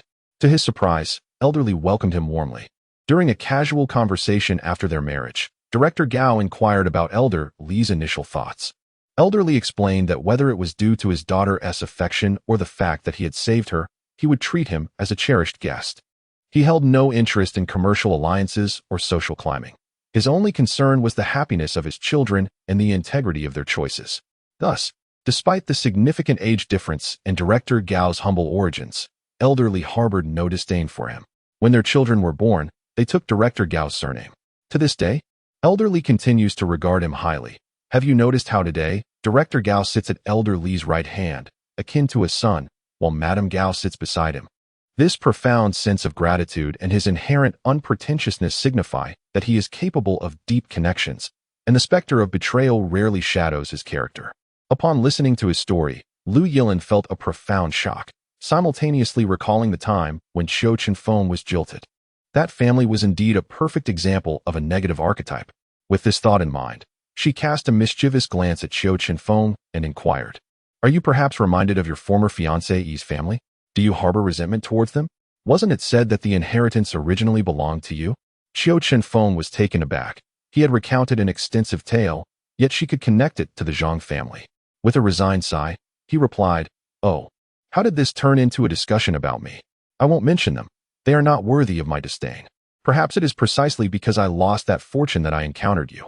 I now feel grateful that they consumed that wealth and annulled the engagement." As he spoke, he tightened his grip on Xiaolin's hand. Sensing the strength of his hold, Lu Yilin displayed a barely perceptible smile. Upon returning home, the two of them cozied up to one another. Suddenly, Lu Yilin pondered a question and asked, "Aren't you free tomorrow morning? Why do you only plan to go to the Li family in the afternoon?" Chapter 37. Jin Ming. Ah, yes. Someone is coming in the morning to interview for a position under me. As soon as this subject arose, Qiu Chenfeng's mood soured. It had been over a month since he extended the invitation at the foot of the mountain, and only one person had reached out to him. Is that so? Will you no longer be a solitary commander in the future? That is not certain. I will not accept anyone unless either their character or capability meets my standards. In any case, there was little urgency for him to recruit, as there were not many tasks at hand. After chatting for a while, Su Ying's call came through. This time, Lu Yilin did not shy away. She nestled into Qiu Chenfeng's embrace and answered the phone. "Mom, what's the matter? Why are you calling me so late?" "Late? Oh my, I didn't notice it was already 11. I just returned home from the operation and called you. Have you and Xiaofeng discussed when you will be back?" Your father has been asking these past few days. While Lu Yilin contemplated how to respond, she heard Qiu Chenfeng speak up beside her. Auntie, we will return in early February, most likely before the 5th. Upon hearing Qiu Chenfeng's voice, Su Ying immediately responded with delight. Xiaofeng, before the 5th, you say? That is wonderful. I shall prepare more delicious food for you. You're still beside her at this late hour. Have you two been sleeping together? At this remark, Lu Yilin was utterly flabbergasted. What kind of mother is this? The last time they met, she warned him to be cautious, and now she was inquiring if they were sharing a bed. In a fluster, she hastily extricated herself from Qiu Chenfeng's embrace and moved to the television, stating, Mom, don't think too much. We're just watching TV in the living room. With that, she quickly winked at Qiu Chenfeng, signaling him to contribute a few words for clarification. Receiving her cue, Qiu Chenfeng called out from a distance, Indeed, Annie.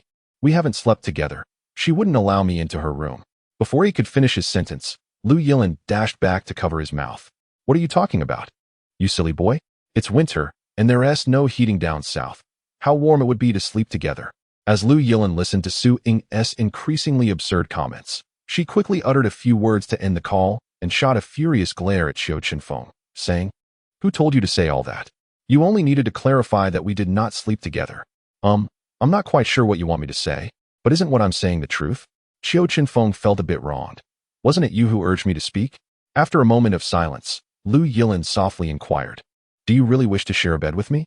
Qiu Chenfeng, perplexed by her meaning and hesitant to speak for fear of further missteps, could only nod vigorously. Observing his gestures and expressions, Lu Yilin could only manage a wry smile and shake her head. Can you give me a little more time? I'm truly not ready yet. All right. But what is there to prepare? This question once again touched upon his blind spot regarding life. In truth, he had only viewed some romantic dramas online and had not indulged in anything inappropriate. At this moment, Lu Yilin was utterly exasperated and could only reiterate. Is psychological preparation sufficient? Certainly. No problem. I'm not in a hurry. It's just that sleeping while holding you feels much more comfortable. Lu Yilin shook her head. Choosing not to engage further, she found herself at a loss for words, resigning to let things unfold naturally. After all, she couldn't possibly teach him everything, could she? He seemed quite adept at kissing her. The following morning, a young lad, seemingly around 17 or 18, arrived at the criminal investigation team. Lu Yilin was taken aback. She had expected new recruits, but not a mere child. Upon entering Qiu Chenfeng's office, he timidly greeted him as senior and fell silent thereafter. What is your name? How old are you? Who does your family comprise, and what do they do? Qiu Chenfeng inquired. My name is Jin Ming. I'm 17, and I have no family left. I've lived with my father since childhood, but he had cancer and passed away a few days ago, the boy replied, his words delivered with an unsettling calmness. Qiu Chenfeng could discern nothing from his expression. The only certainty was that he had never taken a life. Everything else remained a mystery. Thus, he continued his questioning. Who taught you the ancient martial arts? At such a young age, you're already at the initial stage of innate capability? Upon hearing Qiu Chenfeng's question, Jin Ming promptly responded. It was my father. He was at the mid-stage of innate capability. He guided me in my training when I was very young. Qiu Chenfeng nodded, handing him a piece of paper to inscribe his name and identification number, then instructed him to wait as he exited the office. Uncle Lin, could you help me investigate this child? Lin Feng took the paper from his hand, glanced at it, and remarked, I can only retrieve basic information here. You might as well contact the Dragon team directly. They can trace a person's history from birth. Oh my, how could I forget that? All right, Uncle Lin. I'll take my leave. With that, he exited Lin Feng's office and proceeded to call Zhu Linxing in the corridor. Upon hearing the request for an investigation, Zhu promptly arranged for it to be handled. Within minutes, his phone rang back. Director Qiu, this boy seems quite impressive. Since he was 14, when his father could no longer work, he has been supporting both himself and his father through odd jobs for over 3 years now. He also possesses considerable talent, though his personality is somewhat reclusive. Thank you, Leader Zhu. With that, Qiu Chenfeng hung up the phone and returned to the office. Young man, you have 3 months until you come of age. These 3 months will serve as your probationary period, during which your salary will be issued. But you will not hold a formal position. Starting tomorrow, you are to arrive here before 8 a.m. each day, and I will impart some knowledge to you. I must remind you that your work must remain confidential, even from the police outside this door. Can you manage that? Yes. Although Jin Ming had a somewhat reclusive personality, He couldn't help but feel a spark of excitement upon hearing Qiu Chenfeng's willingness to take him under his wing. Is your home nearby? If it's far, you may need to rent a place. It's not too far. It takes about 20 minutes by bus. Good, then that's settled. Do you have any money on you? Qiu Chenfeng instinctively felt a fondness for him, seeing a reflection of his younger self. No, Jin Ming replied, somewhat embarrassed. Come, let us add each other on WeChat. Qiu Chenfeng observed that Jin Ming's phone, though old, was still a smartphone. He took the phone, added his WeChat, and transferred 2,000 yuan to him. After saving his contact information, he returned the phone. Use this money for now. There's nothing pressing today. You can head back and come again tomorrow. I'll be out in the afternoon and won't have time to guide you. Once you return home, please buy a new outfit. The one you're wearing is too worn. If you need anything, feel free to call or message me. Seeing the extra 2,000 yuan on his phone, Jin Ming felt the warmth of concern from a stranger, someone only a few years his senior. He instinctively wanted to refuse the money but recognized his pressing need for it, whether for food or clothing. Now that he was working here, he certainly couldn't continue wearing those tattered clothes. Thank you, Director, Jin Ming said softly. After that, Qiu Chenfeng allowed him to leave, not probing too deeply into Jin Ming's family circumstances. If he were in Jin Ming's position, he too would be reluctant to discuss painful matters. Perhaps it would be best to wait until Jin Ming matured a bit more before broaching such topics. Once Jin Ming departed, Qiu Chenfeng reported his information to the Long Group headquarters. Soon after their review, they swiftly processed his probationary paperwork, a salary of 3,000 yuan during the trial period, rising to 6,000 upon formal employment. His salary card and identification would be delivered the following day. Having completed this task, he went to the large office to dine with Lu Yilin. During lunch, she couldn't help but inquire about the young man from the morning, to which Qiu Chenfeng shared what he could, withholding any details that were confidential. After lunch, he made his way to the Li residence, as it was nearly time. Upon arrival, he found a modest villa with a spacious garden, where the old matriarch was tending to her flowers. Good afternoon, Mrs. Li. I am Qiu Chenfeng. Could you kindly open the door for me? Upon hearing his call, the elderly lady turned and immediately approached to open the door. Ah, Xiaofeng. I hope you don't mind my calling you that.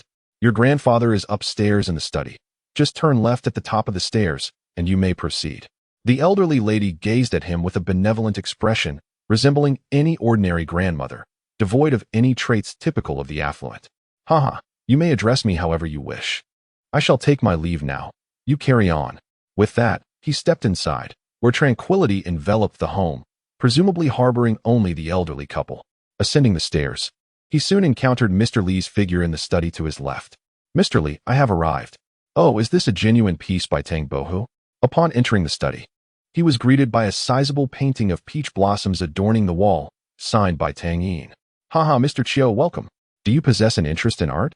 Mr. Li, engrossed in a book, immediately rose to acknowledge him upon hearing his voice.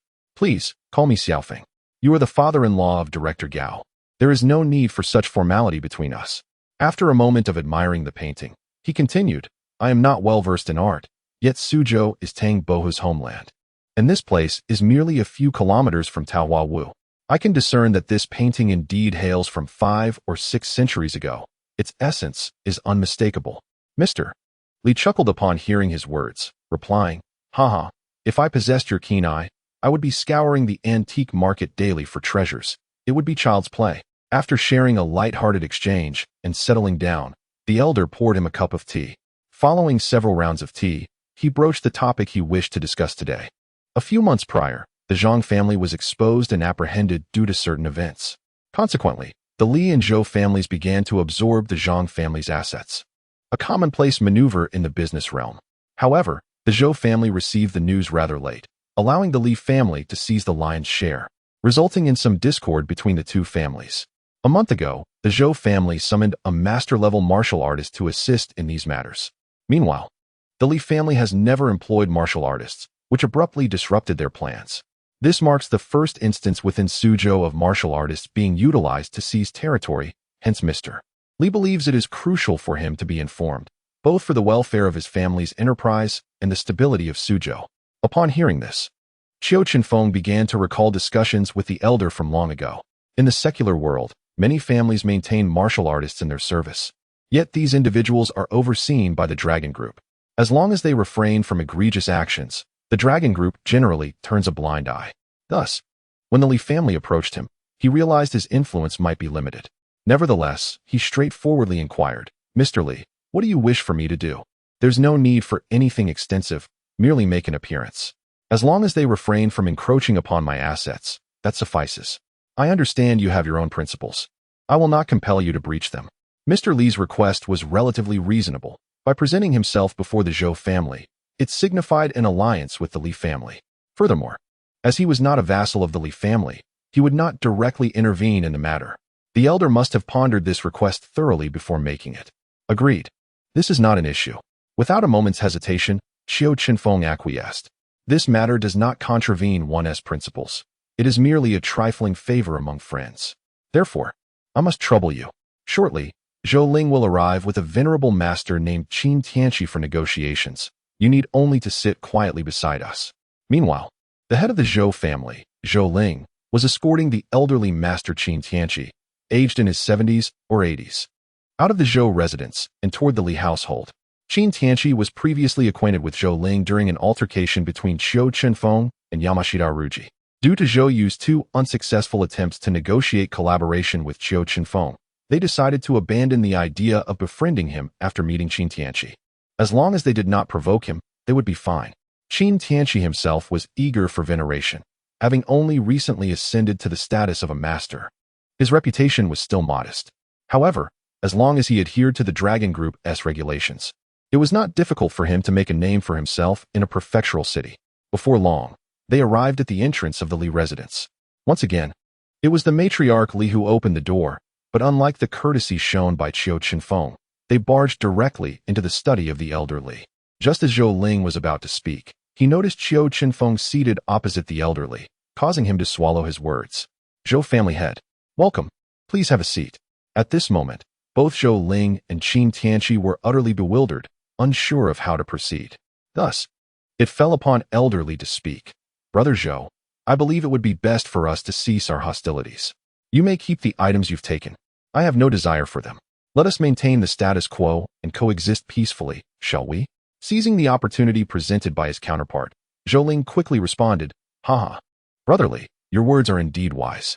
We shall heed your counsel and proceed accordingly. Let us develop together in the future." After a lengthy exchange of pleasantries, Zhou Ling finally departed with Qin Tianqi, while throughout the encounter, neither Qiu Chenfeng nor Qin Tianqi uttered a word. Chapter 39. Preparing to return home for the new year. Once outside and back in the car, the two finally regained their composure. Zhou Ling, infuriated, began to pound on the car seat in frustration. He then took out his phone and called his son, Zhou Tianming. Upon answering, he immediately berated him. "How is it that Qiu Chenfeng is at the Li household? Are your subordinates completely incompetent? How could so many people fail to notice that Qiu Chenfeng has aligned himself with the Li family?" Hearing his father's reprimand, Zhou Tianming was initially taken aback, but upon realizing Qiu Chenfeng's alliance with the Li family, he grasped the gravity of the situation. "Father, I truly had no intel on this. Besides, Xiao Yu has made several visits, yet they refuse to discuss collaboration. I will investigate how the Li family has managed this." Frustrated by the lack of awareness, Zhou Ling exclaimed, "Those fools you employ should be sent to clean the toilets." With that, Zhou Ling crushed his phone in his grip. However, he dared not express his anger toward Qin Tianqi, acknowledging that he was no match for the master.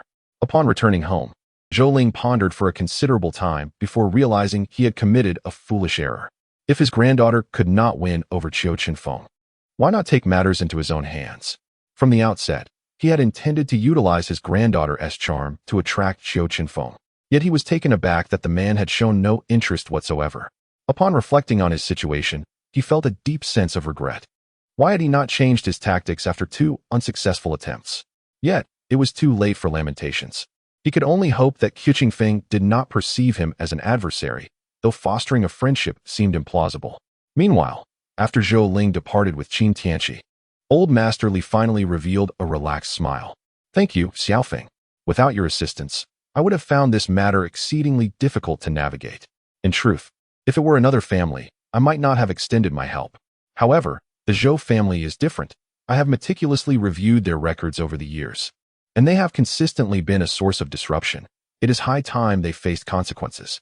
Qiu Chenfeng's impression of Zhou Ling had been unfavorable from the outset, especially after she attempted to entice him with her granddaughter. In his view, families that resorted to such tactics were seldom virtuous, and he had long sought a reason to confront the Zhou family. Very well, old Li, I shall take my leave. If I delay further, my wife will soon finish her shift. Good. Do come around more often when you have the time. Old Master Li did not insist on detaining him, understanding that individuals of his ilk preferred to avoid excessive formalities. Upon returning to the Criminal Investigation Unit, he searched in vain for Xiaolin. After inquiring with a colleague, he learned that she and Li Tianxiang had been dispatched to a murder case that afternoon. It seems I shall have another restless night. Consequently, he returned to his office and soon succumbed to sleep. Xiaofeng, wake up, it's time to go home. In his dreams, he heard someone calling him. Upon opening his eyes, he saw Xiaolin and realized he had slept well past 8 o'clock. How did I sleep for so long? Have you finished your shift? Yes, I just returned. They mentioned you were still in the office, so I came by, Lu Yilin replied, taking his hand as they exited the Criminal Investigation Unit. Are you hungry? She asked, a hint of embarrassment in her voice, as she had already dined with Li Tianxiang earlier. Indeed. What about you? Have you eaten? Qiu Chenfeng countered. Oh, I forgot about you. Lu Yilin admitted, nodding sheepishly. It doesn't matter. As long as you have eaten, that is what counts. No matter how busy you are. You must remember to nourish yourself. If you neglect your meals, you will only grow more fatigued each day. Lu Yilin was taken aback by his lack of irritation and his continuous concern for her well-being. She had assumed that forgetting to inform him not to wait would provoke his anger. What will you eat? I will accompany you. Let's head home. You should shower and rest. You look utterly exhausted. I'll just prepare some instant noodles for dinner. Upon arriving home, he indeed prepared only instant noodles. Lu Yilin wished to spend a little time with him, but he urged her to return to her room to rest. A person who has practiced martial arts for years understands better than anyone the significance of proper meals and sleep. If either is neglected, one will undeniably feel the repercussions. Over time, neglect can lead to various ailments. Given that Xiaolin's job often interfered with her ability to eat and sleep well, he needed to instill in her the habit of sleeping when tired and eating when hungry. The following morning, Qiu Chenfeng rose early to prepare breakfast for her, muttering to himself as he cooked. Why must a young girl pursue a career in criminal investigation? A clerical position would be far more agreeable, normal hours for eating and sleeping, ample holidays, and devoid of danger. As Lu Yilin stepped out of her door, she overheard his murmurs and approached him, inquiring, What are you muttering about? Nothing. I merely mentioned adding an extra egg for our little Lin. She surely won't be able to eat on time today, he replied, concealing his true thoughts with a casual fabrication. You're not even married to me yet, so how can I be your little Lin? Lu Yilin quipped, unaware of his musings, and they engaged in playful banter. His remarks were merely formalities. He expressed his affection by stealing a quick kiss before resuming his tasks. After breakfast, they arrived at the Criminal Investigation Department, where Lu Yilin soon departed. At that moment, Jin Ming arrived, and Qiu Chenfeng handed him the identification and bank cards that had been sent over. However, once his probation period concluded, he would need to arrange for a temporary work permit with Uncle Lin. Otherwise, the lad might inadvertently flash his Dragon Team credentials. Qiu Chenfeng spent the day acquainting Jin Ming with job requirements and assessing his capabilities. As the workday drew to a close, it became evident that little Lin had yet to return, prompting him to take a nap in the office, as being alone at home held little allure. Finally, the end of January arrived, and Qiu Chenfeng finally obtained his driver's license, while Jin Ming's work performance garnered recognition from both himself and headquarters. Meanwhile, little Lin remained perpetually busy, and it was time for him to request a leave of absence for her. He first called the Dragon Team headquarters to inquire when he could leave Sioux City, receiving a response that he could depart at any time, as long as he returned to handle any urgent matters. Next, he sought out Lin Feng, determined to secure a 10 to 15-day leave for little Lin, who had been exhausted. Fortunately, with Gao Qingrong's approval, Lin Feng granted little Lin a leave from the 5th to the 25th, a full 20 days, allowing her some well-deserved respite. Upon her return to the unit, as they journeyed home together, Qiu Chenfeng shared this delightful news with her, and the weariness on her face vanished instantly. However, the days leading up to the holiday were always the most arduous, and it was not until the end of the workday on the 4th that little Lin could finally let loose. Chapter 40. The Journey Home. Little Ming, starting tomorrow, you can rest and prepare for the new year. Even if you're the only one at home, live well and don't dwell on the past. This year, I'll be heading to the northeast, to your sister-in-law's place, so if anything arises here, I will contact you directly. All right, head home now. Rest well. After the new year, we may be quite busy. As for when to return to work, I will inform you later. By the way, as your superior, I'll personally send you a red envelope for the new year. Don't think it too little. I'm rather cash-strapped myself, haha. Noticing the time was already 5 o'clock, Qiu Chenfeng dismissed Jin Ming, feeling quite satisfied with the young man, who was just over 2 years his junior. All right, thank you, brother. I'll take my leave now. After becoming familiar with Qiu Chenfeng, Jin Ming began to refer to him as Big Brother and gradually understood his character. He preferred to take his belongings directly rather than engage in unnecessary politeness, which would only displease him. Upon stepping outside, Jin Ming discreetly glanced at the hefty red envelope, which he estimated contained at least 2,000 to 3,000. He recognized that Qiu Chenfeng was using this opportunity to support him, and he felt a genuine sense of gratitude towards this director brother. Once Jin Ming departed, Qiu Chenfeng proceeded to the main office, where he found Xiao Lin still organizing her things. He engaged in conversation with Li Tianxiang and others, inevitably becoming the target of some teasing. After bidding farewell to everyone, the two drove home, a distinct change being that Qiu Chenfeng was now behind the wheel.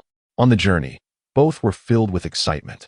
Lu Yilin was thrilled to finally return home, while Qiu Chenfeng was eager to explore the outside world. What time are we departing tomorrow? Are we taking the train or the plane? Qiu Chenfeng inquired, as he had never arranged such matters before, leaving it all to Lu Yilin. We're taking the high-speed train. We board at around 10 in the morning at Sioux City North Station, and it takes about 10 hours to arrive. We'll fly back. But tickets are hard to come by. I couldn't secure a plane ticket, she replied. All right. Oh my, over 10 hours? I've never spent that much time in a vehicle in my entire life. That evening, after finishing their packing, the two spent hours chatting on the couch. Perhaps due to their excitement, they felt no sleepiness even past midnight. Xiao Lin, you should sleep soon. Otherwise, you'll be exhausted tomorrow, Qiu Chenfeng suggested, glancing at the late hour. Okay, but I'm just too excited to sleep. Lu Yilin admitted, aware that it was late and that she had been wanting to sleep, yet found it difficult to doze off. Lie on your bed and blink rapidly for 30 seconds. Sleepiness will come. Really? I'll give it a try? With that, Lu Yilin returned to her room. Qiu Chenfeng lingered in the living room for a while, hoping she wouldn't come back out due to insomnia. After waiting for half an hour, he too went to his room, not forcing himself to sleep, as it wouldn't affect him much if he stayed awake. The next morning, Lu Yilin rose even earlier than Qiu Chenfeng, clearly brimming with excitement. Upon seeing him awake, she proposed, let us skip breakfast today and eat out instead. All right, let us get ready to head out. We should stop by a specialty shop. We can't return with just the two of us. Qiu Chenfeng replied, while checking the gas valve and utilities in the house. Oh dear, I almost forgot. But what should we buy? I have no idea, Lu Yilin realized. Let us not dwell on it. I had Uncle Lin help me with the order yesterday. He has lived here for half his life and surely knows better than we do, Qiu Chenfeng said as he donned his down jacket, slung his backpack over his shoulder, and led Lu Yilin out the door. Upon arriving at the specialty store, they discovered that Lin Feng had prepared a multitude of items for them. If it weren't for Jin Ming's training in ancient martial arts, he would have certainly struggled under the weight. Are they heavy?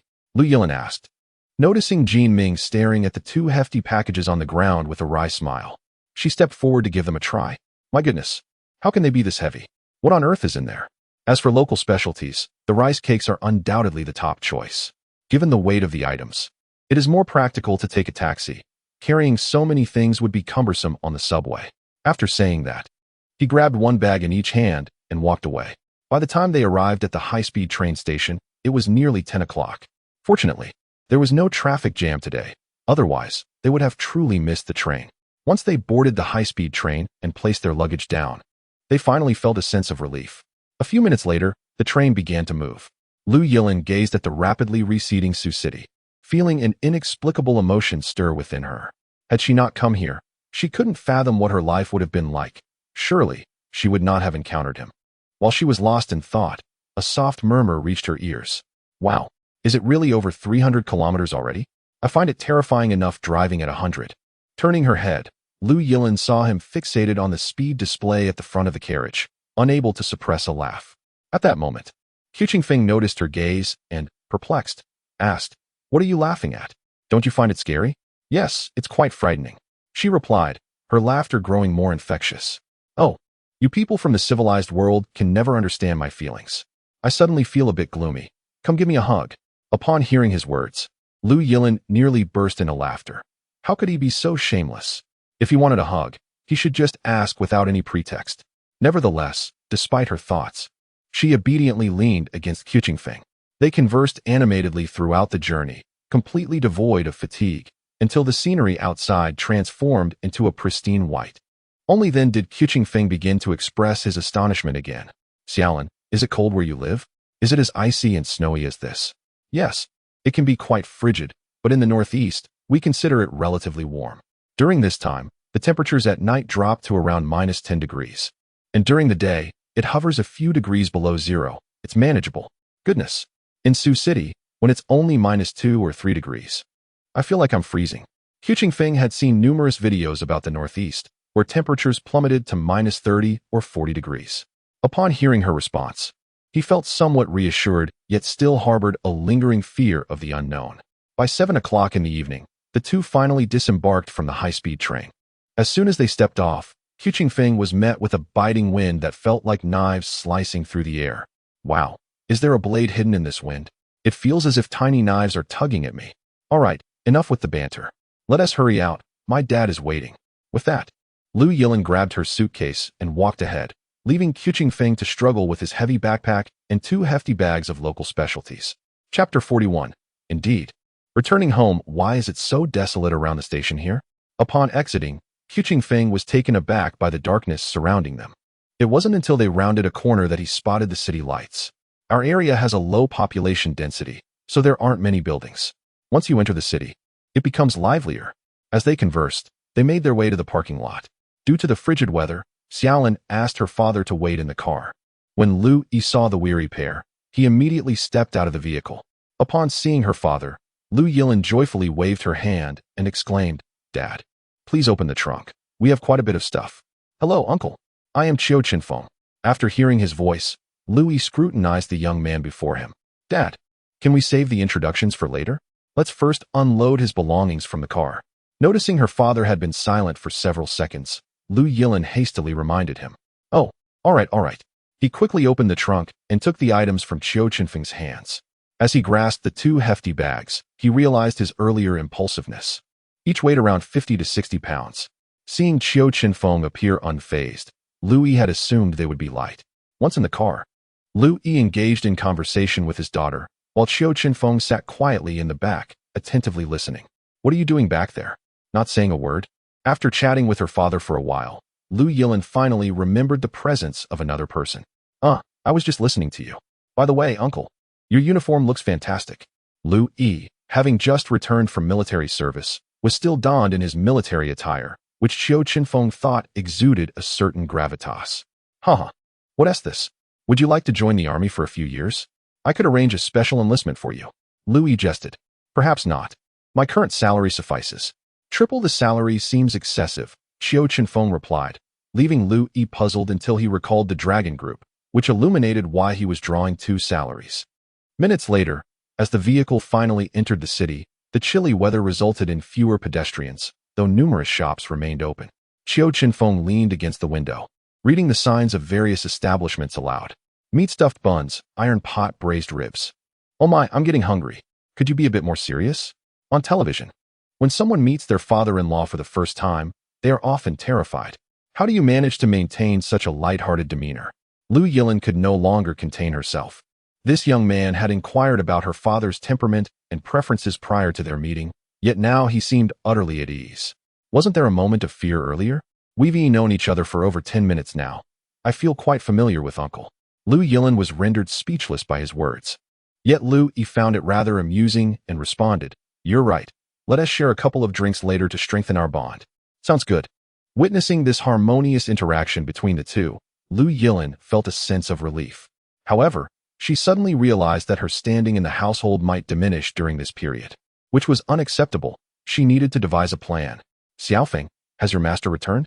Lu Yi inquired while waiting at a traffic light. He returned to the northeast?" "Yes.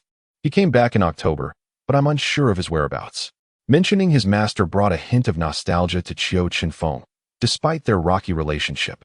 He was the only family he had known for the first 20 years of his life. Furthermore, he understood that the old man's gruff exterior masked genuine concern, especially during his recent duel with Yamamoto Ruji, when the old man had surely come out of fear for his safety. Did you not know? Did he never mention where he became a monk? Upon hearing this, Lu Yi felt a wave of incredulity wash over him. How could they have spent 2 decades together without him ever mentioning such a significant detail?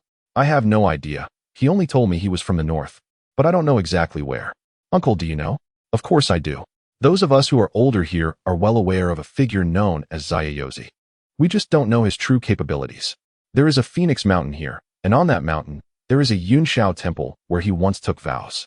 If I'm not mistaken, you were likely found there. Lu Yi's words echoed in his ears like thunder, causing his breath to quicken for a moment. So, the name Yunshao Temple originated from this place. After calming his emotions, he asked, Uncle, does that mean I could possibly be from here? Lu Yi nodded in agreement, saying, It is indeed possible. Even if you are not from Fengcheng, it wouldn't be too far off. Oh my Xiaolin, what a twist of fate. You actually brought me back home. Although he spoke playfully, his heart was a tempest of emotions. It had been years since he had thought about his parents and family, and now he felt an impulse to seek them out. After a few minutes of silence, Lu Yi's car stopped at the foot of an apartment building. He called out to them, Get out. You can leave your things in the car. We'll return to our hometown tomorrow. This is a military-issued apartment, conveniently located near the barracks. Hurry up and head upstairs. With that, he led them up the stairs. Upon entering, the delicious aroma of food wafted through the air. At this point, Qiu Chenfeng had already adjusted his mood, having let go of much over the years. Annie, what delicious dishes have you prepared? It smells wonderful. Before even stepping inside, Qiu Chenfeng began to exclaim. Lu Yilin observed his demeanor, feeling somewhat helpless.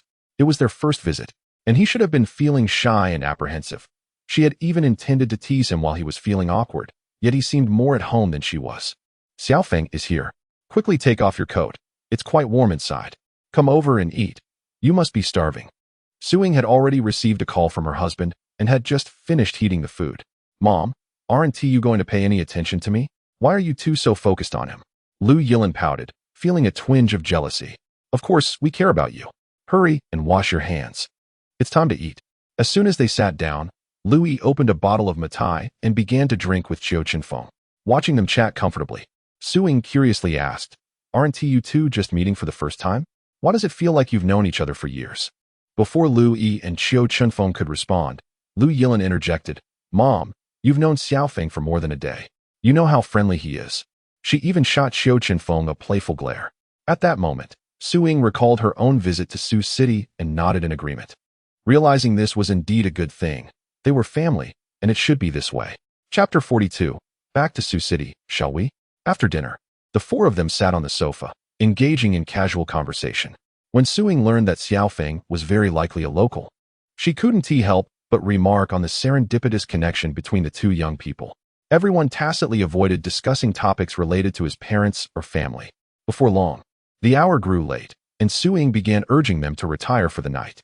At that moment, Lu Yilin realized that their home had only 2 rooms. Even if they returned to their hometown later, it meant she would have to share a room with him. Nevertheless, she decided to make one last plea to her mother. Mom, let Xiaofeng sleep with Dad. I want to sleep with you. It's been ages since we last shared a bed. Suing, well aware of her daughter's intentions, promptly shook her head and responded, That won't do. Your father's snoring is too loud. I've grown accustomed to it, but Xiaofeng's certainly one tea. Hurry back to your room, wash up, and go to sleep. After saying this, she shot a knowing glance at Qiu Chenfeng, urging him to seize the opportunity, now that they would be sleeping together. It would be the same when they returned to Sioux City. Lu Yilin clearly understood her mother's gesture, and her face immediately reflected her resignation. With no other choice, she retreated to her room. After showering, the two finally lay down together, though both felt a bit tense. Ultimately, it was Qiu Chenfeng who summoned his courage and enveloped her in his embrace. Hey, don't move around. If we're going to sleep, let us just sleep. Lu Yilin's heart raced the moment he held her close. All right, just hold me while we sleep. Let us go to sleep. After saying this, Qiu Chenfeng lowered his gaze to her. It was a dangerous moment. Ordinarily, Lu Yilin wore only a nightgown to bed, and when he pulled her closer, Her clothing had slightly shifted, revealing a glimpse of her delicate skin from his perspective. "Ah, are you trying to kill me?" Lu Yilin exclaimed, quickly wrapping her garment tightly and breaking free from his embrace. Do you believe me if I say I saw it by accident?" Qiu Chenfeng was just as nervous. This was an experience unlike any he had encountered before, his body radiating primal impulses. "I don't believe you. No more touching. Just sleep." With that, they lay back down, leaving a gap between them that could comfortably accommodate another person. After a moment of silence, Qiu Chenfeng turned to his side, eyes wide open, gazing at her. As he admired the beauty of the sleeping princess, Lu Yilin also turned to face him, their eyes locking and the distance between them diminishing. As Qiu Chenfeng leaned in to kiss her, everything began to spiral into an inappropriate direction. With time passing, his hands grew restless. And just as he was about to venture into forbidden territory, Lu Yilin swiftly grasped his hand, whispering, "No, the soundproofing here is terrible. Can we wait until we're back in Sioux City?" Qiu Chenfeng understood that she was now prepared, so he decided to wait a few more days. Thus, they calmed their hearts and embraced, drifting into a peaceful sleep until after 8 o'clock. When Lu Yilin awoke, she found Qiu Chenfeng staring at her intently, causing her cheeks to flush instantly. "What are you doing, staring at me so early in the morning?" "Because you're beautiful," he replied, a sentiment that had remained unchanged since the day they met. After waking up, Lu Yilin discovered that her parents had left the house, the purpose of their departure unknown. Thus, the two of them leisurely began their breakfast. Qiu Chenfeng directly took a cake and settled by the window to admire the snowy landscape. Behind the building, there were no towering structures, allowing him to gaze far into the distance. The northern scenery, with its vast expanse of icy terrain and drifting snow, inspired him to recite poetry. Just as he was caught in a poetic fervor, Lu Yilin interrupted him. "What are you doing? Is this your first time seeing such an abundance of snow?" "Indeed. Back on our little hill, we would occasionally see a sprinkle of snow. But this place is wonderful. It's snowing heavily outside while it's so warm inside," Qiu Chenfeng exclaimed, still captivated by the snow-covered view. "All right, finish your meal. They should be back soon." Not long after they finished breakfast, Xiaolin's parents returned, tidied up their belongings, and drove back to their hometown. Although they referred to it as going back to their hometown, the journey was brief, taking less than 20 minutes. "Xiaofeng, this is Phoenix Mountain, and the Yunxiao Temple is situated atop it. Tomorrow, let Xiaolin take you up for a visit." As they passed the entrance to the scenic area, Lu Yi pointed it out to him. Although he could not see the temple at that moment, he gazed longingly in that direction. A few minutes later, the vehicle pulled into a modest northeastern courtyard, and as they exited, two elderly figures emerged from the house. "Grandpa, Grandma, I'm back." Upon stepping out of the car, Lu Yilin rushed to embrace the elderly woman. After introducing Qiu Chenfeng to them, the family entered the house together. "Xiaofeng, where are you from?" The elderly couple, unaware of Qiu Chenfeng's background, inquired as they shared a meal. "I suppose I am from here, though I'm not entirely sure." Noticing his uncertainty, Lu Yilin clarified his background. "Oh, so that's the case. Good child, from now on, this will be your home. Whenever you feel weary from the outside world, feel free to return and stay for a while." Upon hearing the elderly woman's words, Qiu Chenfeng felt an inexplicable warmth in his heart. He had never before heard such affectionate words directed at him. "Grandpa, Grandma, do you know about Zayayozi?" After regaining his composure, Qiu Chenfeng asked. He had recently realized that he did not know much about his master and wondered if he could glean some information from them. "Of course we know. Many decades ago, the three brothers came to Yunxiao Temple, which was still a dilapidated shrine back then. It was only in the last 10 years that it underwent reconstruction. During that time, the three of them frequently descended the mountain to treat villagers without accepting a single coin. There were rumors that they had come here to live in seclusion after fighting against the Japanese." "What? My master fought against the Japanese?" Qiu Chenfeng was astonished, having never heard him mention it. Logically speaking, a man as proud as his master would have certainly shared such heroic tales. The elderly woman nodded and continued, "Yes. The villagers said that initially there were 5 brothers, but 2 perished during the fight against the Japanese, which is why they seldom speak of it." At this moment, Qiu Chenfeng finally comprehended that the old man harbored many thoughts within. "Enough of this. Let us eat first, and later we shall slaughter the pig together." Ultimately, it was Lu Yi who interrupted their conversation, for if they continued to converse in this manner, their meal would remain untouched. In the afternoon, several individuals, along with a few neighbors from the village, commenced the process of butchering the annual pig. Once everything was properly handled, Suing prepared to take her 2 children to visit her maternal home, which was conveniently located within the same village, just a short walk away. Xiaofeng, wait. Take the cigarettes and liquor you brought along. I am quite odorous and shall not accompany you. Upon noticing their intention to visit her in-laws, Lu Yi immediately called out to them, urging Qiu Chenfeng to bring some festive goods. Oh, you should not be so inconsiderate. That was a gift from their child. You cannot simply procure more. Suing expressed her discontent with his act of borrowing flowers to present to Buddha. What does it matter? Why must we delineate so strictly? Lu Yi retorted before resuming his drinking with the neighbors. Suing, unable to contend with him, took her 2 children and proceeded to her parents' home. Auntie, why are all the houses here single-story? A small building would look so much nicer. As Qiu Chenfeng strolled along, he observed that most residences were single-story with large courtyards, leaving him quite perplexed. High-rise buildings are impractical. Heating them is too troublesome. Given the ample land, single-story houses are quite suitable. Ah, I see. My mind must have been frozen, for I failed to comprehend such a simple matter, Qiu Chenfeng remarked, patting his head, which elicited laughter from the mother and daughter. Upon arriving at Xiaolin's grandparents' home, she introduced Qiu Chenfeng to everyone. Suing had 3 elder brothers, making for quite a sizable family. After delivering the New Year's goods and returning home, they were greeted by a young man in military uniform who rushed over upon seeing Lu Yilin. Xiaolin, you have returned. I heard from Uncle Lu yesterday that you would be back, so I took the day off to see you. Here, this is for you. As he spoke, he retrieved a platinum bracelet from his pocket. While Qiu Chenfeng could not discern its other qualities, it was evident that it was quite valuable. Lu Yilin immediately felt displeased and shot a glare at her father. However, Lu Yi felt wronged as well. He had merely mentioned to his officer that he was returning home, which happened to be overheard. I do not want it. I cannot wear jewelry at work. Please take it back. She then introduced Qiu Chenfeng, saying, This is my boyfriend, Qiu Chenfeng. As she spoke, she pulled him closer and continued, This is Tian Lei. We have grown up together. Although she did not elaborate further, Qiu Chenfeng was no longer the naive individual he once was. He could clearly perceive Tian Lei's affection for her. Oh, Brother Lei, how do you do? Do you smoke? Let me get you one. He boldly snatched a cigarette from Lu Yi and offered it to him. Tian Lei was taken aback by this display. Few dared to seize a cigarette from Uncle Lu. And it was particularly surprising that Lu Yi exhibited no anger, behaving as if nothing had transpired. Xiaolei, you should head back. Do not waste your precious few days off on trivial matters. The new year is just around the corner, and after it, your special forces team will commence rigorous training. If you lag behind then, I shall have to deal with you. Upon hearing Lu Yi's words, Tian Lei immediately straightened his posture, saluted, and hastily departed. He dared not retort at that moment. It could prove fatal.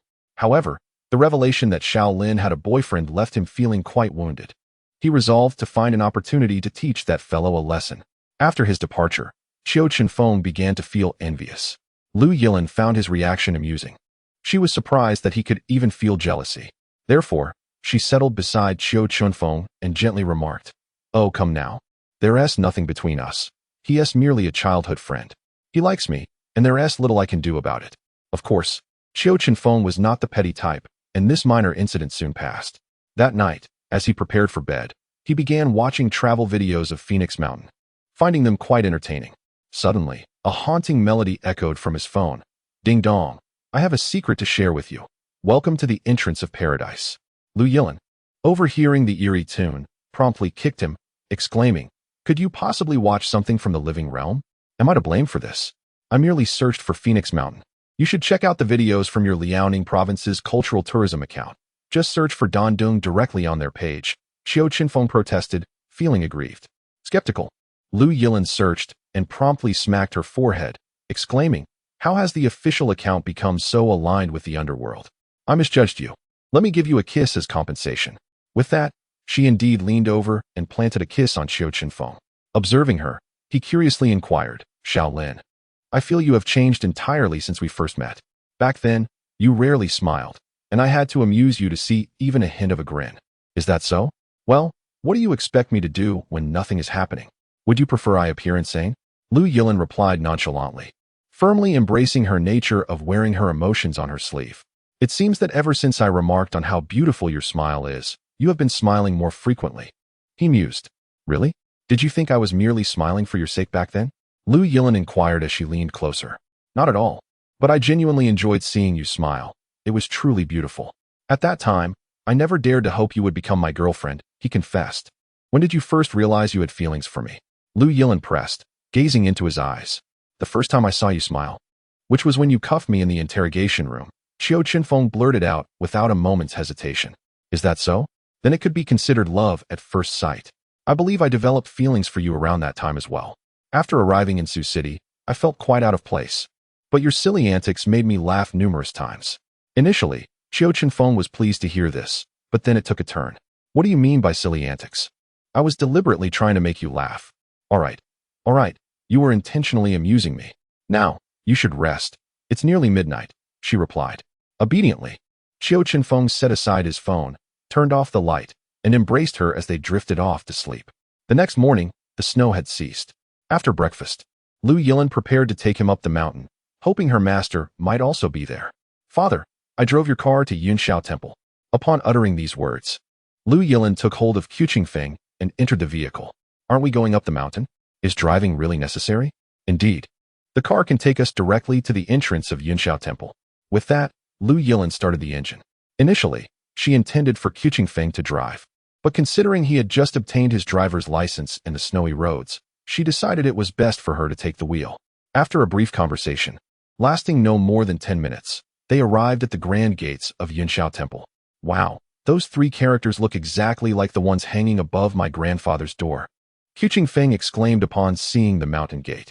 All right, let's get out and take a look inside. Chapter 44.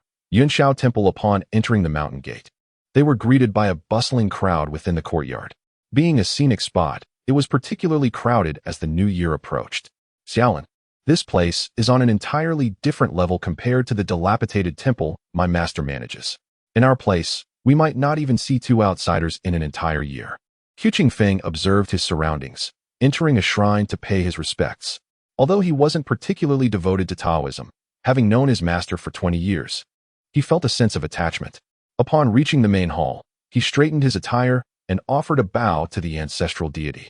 Mumbling a few words about not making offerings during the new year, hoping not to incur any displeasure. Coincidentally, the disciple attending the hall at that moment was from the inner gate of Yunxiao Temple.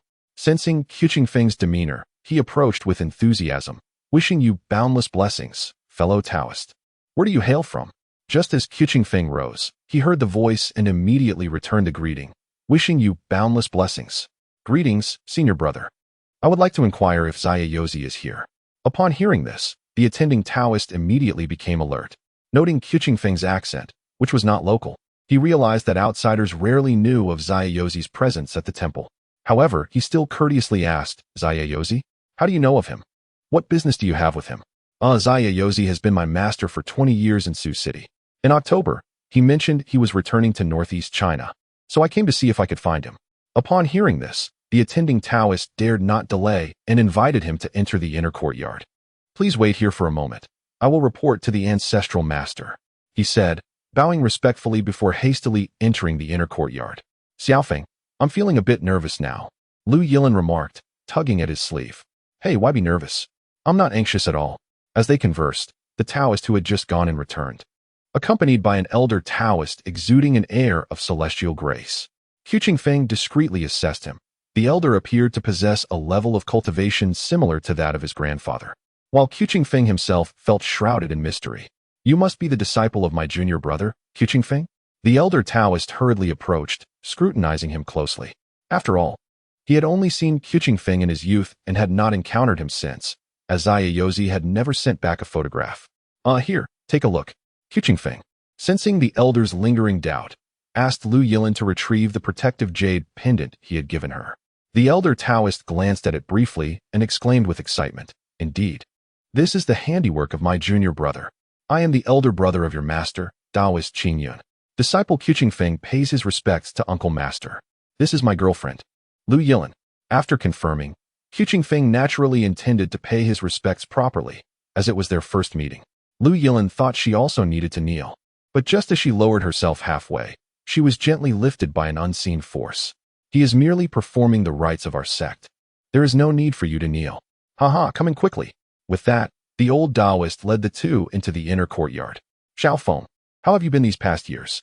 That old rascal must have tormented you quite a bit, hasn't he? As soon as they sat down, Taoist Qingyun inquired. Oh, the past few months have been fine. I can only say that the first 20 years were indeed quite torturous, Qiu Chenfeng replied candidly. Haha, I knew it. A few months ago, when he returned, I asked him why he didn't bring you back with him. He said you would be back for the new year, and that he had matters to attend to in Sioux City.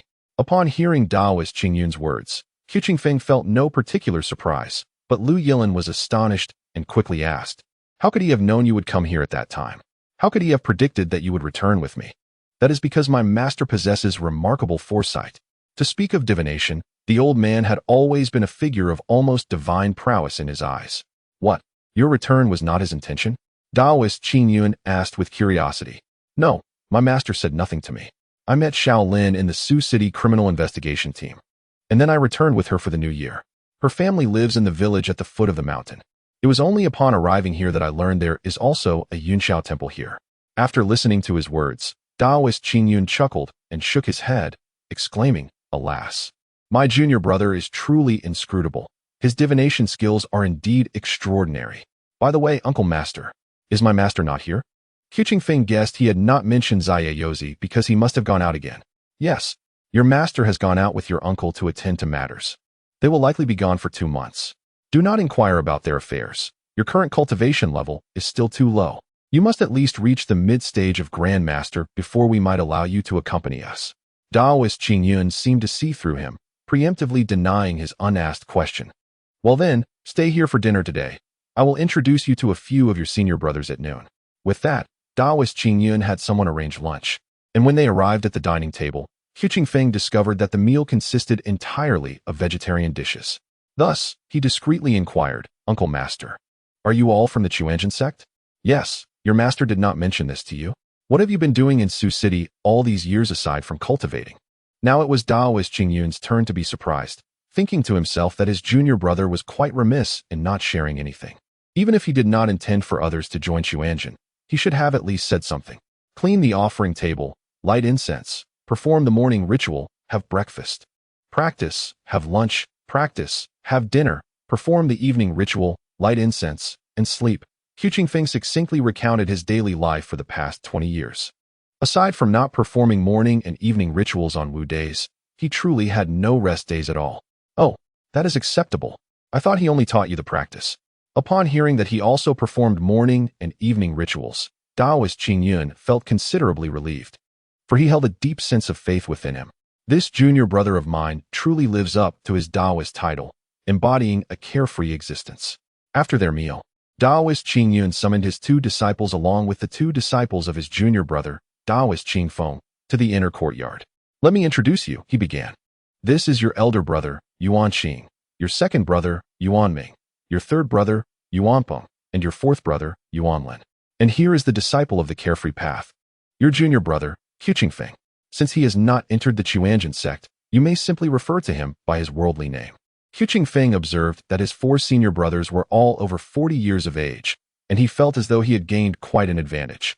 Once the 5 brothers exchanged greetings, Taoist Qingyun pointed at Yuan Ming and remarked, "It was you who discovered this lad at the temple gate. Yet look at him now. He has reached the mid-stage of a grandmaster, albeit under some constraints. As for you all, the highest among you is merely at the initial stage of grandmaster. Let us see if you will still have the audacity to call him senior brother in the future."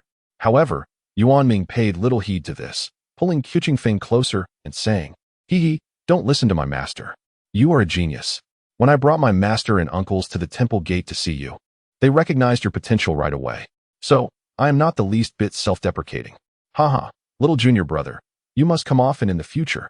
Although we are many years apart in age, we can still find common ground to converse." The other senior brothers echoed his sentiments, as they too were orphans raised by 3 elderly Taoists, making their bond easy to forge. All right, second brother, rest assured that I have found my family now.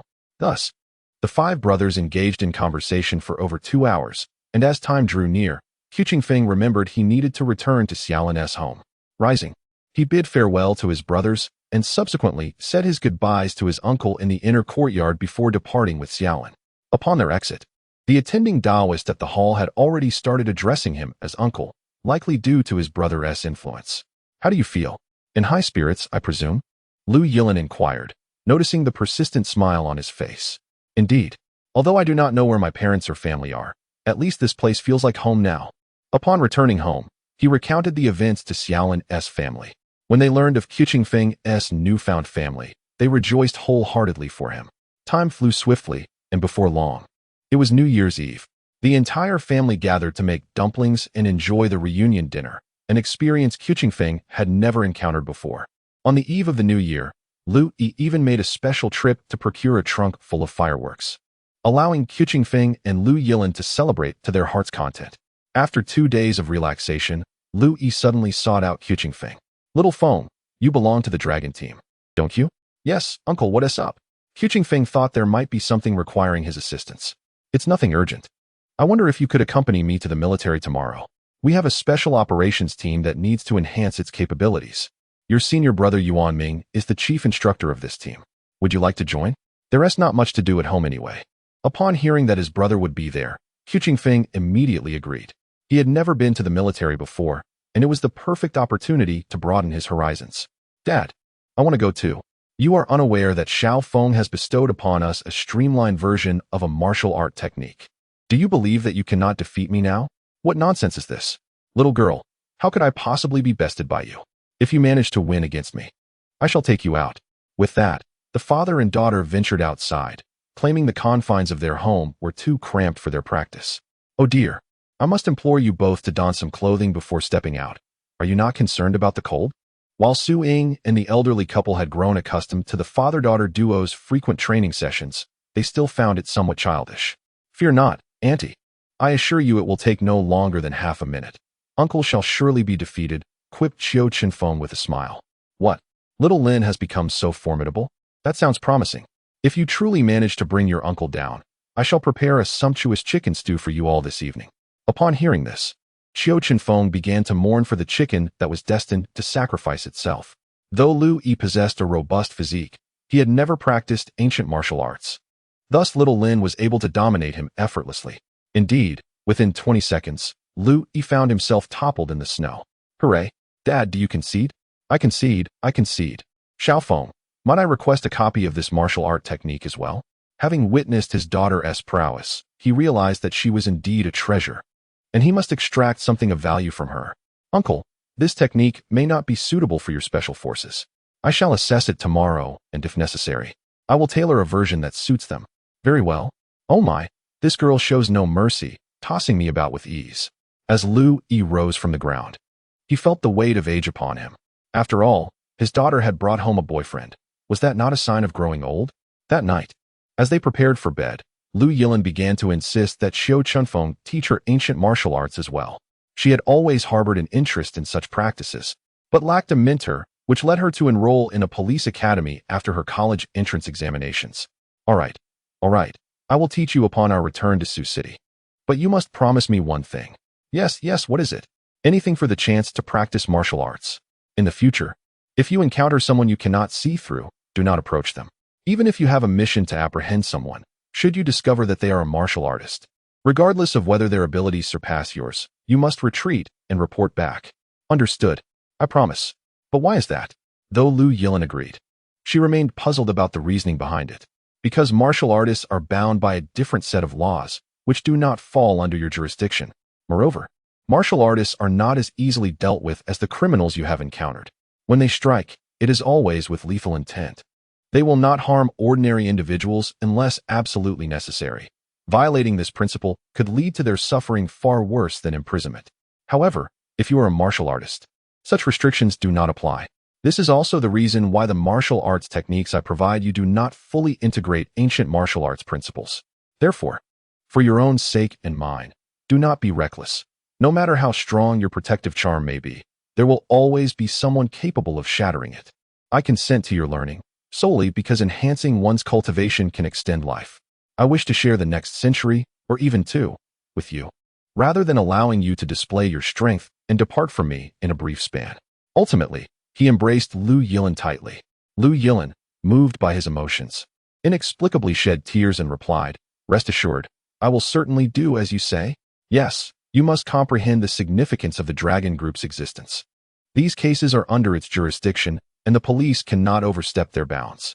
Just as with military cases, you have no authority to intervene. Do not bear the psychological burden of feeling you cannot uphold justice. You are merely transferring this case to the appropriate authorities for management. Understood. After hearing his words, Lu Yilin felt many aspects within her begin to shift. Indeed, as he articulated, if everyone disregards the rules when disputes arise, they would not seek the police but rather take vengeance themselves. If your authority only extends to managing this type of case, then focus solely on that. Early the following morning, Lu Yi summoned them. Once they finished breakfast, he immediately drove them into the camp. Is this the army? In such cold weather. They are already running? Can I touch that gun? This was the first time Qiu Chenfeng had encountered such sights, and he was curious about everything. At that moment, Lu Yi's special operations team had also gathered as ordered. When they approached, Tian Lei spotted Qiu Chenfeng and felt a surge of joy. The opportunity had finally arrived. On his own turf, he intended to diminish Qiu's bravado in front of Shaolin. Chapter 46. Special Operations Team come. Xiaofeng. Take a look at my special operations team, Lu Yi boasted as they reached the group. Not bad, indeed, but their skills are rather mediocre, Qiu Chenfeng replied, intentionally provoking Tian Lei. As expected, upon hearing this, Tian Lei's face flushed crimson, but he refrained from retorting due to Lu Yi's presence.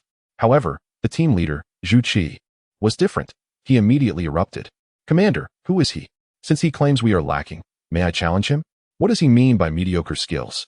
If the chief instructor said so, I would have no objections. But who is this brat to speak so boldly? At this moment, Tian Lei, standing behind Zhu Qi, interjected.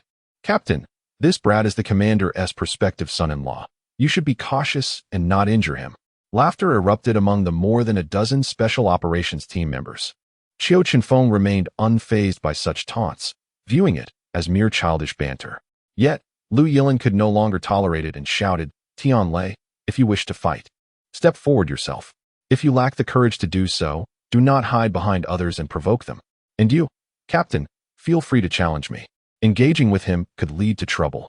Were it anyone else, they might indeed dare to accept the challenge. But this was the commander's daughter.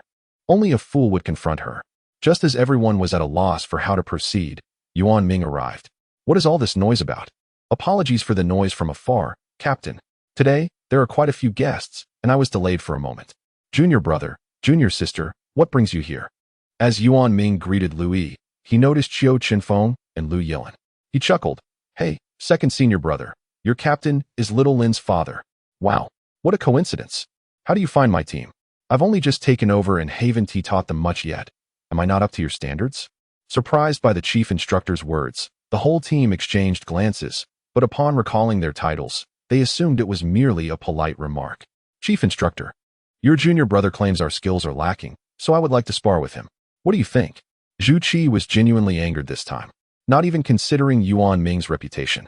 Yet, Yuan Ming found amusement in his words, thinking, you? Spar with him?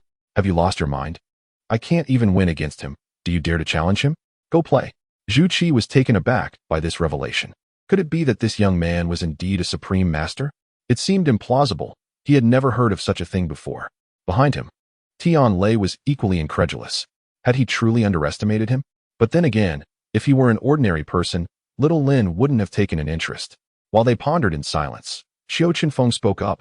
How about this? If you can defeat little Lin, I shall concede that you are stronger than I am. What do you say?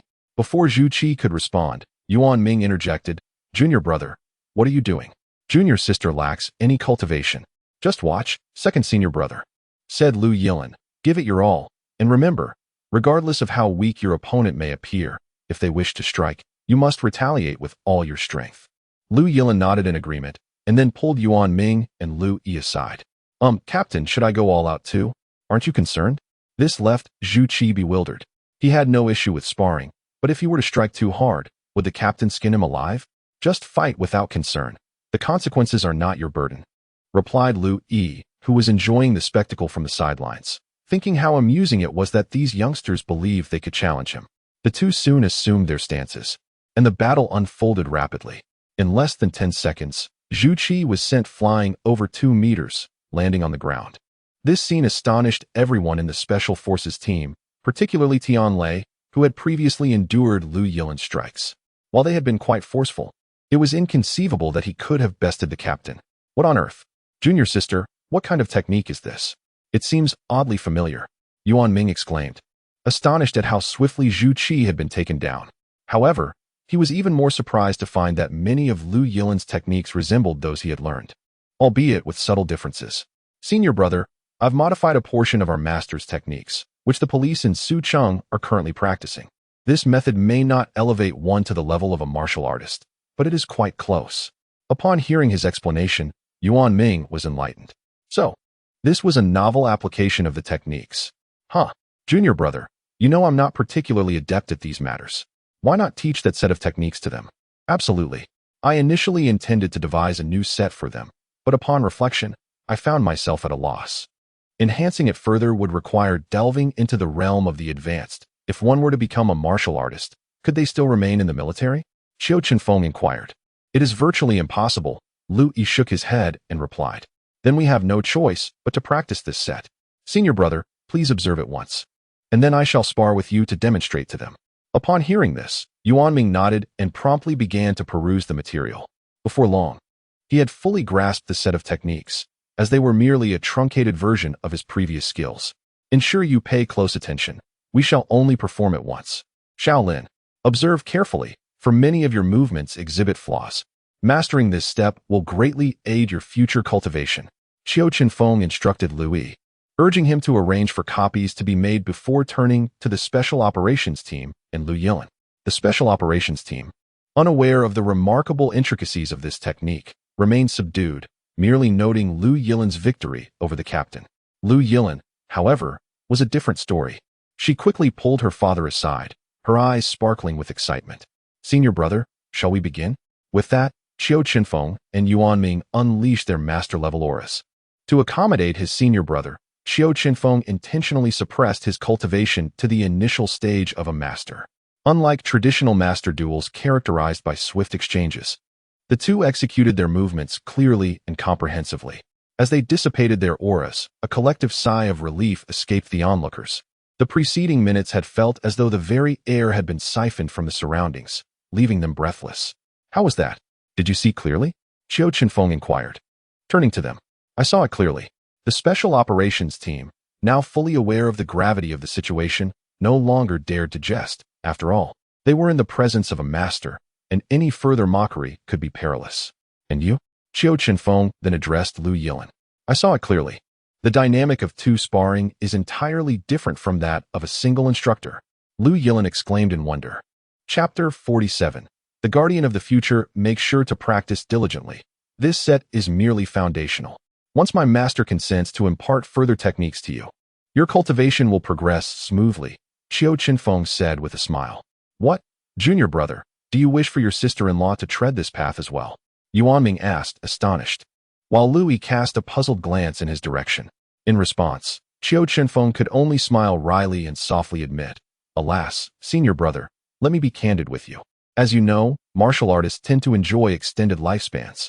If I do not permit him to practice, by the time he is no longer with us, I could still live for another century.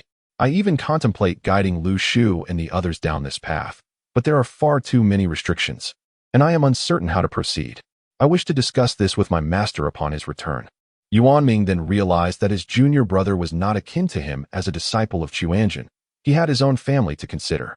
Nonetheless, as Qiu Chenfeng had articulated, this matter was indeed complex. What are you discussing? Lu Yilan approached, noticing the three of them huddled together. Without saying much, I am contemplating whether to call my master.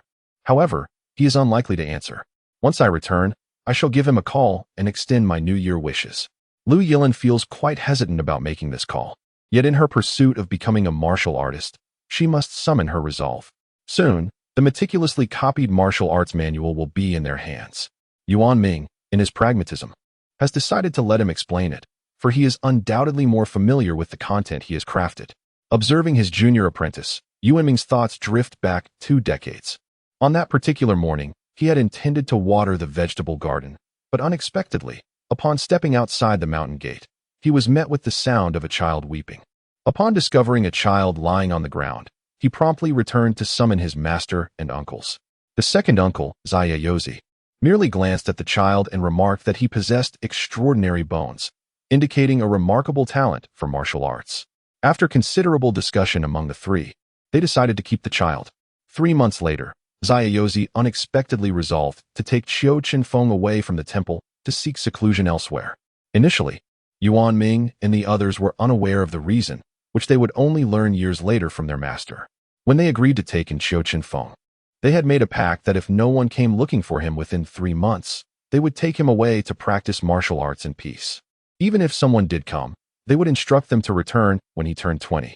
This was done with the intention of nurturing the next guardian of the Xia nation, for the child held great potential. Thus, Qiu Chenfeng became a disciple of Zaya, the most accomplished of the three. Naturally, these matters were forbidden to discuss, and he would not divulge them to Qiu Chenfeng.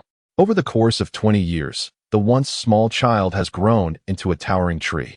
Yet the whereabouts of his parents remain a mystery, leaving one to wonder if they will ever seek him out. At long last, after spending over an hour, Qiu Chenfeng thoroughly explained the martial arts manual. At this moment, both Zhu Qi and Tian Lei no longer harbored any contempt. Tian Lei even began to believe that Qiu Chenfeng and Xiao Lin were a perfect match. They could distinctly sense a flow of energy within them, gradually enhancing their abilities after practicing this technique. Let us depart, Uncle Lu. It is nearly time for us to return. Observing their satisfactory practice, Qiu Chenfeng prepared to leave. All right, Yuan Ming, shall we go together? I cannot leave just yet. I need to increase their training intensity. Thus, after bidding farewell to Yuan Ming, Qiu Chenfeng returned home with the father and daughter duo. Upon arriving home, it was still not yet 11 o'clock, and lunch was not ready. Lu Yilin promptly pulled him back to the room and called Zaya. Hello, who is this? Master, it is Lu Yilin. I thought I would call to extend my New Year greetings. Oh my dear disciple-in-law. How thoughtful of you. While that little rascal has completely forgotten about me.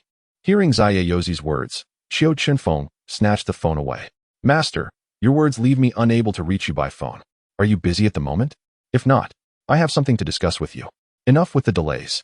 Zaya remains unchanged, showing no kindness towards Qiu Chenfeng. Master, I wish for Xiaolin to practice our techniques. What do you think? Upon hearing this, Zaya paused for a moment and inquired, what prompted this thought?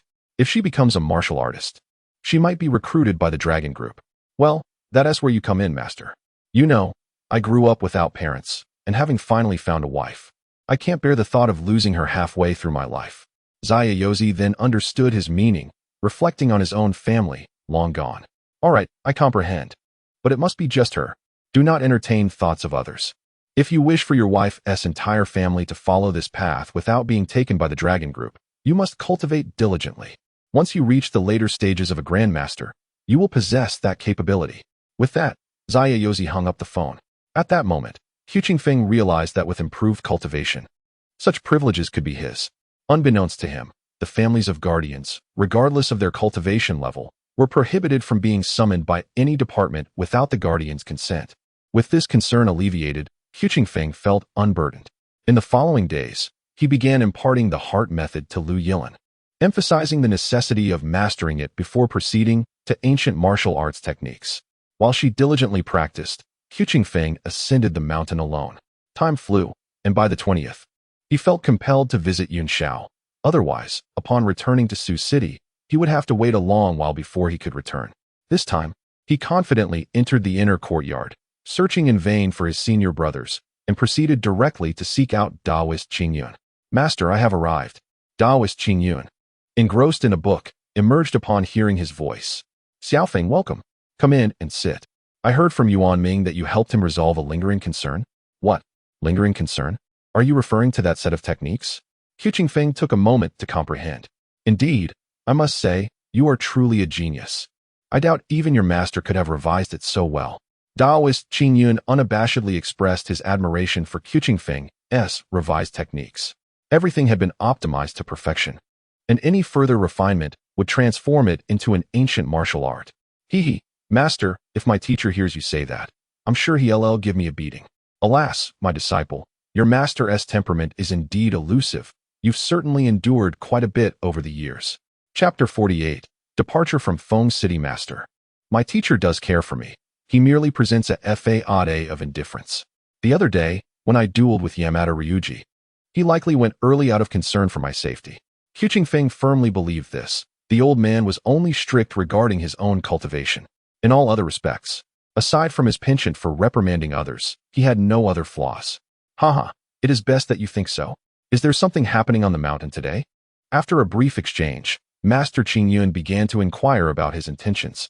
Oh, Master Uncle, I anticipate that I must return to Sioux City either tomorrow or the day after. So I came to pay you a visit. Additionally, I wish to inquire about my parents. As he spoke, Qiu Chenfeng's voice gradually diminished. Upon hearing his inquiry, Master Qingyun sighed and replied, "To be frank, since the day we found you, no one has ever come to inquire." Although he could surmise that this would be the outcome, hearing it articulated was undeniably disheartening. According to our initial predictions, your original family must have been extraordinary. Your parents likely sacrificed their own safety to protect you by sending you away. The garments you wore were of fine fabric, not something an ordinary family could afford. Moreover, a martial arts prodigy such as yourself is typically the offspring of a martial lineage. We also took the initiative to investigate all martial families in Liaoning province, but we found no evidence linking you to them. Thus, our conclusion was that you are not from Liaoning province. Not from Liaoning province. Qiu Chenfeng instinctively resisted this conclusion. He had always believed that no matter the circumstances, he had returned to his homeland, only to discover that this was far from the truth. Indeed, we cannot pursue further inquiries. The scope is too vast. My child, focus on your cultivation. The matters concerning martial families are often intricate. Perhaps your parents do not wish to abandon you, but rather, they remain in peril. The day you ascend may very well coincide with your return home. Master Qingyun delicately expressed his conjecture, noting that it would be implausible for a martial family to relinquish a talent without due cause. Understood, Master Uncle. After regaining his composure, he continued, "By the way, Master Uncle, where are my senior brothers? I've searched everywhere, but haven't found them." "Oh, they went up the mountain to gather firewood. They should be returning shortly. You might want to check the woodshed." "All right, Master Uncle, I shall take my leave." Qiu Chenfeng bowed respectfully before exiting Master Qingyun's courtyard, and after a brief search, he finally located them.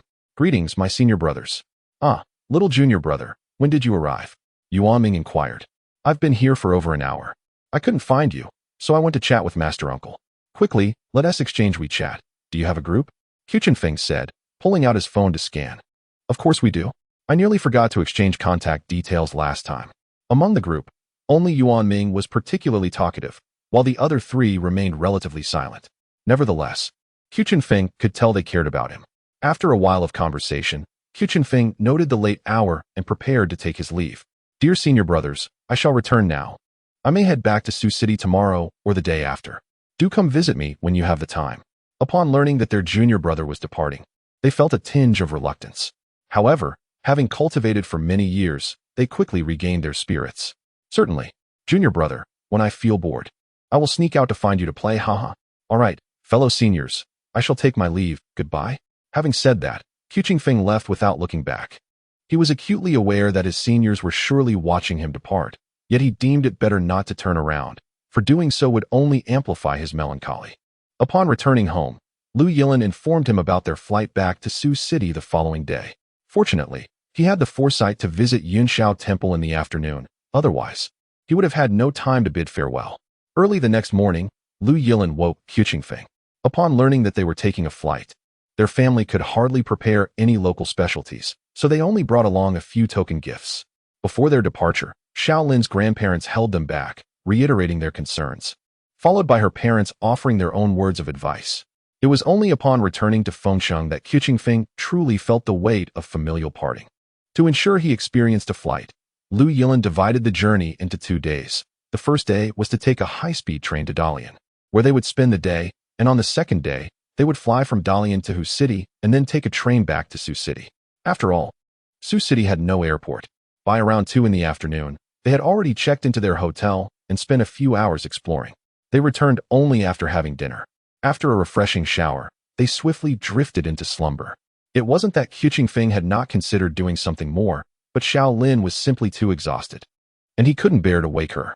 The following morning, they finally boarded the plane, and Qiu Chenfeng was filled with exhilaration. He knew that his grandfather could fly, but he had yet to master the skill himself. Experiencing the splendid landscapes of Xia country from above was indeed a delightful prospect. Oh my, we have actually flown above the clouds. Qiu Chenfeng exclaimed in astonishment. Lu Yilin could only let him be. After all, who hasn't he experienced their first time? By 3:30 in the afternoon, they finally returned to their home in Sioux City, utterly fatigued from their journey, vowing never to fly again. After a hasty dinner, they each retreated to their rooms to wash up and sleep. It was only when lying in bed that Qiu Chenfeng sensed something amiss. Why was he returning to his own room? Had he lost his mind? Quietly, he slipped out of his room and attempted to open Xiao Lin's door, only to find it unlocked. With the swiftness of a thief in the night, he slipped into Xiao Lin's bed. Lu Yilin had initially thought nothing would occur that night, yet he had entered unannounced. As the atmosphere turned increasingly intimate, they finally took the final step together. Be gentle. I lack experience for the first time, but it will be better next time. An hour later, Qiu Chenfeng held Lu Yilin tightly, her cheeks flushed with a rosy hue, as she sweetly drifted into sleep. The next morning, they both awoke from their fatigue. As their eyes met, Lu Yilin turned away, her face aglow with embarrassment. Why are you turning away? Come here and give me a kiss, Qiu Chenfeng insisted, refusing to let her evade him, and planted a kiss on her lips. You're unbearable. I can't believe I let you take advantage of me so foolishly, she exclaimed, reminiscing about the wildness of the previous night, even doubting whether she had been in control of her own body. Oh no, what if I'm pregnant? We were completely unprepared yesterday. Chapter 49, Ascending the Mountain Again. Pregnant? If you're pregnant, just give birth, Qiu Chenfeng remarked nonchalantly. Let us not. Safety must be prioritized. You're still a year and a half away from marrying age, you little brat, Lu Yilin teased. What? Are you implying that I am small? With that, yet another playful skirmish ensued. By the time Lu Yilin painfully crawled out of bed, lunch was nearly upon them. Sigh. It is only now that I comprehend what Aunt meant when she advised me to be cautious. It evidently referred to this matter. Upon hearing this, Lu Yilin felt a bit overwhelmed, realizing he had indeed grasped the situation. I'm not going to bicker with you any longer. I'm off for a shower. A shower? Shall we go together? Qiu Chenfeng, having already risen, immediately turned at the mention of bathing. Get lost. By the time she finished her shower, Qiu Chenfeng had ordered takeout, awaiting her return. Oh, today is the 23rd. After today, we still have 2 days to rest. Time flies, Lu Yilin mused while eating, reflecting on how swiftly the year had passed. Shouldn't we find a day to pay New Year respects at Uncle Lin's house? After all, he is your superior. Suddenly, Qiu Chenfeng thought of Lin Feng, the only friend of his master in Sioux City. Don't you dare believe that if we go today, he'll have me working tomorrow. Lu Yilin swiftly quelled that notion. Isn't it a bit hasty to pay New Year respects in just 2 days? All right then. After we visit the supermarket, I'll take you up the mountain. It's not suitable to conduct your initiation lessons here. The noise is too great. With that, Qiu Chenfeng resolved to utilize these final 2 days for her training, a necessary step. However, he was acutely aware of the accompanying hardships. Thus, he deemed it essential to find a secluded place. Okay, let us head to the supermarket now. Upon hearing that her initiation was finally at hand, Lu Yilin was filled with excitement. Consequently, as soon as they finished their meal, they made a beeline for the supermarket. Hey, what are you buying all this for? Just as Qiu Chenfeng had gathered towels and numerous essentials, he noticed Lu Yilin picking up instant noodles. What's the matter? If we don't take these, what will we eat on the mountain? Lu Yilin inquired, puzzled. We shall buy rice and vegetables. I will prepare meals for you up there. You cannot consume these unhealthy items, Qiu Chenfeng asserted, sifting through the cart and returning the unhealthy snacks to the shelves. As they departed, Lu Yilin noticed an abundance of chips and soda still nestled in the cart, casting a curious glance at him. Those are for me. Don't you even think about them. If your foundation isn't solid, you'll end up useless, he replied. Afterwards, they proceeded to the market to procure vegetables for 2 days. The crops grown on the mountain were undoubtedly unviable. Fortunately, the cold weather made preservation easier. Having gathered their supplies, the duo prepared to set off. As they passed a traditional Chinese medicine shop, Qiu Chenfeng parked the car once more. What's wrong? Do you still need to drink Chinese medicine? Lu Yilin, who had always dreaded the bitterness of herbal concoctions, had never even touched American coffee because of her aversion to bitter things. I'm not buying it for you to drink. It's for your bath. With that, he instructed Lu Yilin to remain in the car, for this task would not take long, and he wished to spare her from the cold. Within a mere 10 minutes, Qiu Chenfeng boarded the vehicle, carrying a hefty bag of traditional Chinese medicine. As the warm air from the air conditioning enveloped him, a potent aroma wafted through the air. The scent was indeed overwhelming. Lu Yilin promptly cracked open a window, feeling a modicum of relief. "Is there anything else you need?" she inquired. "If not, we shall be on our way. If I am to soak in the herbal concoction, should I bring some body wash?"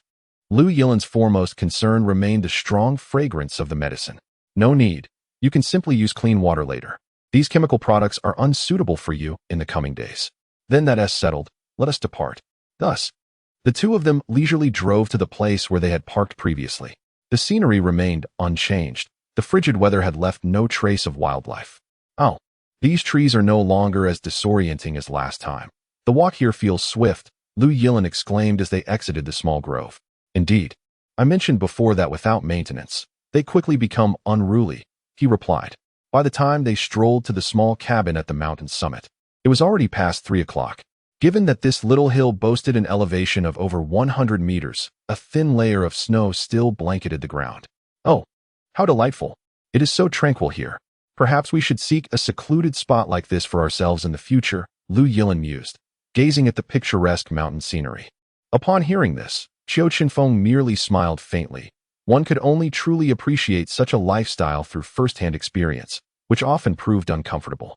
Of course, if we could ensure adequate infrastructure, living in an uninhabited area would indeed be feasible. "Xiaolin, please tidy up the room while I chop some firewood for the stove. Without a stove, we shall freeze to death tonight." With that, he picked up an axe from by the door and stepped outside.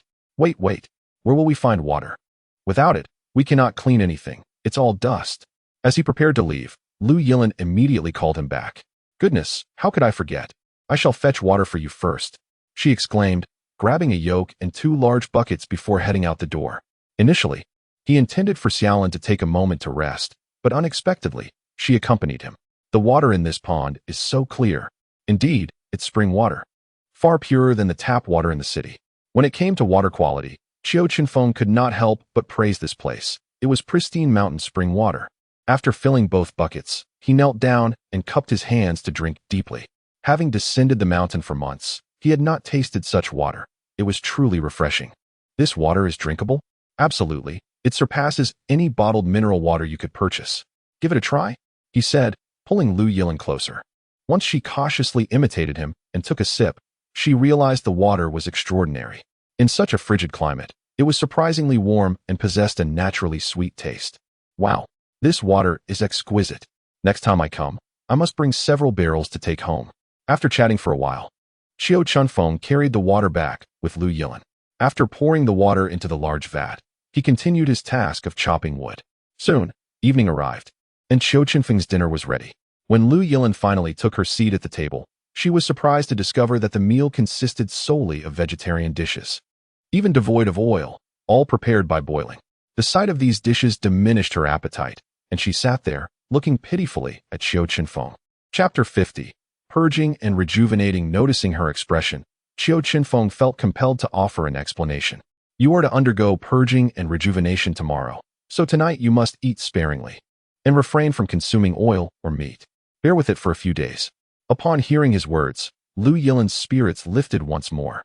For the sake of becoming a warrior, such minor inconveniences were trivial. That night, as they prepared for bed, Qiu Chenfeng brought a stove into the room. With the addition of thick blankets and quilts, and the two of them nestled together, the cold was hardly felt. Early the next morning, Lu Yilin was awakened by the sound of a wooden fish drum. Following the sound to the room dedicated to the ancestral deity, she found Qiu Chenfeng kneeling in prayer. The resonant chants filled the air, bringing forth a serene stillness, as if the rivers and seas had fallen silent and the mountains inhaled the mist. All spirits lay subdued, summoned by the celestial harmonies. The heavens were free of impurities, the earth devoid of malevolent dust. The realm of the dead was clear, and profound mysteries abounded. Not wishing to disturb his devout demeanor, Lu Yilin quietly began her morning routine in the adjacent space. After completing her preparations, she listened attentively to his recitation, which lasted approximately an hour and a half before concluding. "Are you all set? If so, follow me and bring your change of clothes," he said, lifting a bundle of herbal medicine and leading the way. "Young monk, do you memorize all those scriptures?" Lu Yilin inquired with a smile as she trailed behind him. One must memorize them.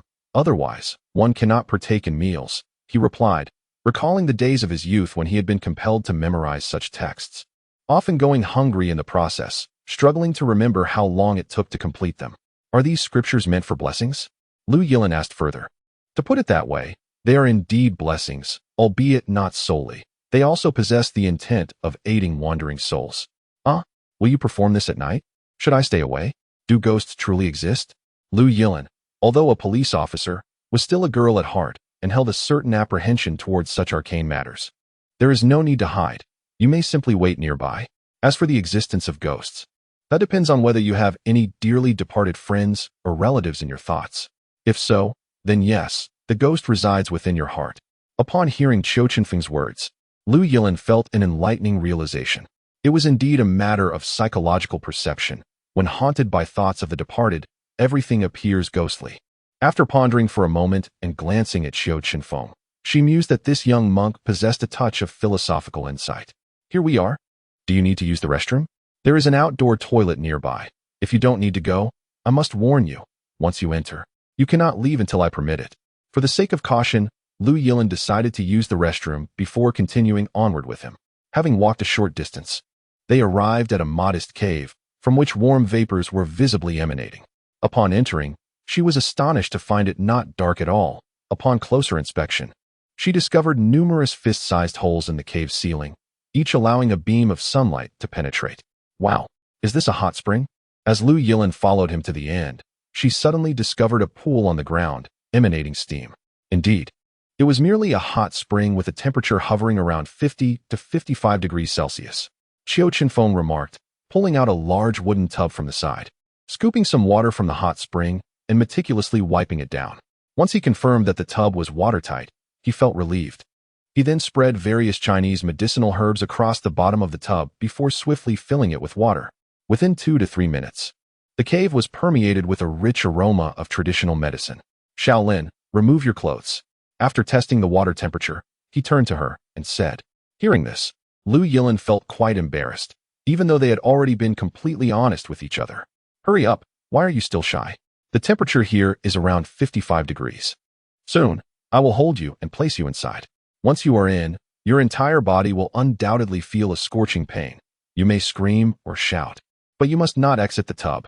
You must force yourself to sit down, allowing your body to be fully immersed. This pain is merely a mild torment. When the water cools to a bearable level, you will experience a tearing pain throughout your body. This is due to the medicinal properties entering your system, expelling the impurities within. Likewise, you may cry out, but you cannot leave. If it becomes unbearable, you may stand up or call for me to lift you out. However, this will mean you can never become a warrior in this lifetime. I share this with you to allow you to make an informed choice. Every decision you make once you enter will impact your future. Upon finishing his explanation, Lu Yilin had nearly disrobed. Thankfully, the warmth of the cave prevented her from freezing in her hurried state. I understand, please carry me in. After finally removing her garments, she bashfully called out to him. As Qiu Chenfeng lifted her, the moment his skin made contact with hers, a wave of heat surged through him. He immediately suppressed his urge, thinking to himself how testing this was. When he reached the side of the tub and dipped her feet in, Lu Yilin gasped but managed to resist the impulse to withdraw them. As her entire body was submerged in the medicinal liquid, she felt as if her skin were melting with pain. The combination of searing agony, high temperature, and the pungent aroma of herbs almost caused her to faint. In her dazed state, she heard Qiu Chenfeng's voice calling out, "Steady your mind. Begin to circulate the mental technique I taught you. As the water cools, you will feel even worse, but do not cease the circulation. It will provide you with considerable relief." Upon hearing his words, Lu Yilin began to slowly circulate the mental technique, realizing why Qiu Chenfeng had insisted she practice it beforehand. If she were not adept, in her current hazy state, she would be utterly incapable of executing it properly.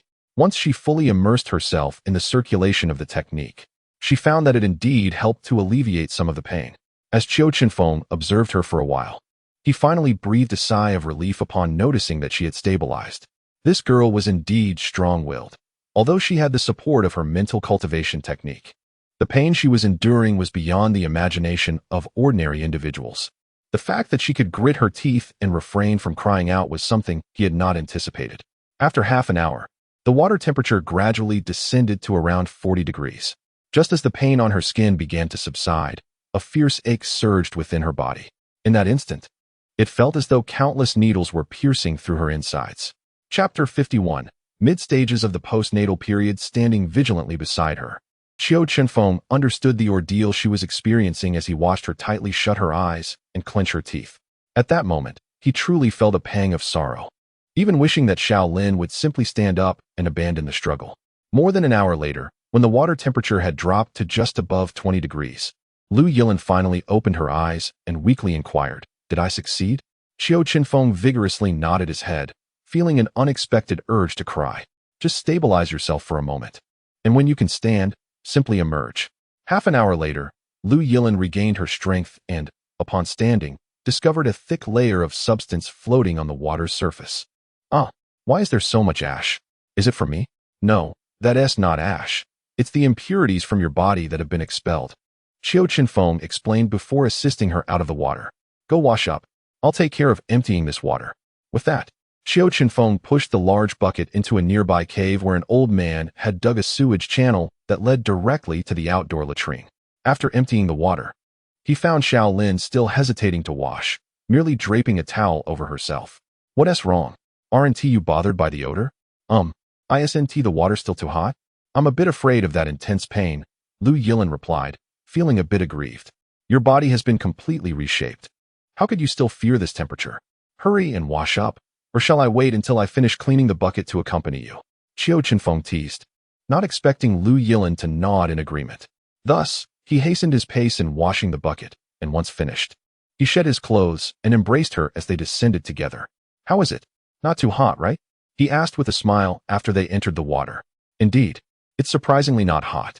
How marvelous," Lu Yilin exclaimed, her eyes sparkling with joy as she felt a pure energy circulating within her dantian. However, turning her head, she noticed Qiu Chenfeng's eyes gleaming with desire. Realizing that she stood in the pool, her upper body fully exposed to him. "Hey, little Taoist, I never realized you were such a lecher," Lu Yilin remarked, casting him a sideways glance after sitting down.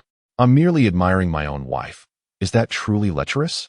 "Your accusation is flawed," he retorted, before wrapping his arms around her waist and pulling her into his embrace.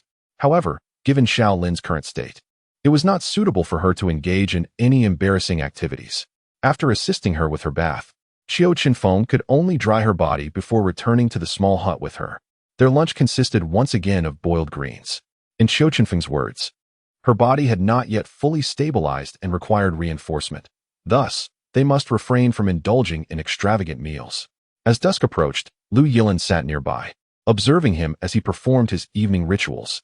Perhaps it was the awareness of the ritual's purifying effects that evoked a sense of compassion within her. That evening, the two of them lay together, discussing their future lives, both reluctant to descend the mountain. The following day, after completing his morning practices and informing the ancestral master of his departure, Qiu Chenfeng took Xiaolin's hand and descended the mountain. Upon returning home, he prepared a slightly richer meal for her, as her body needed time to adapt. "Little Taoist, what level of cultivation am I at now?" Before sleeping, Lu Yilin tested her strength and found that she could effortlessly bend the nunchaku she had previously purchased. "Call me husband and I'll tell you," she teased. "Forget it, then," she added, maintaining her stance. However, a few minutes later, she shyly approached him. "Tell me, dear husband," she urged. Observing her bashful demeanor, Qiu Chenfeng proudly declared, "Since you've already called me husband, I shall reveal that you are now at the mid-stage of the acquired realm. Because you practice the technique I taught you, you have directly skipped the initial stage during your marrow cleansing. Am I impressive?" Lu Yilin inquired, excited at the notion of having advanced. "Compared to ordinary people, certainly. However, among martial artists, you still exist at the foundational level. Beyond acquired, there are innate masters, grandmasters, and transcendent realms. I am at the mid-stage of grandmaster, while my master is at the pinnacle, just a step away from the transcendent state." "Wow, then your master will soon be the best in the world," Lu Yilin exclaimed excitedly. To her surprise, Qiu Chenfeng shook his head, responding with a hint of resignation. "There are at least 3 known transcendent warriors, all reclusive old monsters. They visited my master when I was young to seek his fortune-telling. He continued, moreover, there exists a legendary realm beyond the transcendent, where one achieves a state akin to sainthood, transcending the entire world. Therefore, focus on your training. Alas, my master never mentioned the existence of dual cultivation techniques. Otherwise, it would be much simpler. Lu Yilin had been listening intently until she heard the term dual cultivation, when a sense of discomfort washed over her. Dual cultivation? How does that work? Are you out of your mind? What on earth are you thinking? Mid-sentence, Lu Yilin finally realized, grabbing his ear, causing him to yelp in pain. Hey, don't be rough. Don't you think dual cultivation would be wonderful? So pleasurable. Pleasurable? Nonsense. You will sleep in your own room tonight. I refuse to share a bed with a pervert. However, these words held little significance, for the disparity in strength between the two was immense. Lu Yilin was utterly unable to exert control over him.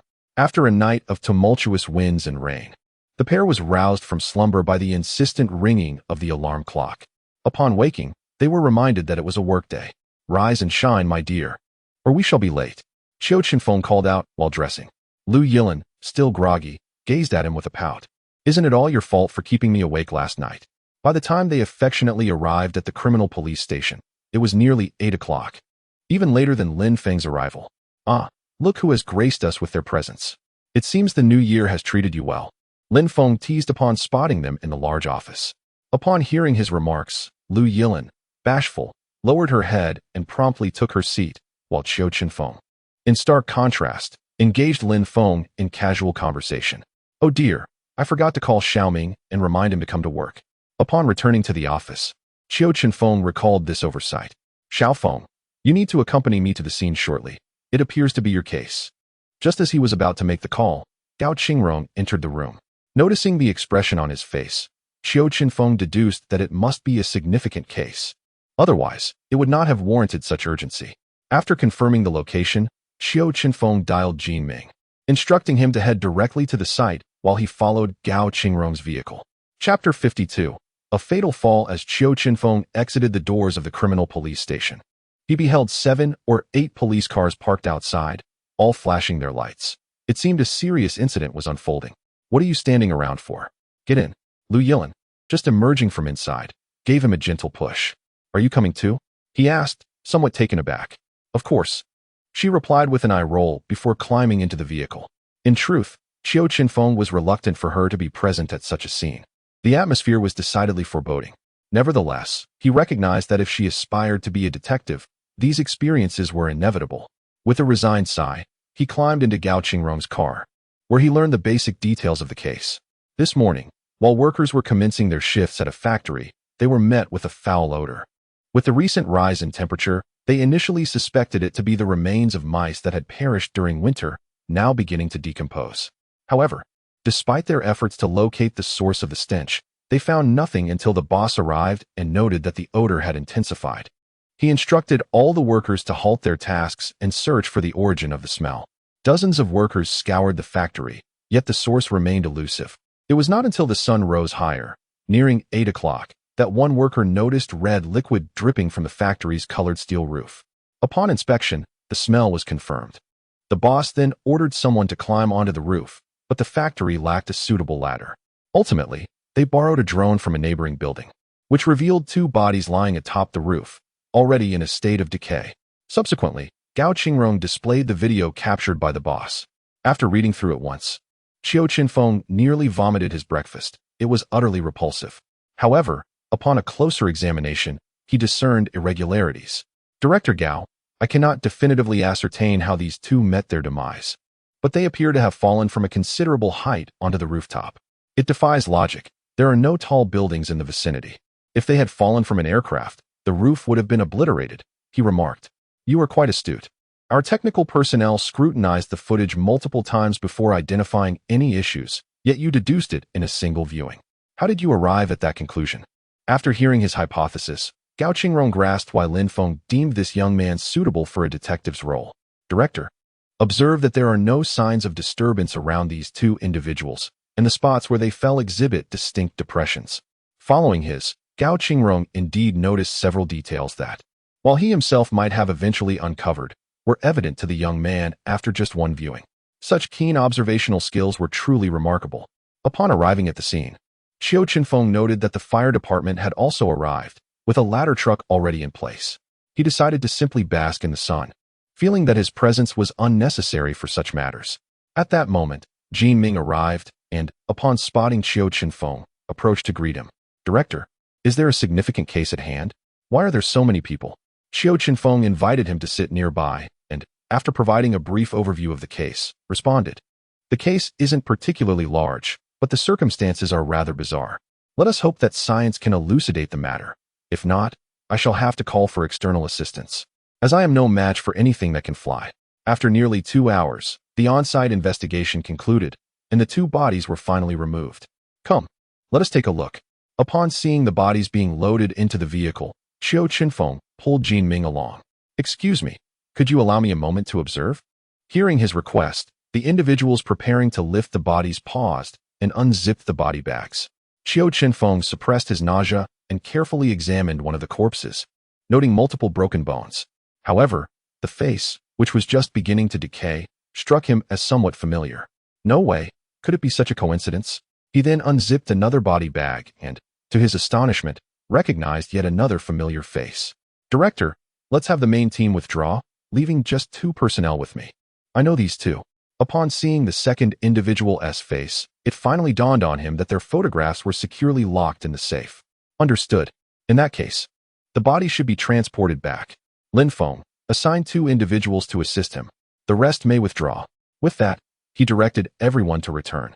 "Director, where shall we commence our investigation?"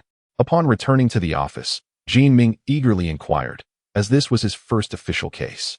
Qiu Chenfeng opened the safe, retrieved the files on the 2 individuals, and handed them to him, saying, "Familiarize yourself with the deceased." Both were mid-level practitioners who ended up in this state. And given the high-altitude fall, it seems we've encountered a formidable adversary. After 2 days of investigation, Qiu Chenfeng discovered that these 2 individuals were originally from the same sect, which had since been annihilated, prompting their escape. According to forensic examinations, the injuries sustained by the 2 individuals were inflicted through close combat, with no evidence of any weapons found. Alas, this presents a significant predicament. It is rumored that the demise of their sect was orchestrated by several grandmasters, indicating a relentless pursuit to eradicate them completely. As Qiu Chenfeng perused the compiled data, a wave of frustration washed over him. How could one possibly apprehend grandmasters without risking their own life? I should inform Zhu Linxing and see if he possesses any pertinent intelligence. With that thought, Qiu Chenfeng retrieved his phone and contacted Zhu Linxing. Upon learning of the grave situation, Zhu Linxing expressed his astonishment, noting that during his 4 to 5 years in Jiang province, he had never encountered such a case. "Here's what we'll do, Director Qiu," he proposed. "I will dispatch a small team to assist you in this investigation. However, I must admit, I am at a loss when it comes to dealing with grandmasters." "Very well. Thank you, Captain Zhu." With that, Qiu Chenfeng ended the call. Since assistance was being offered, he would gladly accept it, especially as he was currently short-handed. Many matters could not be entrusted to the criminal investigation team and required his personal attention. The arrival of a small team was, therefore, most welcome. That very afternoon, the team arrived, led by Captain Yu Junpeng, a seasoned veteran under Zhu Linxing's command, possessing advanced innate abilities. According to Zhu Linxing, he also had a sharp intellect. Qiu Chenfeng found such a person essential. After all, experience was invaluable. However, he was taken aback when Yu Junpeng and his 4 subordinates began issuing commands upon their arrival at the criminal investigation team. Initially, Qiu Chenfeng brushed it off, recognizing that they were there to assist him. Lowering his stature was a minor issue, as the ultimate goal was to resolve the case. Nevertheless, after a day had passed, Yu Junpeng seemed to believe he had Qiu Chenfeng under his thumb, escalating his demands. This began to irk Qiu Chenfeng, who noted that despite Yu Junpeng's incessant instructions, no progress had been made in the investigation. "Captain Yu," he said, "you've been here for a day now, aside from commanding us to cater to your needs. Have you uncovered anything of significance?" At this, Yu Junpeng's temper flared. "Why should I report my findings to you? We were sent here by the group leader himself. You must understand the boundaries of what you can and cannot inquire about. Is that what Zhu Linxing conveyed to you? Have you come here to act like a lord? It seems you have failed to recognize your own position." Qiu Chenfeng's irritation grew. After all, he was a grandmaster himself, and Yu Jianpeng's blatant disregard for him was intolerable. What? Am I mistaken? You are merely a department head in a prefecture-level city, accompanied only by a young assistant. What can you possibly achieve? I advise you to acknowledge your role and ensure we are well taken care of. Upon our return, we might speak favorably of you to the group leader, and you may receive a few aides to assist you, allowing you to perform your duties in peace. With this, Yu Jianpeng's sycophantic subordinates laughed derisively. Witnessing this scene, Qiu Chenfeng felt a tinge of disappointment towards the dragon team. It seemed they were indiscriminately recruiting individuals of questionable character. However, since they had chosen to act as overlords, he saw no reason to show them courtesy. With a light chuckle, he inquired, "Captain Yu, are you familiar with the saying that a grandmaster must not be insulted?" "Of course. Is there still a master here?" Upon hearing this, Yu Jianpeng slightly restrained himself and began to look around. "No need to search. The person you seek stands right before you." With that, Qiu Chenfeng unleashed his full aura, without holding back in the slightest, causing Yu Jianpeng and his 4 companions to be forced to the ground. Ignoring them completely, he promptly called Zhu Linxing. Once the call connected, he stated, "Team Leader Zhu, you should call your people back. I will treat them well here, but they have already begun to insult me. I cannot afford to offend such individuals." "What? Rest assured, I will have them return immediately. I will send others to handle the matters at your location," Zhu Linxing replied before promptly hanging up. Moments later, Yu Jianpeng's phone rang, coinciding with Qiu Chenfeng withdrawing his pressure from them. "Yu Jianpeng, how did I instruct you before your departure? Did you not comprehend my advice to be more restrained? That Director Qiu is someone I dare not provoke, and you presume to act recklessly before him? Hurry back, for if you truly anger him, headquarters will be the first to hold you accountable." It was then that Yu Jianpeng realized the gravity of his misstep. He intended to apologize to Qiu Chenfeng, yet the latter paid him no heed. Thus, he had no choice but to retreat in humiliation with his companions. "Director, I find the Dragon team members far more difficult to deal with than the Criminal Investigation Division." As soon as they left, Jin Ming remarked thoughtfully, "Indeed, they rely on their minor talents to wield their influence." Qiu Chenfeng responded, "Pay them no mind. Focus on strengthening yourself. Once you become formidable, no one will dare to undermine you." After this, he urged Jin Ming to take a break until the next group arrived. Before long, the second group arrived. Evidently, Zhu Linxing had briefed them, as all members diligently attended to their tasks. Throughout the investigation, the leading officer, Lin Yu, grew more familiar with Qiu Chenfeng. A young woman in the initial stage of her innate abilities, she had been forewarned by Zhu Linxing about Qiu Chenfeng's fearsome reputation. Yet she found him quite approachable during their interactions. Finally, after 4 days, they identified the perpetrator, Ma Yuntao, an ancient figure who had lived for over a century and was one of those responsible for the destruction of 2 sections. This elderly man possessed an eccentric temperament. In his own words, he only killed those deserving of death. His previous attacks on their sect were motivated by knowledge of their nefarious dealings, which ultimately spared him from being pursued by the Dragon team. However, this time, they had failed to ascertain his motive for murder. Was it merely to eradicate the roots of the problem? "Director Qiu, we have nearly completed our investigation, but we lack the capacity to apprehend this individual, so we must withdraw," Lin Yu reported before taking her leave. She understood that Ma Yuntao was beyond her reach and decided it best not to interfere. "Very well. Thank you, Captain Lin. When I visit Jin Ling, I shall treat you to a meal. For now, I must seek out more information on Ma Yuntao." "Understood. Then Director Qiu, we shall take our leave. Thank you for your hospitality these past few days." With that, Lin Yu departed with his associates, likely preoccupied with other matters. Their presence here was necessitated by the incident involving Yu Jianpeng, having been temporarily reassigned from different cases. "Director, what shall we do next?" Jin Ming found himself at a loss after witnessing Ma Yuntao's prowess. "What comes next?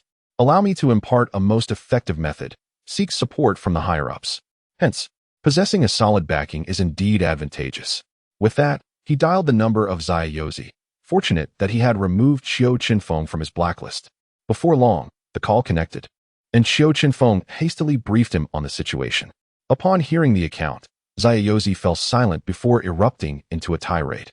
"I say, you little rascal, why can't you settle down? One moment you're dueling, the next you're bringing a grandmaster into the fray. Do you think I have nothing better to do?"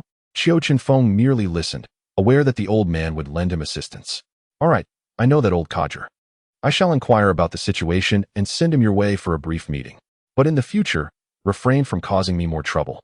You are nearly exhausting my goodwill with your antics.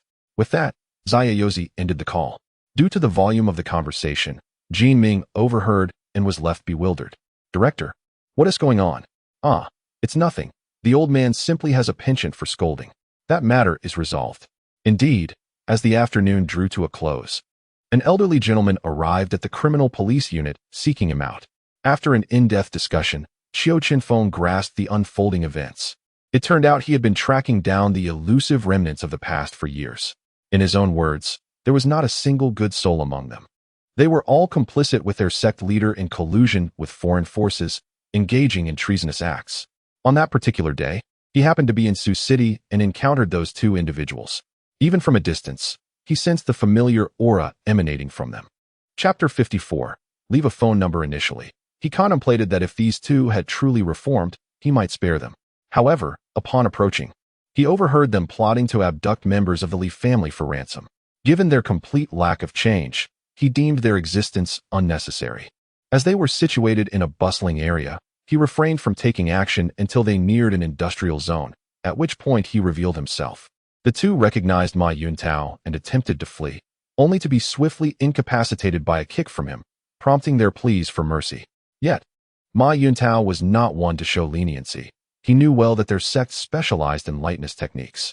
He informed them that if they could survive a fall from the sky, then fate had deemed it so, and he would not be the one to end their lives. With that, he hoisted both individuals into the air, releasing them from a height of 40 to 50 meters. Unsurprisingly, both met their demise. Even the finest lightness skills could not afford them a chance at survival under such circumstances. Afterward, Ma Yuntao shared the recordings from his phone, which captured the two confessing to their crimes and detailing their imminent plans for wrongdoing. After listening to his account, Qiu Chenfeng was at a loss for words. How could this old man be so creative in committing murder? Since that is the case, there seems to be no issue. This case can be considered resolved. My apologies, Senior, for making you come all this way. If you hadn't clarified, it's possible that the Dragon team would have been compelled to issue a warrant for your arrest, which would have been quite unfortunate. As he escorted him out, Qiu Chenfeng spoke with regret. Haha, you truly know how to adapt, unlike your master, who always insists on being right, regardless of the situation. Ma Yuntao chuckled. Hey, Senior, I must say, every time I call my master, he scolds me. Qiu Chenfeng laughed heartily. Your words bring me great joy. I shall take my leave now. Focus on your training. Your master has high expectations for you. With that, he stepped outside. Senior, could you leave your number? Qiu Chenfeng suddenly remembered something and hurried after him. Sure, you've piqued my interest, so I'll give you my number. After exchanging contact information, Qiu Chenfeng escorted him to the entrance. Once the senior departed, he returned to his office. Seeing him in high spirits, Jin Ming quickly inquired about the good news. Xiao Ming, do you recall me mentioning that having connections is advantageous? I just obtained the phone number of Senior Ma Yuntao, which adds another ally to my repertoire. Make sure to learn well. After saying this, he completed all his reports and sent them directly to headquarters. After several days of hard work, he could finally relax. As the workday neared its end, he instructed Jin Ming to leave first. He waited in the large office for quite some time, but Lu Yilin had not returned. Thus, he decided to visit Lin Feng's office. Uncle Lin, where is Xiao Lin? Is there a case at hand? Didn't Tishi inform you? He Biao has had several bones broken, and we currently don't know who the assailant is. This case happens to be under Tian Xiang's jurisdiction. I'll be damned. Why didn't He Biao tell me? Isn't he a cultivator in the early innate stage? Surely, only a martial artist could have harmed him. Otherwise, who could match him? I'm heading over to take a look. Saying this, Qiu Chenfeng drove Xiao Lin's car to the hospital. As he ascended the stairs, he happened to see Li Tianxiang coming down with Lu Yilin. Uncle Li, Xiao Lin, I'm here. What did He Biao say? See for yourself. Lu Yilin replied, tossing the statement to him, clearly agitated. Qiu Chenfeng glanced at the statement and noticed it was nearly blank. He asked Lu Yilin, what is going on? Did you not manage to extract any information? Why didn't you call me? Are you unaware that he is a martial artist? The person who could injure him must be extraordinary. Well, I thought you were preoccupied with that major case, so I decided to investigate first, Lu Yilin said, lowering her head. Upon hearing this, Qiu Chenfeng's temper flared. Do you remember what I told you? If you couldn't even handle someone in the early innate stage, how would you survive if you actually managed to investigate? Forget it. I'll go check on the situation and discuss it with you later. With that, he returned the statement to her and went alone to He Biao's hospital room.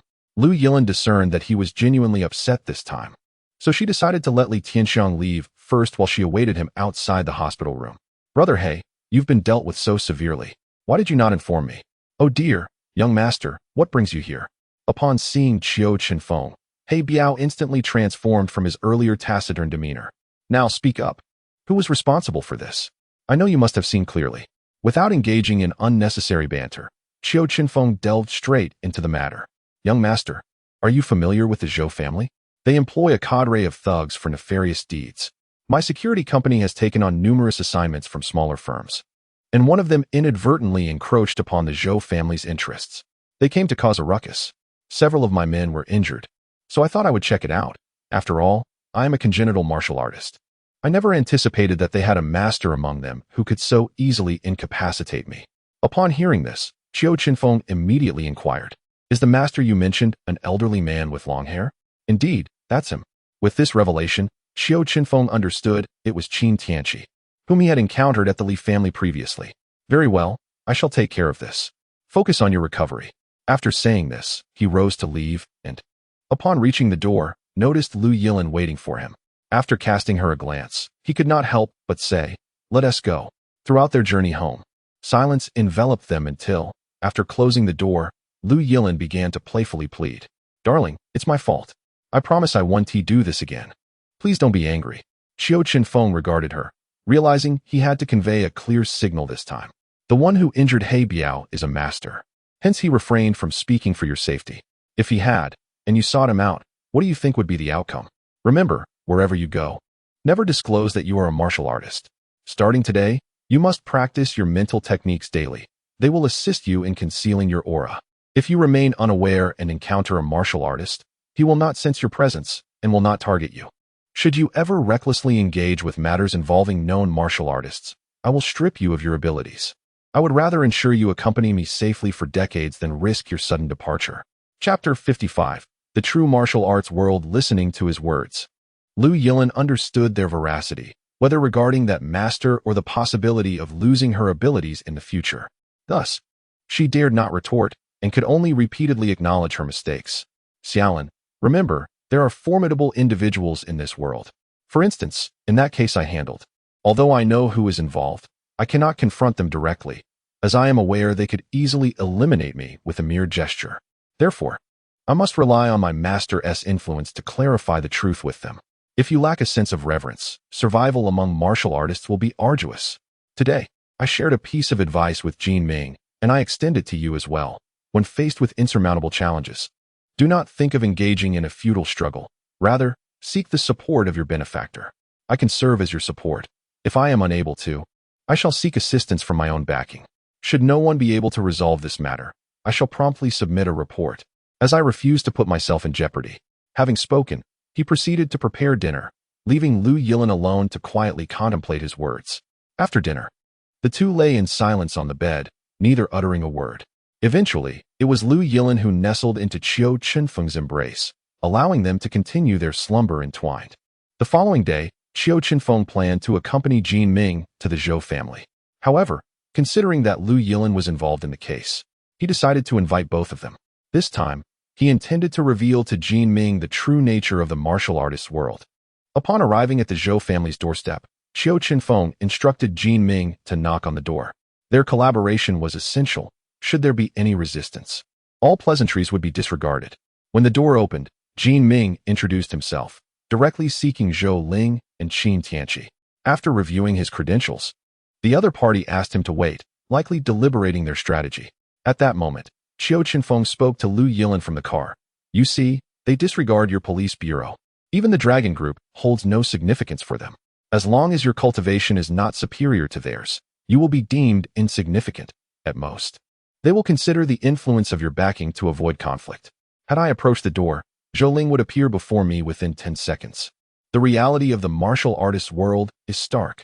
Lu Yilin pondered this, continuing to observe Jin Ming at the entrance, eager to discern the Zhou family's ultimate reaction.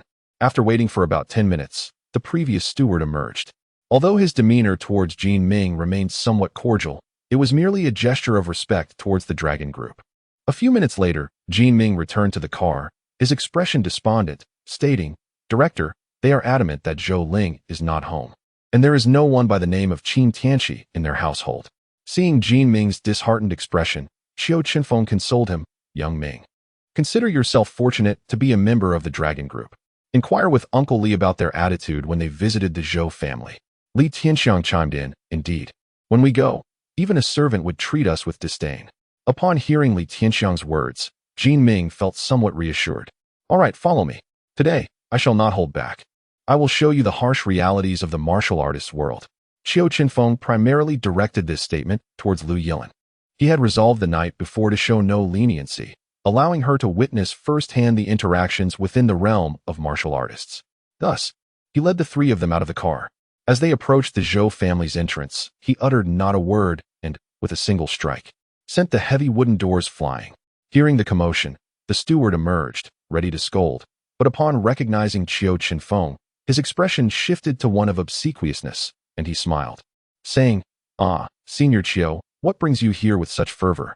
As the autumn breeze swept through, Qiu Chenfeng, driven by a desire to confront, had completely shed his former amiable demeanor.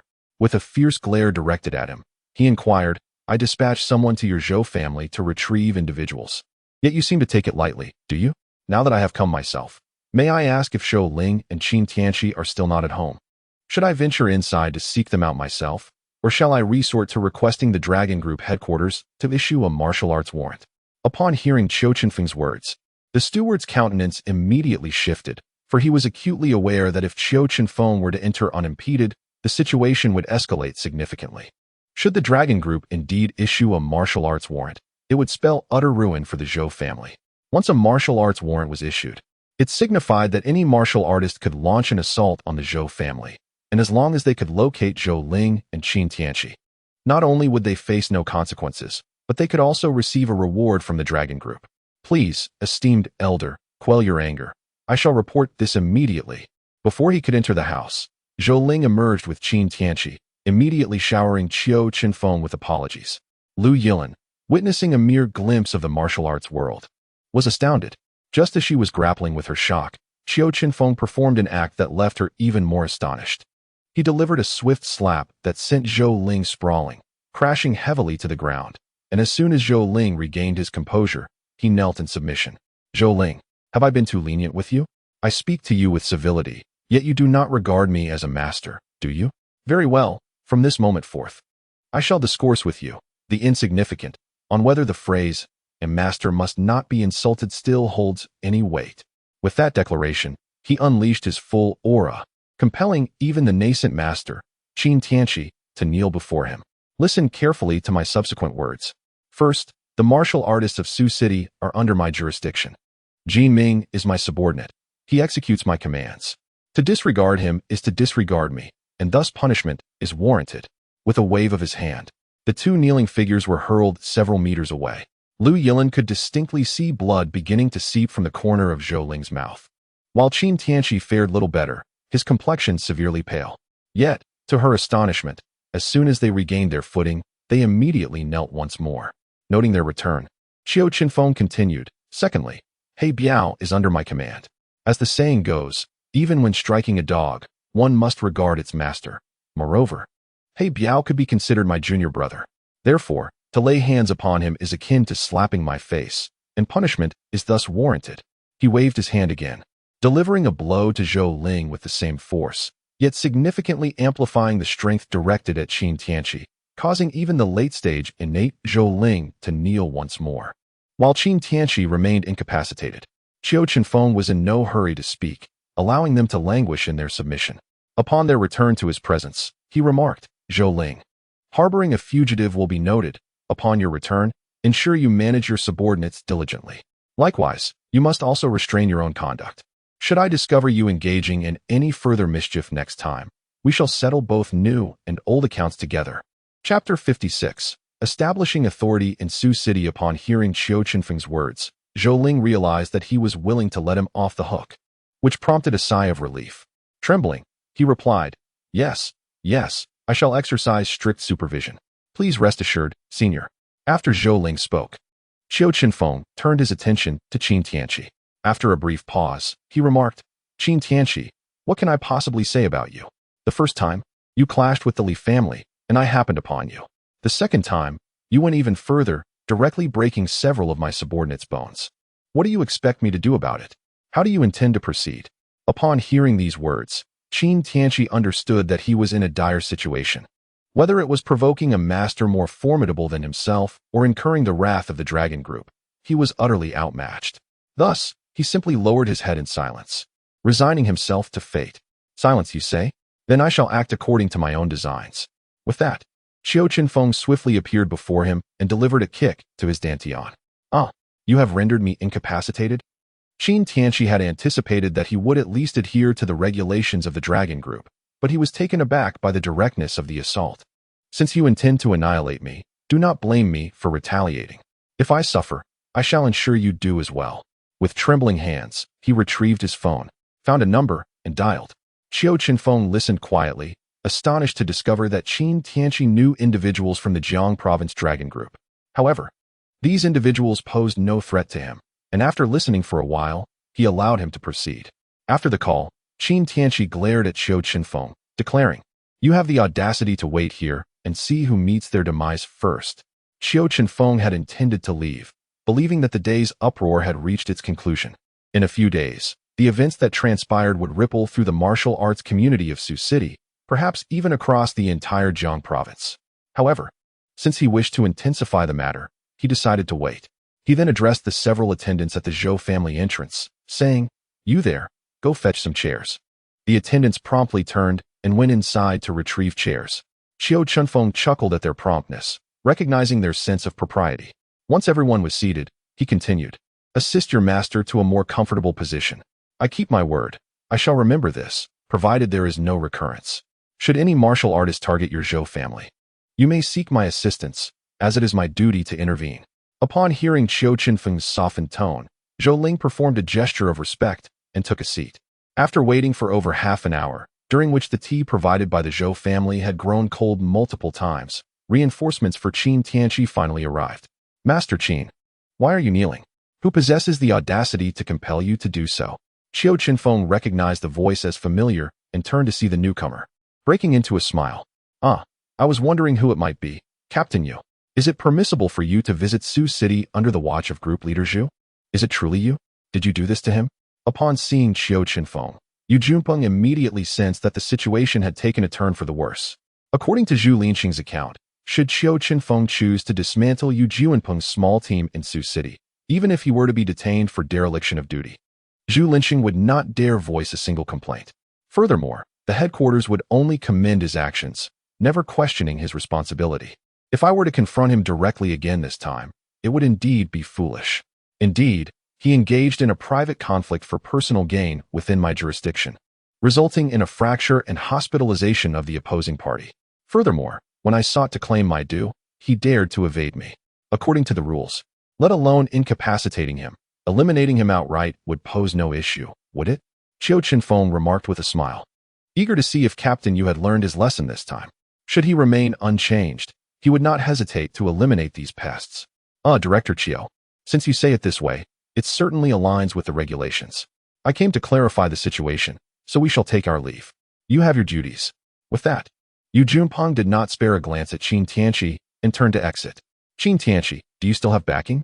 If so, I await your call, he said. In that moment, Qin Tianqi completely bowed his head, regretting his decision to come to Sioux City and to collaborate with Zhou Ling in these affairs. All right, Master Zhou. We shall take our leave. You can tidy up your affairs, Qiu Chenfeng declared, instructing Jin Ming to escort Qin Tianqi to the vehicle. Before departing, he turned back to shout, By the way, Master Zhou, ensure all your martial artists report to the criminal police team tomorrow. Many of them have not registered with me. You can either disperse them or bring them in to register. Choose one. With that, he promptly entered the car, and as the police vehicle departed, Zhou Ling collapsed onto the ground. He had never anticipated Qiu Chenfeng would take such drastic measures. He had always believed the young man to be quite accommodating. It seems the martial arts world in Sioux City is undergoing a transformation, and soon all martial artists may find themselves under his supervision, with unregistered individuals facing severe repercussions. Xiaofeng, I never imagined you would act so decisively today. I thought you would extend him some courtesy." Upon returning to the criminal police team and detaining Qin Tianqi, Li Tianxiang and Lu Yilin engaged in a brief conversation in his office. "Hee, Uncle Li, some individuals take kindness as a sign of weakness, believing they can manipulate you. Therefore, I seized this opportunity to establish my authority in the Sioux City martial arts community."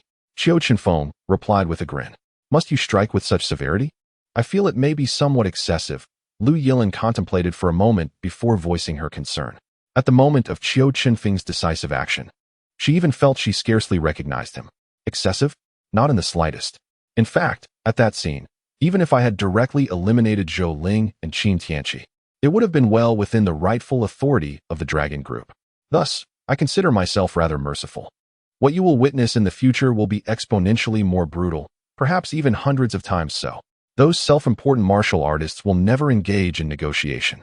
To offend me means either your demise or mine. Moreover, you just heard me utter a phrase. A master must not be insulted. This statement is an unspoken rule universally acknowledged in the martial arts realm.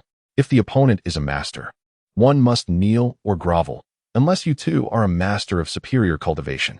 Otherwise, even a hint of disrespect falls within the scope of that statement.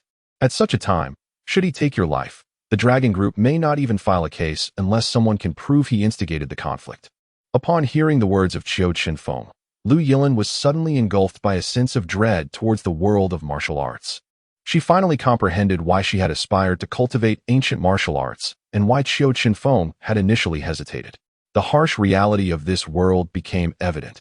It was a realm where strength dictated everything, and the concept of survival of the fittest reigned supreme. Henceforth, she resolved to diligently practice her inner techniques, concealing her prowess for her own safety. Chapter 57. Birthday. Within a mere few days, the incident spread like wildfire throughout the martial arts community of Jiang Province, leaving everyone astonished that a young master would strike with such severity. A considerable faction began to perceive Qiu Chenfeng as excessively arrogant, with several individuals even rallying other masters to challenge him to duels. However, upon learning that Qiu Chenfeng was a disciple of the elusive Zaiyozi, nearly all voices fell silent. He was a figure of almost divine status. To cross him would spell ruin for anyone. Simultaneously, Ma Yuntao openly declared that if anyone believed Qiu Chenfeng had erred and wished to duel him, they should first consult with him.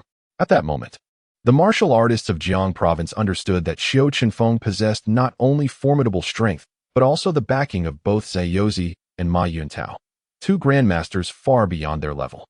Upon receiving this news, Qiu Chenfeng smiled at Jin Ming and remarked, "Did you see that? This is the power of having connections. One need not lift a finger, and they voluntarily retreat."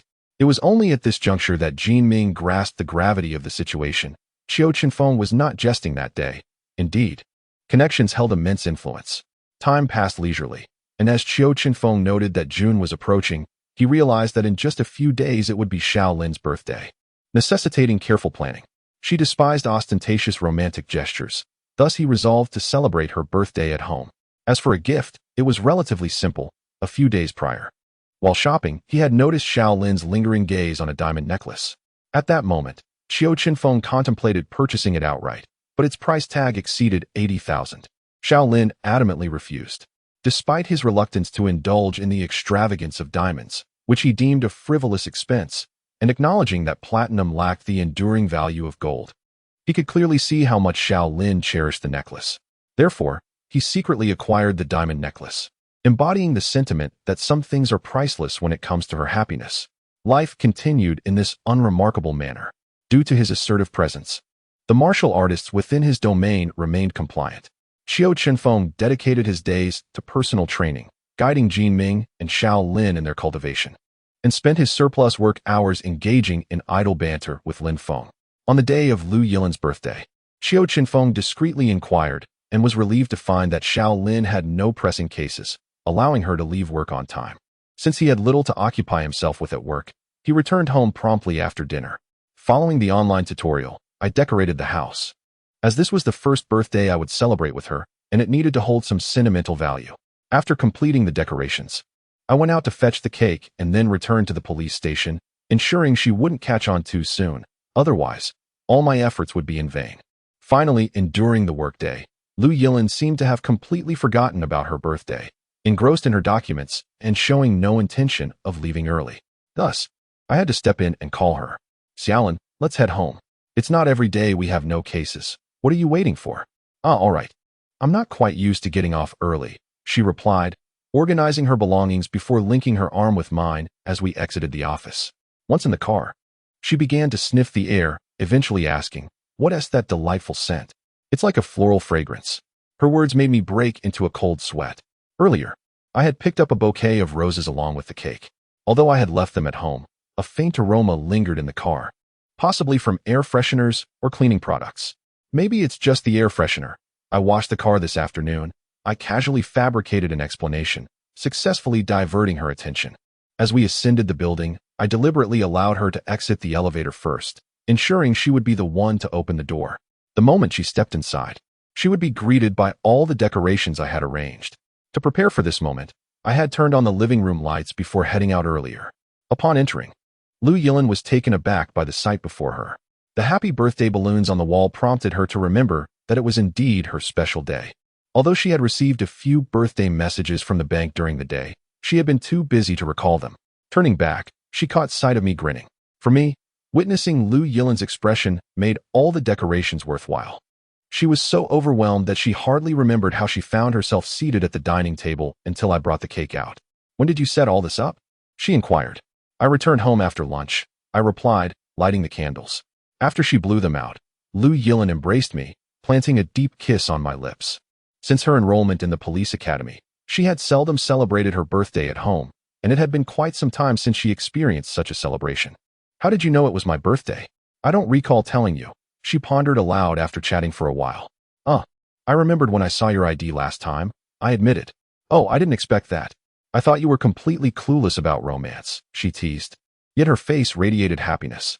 "Truth be told, I learned it from videos online," I confessed. After indulging in a few bites of cake, I brought out the warm dishes. Once we finished our meal, congratulatory messages and calls from Lu Yilin's parents came through, a detail I had orchestrated beforehand to preserve the element of surprise for her. After we showered and settled into bed, I finally revealed the gift I had prepared. "Wow, there's a gift too?" Lu Yilin excitedly answered the call, only to discover that it was the very necklace she had long desired. "Did you really buy it? Didn't I tell you it was too expensive? Besides, you might not even wear it a few days a year. What a waste. As long as you like it, that's all that matters. Even if you don't wear it. Just looking at it brings joy. What is that saying? Ah, yes. You may not wear it, but you must have it. Let me help you try it on." As Qiu Chenfeng spoke, he took the necklace and adorned her with it. "Does it look good?" Lu Yilin inquired with a smile. "Of course. How could my wife not look splendid?" "Oh, I meant the necklace. It looks beautiful, but not as stunning as my wife." "Then let us retire for the night." "Sure. But it's still early. We can do something else first." The following morning, when Qiu Chenfeng awoke, it was already past 9 o'clock. Reflecting on the previous night, he realized it had been quite wild, and he had scarcely slept. "What time is it?" "Oh dear, I'm so tired." Before long, Lu Yilin also stirred, sleepily asking, "What time is it?" 9:30. "If you're tired, just sleep some more." "Oh no. 9:30. I'm going to be late." In an instant, Lu Yilin leaped out of bed, realizing she was an hour and a half late. "Just go back to sleep. I've already covered for you at work." "Really? Oh my, you scared me." Upon hearing his words, she lay back down, and after glancing at her phone, she asked, "Did you turn off my alarm?" "Indeed. I figured since you had the day off, you should enjoy a proper rest." With that, Qiu Chenfeng pulled her close again, and both succumbed to slumber once more. After a well-deserved day of rest, the couple slept until after 2 in the afternoon. Upon waking, they lamented the wasted day, wishing they had done something productive instead of merely sleeping. Once they got up, they decided to venture outside, seizing the opportunity of the pleasantly warm weather. "Where shall we go?" Lu Yilin asked as they stepped out. "Let us go shopping for clothes. Summer is approaching, and I haven't bought you any summer outfits yet." Qiu Chenfeng had read online that women often complain about having nothing to wear. Although Xiaolin wasn't particularly picky, it was time to replenish her wardrobe. "That sounds great. I didn't expect you to think of getting me clothes. Your efforts are not in vain." The couple strolled through the streets, chatting and laughing from the afternoon until evening. On their way home, Qiu Chenfeng noticed 2 suspicious martial artists lurking about, seemingly wary of being followed, glancing back every few steps. After careful consideration, he realized they appeared unfamiliar and were likely not registered under his supervision. Thus, he instructed Liu Yilin to head home first. Seeing the seriousness in his demeanor, Liu Yilin understood that something was amiss, so she refrained from questioning him and returned home. After their recent encounter, she comprehended that in such matters, she must heed his guidance. That world was far too perilous. Once Liu Yilin had safely departed, Qiu Chenfeng stealthily followed the two men, eager to uncover their intentions. Given the disparity in their abilities, he managed to trail them without detection. After following for a while, Qiu Chenfeng discovered that they had entered a hotel. Once they ascended the stairs, he discreetly followed suit. Presenting his police badge, he effortlessly uncovered the names of the two individuals, both of whom turned out to be Japanese. According to the front desk, they were part of a trio. The two he had observed appeared to be attendants, while the leader, a middle-aged man in his 40s named Taro Tanaka, had not left the premises since their arrival a week ago. Tanaka had remained inside their suite, with his two companions handling affairs outside. After gathering this information, Qiu Chenfeng instructed the staff to maintain confidentiality. He then secured a room adjacent to theirs and quietly ascended the stairs, eager to discern the intentions of these young warriors. Upon entering his room, he listened intently to the sounds emanating from next door, only to realize he had overlooked a critical detail. He could not comprehend Japanese at all. In a moment of frustration, he felt almost foolish for his efforts, which seemed utterly futile. With no other recourse, he contacted Gao Qingrong, requesting him to send someone under the pretext of registering as a foreign guest to engage with them, while he merely observed from the sidelines. Half an hour later, Gao Qingrong dispatched an operative. Qiu Chenfeng donned his police badge and accompanied them into the suite. During the inquiry, Taro Tanaka claimed they were in town for business. Yet Qiu Chenfeng could palpably sense a latent ferocity within him. He had undoubtedly taken a life within the past 3 days. Given that they had been residing in the hotel for a week, it was evident that he had committed murder in Sioux City. The front desk's lack of sightings of him leaving was easily explained. As a practitioner of the initial stage of a grandmaster, a leap from the 5th floor posed no challenge for him. However, immediate action was unwise. Without substantial evidence, detaining him could provoke an international incident, a predicament best avoided. Fortunately, Qiu Chenfeng did not intend to confront him directly. Since Tanaka had committed murder yet remained, it implied unfinished business, and all he needed to do was keep a watchful eye on him. After leaving, Qiu Chenfeng called Gao Qingrong again, sharing his thoughts. Promptly, Gao Qingrong began arranging for an investigation into the surveillance network. This operation required simultaneous efforts. Should either side make progress, Taro Tanaka would be unable to leave, allowing for a thorough investigation to unfold. Upon returning home, Liu Yilin wisely refrained from asking questions, a gesture that brought Qiu Chenfeng some comfort. The following morning, after preparing breakfast, he informed Liu Yilin that he had matters to attend to and urged her to head to the criminal police team alone before making his way back to the hotel from the previous day. After lying in wait for 2 hours, he finally observed the 2 Japanese attendants exiting, and upon confirming that Tanaka was still asleep, he promptly followed the 2 young men. After following for a while, Qiu Chenfeng found himself at a crematorium, which struck him as exceedingly peculiar. What business did these 2 individuals have here? Upon entering, he observed the 2 conversing with the staff inside, though the specifics of their discussion eluded him due to the distance. Having met them the previous night, he dared not draw too close, lest he risk exposure. Once they departed, Qiu approached the staff member he had seen earlier, presenting his police badge and inquiring about what the 2 had discussed. The staff member revealed that the pair had been there for 3 days, requesting the cremation of a body in locker number 18. However, they lacked the necessary legal documentation, which had prevented the process from being carried out.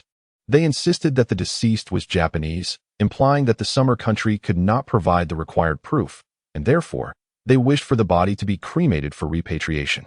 Upon hearing this, Qiu instructed the staff to open locker number 18, revealing the lifeless form of a woman. According to the tag, she was indeed Japanese.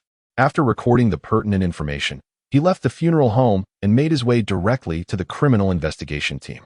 Upon his arrival, he sought out Lin Feng in his office, requesting assistance in uncovering details about the woman. Approximately an hour later, Lin Feng visited him with news. The woman's identity was confirmed to be genuine. She had tragically perished in a car accident 2 weeks prior. Under normal circumstances, the case would have been straightforward, with the insurance company assuming responsibility. However, when they attempted to close the case, they discovered that the perpetrator had vanished, seemingly evaporating into thin air. Logically, there was no reason for the individual to disappear, as the liability had been clearly established. The woman had run a red light, absolving the driver of primary culpability. Due to the perpetrator's disappearance, the case was left unresolved, thus hindering the issuance of a cremation certificate. Upon learning of the disappearance, Qiu Chenfeng instantly grasped the situation's intricacies. If his suspicions were correct, the woman must have had a close connection with Tianzhong Taro. He promptly instructed the Dragon Team headquarters to investigate the relationship between Tianzhong Taro and the deceased woman. As anticipated, the information relayed by headquarters confirmed that the woman was indeed Tianzhong Taro's illegitimate daughter, having lived with him prior to her arrival in the summer country. At this juncture, the narrative became clearer. Tianzhong Taro had likely traveled to the summer country following his daughter's tragic death, and in a fit of rage, he had killed the driver responsible.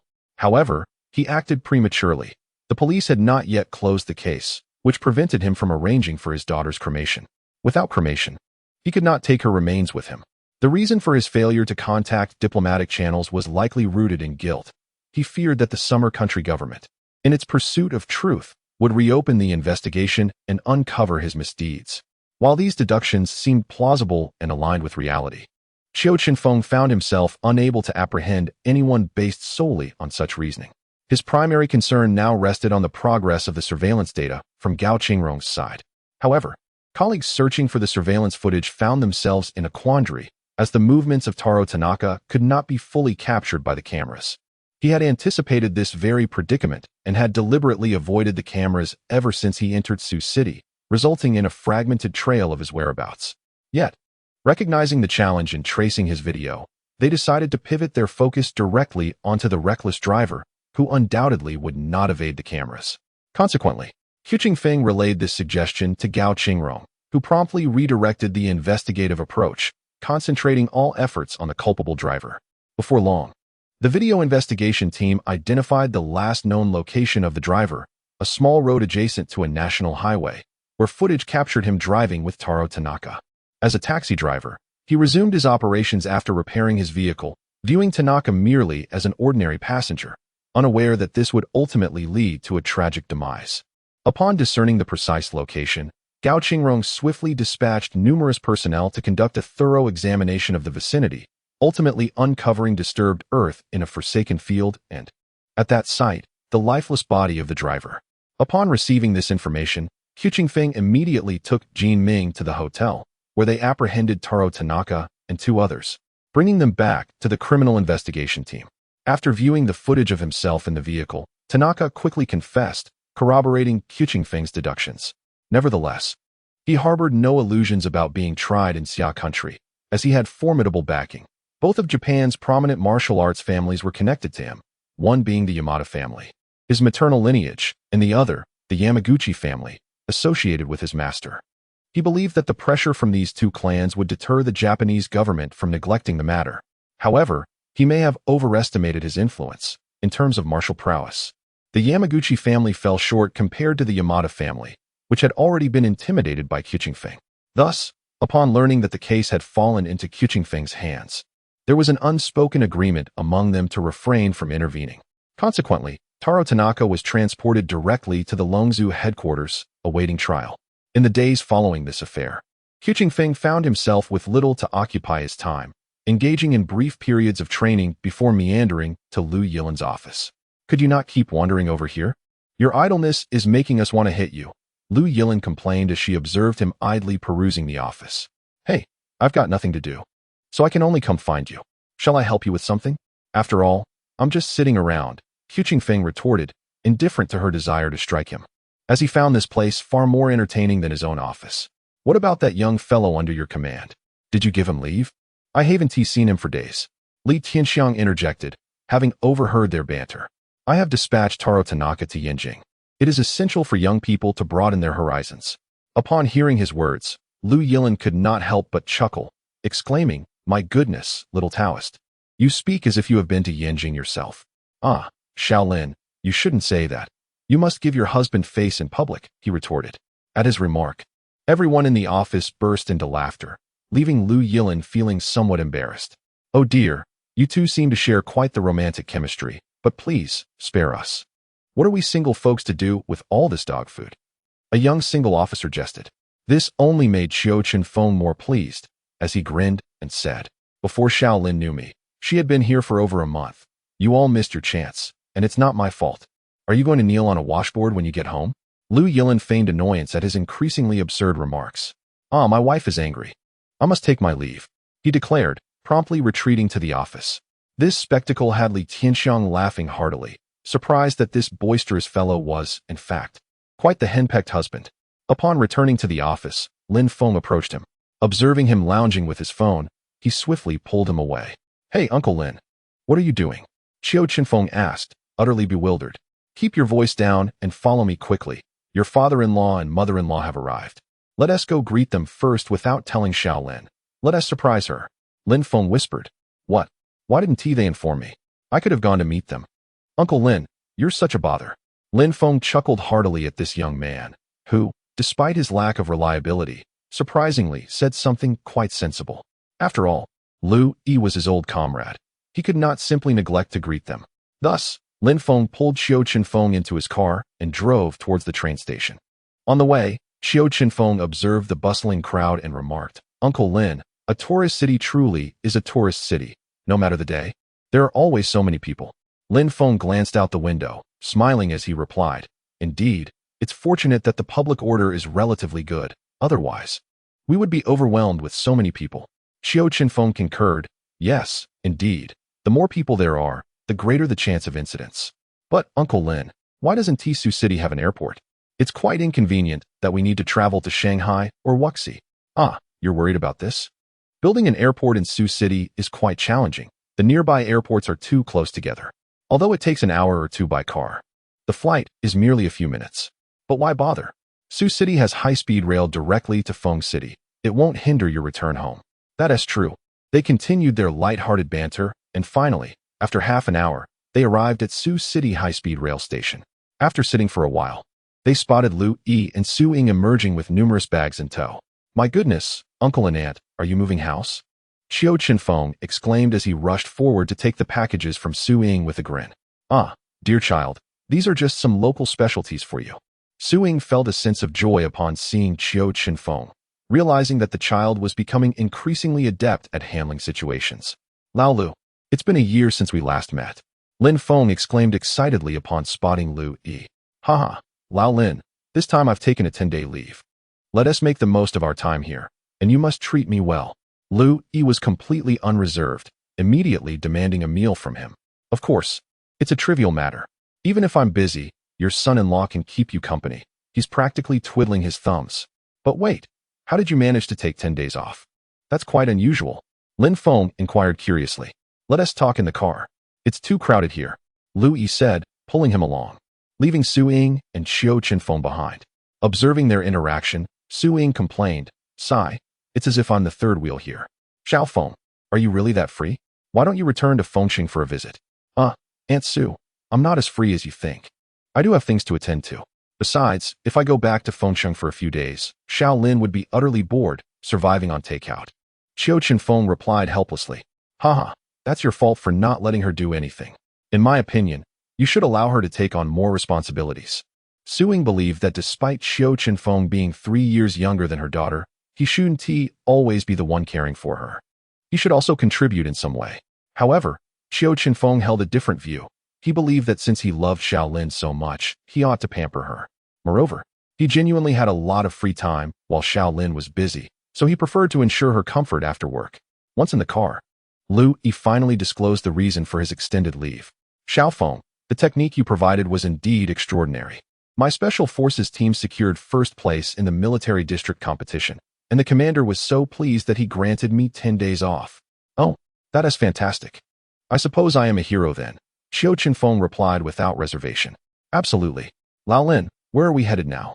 Although Lu Yi was unfamiliar with the roads of Sioux City, he recognized the vicinity of the neighborhood where Shaolin lived, noticing they were moving away from it. "Oh, we're heading to the Criminal Investigation Division first, to discuss matters in my office. Afterward, I'll treat you to dinner. And you can also observe Shaolin's working environment." Lin Feng had intentionally planned this, knowing Lu Yi was concerned about his daughter and wanted to show him her workplace. "All right then, I won't hold back." My daughter may be a bit temperamental, but she should be getting along well with her colleagues. Lu Yi said with satisfaction when his daughter was mentioned. Not really. Ever since she started dating Xiao Feng, her temperament has improved significantly. During her first month here, her temper was quite something, Lin Feng noted, which was indeed true. Even Qiu Chenfeng recognized that Xiao Lin had become much gentler. Before long, the four arrived at the Criminal Investigation Division. As they passed by Xiao Lin's large office, Lu Yi peeked in and saw his daughter writing a report, so he refrained from interrupting her. After they entered Lin Feng's office, he called for Li Tianxiang from the large office. Captain Lin, what instructions do you have? Oh, Xiao Feng is also here. Li Tianxiang entered the office, initially thinking there was some sort of task at hand. Lin Feng waved his hand, signaling him to take a seat. There was no urgency, and since they were not busy, they could engage in a conversation. Allow me to introduce. These two are Xiao Lin's parents, and this is Officer Li Tianxiang, who is your daughter's mentor. Everything she has learned here is under Tianxiang's guidance. Upon hearing that Li Tianxiang was Xiao Lin's mentor, Lu Yi immediately stood up to exchange pleasantries. Li Tianxiang had also heard that Xiao Lin's father was a colonel, and he politely returned the greeting. After familiarizing themselves with Xiao Lin's work situation, Lu Yi and Su Ying could not resist the temptation to head to the large office, with Qiu Chenfeng and the others trailing behind. As today's case report was quite challenging to compose, Xiao Lin was entirely unaware that several individuals were observing her from outside the door. How about I go in and have a chat with her while you all watch from here? After a moment of finding it rather dull, Qiu Chenfeng decided to step in as the performer. All right, go ahead, Lu Yi responded softly with a nod. Thus, Qiu Chenfeng entered alongside Li Tianxiang. How is the writing coming along? Li Tianxiang inquired first. It's still too early. Master, this task is truly difficult. I am better suited for field investigations, Lu Yilin lamented, exuding a sense of despair. Ah, young comrade, do not harbor negative sentiments. Revolutionary work is achieved step by step. How can one walk without caring for their shoes? Hearing Qiu Chenfeng's teasing remarks, Lu Yilin promptly grabbed a pen and tossed it at him, complaining, you can lounge around all day, can't you? Alas, Xiao Lin, you wound my heart. Regardless of my leisure, I ensure your meals are prepared every day, and you dare to say such things. Qiu Chenfeng feigned distress. And although Lu Yilin initially felt she had been too harsh, she found herself unwilling to respond to him further. Wow, you're actually ignoring me. Do you believe I will call my father-in-law to complain? Go ahead and call. My dad will surely support me, Lu Yilin replied nonchalantly. I bet my mother-in-law will assist me, Qiu Chenfeng retorted, equally defiant. Then go ahead. The heavens are high and the emperor far away. What do I have to fear? Lu Yilin still did not turn around, but had she done so, she would have seen her parents standing at the door. Oh no, Uncle Lu, Aunt Sue. This is outrageous. Come save me. With his exclamation, Lu Yilin finally turned around, initially intending to continue their banter, only to be met with the sight of her parents up close. In that instant, her eyes inexplicably welled with tears, and she was overwhelmed by an impulse to cry. Chapter 61. She is not upset with me. Mom and Dad, what brings you here? She had wanted to rush over and embrace her mother, but refrained in the presence of so many others. Haha, your father rarely has a day off, so we thought we'd come to Sioux City to see you both, Su Ying said with a smile. After a brief conversation, Lu Yi felt they were interrupting their work and returned to Lin Feng's office with Su Ying. Hey, you've kept this quite well hidden. Why didn't you tell me anything? After they left, Lu Yilin directed her words at Qiu Chenfeng. By heaven's grace. I only learned an hour before you did. When I arrived, I was unaware until Uncle Lin pulled me to the train station on my way back to the office. Qiu Chenfeng replied with a sense of grievance. Lu Yilin, observing his demeanor, could not be bothered to discern the veracity of his words. She promptly instructed him to return to the office post-haste. If he lingered there engaging in idle chatter, the report would remain unfinished before the day's end. Director, I'm back. As Qiu Chenfeng stepped out of the grand office, he noticed Jin Ming entering with a large bag slung over his shoulder. Jin Ming, why didn't you give me a call upon your return? I would have picked you up. Moreover, I recall you left empty-handed. How did you return with such a hefty load? Director, I am quite familiar with this area. Upon my return, several leaders from headquarters bestowed upon me numerous local delicacies from Yanjing. Let us distribute them in the grand office, Jin Ming exclaimed, brimming with excitement. Very well. Let us see what delectable treats the headquarters has sent. As he spoke, Qiu Chenfeng led him back to the grand office. Dear colleagues, come and claim your snacks. Jin Ming has brought back goodies from Yanjing. If you tarry, there may be none left. With this call, dozens of individuals in the grand office approached eagerly. Director, aren't these from headquarters? Why do you say I brought them? Jin Ming inquired, puzzled. I Haven team has spoken. I never claimed you purchased them. What you brought back is indeed accurate. How others perceive this matter is beyond my concern, Qiu Chenfeng replied. For him, facilitating Jin Ming's interaction with others was paramount. This young man, despite his commendable qualities, was excessively reserved, possibly due to his upbringing. Thus, he merely knew most people without forming deeper connections. Qiu Chenfeng resolved to use this opportunity to help him integrate. Wow, Jin Ming, you're quite impressive. You managed to carry all this back? As the crowd clamored for the treats, they remarked. It's not too bad, Jin Ming stammered, feeling shy amidst the gathering. Come on, you should learn from your director. Look at him, always so exuberant, and you follow silently as if you're strangers. In the future, if you need our assistance, just speak up. In light of these snacks, we will surely help. Lu Yilin noticed he was about to miss a splendid opportunity and decided to lend him a hand. Exactly. Don't remain cooped up in the office. Come out and socialize. Li Tianxiang echoed. Oh dear. Is that how it is? Have I been too boisterous? Why does everyone keep saying I'm loud? Hey, don't take everything. The second team next door deserves some as well. And what about Uncle Lin? Qiu Chenfeng exclaimed halfway through, noticing that the pile had diminished significantly and swiftly retrieved some. After distributing a portion to the neighboring second team, he instructed Jin Ming to take the remainder into Lin Feng's office. Uncle Lin, Jin Ming has returned from Yanjing with some specialties. Oh, these items look delightful. But don't give them all to me. Leave some for the children. Lin Feng interjected immediately upon seeing Qiu Chenfeng hand over the entire collection. I've saved some for him. Fret not. After all, you have little ones at home, and there's quite an abundance of snacks. Autumn Chenfeng certainly wouldn't forget to leave a portion behind. After all, he couldn't let him return from such a distance empty-handed. This time, it was merely to foster connections, ensuring that if he ever needed assistance in the future while being unavailable himself, it would be more convenient. Haha, then I shall not hold back. You should strive a bit harder. Your father-in-law is eagerly awaiting a grandchild, Lin Feng jested. Why are you dragging me into this? Xiao Lin interjected. I still have over a year until marriage age. If we're discussing this topic, Autumn Chenfeng was unperturbed, asserting that he was still a child himself.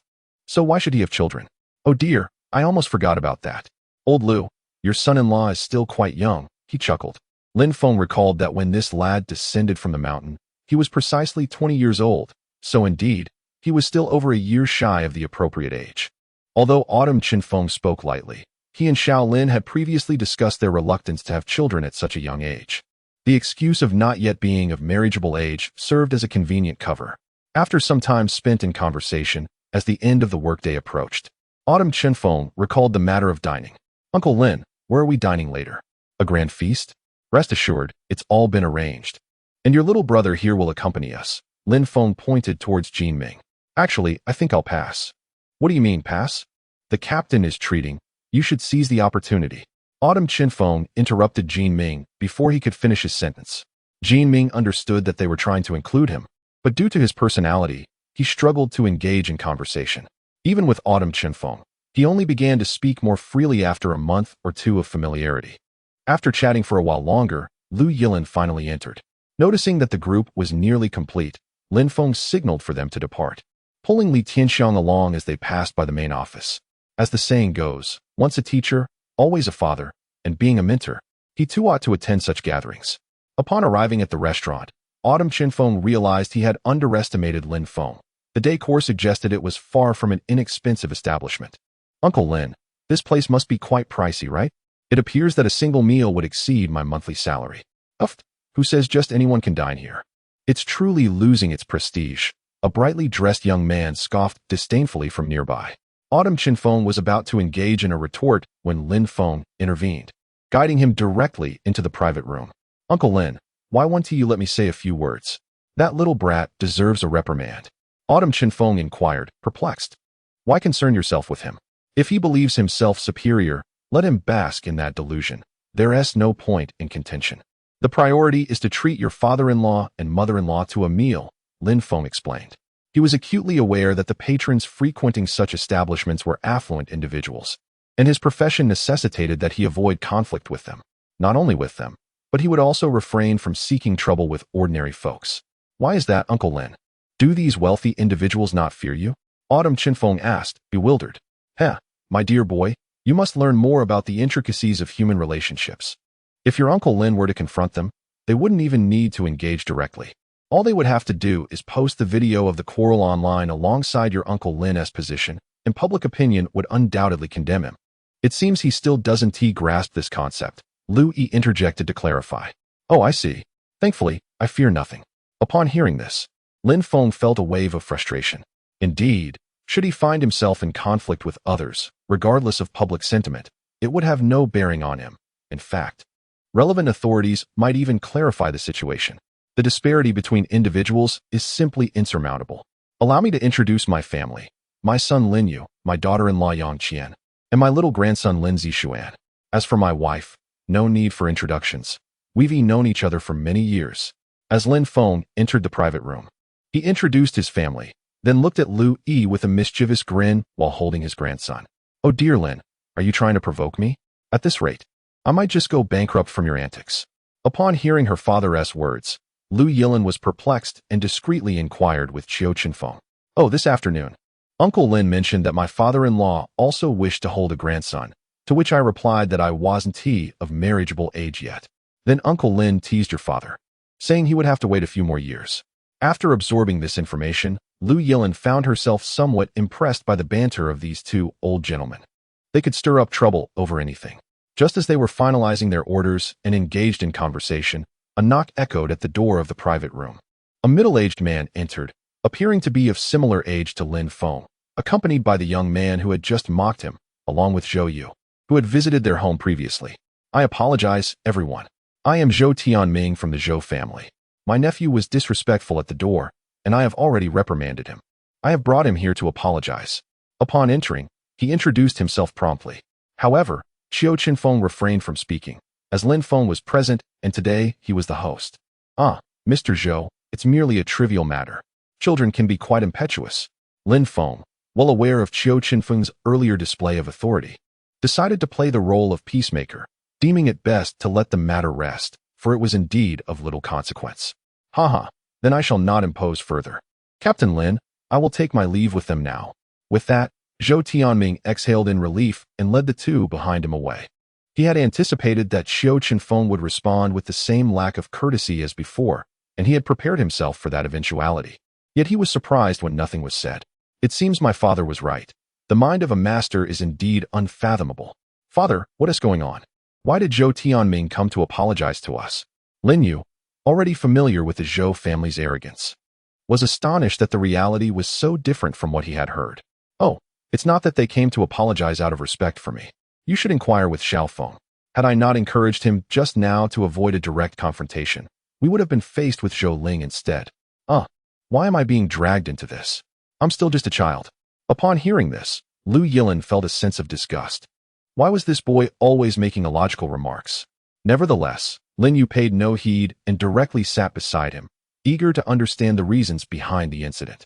At this moment, Qiu Chenfeng discerned that Lin Yu possessed the foundation of a martial artist, albeit he had trained at a rather sluggish pace and had yet to reach the acquired stage. Brother Lin, how about you visit the criminal police team in a few days, and I shall share more with you then?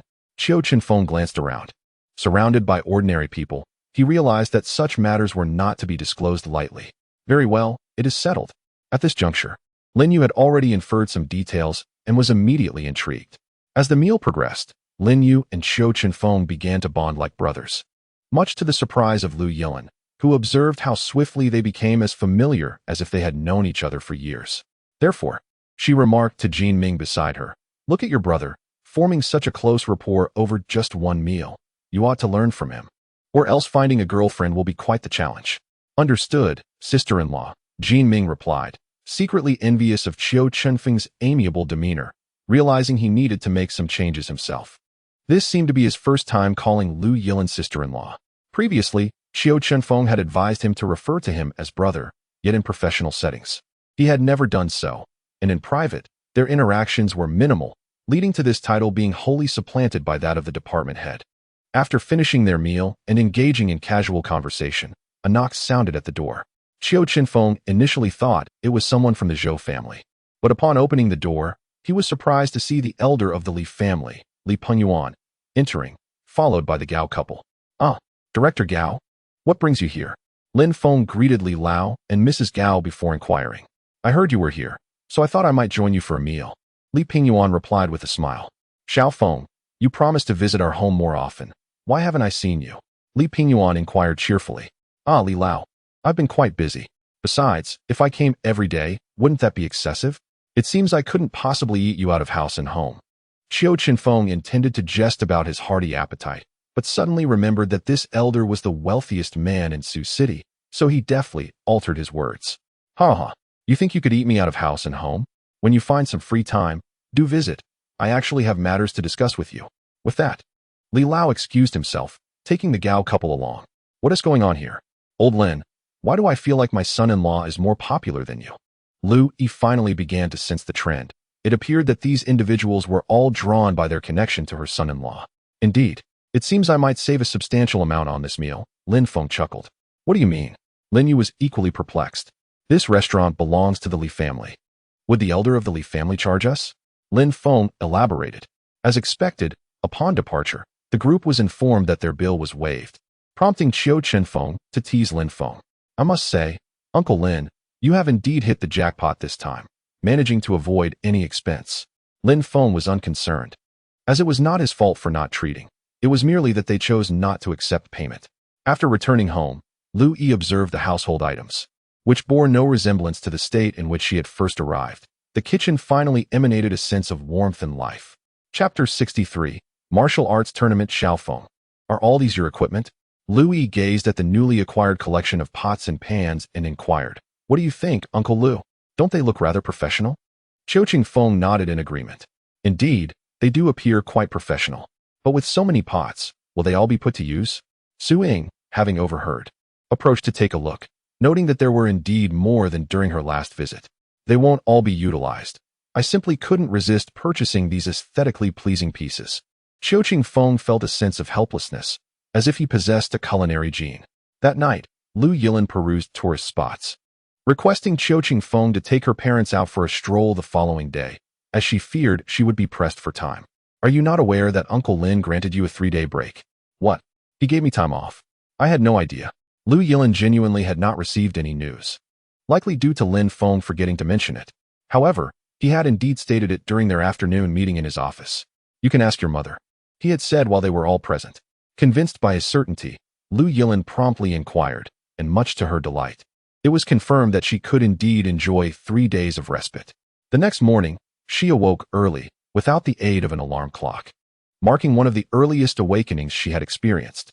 However, rising early held little significance as she was unable to cook, leaving her to simply observe, realizing that it was high time she learned to do so. After breakfast, Qiu Chenfeng suggested she take her parents out to explore, especially since they had dined lavishly at the Li residence the previous day. Since Mr. Li had mentioned having matters to attend to, it was only fitting that they pay a visit. Upon arriving at the Li's doorstep, Qiu Chenfeng noticed Mrs. Li tending to her flowers. The elderly lady indeed had a talent for nurturing her plants, which thrived beautifully, though they were not yet in bloom. After exchanging pleasantries with her, Qiu Chenfeng entered the study. "Mr. Li, I have arrived," he announced, gently knocking as he noticed the door ajar. "Ah, little Feng, come in and take a seat." "Mr. Li exclaimed upon hearing his voice, setting aside his book. "Did you have another disagreement with those 2 rascals from the Zhou family yesterday?" Mr. Li asked with a smile as Qiu Chenfeng settled into his chair. "Oh, it was nothing major. I didn't utter a word. It was merely that the younger generation spoke inappropriately, and Zhou Tianming came to apologize." "Huh, did he dare not to show up? I heard you knock that old fellow from the Zhou family down last time." Qiu Chenfeng felt a mix of exasperation and amusement, unsure how to respond. "All right, enough jesting. The reason I summoned you today is quite serious." Mr. Li, sensing Qiu Chenfeng's reluctance, swiftly redirected the conversation. "Have you heard of the Jiang Province Martial Arts Tournament?" "The Martial Arts Tournament? I have not heard of it. What is it about?" Qiu Chenfeng was hearing this term for the first time. "In essence, it is a competition, a gathering of martial arts families and sects within the province for a friendly contest held every 3 years. This year, it is set to take place in July," Mr. Li explained. That's something I hadn't encountered before. But isn't your family not a martial arts clan? Will you be participating? Qiu Chenfeng pondered whether Mr. Li intended for him to represent the Li family. We do not partake in the competition, but the Li family has always been one of the sponsors. Therefore, I wish to invite you to attend and lend your presence to the event. After Elder Li finished speaking, he meticulously introduced the Jiang Province Martial Arts Conference to him. Typically, the participants are the younger generations of various families, with their cultivation levels not exceeding the late innate stage. The event invites 5 judges, all of whom are esteemed martial artists from the Dragon Group, possessing mastery levels above that of a grandmaster. This time, he invited Qiu Chenfeng not to serve as a judge, but rather to maintain order. In recent years, martial arts families have increasingly resisted control, making it easy for fatalities to occur during the matches. Therefore, they require a formidable individual to oversee the competition. Given Qiu Chenfeng's current reputation and cultivation, he is more than adequate. His presence would certainly temper the participants' behavior. So what will I need to do? Is it merely a matter of watching? Qiu Chenfeng pondered before posing the question. Indeed, merely observing will suffice. Your presence alone will serve as a deterrent to those with malicious intentions. In recent years, families that have historically been at odds have experienced some conflicts during the competitions. If someone is there to oversee, they will at least think twice. From Elder Li's remarks, Qiu Chenfeng sensed some underlying discord. Since his role was simply to maintain order, he felt inclined to attend. All right, I shall go and observe. However, if they disregard my presence, what can I do? He chuckled. At this moment, your reputation is at its peak. Who would dare to dismiss you? Upon your arrival, many will likely seek to befriend you, which would be a fortunate opportunity for you. Qiu Chenfeng nodded, acknowledging the truth in those words. He indeed needed to establish his network swiftly, as relying solely on Elder Li's connections felt somewhat tentative. Seeing him agree, Elder Li felt a sense of relief. In truth, whether the conflicts arose or not, the fates of those involved were of little concern to him. His only worry was that if anything untoward were to happen during the martial arts conference, it could lead to an official shutdown, resulting in missed opportunities for him to connect with martial artists. Qiu Chenfeng, however, was indifferent to Elder Li's concerns. He simply regarded the Li family favorably. Furthermore, out of respect for Director Gao, he was willing to lend a hand, as it posed no detriment to him. After leaving the Li residence, Qiu Chenfeng reunited with Lu Yilin and her family. Throughout the morning, they had not engaged in any specific activities but had merely wandered about. Xiaofeng, I heard from Xiao Lin that there is a spring on the mountain where you used to live. Shall we venture up this afternoon to fetch some water? With so many people around, we could collect a good amount, Lu Yi suggested during lunch. Sure, as long as you don't mind the exertion. However, it's quite hot today, and climbing the mountain may not be very pleasant. Not a problem, it's settled then. It will be a good opportunity to see the environment where you grew up, Su Ying chimed in, intrigued by the idea. Earlier that morning, she had heard from Xiao Lin that the location was filled with delightful attractions, and she was eager to see it for herself. Thus, after finishing their meal, the family returned home for a brief afternoon nap. By 2 o'clock, they set off in their car. After parking in the same spot as before, they began their ascent. As it was now summer, the weeds along the mountain path had completely overgrown the original trail, compelling Qiu Chenfeng to find a stick to clear the way ahead. After nearly an hour of trekking, the group finally reached the quaint cabin at the summit, where the temperature was refreshingly cooler than below. Chapter 64. The security company. The elderly couple stepped inside and surveyed their surroundings. Having tidied up before their arrival, the place was remarkably neat despite its wear. Su Ying glanced around and remarked, Xiaofeng, this place is truly delightful. If you two have the time, you could certainly spruce it up a bit. It would be a splendid retreat during the summer. While your idea is commendable, its practicality is virtually non-existent. Lu Yi interjected before Qiu Chenfeng could respond. Just look at Xiaolin. With her busy work schedule, would she ever find the time to escape for a summer getaway? As Lu Yi finished speaking, Su Ying suddenly recalled the matter. If it weren't for Qiu Chenfeng's relative leisure, the two of them might not even have time to prepare a meal. Uncle, Auntie, come on, let us fetch some water. Qiu Chenfeng called out, retrieving a ladle from the cabin. Shortly thereafter, the 4 of them carried large water jugs to the pond's edge. Lu Yi scooped up some water and took a sip, exclaiming, wow, this water is fantastic. It reminds me of the spring water from Phoenix Mountain in my childhood. It's a pity that spring has dried up for over a decade now. If left undeveloped, this spring could last for centuries. Qiu Chenfeng nodded in agreement, stating, Indeed, my master mentioned long ago that this spring has been here for centuries. As long as it remains undisturbed, it will endure. Dad, why haven't I ever tasted the spring water from Phoenix Mountain? I used to go there all the time over a decade ago. Lu Yilin queried after filling a jug with water. Oh, it's because the scenic area has fenced it off. Ever since the enclosure, hardly anyone visits, Lu Yi replied with a shake of his head. After filling their jugs, Lu Yi noticed an abundance of wild vegetables on the ground and impulsively began to dig them up. Seeing his enthusiasm, Qiu Chenfeng felt hesitant to object. After all, these vegetables were largely the progeny of those he had sown the previous year, and they had flourished on their own this season. Xiaofeng, are there hot springs here as well? Su Ying, having chatted with Xiaolin for a while, turned to inquire. Yes, auntie. However, the water is a bit too hot for practical use. Qiu Chenfeng replied. He pondered what other uses the hot spring might serve aside from bathing, as he had never seen the old man utilize it, given that the water temperature was neither excessively high nor low. Let us go. Take me to see it. Su Ying expressed her interest. After filling their jugs, they made their way to the cave. Wow, this water is quite warm. Upon entering, Lu Yi reached in to test the temperature. This hot spring has a pleasant scent, not at all sulfurous. What did you all use it for? Su Ying inquired after sampling the temperature and taking a whiff. We used it for bathing. In the summer, we used the outdoor spring, and in the winter, we came here. Qiu Chenfeng replied candidly. Bathe? Directly? Wouldn't that be scalding? Su Ying thought he was joking. Mom. He is not afraid of hot water. Lu Yilin chimed in with a mischievous grin. Wow, that is quite the statement. Not quite right. Now you're not afraid, have you? This is just a self-inflicted reprimand. Haha.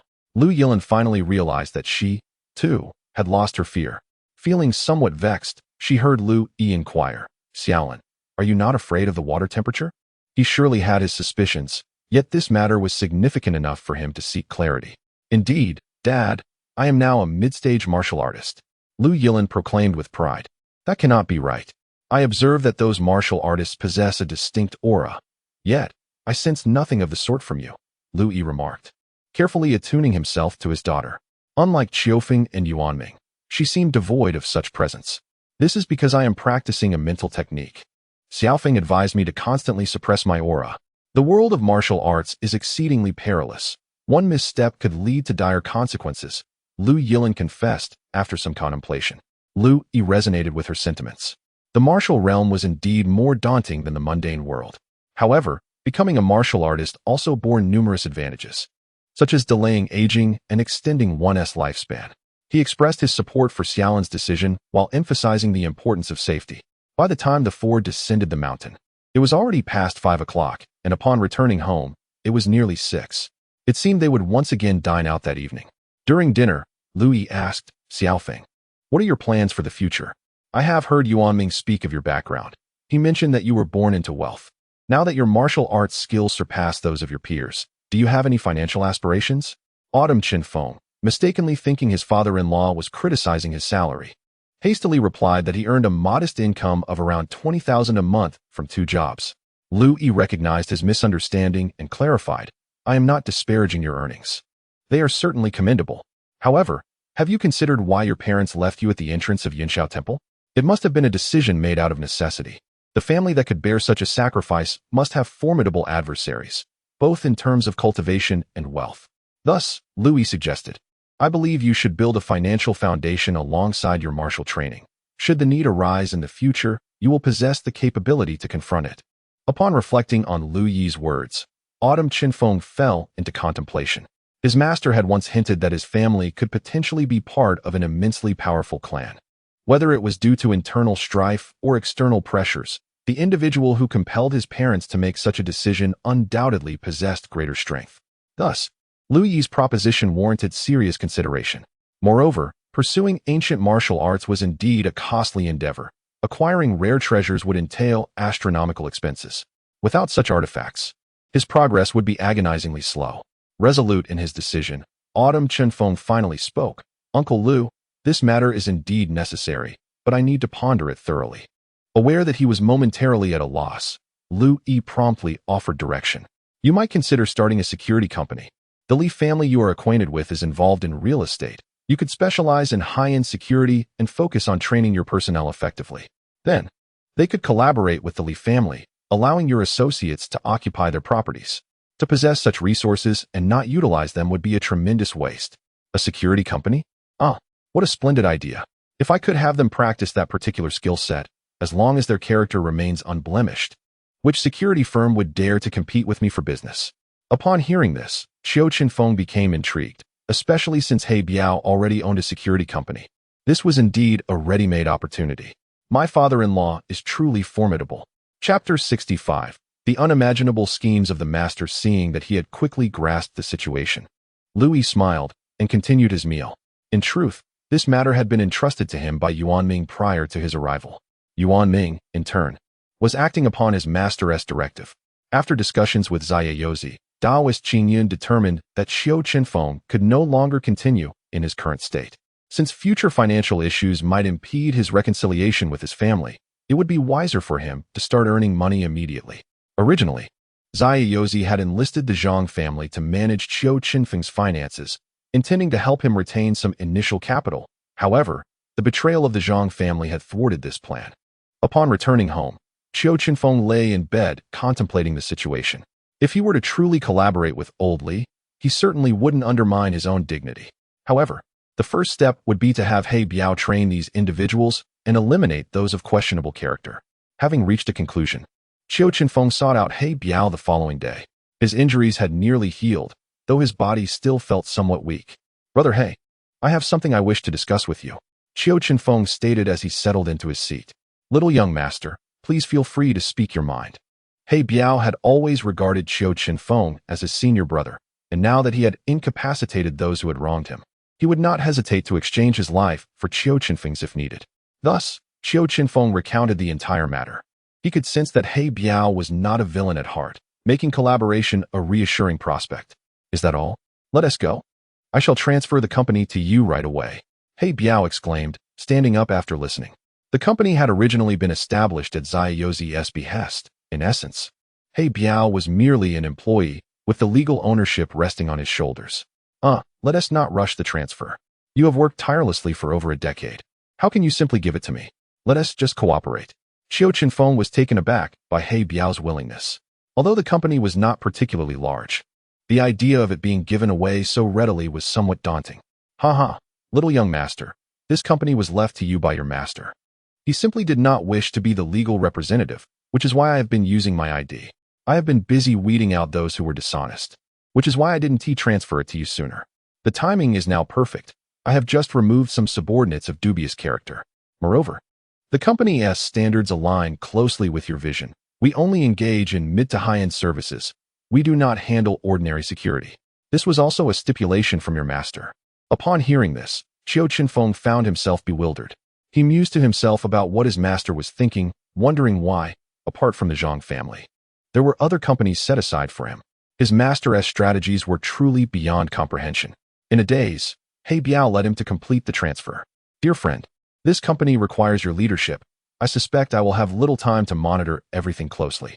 Now that the transfer has been finalized, Qiu Chenfeng shall no longer be overly courteous.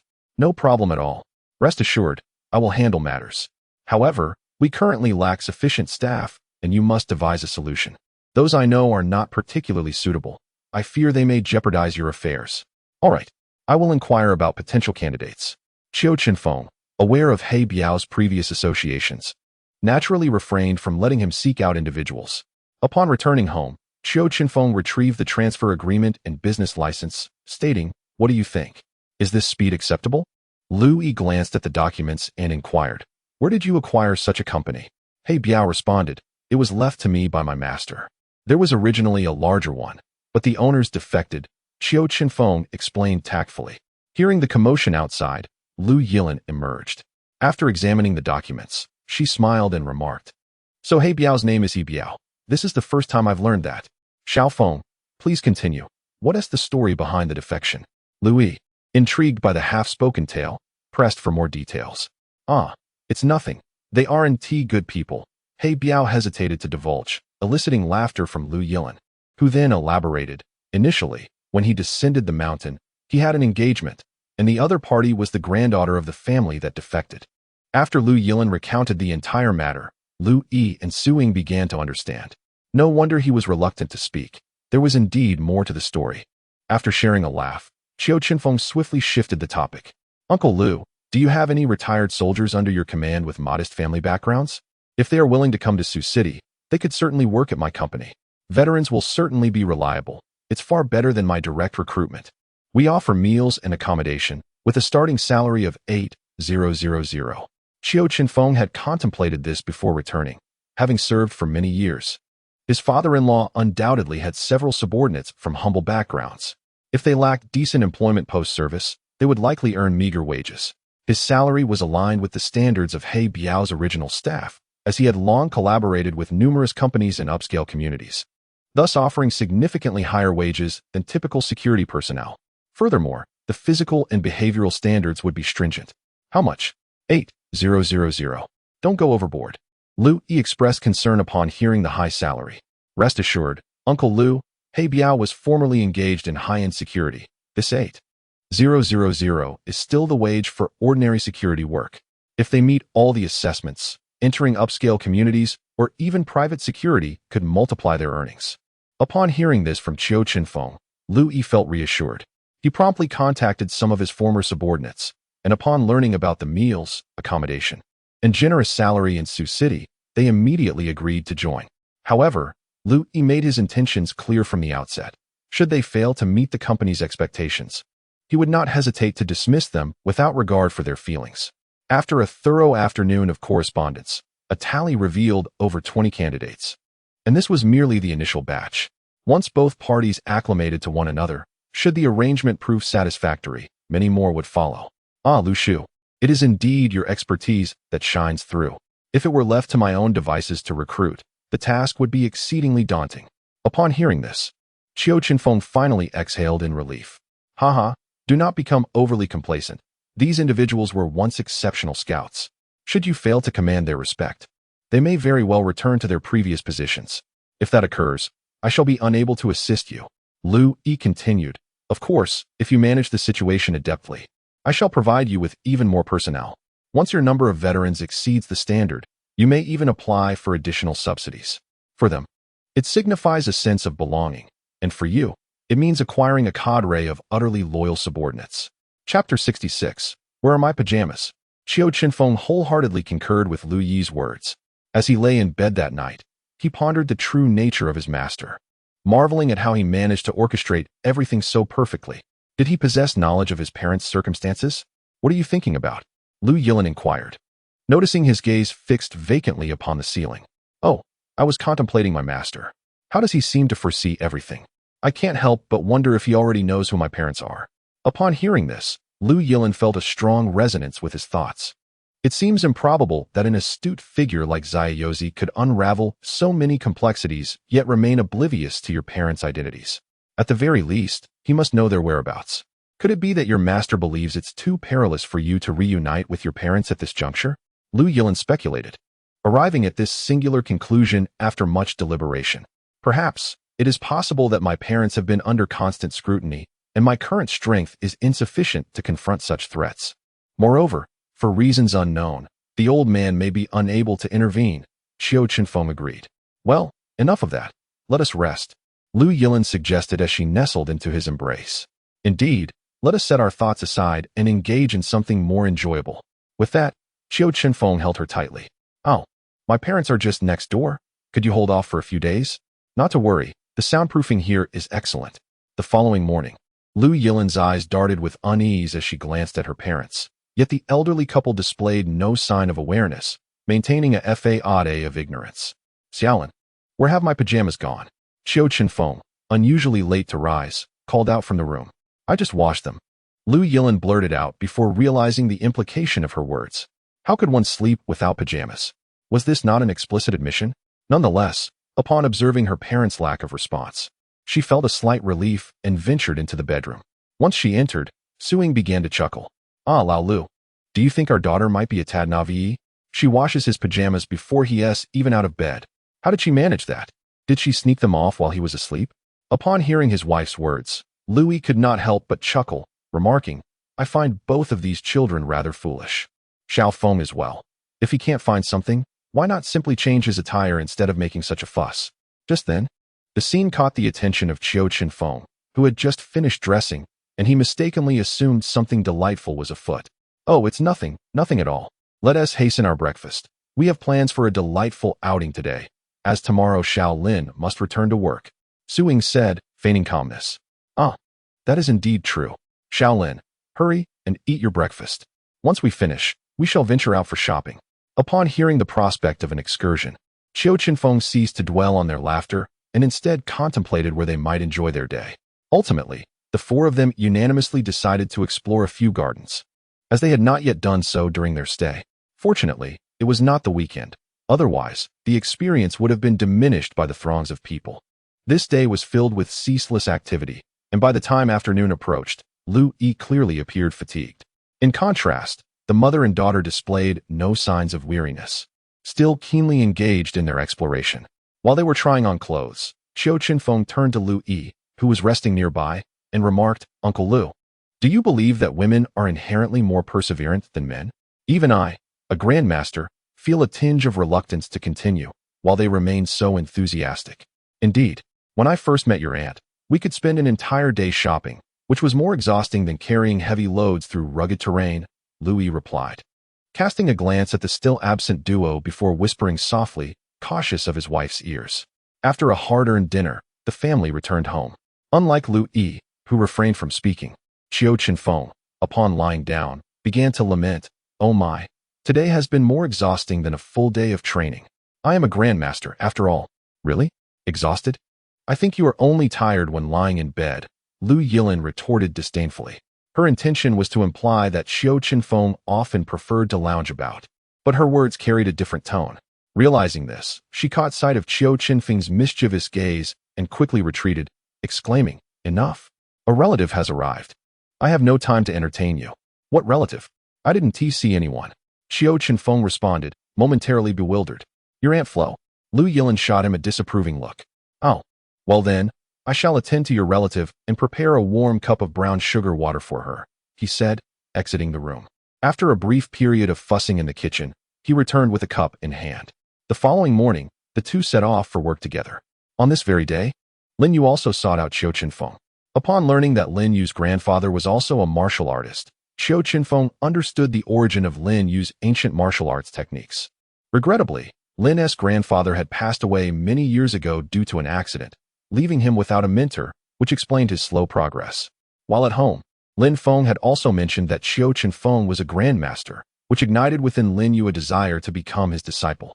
No, brother Yu, I can offer guidance, but let us refrain from formal apprenticeship. I prefer our current rapport. Otherwise, I shall have to address your father as brother. However, prior to that, you must engage in a thorough discussion with him.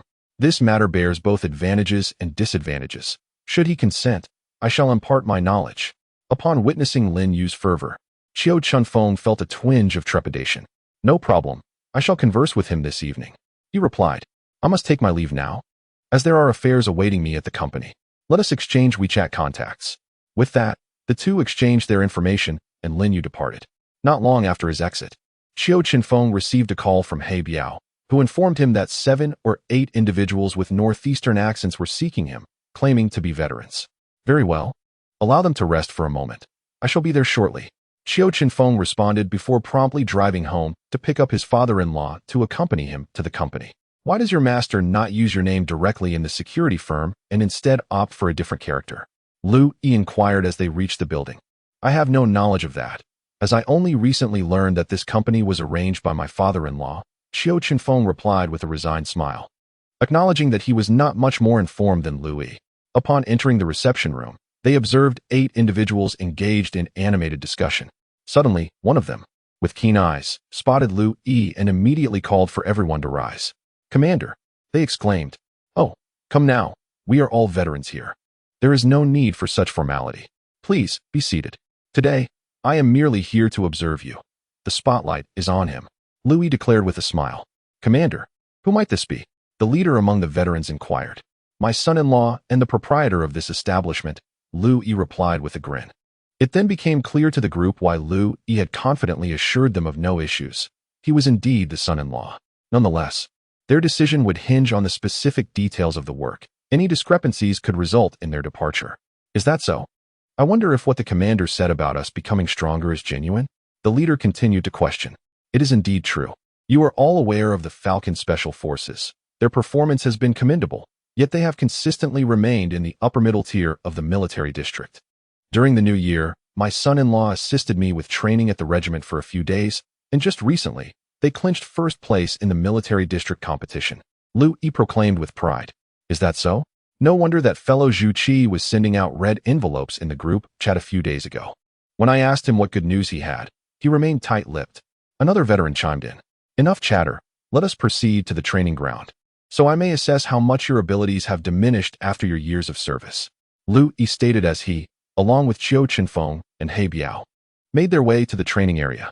Since He Biao was also a natural warrior, he had devised a rudimentary technique for all his subordinates. However, this method bore little resemblance to the one crafted by Qiu Chenfeng.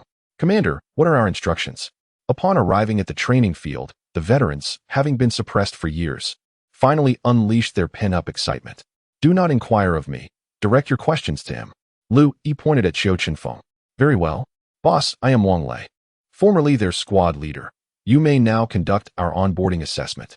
With Wang Lei's command, the remaining 7 lined up before Qiu Chenfeng. Here is what we shall do. As you are all individuals with specialized training, I will find someone who has received training here to spar with you. Most of the individuals here, in their youth, were once delinquents, but they have since reformed. However, do not harbor any judgments against them, for they have never committed grave offenses, nor do they possess a criminal record. Now, you may choose between a one-on-one match or a team battle. The expectations are modest, as it's merely an opportunity for mutual understanding. After all, none of the individuals here have had the privilege of training in the techniques of the Falcon Special Forces, and you shall only grow stronger from this point onward.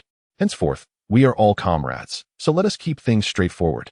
Upon hearing this from Qiu Chenfeng, Wang Lei displayed a hint of disdain. How could a mere delinquent compare to the exceptional reconnaissance soldiers on his side? Without hesitation, he opted for a one-on-one match. He Biao selected a single opponent from those training on the field, Wang Xin, the chief instructor of this security company, whom he had personally trained and who had yet to become a martial artist of note. What does this mean? Just one person? Do you look down upon us? Wang Lei felt a surge of anger at this sight. They were all ambitious individuals, and now only one opponent was chosen to face them, clearly indicating a lack of respect. Qiu Chenfeng assessed Wu Xin with a smile and shook his head. Brother Wang, He Biao holds you in high regard. He has brought forth the most formidable individual on the field. If you are prepared, feel free to step forward. Upon hearing Qiu Chenfeng's words, Wang Lei reined in his dismissive attitude. After all, someone capable of leading the Falcon team to become the top in the military district would never belittle them in such a manner. As the participants took turns, Wu Xin utilized only half of his strength and easily triumphed over them. Once the 8 stood up, they realized that this individual was indeed formidable, judging by his demeanor. Should he unleash his full power, even all 8 of them together might not stand a chance. How about it? Have you conceded? Lu Yi inquired with a smile. We concede. Will we be able to become this formidable in the future? Wang Lei, unfazed by his recent defeat, was more excited about what they could become. You will surpass him, without a doubt. Of course, I am only referring to his current abilities. In a few days, I will have He Biao share the techniques I have developed, and he will guide your practice. If you can truly master this method, your combat capabilities will rival those of the Falcon team, Qiu Chenfeng proclaimed with unwavering confidence. Excuse me, I have a question. Although you are already the boss, are you certain that your techniques are superior to He Biao's?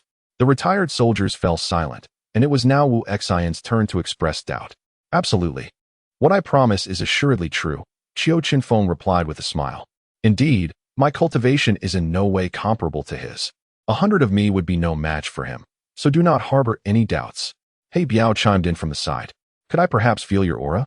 I remember when He Biao released his presence, and it was utterly intimidating. Could you show me yours? Wu Xian persisted, unwilling to relent. We too wish to understand your cultivation. Wang Lei echoed in agreement. Very well, I have no objections. Just be slightly prepared mentally, as it may be quite overwhelming. Qiu Chenfeng responded, slowly approaching them. As he gradually approached, despite the smile adorning his face, the 9 individuals opposite him felt an entirely different sensation. It was akin to a ferocious beast locking onto its prey, instilling a profound sense of dread within their hearts. rendering them utterly immobile. How does it feel? Have you sensed it? Qiu Chenfeng inquired after retracting all his imposing presence. Indeed, I have felt it. It is terrifying, Wu Xian replied, his heart still haunted by the experience. Hee, little Wu, this is merely a fraction of the young master's power. Should he unleash his full strength, you would have collapsed to the ground, unable to rise, He Biao elucidated. Others may not have perceived it, but he certainly did. The aura of a master is not something to be underestimated. At that moment, everyone believed He Biao's words, as the sensation was overwhelmingly shocking, especially considering that Qiu Chenfeng had exerted no effort, his smile unwavering. All right then, brother He, I leave these individuals in your capable hands. Tomorrow, I shall deliver the training manual, and soon, veterans will begin to arrive for registration. Just attend to them. If they cause you any trouble, simply seek out Brother Wang Lei for assistance. With matters nearing resolution, Qiu Chenfeng prepared to take his leave. Understood. However, our current operations are somewhat limited, so you will need to leverage your connections. He Biao nodded in agreement. Very well. Let them train for a week or two. I will find time to speak with the Li family. I am confident that as long as your abilities are up to par, there will be ample opportunities for you. And with heightened skill, your remuneration will increase as well. Thus, let us declare today a day of rest to rejuvenate, and from tomorrow onwards, immerse yourselves wholeheartedly in your training. Chapter 68. Whom does the child take after speaking? Qiu Chenfeng departed with Lu Yi, who felt immensely proud.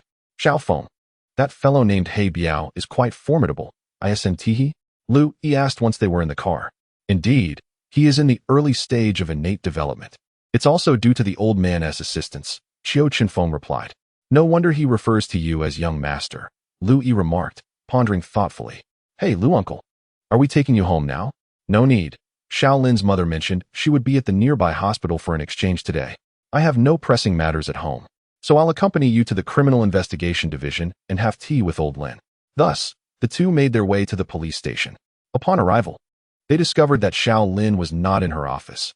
A colleague mentioned she had gone to the scene of a case. As they passed Qiu Chenfeng's office, Jin Ming was engaged in solving questions for the first subject on his computer, a suggestion from Qiu Chenfeng himself. Otherwise, they would have had to drive themselves when they went out, which would have been quite a hassle. How's it going, classmate Xiao Ming? This shouldn't be too difficult, right? Qiu Chenfeng inquired upon entering. Director, it's manageable. I find it quite simple. Jin Ming replied with a smile over his shoulder. Excellent. I will apply to the chief for a vehicle, so we won't have to worry about transportation when we head out. Keep up the good work, young man.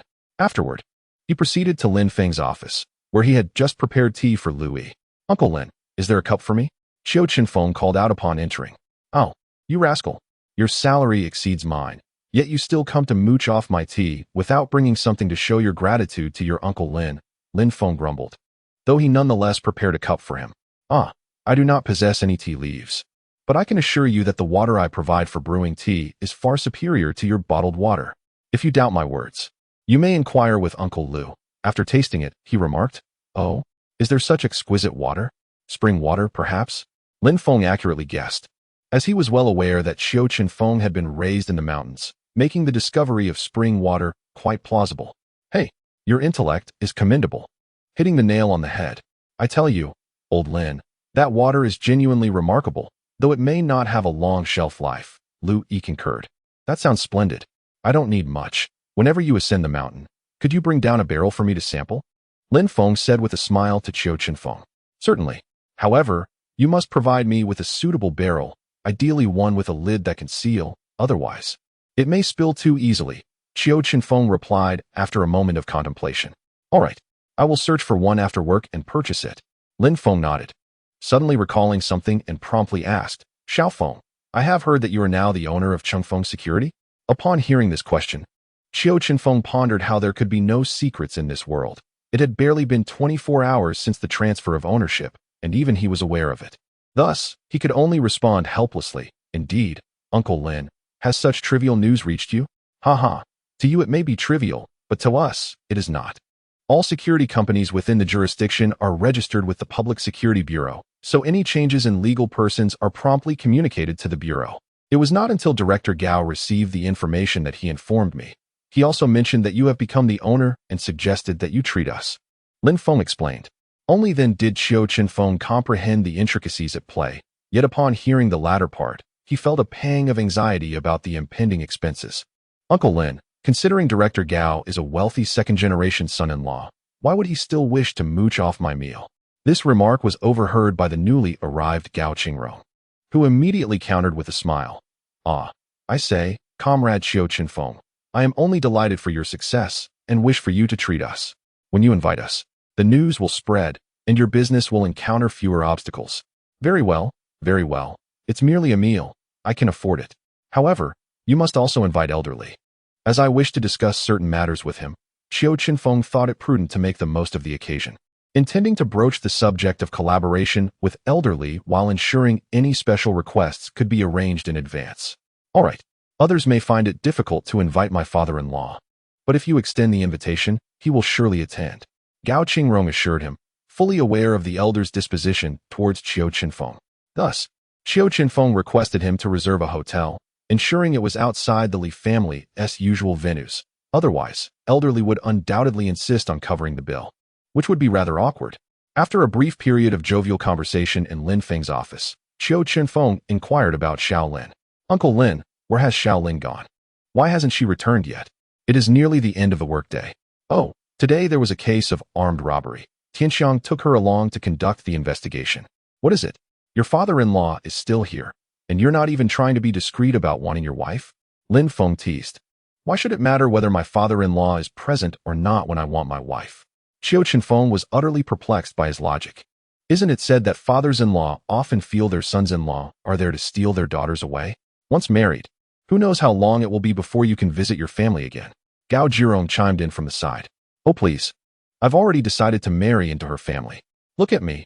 No house, no mother. After marrying her, I might not even know where to live. Qiu Chenfeng said with a hint of melancholy. Hey, you know, you really would be better suited to being a son-in-law living at home. Lin Feng joked, fully aware that Qiu Chenfeng would not be offended by such banter.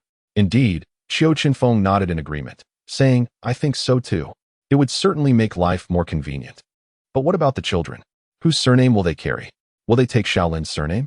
Gao Zhirong inquired further. Yes, I have no intention of having my children carry my surname. My name was randomly given by my father. He saw me on an autumn morning during the hour of Chun with the wind blowing.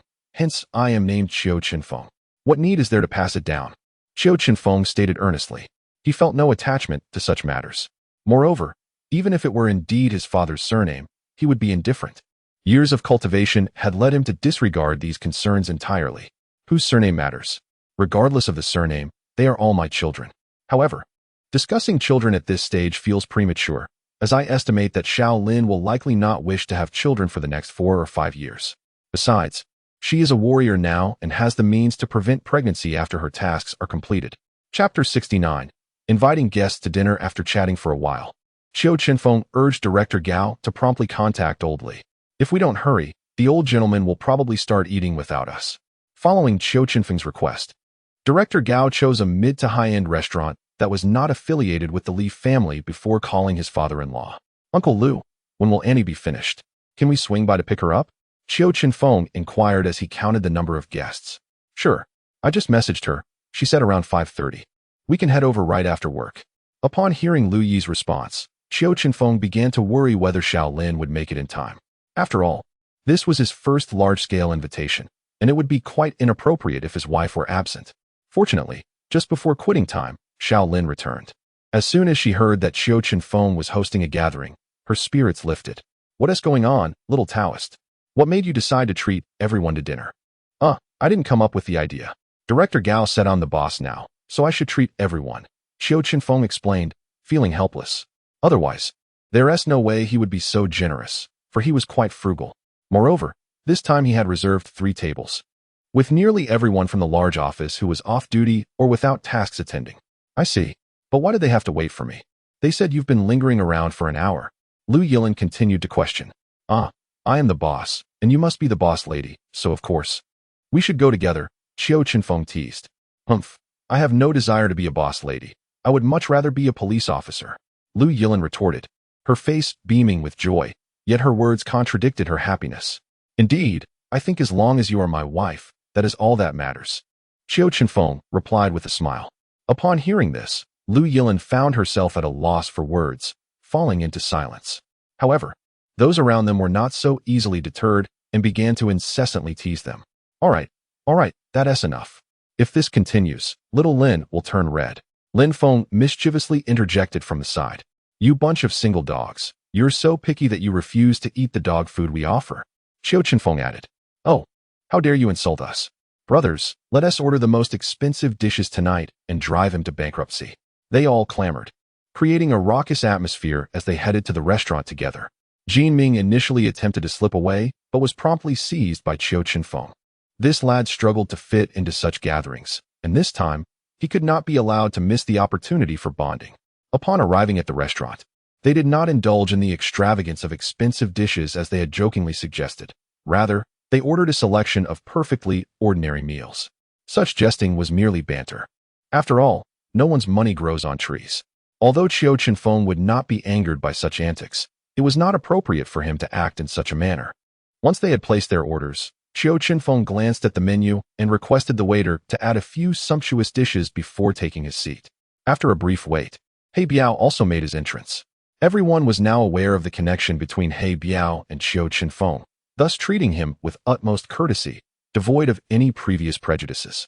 As the dishes were about to be served, Li Lao arrived alongside Li Yuqing. Qiu Chenfeng quickly stood up, ushering the elder to the seat of honor beside him. Xiaofeng, what is the occasion today? Why are you treating everyone? Li Lao began with a teasing tone, leaving Lu Yilin momentarily startled, pondering how this old man, despite his age, maintained such a playful spirit. No, Li Lao, your son-in-law mentioned that I have become a boss and should treat everyone, so here I am. Qiu Chenfeng replied with a playful glance at Director Gao, as he complained to Li Lao. Ha ha, Qingrong is quite something. But which company have you become the boss of? I haven't heard anything about it. Li Lao jested before shifting to more serious matters. Thus, Qiu Chenfeng recounted the entire situation and his plans to Li Lao. When Li Lao learned that He Biao could be considered his junior, he looked at him in surprise. In Li Lao's eyes, He Biao had always been somewhat frivolous. Although he had never committed any heinous acts, he could hardly be associated with martial artists. However, Li Lao soon regained his composure and greeted He Biao once more. Li Lao, in the future, my company will train a substantial number of security personnel who will be very close to the initial stages of postnatal development. If your property company ever requires assistance, I hope you will consider us first. At this point, Qiu Chenfeng finally revealed the true purpose of his visit. Ha ha ha. Why are you being so polite? As long as your people are indeed as you describe, I shall utilize them accordingly. Lately, I've been contemplating separating property management from security, and your arrival has saved me some trouble. Old Li chuckled. Of course, while he stated this, Qiu Chenfeng understood it was merely a gesture to save face. Nevertheless, since they had reached a preliminary cooperation agreement, today's meal was certainly worthwhile. The subsequent matters would be left for He Biao to discuss with Li Yuqing. After concluding the main business, Old Li began to tease, incessantly inquiring about when Qiu Chenfeng planned to marry.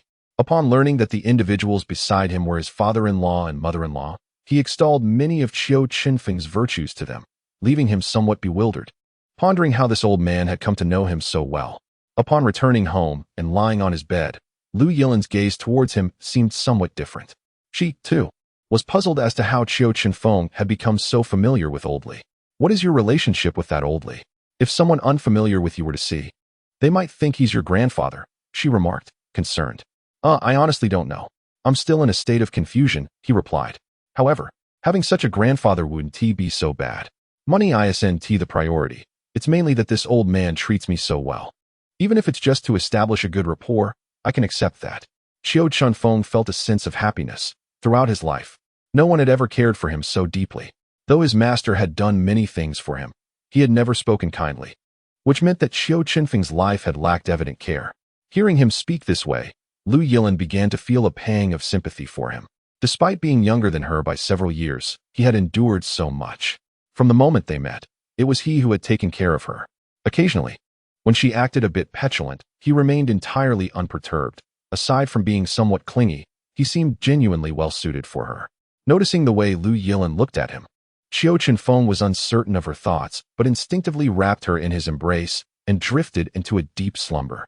Chapter 70. the lackey, early the next morning. Qiu Chenfeng sought out He Biao and bestowed upon him the set of martial arts techniques he had adapted. That very afternoon, the remaining dozen or so retired soldiers had already assembled. When He Biao called, he jested with Qiu Chenfeng, suggesting these individuals might be challenging to manage. Here's what you should do, brother He. If they want to spar with you, simply engage them for a few rounds without causing any harm. They inherently admire the strong. As long as you can subdue them, they will listen to you. Qiu Chenfeng contemplated and ultimately provided him with this advice. Of course, this was not entirely his own idea. It had been imparted to him by Lu Yi, though he initially had no intention of employing it. After receiving his consent, He Biao no longer held back. When the time came to act, he acted decisively. Within a couple of days, he had trained the group of veterans to be quite obedient. A few days later, Lu Yi and Su Ying were set to return. Qiu Chenfeng prepared an abundance of local specialties, as their next meeting might very well coincide with the new year. When it came time to bid them farewell, Shaolin happened to have a task and was unable to attend. After Qiu Chenfeng bid them farewell, he was filled with profound emotions. Although it was merely a job, it undeniably required unwavering conviction to sustain it. If one were to merely consider the salary, there were certainly many less demanding occupations available. Upon returning to the criminal investigation team, he noticed Lin Yu had arrived again, prompting him to smile and say, "Oh, did you manage to settle your father so quickly?" However, Qiu Chenfeng was already aware that Lin Yu's previous visit was at the behest of Lin Feng, as having a martial artist in the family certainly carried a degree of prestige. "Hey, Xiaofeng, you must teach me more in the future. I've quit my job to become a temporary worker, without any salary," Lin Yu exclaimed with excitement. All right. Are you going to follow me or your father?" Qiu Chenfeng inquired. "With you. If there are any odd jobs, just assign them to him. Let Xiaoming focus on getting his driver's license." Lin Feng interjected as he emerged from the adjacent office with a smile. Upon hearing this, Qiu Chenfeng turned to Lin Yu and said, "In that case, hand over your martial arts manual. Without seeing it, I cannot provide guidance. I would prefer for you to learn my technique, but I lack the authority. That requires the old man's approval." Nevertheless, at that moment, Lin Yu still shifted his gaze toward Lin Feng. Knowing that he had no authority over his own manual and had to heed his father's wishes, Lin Feng sensed the look and helplessly remarked, "What are you staring at me for? Just show it to me. I saw you tuck it into your pocket this morning. Why pretend?" "Oh, I was just waiting for you to say that," Lin Yu replied, producing his family's ancestral manual from his pocket. Indeed, Lin Feng had studied this manual in his youth. But perhaps due to the arduous nature of the training or a lack of talent, he ultimately could not persevere. Additionally, at that time, Lin's grandfather did not see the necessity of becoming a martial artist, especially since institutions like the Dragon Group had yet to emerge, leaving everything in disarray. Therefore, he allowed it to be. When his grandson was born, Lin's grandfather taught him a few basics, intending to cultivate him properly when he reached his teenage years. However, after only a few years of training, Lin's grandfather unexpectedly passed away. Without a mentor, Lin Yu was left to navigate his own path, which led to increasing frustration and ultimately abandonment of his efforts, as he found himself unable to comprehend the teachings. Qiu Chenfeng perused the manual and deemed it a commendable work. However, he noted that many aspects could easily be misinterpreted without guidance. One could easily stray from the correct path. How about this?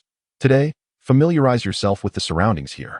Tomorrow morning, wait for me at the entrance of Changfeng Security, and I will teach you there, Qiu Chenfeng proposed, returning the manual to Lin Yu.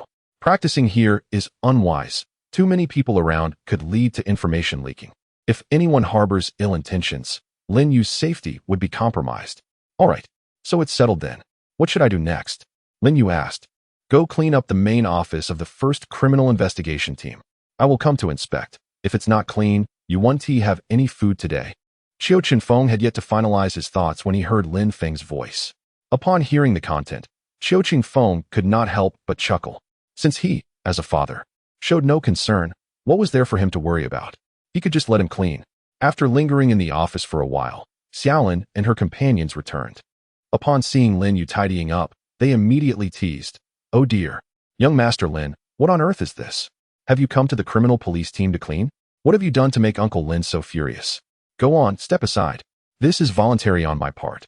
I'll be working at the criminal police team from now on. Lin Yu was entirely unwilling to engage with her. Although there was a 7 or 8 year age gap between them, In terms of wit, even Tin Lin Yes would not be a match for Xiaolin. In the past years, whenever Lin Feng and Lu Yi gathered for a casual meet, they often found themselves quarreling over trivial matters, with Lin Yu invariably ending up on the losing side. Even on the rare occasions when Lin Yu gained the upper hand, Lin Feng would scold him to silence. After all, there were many adults present. What does that mean? Are you going to be a police officer? Uncle Lin wouldn't he have specially recruited you, would he? Lu Yilin asked in astonishment. Such special recruitment could easily attract criticism. If Lin Feng brought in his own son, any ill-intentioned individual could easily instigate an investigation, leading to an inevitable suspension. Indeed, it is a special recruitment. But I do not take up a quota, nor do I receive a salary. I am merely accompanying your husband to assist him, Lin Yu clarified, fully aware of her thoughts. Oh my, I think I somewhat understand now. Young comrade, your current prowess is still beneath mine. After scrutinizing his condition, Lu Yilin comprehended why he chose to follow Qiu Chenfeng, and she approached him, speaking softly. Wow, you are also a martial artist? No way. Your husband's methods? Lu Yilin nodded in response and then returned to her seat. I can't believe it. I've decided to have this sycophant as my son. He can instantly transform an ordinary person into a martial artist. This kid is truly impressive. Lin Yu was taken aback for several seconds before muttering to himself. Seeing his disgruntled expression brought joy to Lu Yilin's heart. She never expected she could once again gain the upper hand over him. She thought that she must reward the little Taoist when she got home. However, Qiu Chenfeng was completely unaware of these occurrences. He was currently busy discussing the martial arts conference with Old Li. Calculating the time, it was indeed approaching. Once they concluded their discussion, he began preparing for his journey. Before departing, he needed to offer some guidance to Lin Yu and also meet the veterans arriving from the company. After much consideration, he ultimately decided to set the departure for Jinling 3 days later. Chapter 71. Preparing to depart for Jinling upon returning home, Xiaolin eagerly recounted the events of the day. It was then that Qiu Chenfeng learned of the backstory between the two. After listening to Xiaolin share tales of how she used to bully Lin Yu, he informed her that in a few days, he would be heading to Jinling for several days, and this time, besides Jin Ming, he might also take Lin Yu along. Why take him? He barely qualifies as a martial artist. You might as well take me. Although Lu Yilin was unaware of his intentions, she recognized that since Jin Ming was also going, it must pertain to matters of martial arts. It is not feasible for you to accompany me. You all seem overwhelmingly busy lately. Uncle Lin would certainly not allow anyone to leave. Qiu Chenfeng actually wishes to take her along as well. Ever since they met, they have not been apart for more than 24 hours. This sudden separation must be quite disheartening for them. Simply state that there is a shortage of personnel. Can't you just borrow someone? Lu Yilin asked, perplexed. This time, borrowing someone is out of the question. I am going to assist Old Li. This is not an official matter. Qiu Chenfeng looked at her helplessly and recounted the details of the martial arts tournament. A martial arts tournament? Such an event exists. I would love to see it, but Uncle Lin would surely disapprove, considering it would require at least 4 to 5 days. Lu Yilin lay on the bed, gazing vacantly, her eyes filled with melancholy. Do not be disheartened. Even if you went, I would not allow you to attend the event in person. Jin Ming and Lin Yu would also not be present. I merely wish to take them to the Long Group's Jiang Province branch to see if they can learn something. Qiu Chenfeng comforted her, wrapping his arms around her and explaining further. Are you being truthful? Lu Yilin turned to look into his eyes, questioning him. Of course. Old Li only invited me. How could I possibly bring anyone? Qiu Chenfeng asserted with conviction. Then it is settled. If I am not going, so be it. Just ensure your safety while you are there. Do not let your confidence lead you to believe you are invincible. Lu Yilin nestled against his chest, speaking softly. Rest assured, I possess a modicum of self-awareness. Upon seeing her finally at ease, Qiu Chenfeng smiled and embraced her. Alas, our case is indeed quite troublesome. I initially thought I would have to work through the night, but unexpectedly, my master allowed me to return home. After discussing this matter, Lu Yilin began to ponder her own case again. What is the situation? Care to share? Hearing Lu Yilin's remark piqued Qiu Chenfeng's curiosity. It appears to be an ordinary robbery, yet the assailant demanded only the victim's hair. There was no theft of money or violation of integrity. However, ever since that day, the victim has become increasingly listless, and the hair that was cut has begun to wither and turn yellow. Recently, I have started to suspect that there may be some sinister practice at play, akin to what one might find in a novel. Lu Yilin said with a hint of self-mockery. Surprisingly, that does bear some resemblance. How about you take me to investigate tomorrow afternoon? I must visit the office in the morning and may not make it in time. All right, I shall inquire with my master tomorrow. If he consents, I will return to fetch you at noon. Lu Yilin intended for him to witness this peculiar occurrence, as she felt quite helpless in dealing with it herself. In truth, Qiu Chenfeng had little familiarity with such matters. His elder had some knowledge, but refrained from passing it on, citing the 5 flaws and 3 deficiencies. Wishing to keep him untainted. Little Taoist, do such things truly exist? Lu Yilin felt a twinge of fear upon hearing his words. I cannot say for certain. My master adamantly refuses to impart such knowledge to me. Qiu Chenfeng also felt uncertain and resolved to assess the situation upon arrival the following day. The following morning, Qiu Chenfeng took Lin Yu to a security company. Upon witnessing the prowess of the trained security personnel, Lin Yu felt a wave of emotion, almost on the verge of tears. However, Qiu Chenfeng soon led him to a secluded corner and requested a demonstration of his entire set of skills. After observing him, Qiu Chenfeng identified several issues. Lin Yu's innate talent was not in question. Although he was not exceptionally gifted, he could still become a martial artist with relative ease.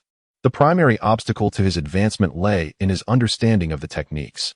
Many movements requiring external energy were executed with internal energy, which caused a significant disruption in his internal flow, leading to blockages midway through execution. Following a detailed guidance session from Qiu Chenfeng, Lin Yu gradually found his footing. As he practiced, his aura began to manifest and strengthen. After an intensive morning of training, Lin Yu was genuinely impressed. His progress exceeded the sum of his efforts over the past few years. On the way back to the criminal investigation team, he exclaimed excitedly, "Xiao Feng, I never imagined our family's techniques were so powerful. My grandfather only reached the mid-born stage, and I thought our methods were incapable of producing a grandmaster. However, after what you said, I feel that achieving grandmaster status is merely a matter of time, not an impossibility." Qiu Chenfeng nodded in agreement, stating, "The efficacy of martial techniques is typically validated over extended periods of testing.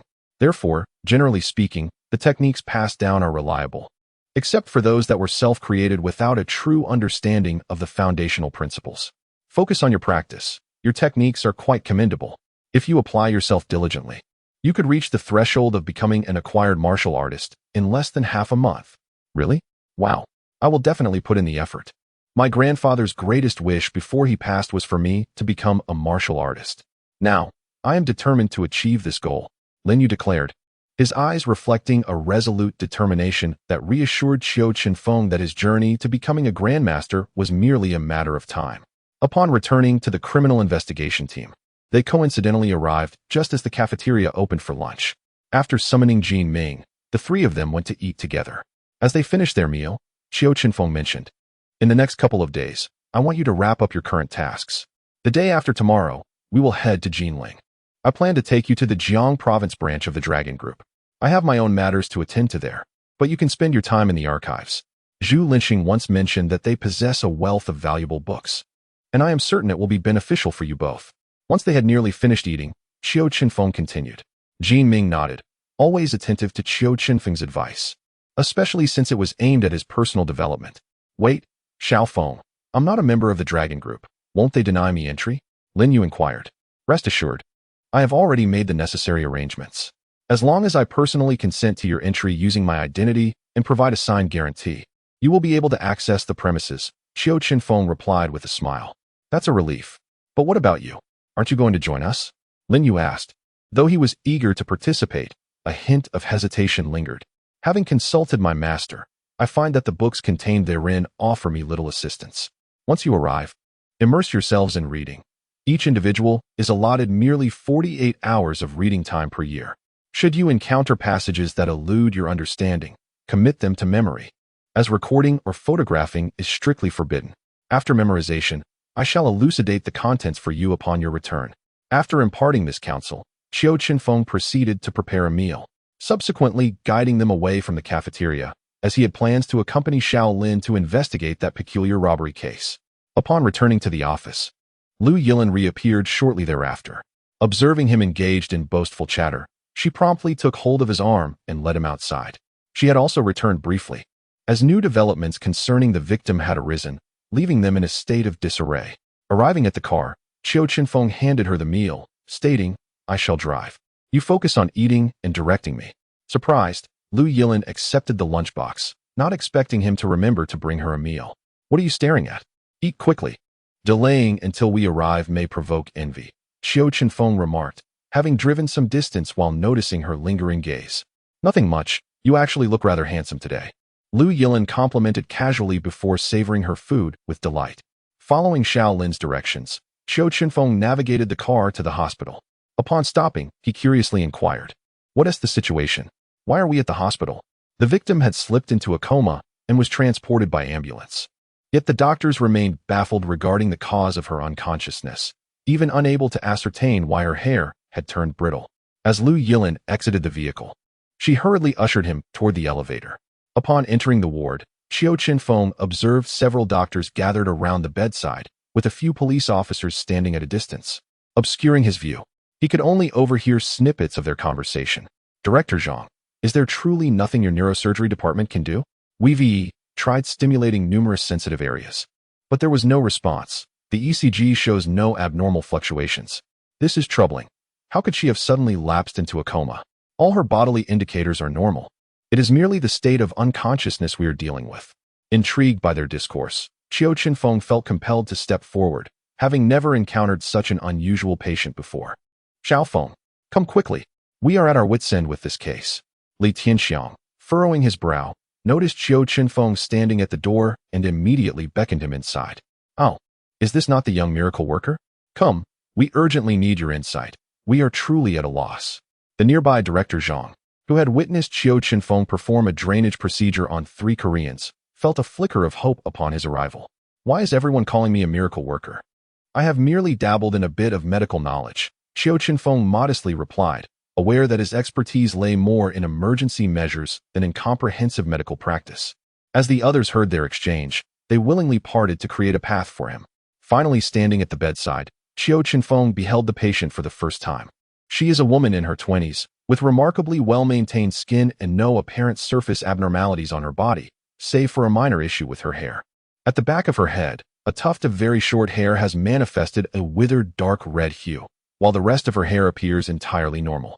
Qiu Chenfeng stepped forward, parting the hair at the back of her head, and discovered that the scalp beneath this small tuft had also turned a dark red.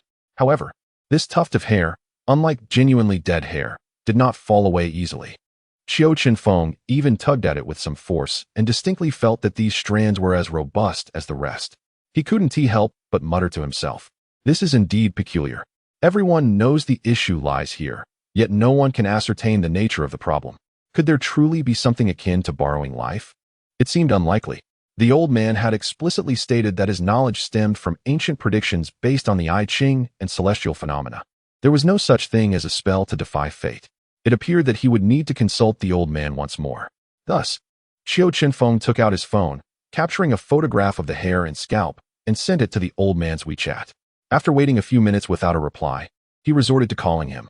Recently, the old man had been slightly more accommodating, at least answering his calls, though he still had a penchant for cursing. "You little rascal. What trouble have you stirred up now?" As soon as the call connected, the familiar tirade of the old man ensued. "Master, I'm not in any trouble. I've merely encountered something quite strange. Take a look at the images I sent you on WeChat." She was accosted while walking at night. However, they neither robbed her of money nor virtue, but simply cut a tuft of hair from the back of her head. Since that incident, she has been in a daze, utterly devoid of spirit, and the severed hair has begun to wither. Today, she has been found in a deep coma, and the doctors can find no explanation. All her indicators are normal. After finishing his explanation, Qiu Chenfeng quietly awaited the old man's response. "It seems you've come across someone who has borrowed life. I never imagined such practices would occur even in a big city." After reflecting for a moment, the old man began to elucidate the remedy. This so-called borrowing of life involves the utilization of one's genuine energy, externalizing it to concentrate the majority of the target's essence and vitality at the back of the head, allowing it to flow down through the hair. Ultimately, the tuft can be severed. The remedy entails using silver needles to secure the dark red area of the scalp, followed by an incision to release all the stagnant blood, at which point she would awaken. Additionally, one must prepare a ginseng aged over 100 years, simmering 3 bowls of water down to 1, which she must consume. After ingestion, the wound will continue to expel dark blood until it turns bright red. at which point it can be sutured. Upon hearing this, Qiu Chenfeng immediately arranged for a pack of silver needles and had the patient taken to the operating room. As the surgical lights illuminated the room, Qiu Chenfeng raised his hand, inserting 9 silver needles, and picked up the scalpel, making an incision within the circle formed by the needles. Remarkably, no anesthetic was used. Once the stagnation of blood was thoroughly cleared, the patient indeed regained consciousness. Following the methods of the esteemed Master Xiaoyao, they patiently awaited the completion of suturing before transferring the still frail patient back to the ward. Chapter 73. The fortune teller. Upon her return to the ward, Qiu Chenfeng was swiftly ushered to the corridor by Li Tianxiang and Lu Yilin.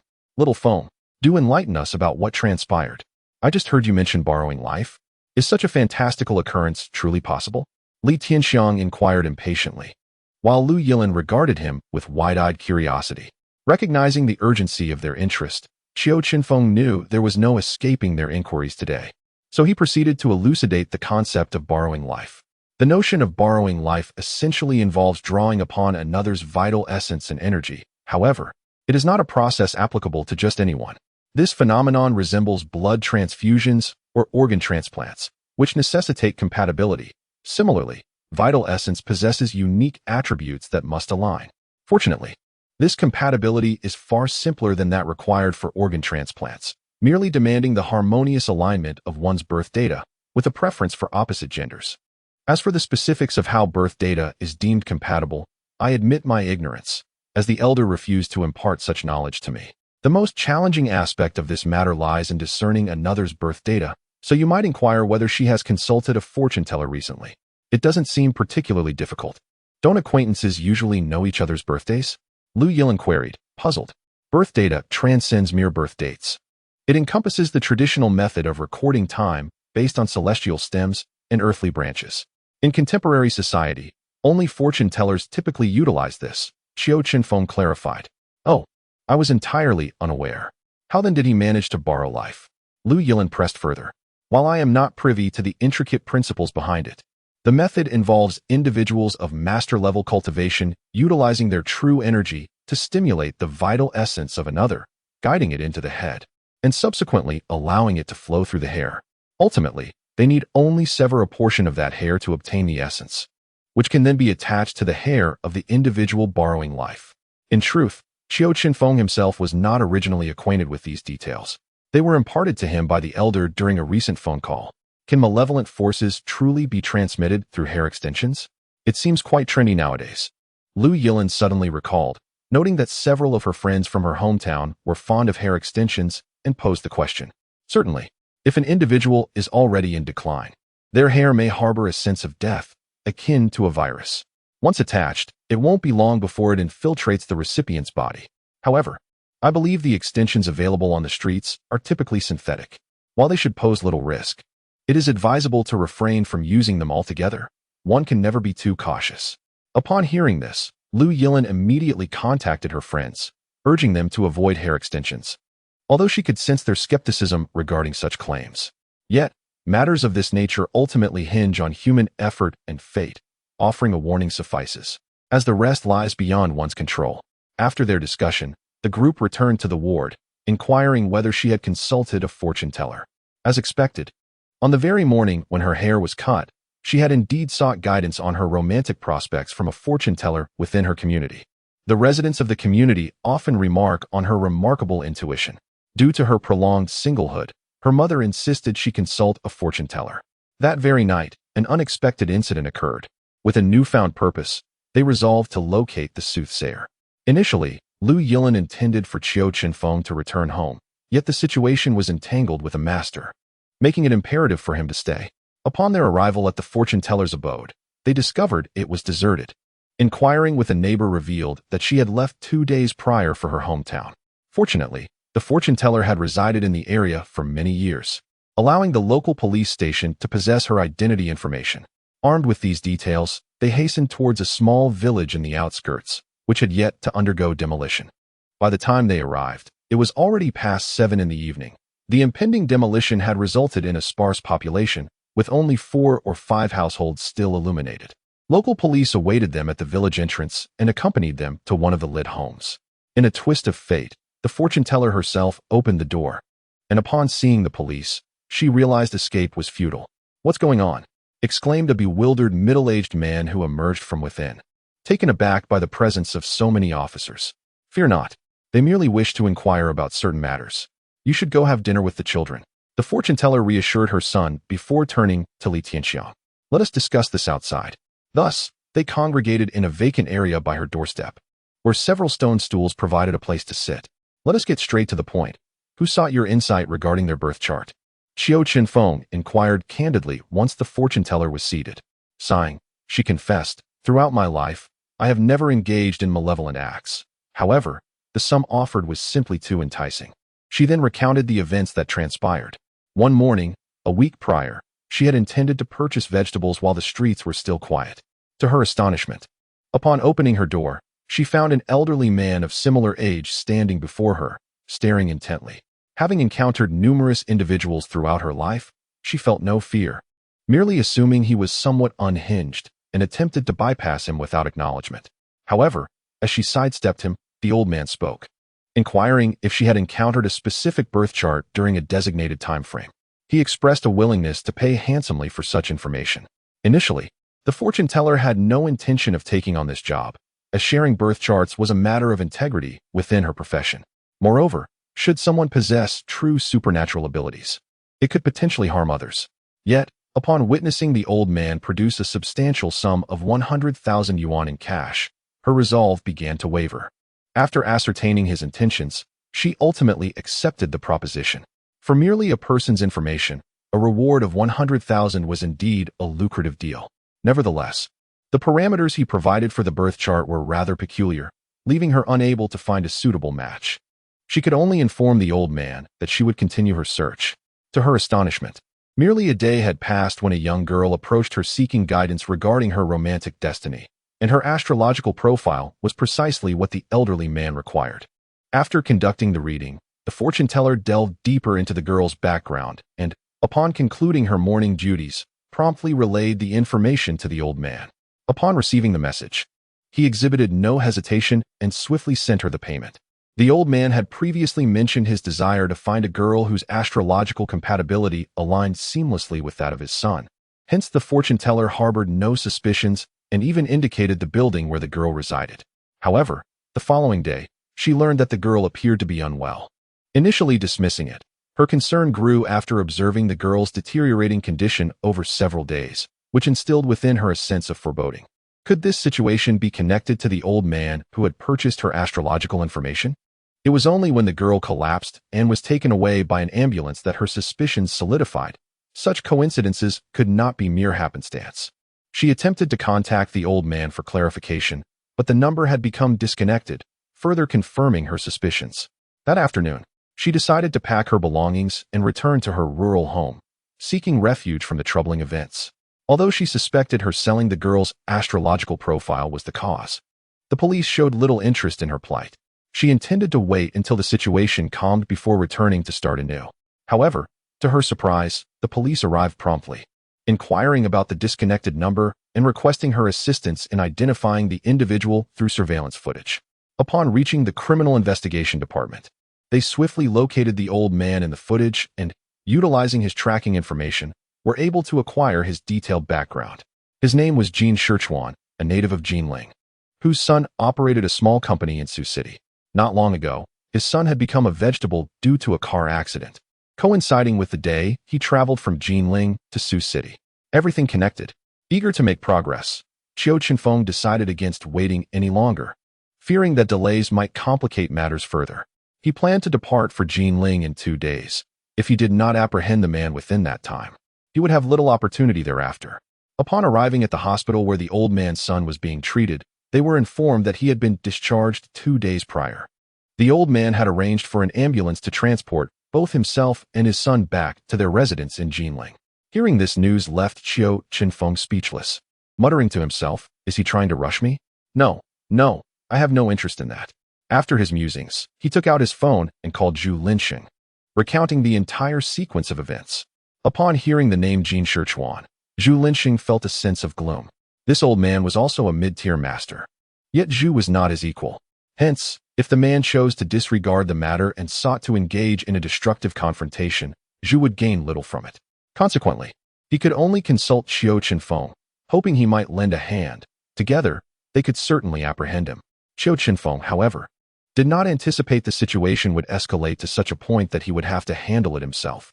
What a predicament! Alas, since he was receiving a salary, retreat was not an option, and he arranged with Zhu Linxing to meet the following afternoon.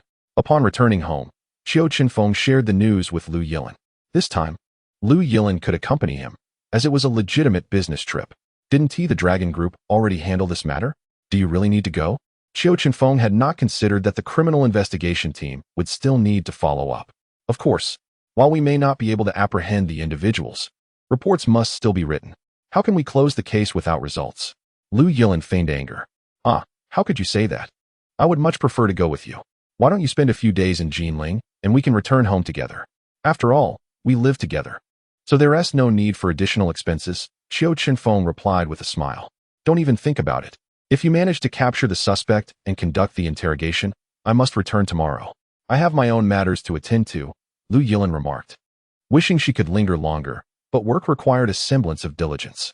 The next morning, Qiu Chenfeng informed Jin Ming and Lin Yu that they would depart after lunch and urged them to prepare their luggage promptly. Shortly after 1 in the afternoon, they boarded the high-speed train bound for Jinling, with Lu Yilin accompanying Li Tianxiang. Uncle Li, what delicacies are there in Jinling? Qiu Chenfeng, feeling somewhat bored, began contemplating what local specialties to bring back. Initially intending to ask Lu Yilin, he realized she was not familiar with the area. So he directed his inquiry to Li Tianxiang instead. Delicious food? There's quite a variety. However, I can't enumerate them all at once. Are you looking to dine there, or bring something back? Bring back something. I can't eat much there. Qiu Chenfeng calculated the number of people involved and concluded he would need to purchase quite a bit. Then I'll share a WeChat contact with you. He's an old friend of mine with a specialty shop. Just have him package it for you. Li Tianxiang said, providing Qiu Chenfeng with the contact information. Oh, it's good to have connections in every industry. Qiu Chenfeng flattered, having recognized the advantages of Li Tianxiang's acquaintances. After exiting the station, Qiu Chenfeng spotted Zhu Linxing waiting at the entrance and approached him. Director Zhu, I sincerely apologize for making you come to greet me. Ha ha ha.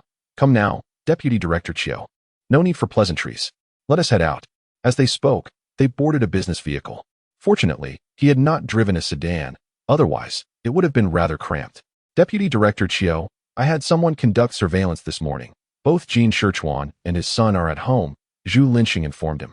However, he is considered a distant relative of the Jin family from Jinling, so it is preferable to avoid open conflict if possible. Otherwise, the ensuing chaos could become quite troublesome. Zhu Linxing remarked somewhat awkwardly. It was at this moment that Qiu Chenfeng realized that Jin Shichuan was also from a martial arts family.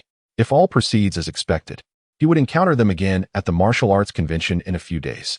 Zhu Linxing's assertion was indeed correct. It is prudent to avoid unnecessary confrontations. After considerable contemplation, Qiu Chenfeng stated, Team Leader Zhu, I leave this matter in your capable hands. I shall follow your lead. If all goes smoothly, I shall refrain from intervening. Upon hearing Qiu Chenfeng's words, Zhu Linxing sighed in relief, as he feared Qiu Chenfeng might act as he did previously with the Zhou family, storming in unannounced. As their vehicle approached Jin Shichuan's residence, Qiu Chenfeng spotted 3 masters standing at the entrance and remarked with some resignation, Team Leader Zhu, it seems this situation is not as straightforward as you anticipated. Zhu Linxing, now visibly irritated, realized that the few team members in the car had inadvertently leaked information to the Jin family. In Chapter 75, The Jin Family, Qiu Chenfeng observed that the youngsters had embarrassed themselves in front of him. You all stay put. I shall step out and speak with them first, Zhu Linxing instructed before exiting the vehicle. Once outside, he began to exchange pleasantries with the masters, a development that did not surprise Qiu Chenfeng, as it was expected for a provincial team leader like Zhu Linxing to have dealings with local masters. After a brief conversation, Qiu Chenfeng could sense a palpable tension in the air, indicating that negotiations had faltered. Do they dare to oppose the dragon team? Lu Yilin asked incredulously. Oh, the strong command respect. As long as the dragon team does not send someone capable of overwhelming them, they see no need to show deference. Even if headquarters dispatches personnel, they would not resort to extreme measures against the masters. A mere token reprimand would suffice. Qiu Chenfeng explained. His expression stoic as his gaze remained fixed on the individuals before him. Although the three were at the initial stages of mastery, Qiu Chenfeng sensed that within the residence, alongside Jin Shichuan, there was a mid-level master and another at the advanced stage. The latter's aura felt oddly familiar, reminiscent of someone he had encountered years prior. Yet he could not quite place it. As Qiu Chenfeng pondered this, outside, Zhu Linxing was becoming increasingly impatient, ready to take action. Nevertheless, Qiu Chenfeng chose to remain in the vehicle. Zhu Linxing was more than capable of handling the three men. Furthermore, they had just agreed to avoid conflict. So if a confrontation were to arise, it would be imperative for Zhu Linxing to act first. As anticipated, Zhu Linxing swiftly engaged, and the three initial stage masters fell to the ground after only a few exchanges. Although he did not strike to kill, he certainly did not hold back. That old fellow is quite formidable when he decides to fight. Qiu Chenfeng applauded from within the car. Turning around, he noticed the others staring at him in disbelief, which made him realize that perhaps his comment came off as somewhat foolish. Jin Shichuan, one must confront the consequences of their actions. It is inappropriate to remain hidden away indefinitely. Since a confrontation has already occurred, I shall call out to those inside, Zhu Linxing declared. Having exhausted all patience, I see you offer no respect. Why should I continue to be courteous? So it is you, Leader Zhu. Pray, calm your temper. These matters are trivial and not worth such a commotion. At last, the two individuals emerged. Leading them was an elderly man with a beard streaked with gray, a master of the latter stages of cultivation, followed closely by Jin Shichuan. The three masters, who had previously risen from the ground, stood behind them. Upon recognizing the newcomers, Zhu Linxing found himself in a predicament. It seemed he would not accomplish his task. With a heavy sigh, he stepped forward, clasped his hands, and mustered the courage to say, it is you, Master Jin. I did not expect to find you here. However, Jin Shichuan has committed an error and must provide an explanation. Otherwise, the Dragon Group cannot fulfill its obligations, and neither can the police. And what sort of explanation does Leader Zhu desire? The elderly man inquired further. We simply wish for him to return with us to clarify the situation. It is certain he will not be handed over to the police. The specifics of how this will be handled depend on the headquarters' directives. At this juncture, Zhu Linxing had no alternative but to hope that, for the sake of the headquarters, the elderly man would not be overly punitive towards him. Alas, Leader Zhu, while we may have erred, the circumstances are somewhat understandable. Xiao Chuan acted out of a father's concern, leading to this muddled situation. I hope you can overlook this matter for the sake of an old man. Although the elder's words were soft, his tone was exceptionally stern. Just as Zhu Linxing pondered how to respond, the car door swung open, and Lu Yilan stepped out, directly confronting the elder. He acted out of paternal love. But what about the girl he nearly harmed to death? Does she not have parents? Can they not also love their daughter fiercely? This girl. How did she manage to descend so carelessly? Qiu Chenfeng remarked, slapping his forehead in exasperation. Little girl, this is hardly an appropriate setting for you. Your cultivation is far too inadequate. The elder's words had barely left his lips when Lu Yilan realized the gravity of the situation, despite her efforts to conceal her strength. He had seen through her ruse effortlessly. As the elder unleashed his true energy, intending to make Lu Yilan pay for her disrespect, he suddenly felt an overwhelmingly powerful force that repelled his energy entirely. Simultaneously, Qiu Chenfeng stepped out of the car, pulling her behind him. You may bully others, but not my wife. Furthermore, I recognize this individual. No wonder his aura is so familiar. Jin Shiyuan, it has been years. You seem to have grown rather arrogant. She bears the protective jade of my elder. Consider yourself fortunate that you harbored no murderous intent, or you would be lying down by now. Upon hearing Qiu Chenfeng's words, everyone present was taken aback. Zhu Linxing stared in disbelief, completely bewildered by how Qiu Chenfeng could know the head of the Jin family. Who are you? And who is your elder? Jin Shiyuan asked, utterly astonished. He was well aware that the power he had just sensed could have been unleashed, and had it been, he would have been utterly defenseless. 4 years ago, west of Sioux City, at Shaoshan, Yangxiaguan. Do I need to elaborate further? Qiu Chenfeng replied, his hands clasped behind his back, gazing at him with disdain. What? Yangxiaguan? At the mention of Yangxiaguan, Jin Shiyuan became instantly agitated. In the beginning, during his quest to reach the pinnacle of mastery, he inadvertently found his vital energy spiraling out of control, nearly succumbing to the perilous path of madness. Eventually, It was his master who informed him that the esteemed Zaiyozi resided on a small mountain in Sioux City, and only Zaiyozi could resolve such a predicament. Thus, he promptly arranged for someone to escort him there, only to be halted by an enchanting maze at the foot of the mountain. Ultimately, it was Zaiyozi who dispatched Qiu Chenfeng to bring him up alone. Zaiyozi had previously remarked that, upon observing his countenance, he did not appear to be malevolent, nor had he committed any atrocious acts, which warranted his intervention.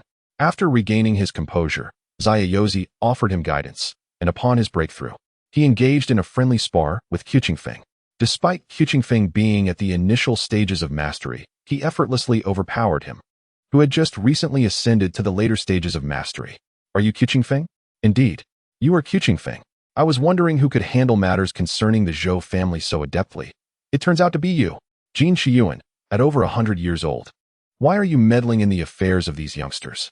If he has erred, he must face consequences, and you too shall bear the price. Senior brother Qi. This matter is indeed my fault. I accept my punishment. Upon hearing him refer to Qiu Chenfeng as senior brother, everyone around them was utterly bewildered. What in the world was happening? How had the master of the Jin family become a disciple of Zaiyozi? Now hold on. The old man merely offered you a bit of guidance. He did not take you as a disciple. Moreover, I am not accusing you of shielding Jin Shichuan, but rather, I am astonished that you dared to lay hands on the master's disciple-s wife. If you were to find out, what would you do? Qiu Chenfeng playfully pulled Lu Yilin over, a mischievous grin on his face as he looked at Jin Shiyuan. Chapter 76. The Four Great Families. As Qiu Chenfeng's words left his lips, Jin Shiyuan immediately felt a chill creep down his back. No wonder this young lady bore Zaiyozi's protective jade. She was Qiu Chenfeng's wife. Hence, he hurriedly clarified, "No, I did not harbor any murderous intent. As you youngsters say, I was merely flexing my muscles. Please, do not inform Senior Zaiyozi that I have apologized to your sister-in-law." As Jin Shiyuan spoke, he bowed to Lu Yilin, leaving her utterly bewildered. Why does he call me sister-in-law? Didn't he just call me senior brother? It's perfectly normal for him to call you sister-in-law if he wishes to. Let him do as he pleases. After all, we have nothing to lose. Qiu Chenfeng remarked with a smile. Upon hearing this, Lu Yilin seemed to find some sense in it. Whatever, if he dares to call me that, I shall respond in kind. Who is afraid of whom? All right, let's hurry and let Jin Shichuan accompany them.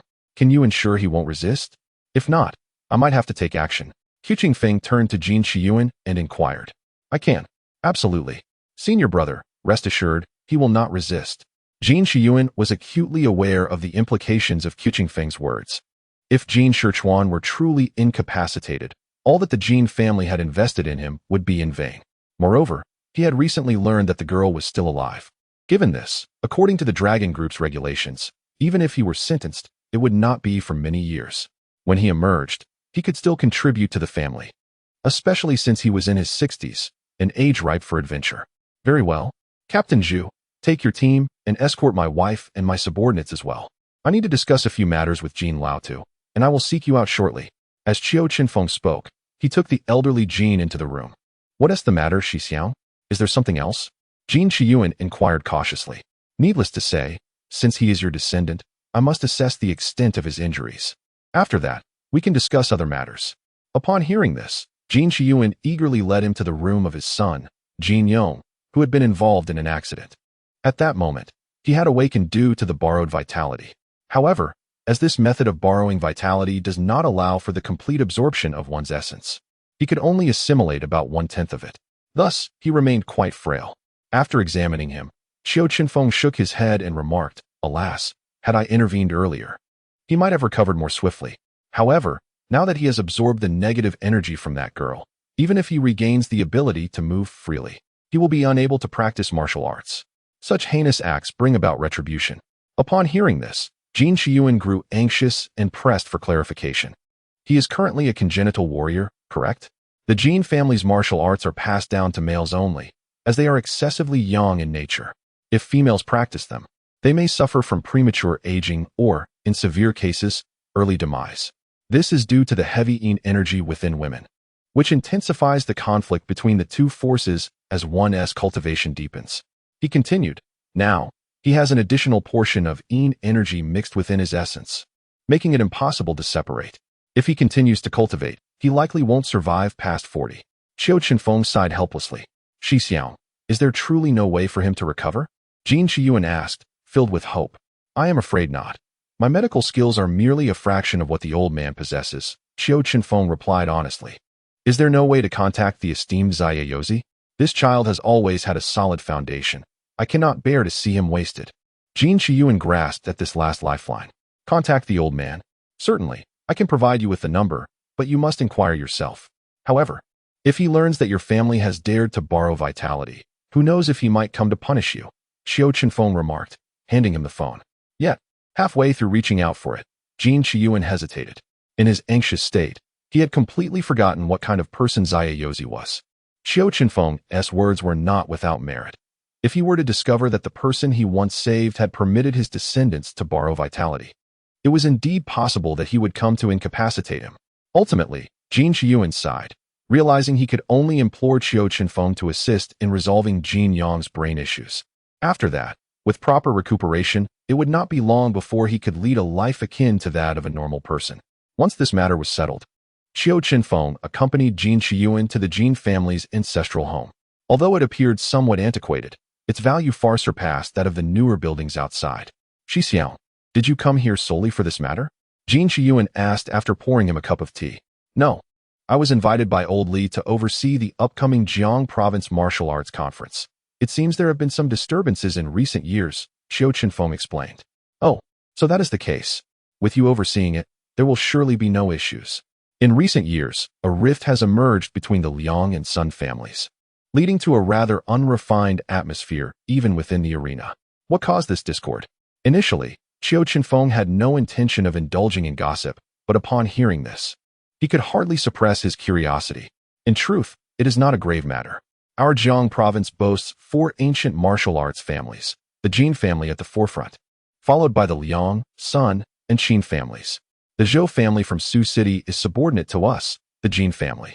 Originally, there was a young girl from the Qin family who was betrothed to a member of the Liang family. However, after a tragic incident where a young scion of the Liang family inadvertently caused a death, he was sentenced to life imprisonment. Consequently, the Qin family called off the engagement. Logically, it was reasonable for the Qin family to withdraw after such a scandal involving the Liang family. Yet the Liang family insisted that the Qin girl marry another son of theirs, which the Qin family vehemently opposed. Thus, the Qin family promptly betrothed her to the Sun family, and this is how the conflict escalated. Although Jin Shiyuan possesses a degree of arrogance, his nature is fundamentally good. Therefore, he has taken a neutral stance in attempting to mediate this dispute. Yet, it seems the two families have little regard for his intervention, as they have been embroiled in this quarrel for several years. Goodness, the Liang family is exceedingly domineering. But why is the Liang family so adamant about an alliance with the Qin family? Surely, it cannot merely be a matter of pride, Qiu Chenfeng remarked, sipping his tea while casting a sardonic smile at Jin Shiyuan. My esteemed senior brother is astute. It is because both the Liang and Sun families aspire to claim the title of the foremost family in Jiang province. Only through an alliance with the Qin family can they hope to disrupt the current dominance of the Jin family. Jin Shiyuan replied with a hint of pride. Goodness, old Jin, who would have thought they would regard you with such apprehension? Qiu Chenfeng chuckled, but his amusement was interrupted when he noticed a servant pouring tea. Revealing a look of surprise in his eyes, the servant also possessed mid-level innate cultivation. Most strikingly, his aura mirrored that of Jin Ming. Chapter 77.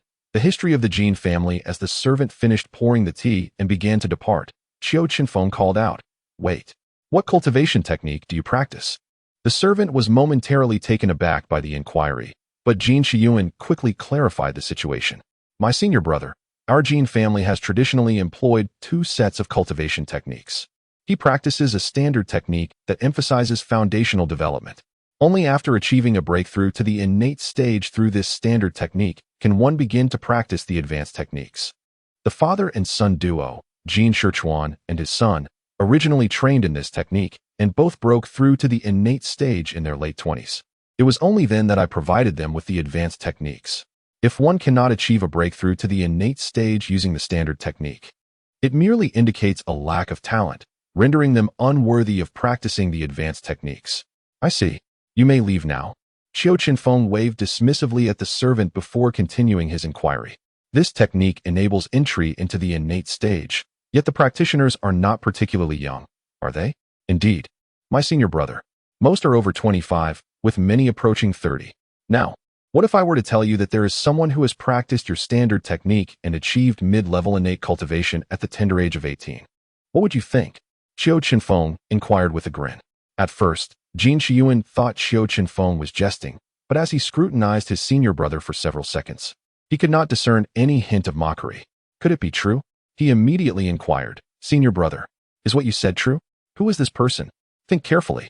Is there any collateral branch of the Jin family in Sioux City? Qiu Chenfeng, unhurried, insisted that the matter required clarity. Someone from Sioux City, summon Jin Xin for me. Jin Shiyuan pondered for a long time, but arrived at no conclusion, ultimately deciding to call upon the individual responsible for the family tree revisions. Soon enough, Jin Xin came running in, a man in his 50s or 60s, possessing merely the initial stages of innate cultivation. Upon entering, he hastily asked, Master, what is it that you need from me? Oh, my memory seems to fail me. Can you recall if there are any collateral branches of our Jin family in Sioux City? Jin Shiyuan questioned with urgency. Sioux City? Allow me a moment to think. Jin Xin replied, deep in contemplation. During those fleeting seconds, no one dared to interrupt him.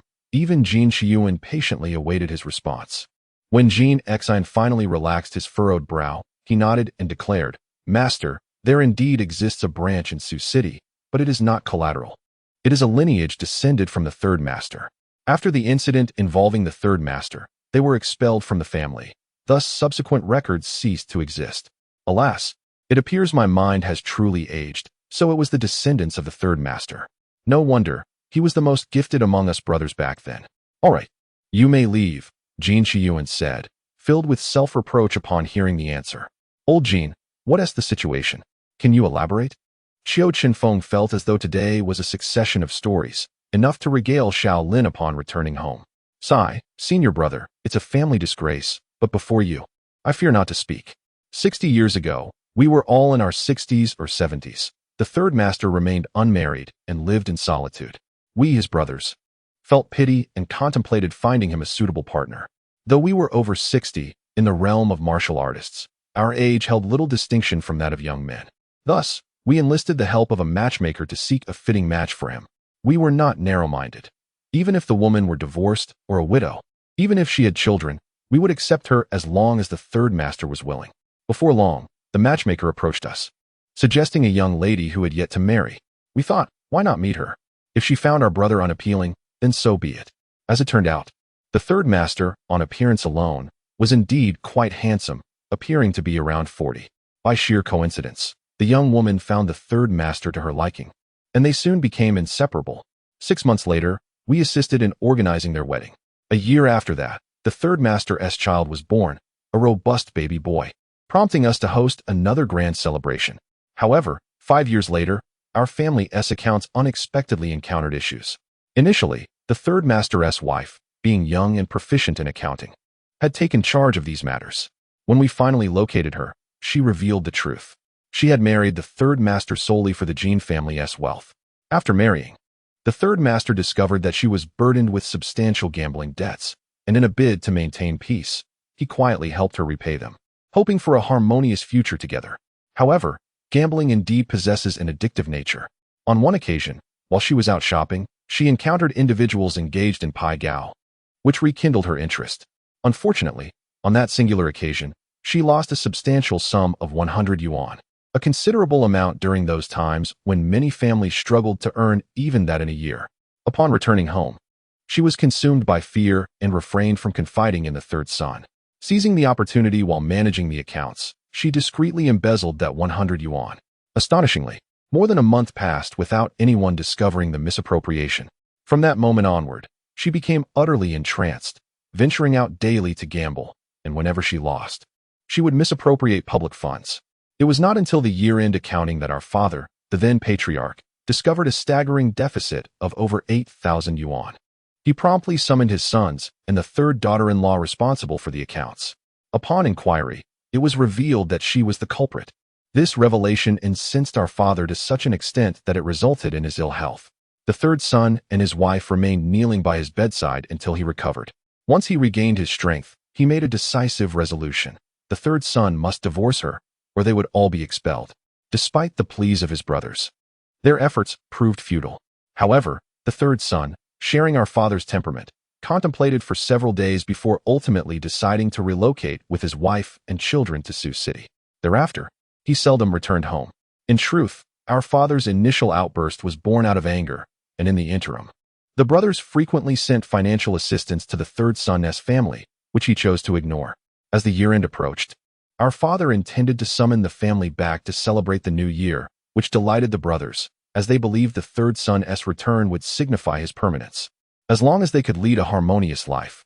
Yet, upon their arrival in Sioux City, they were met with the distressing news that the third son's wife had been sentenced to 3 years in prison for participating in illegal gambling, a serious offense in that era, with no leniency afforded.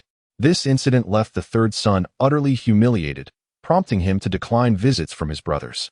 When this news reached our father's ears, he irrevocably lost faith in the third son's family, subsequently declaring their removal from the family register.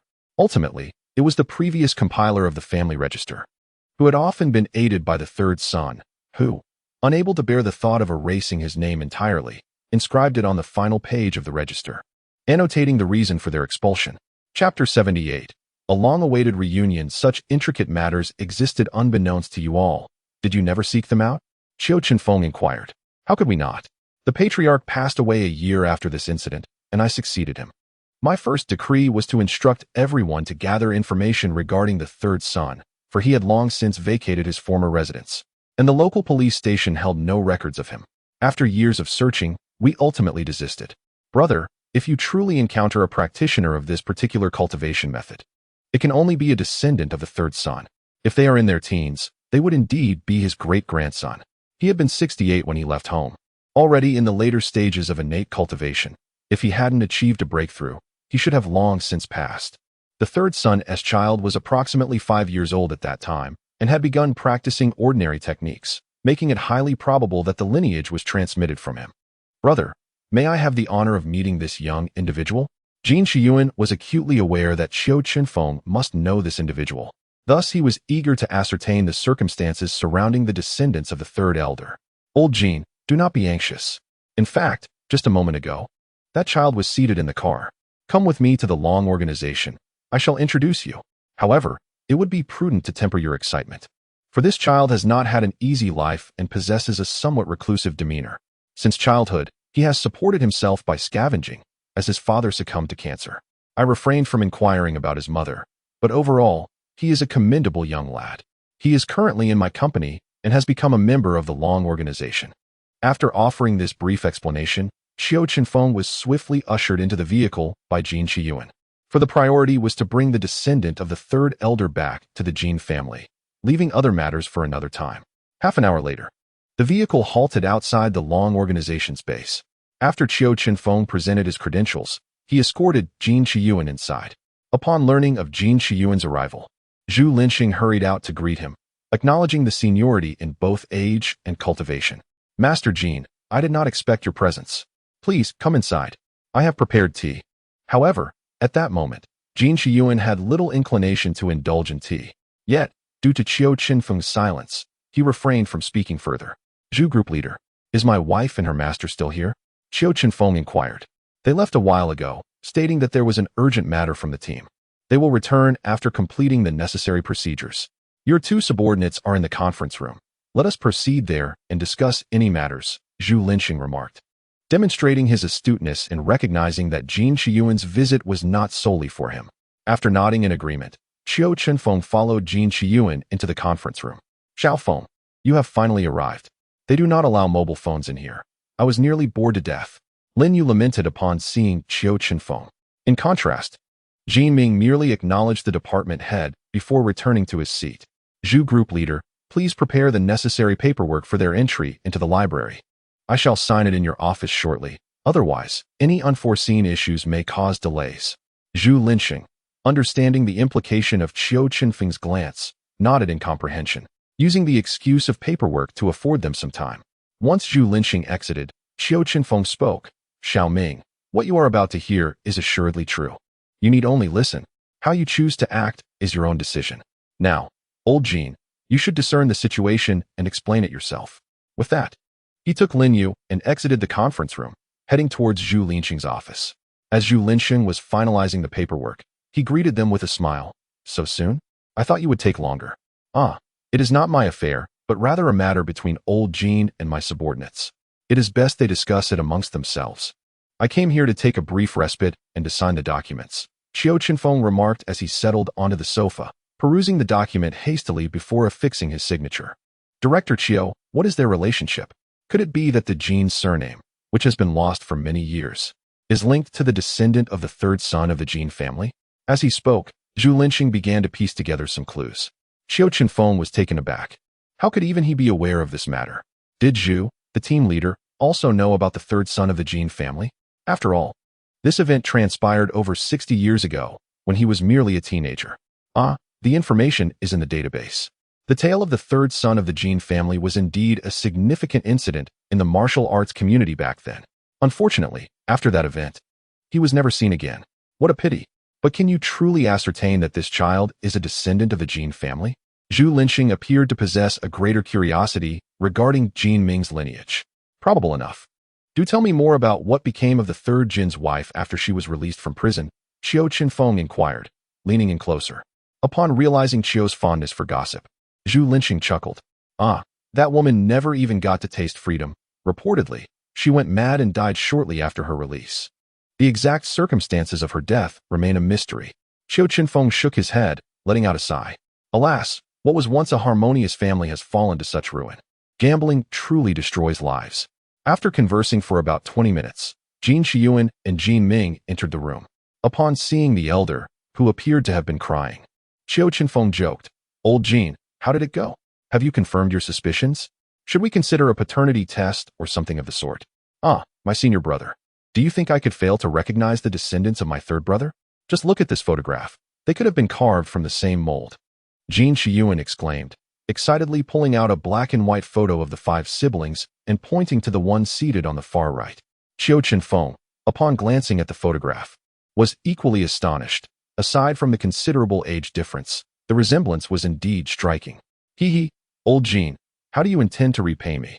Moreover, what are your plans for him? Senior brother, between us, there is no need for formalities. If you ever require my assistance, simply ask, and I shall comply without hesitation. As for this child, I plan to bestow upon him our martial arts techniques and will need your guidance along the way. Jin Shiyuan replied, unabashedly. Hearing such shameless words from Jin Shiyuan, Qiu Chenfeng found himself at a loss for retorts. Nevertheless, this arrangement seemed quite favorable. It wouldn't be long before the martial arts community recognized Jin Ming, and should he visit the Zhou family again, Zhou Ling would likely come out to greet him on bended knee. Very well, let us return to the hotel, Zhu team leader. Tomorrow, I will have them come over. Please arrange for someone to receive them. By the way, you're also attending the martial arts tournament tomorrow, right? Qiu Chenfeng inquired before leaving. Indeed. So you came for this matter.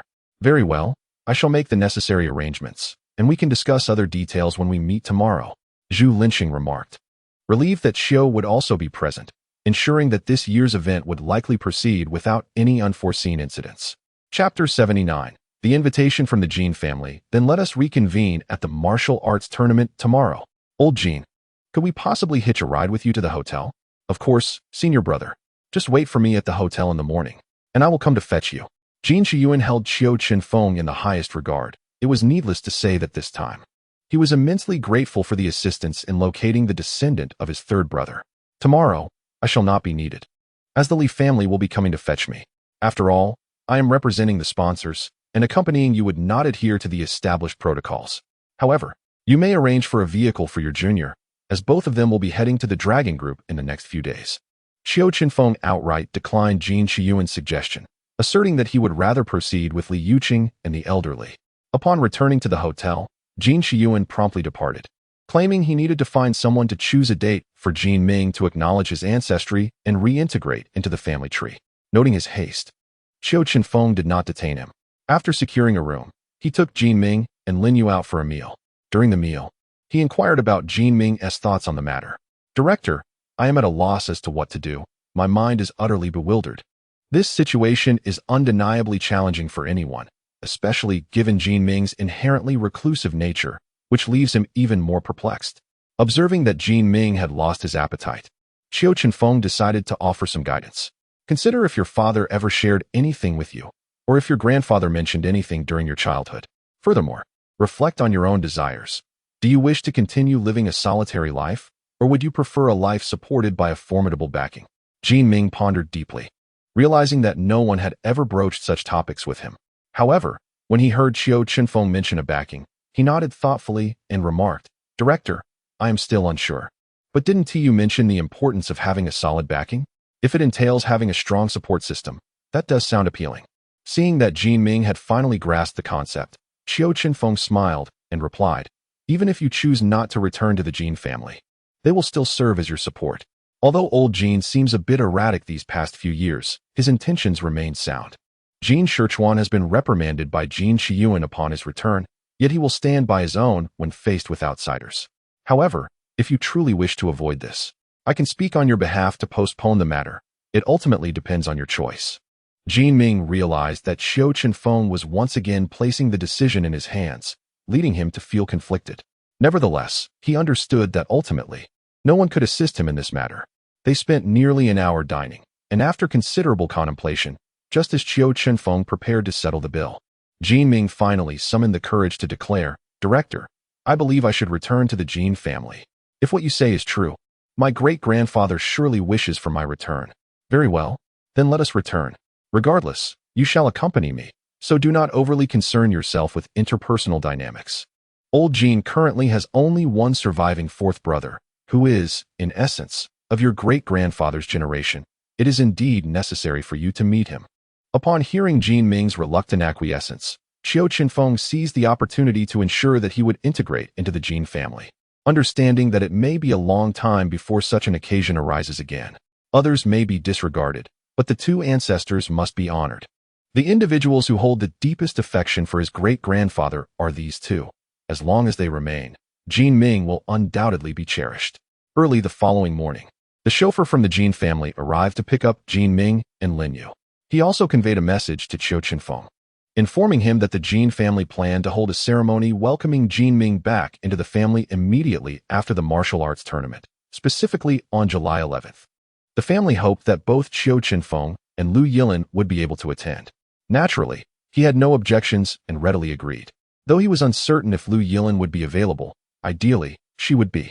In such a prominent family, particularly one rooted in martial arts, a grand ceremony of this nature would likely attract many officials from Jiang province. Their presence would undoubtedly demonstrate the Jin family's respect towards him and Lu Yilin, thereby alleviating many potential future inconveniences for her. Nevertheless, he felt it necessary to discuss this with Lu Yilin, so he dialed her number. "What is up? Missing me already?" Lu Yilin inquired as soon as she answered the call. "Indeed, a day apart feels like an eternity," Qiu Chenfeng joked, sensing her cheerful mood today. "Cut to the chase. I'm heading out to work soon." Lu Yilin, aware that his early call must pertain to something significant, quickly shifted the conversation. Can you take a day off on July 11th? If you can, it would be best if you requested it yourself. Mentioning that the Jin family has a major event inviting you. If Uncle Lin declines, I may need to ask Director Gao for assistance, Qiu Chenfeng explained, realizing he didn't have time to elaborate on everything. That junior of yours? What does he want? Lu Yilin was not keen on encountering him, feeling embarrassed by the thought of him referring to her as sister-in-law. To put it simply, Jin Ming is actually a descendant of his third brother. They are holding a ceremony to acknowledge their ancestry on the 11th. Whether you consider yourself Jin Ming's sister-in-law or Jin Shiyuan's sister-in-law, you should attend. Additionally, there will certainly be benefits, Qiu Chenfeng said with a smile. Wow, what a coincidence. But what isn't it for me? Lu Yilin still did not grasp the deeper implications. Think about it. Don't you have some cases that, once linked to certain leaders, require you to make appointments with their secretaries just to gather information? Now consider the Jin family, a formidable martial arts clan. When they host such significant ceremonies, do you think they wouldn't invite leaders from Jiang province? If those leaders witness their respect for you, do you think they wouldn't look into your cases? And once they do, wouldn't they perhaps offer some assistance to their subordinates? That does seem plausible, Lu Yilin exclaimed, her spirits lifted. Upon arriving at her workplace, she immediately positioned herself at the office door, awaiting Lin Feng, leaving Li Tianxiang, who entered, momentarily stunned. What are you doing? Master. I'm waiting for team leader Lin. I need to request a day off on the 11th. Lu Yilin replied earnestly. Requesting time off? For what purpose? Is that brat behind this again? Li Tianxiang, observing her demeanor, suspected that Qiu Chenfeng was once more the mastermind behind her request. Yes, master. Did you know that Jin Ming is actually a long-lost descendant of Jin Qiyuan? In a bid to reconnect with his roots, he has invited me and Xiao Feng to join him. Xiao Feng mentioned that some officials from Jiang province might also attend, and having them witness my presence as a guest of honor would greatly benefit our future investigations that require their inquiries. Lu Yilin, not one to conceal the information, openly divulged this matter. Upon hearing this, Li Tianxiang felt it might indeed be the case and allowed her to continue waiting at the entrance. When Lin Feng arrived at the office, he was momentarily taken aback upon seeing Lu Yilin, then smiled and inquired, "What is the matter, girl? Missing Xiao Feng after just one day? You're like a stone waiting for your husband."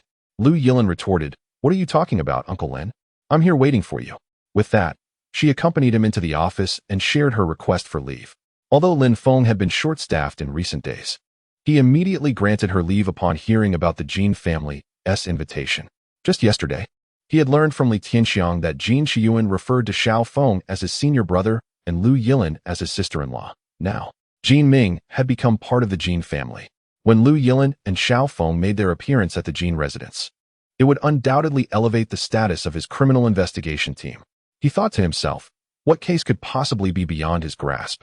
After Lu Yilin departed, Lin Feng reported the developments to Gao Qingrong, who did not waste time with pleasantries and simply instructed him to let her go and make a good impression. After hanging up, Gao Qingrong smiled and crossed his legs, envisioning his rise to prominence. Meanwhile, Qiu Chenfeng had been escorted to the martial arts conference by Li Yuqing and Old Li.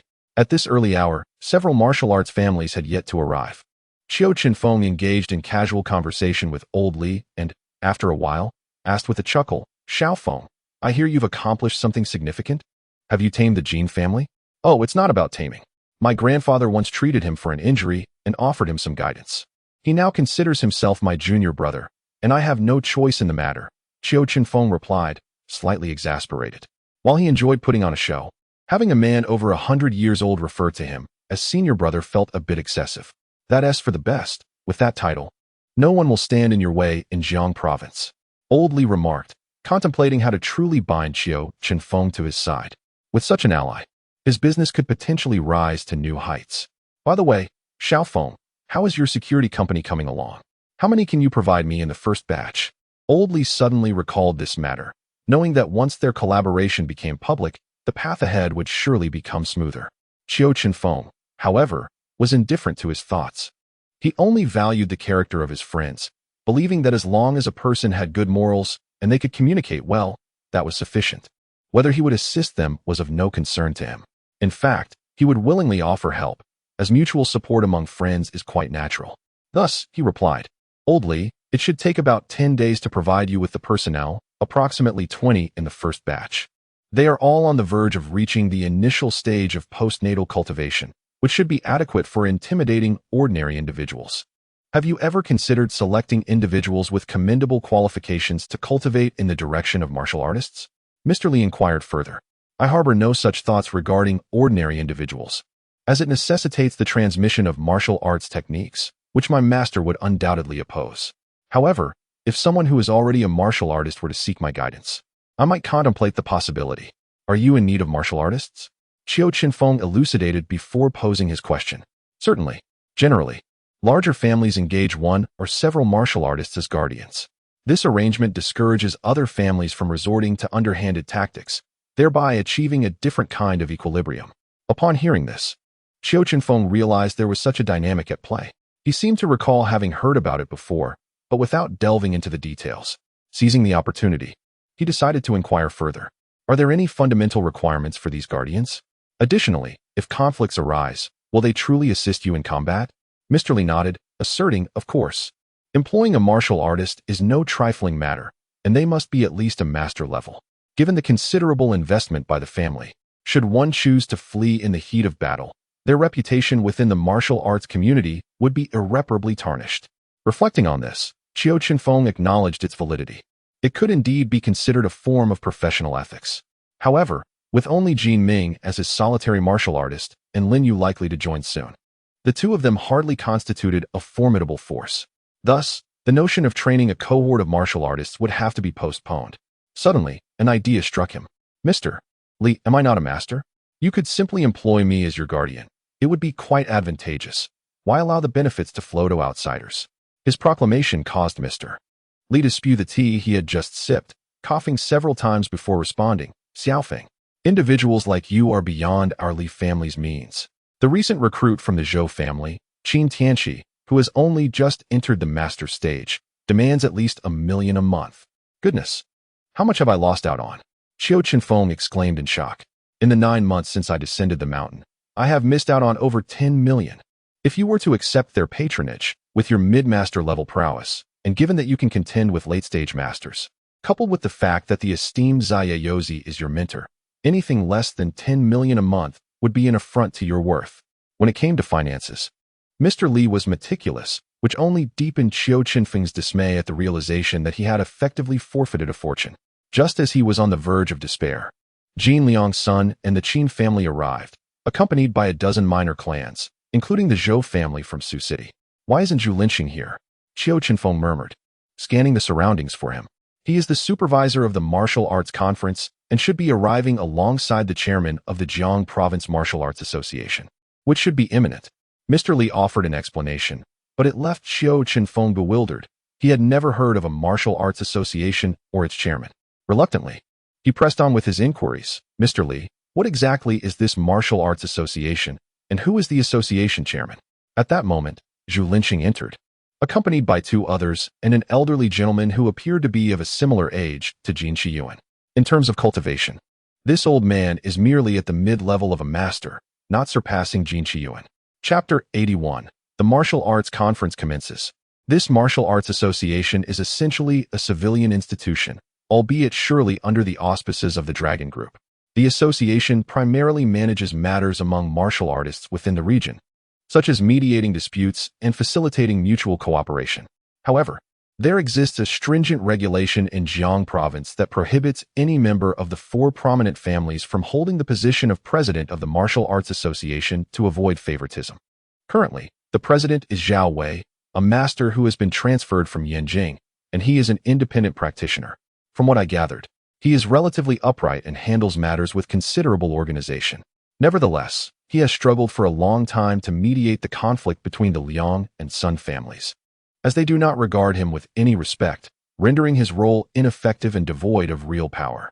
Old Li shook his head in resignation, stating that such an organization is merely a platform without any substantial authority. Thus, Zhao Wei often finds himself powerless when addressing issues. Qiu Chenfeng nodded in agreement. Indeed, this organization seems rather superfluous. At this moment, Zhu Linqing and Zhao Wei approached the podium. Zhu Linqing cupped his hands in greeting to Qiu Chenfeng, who stood to return the gesture.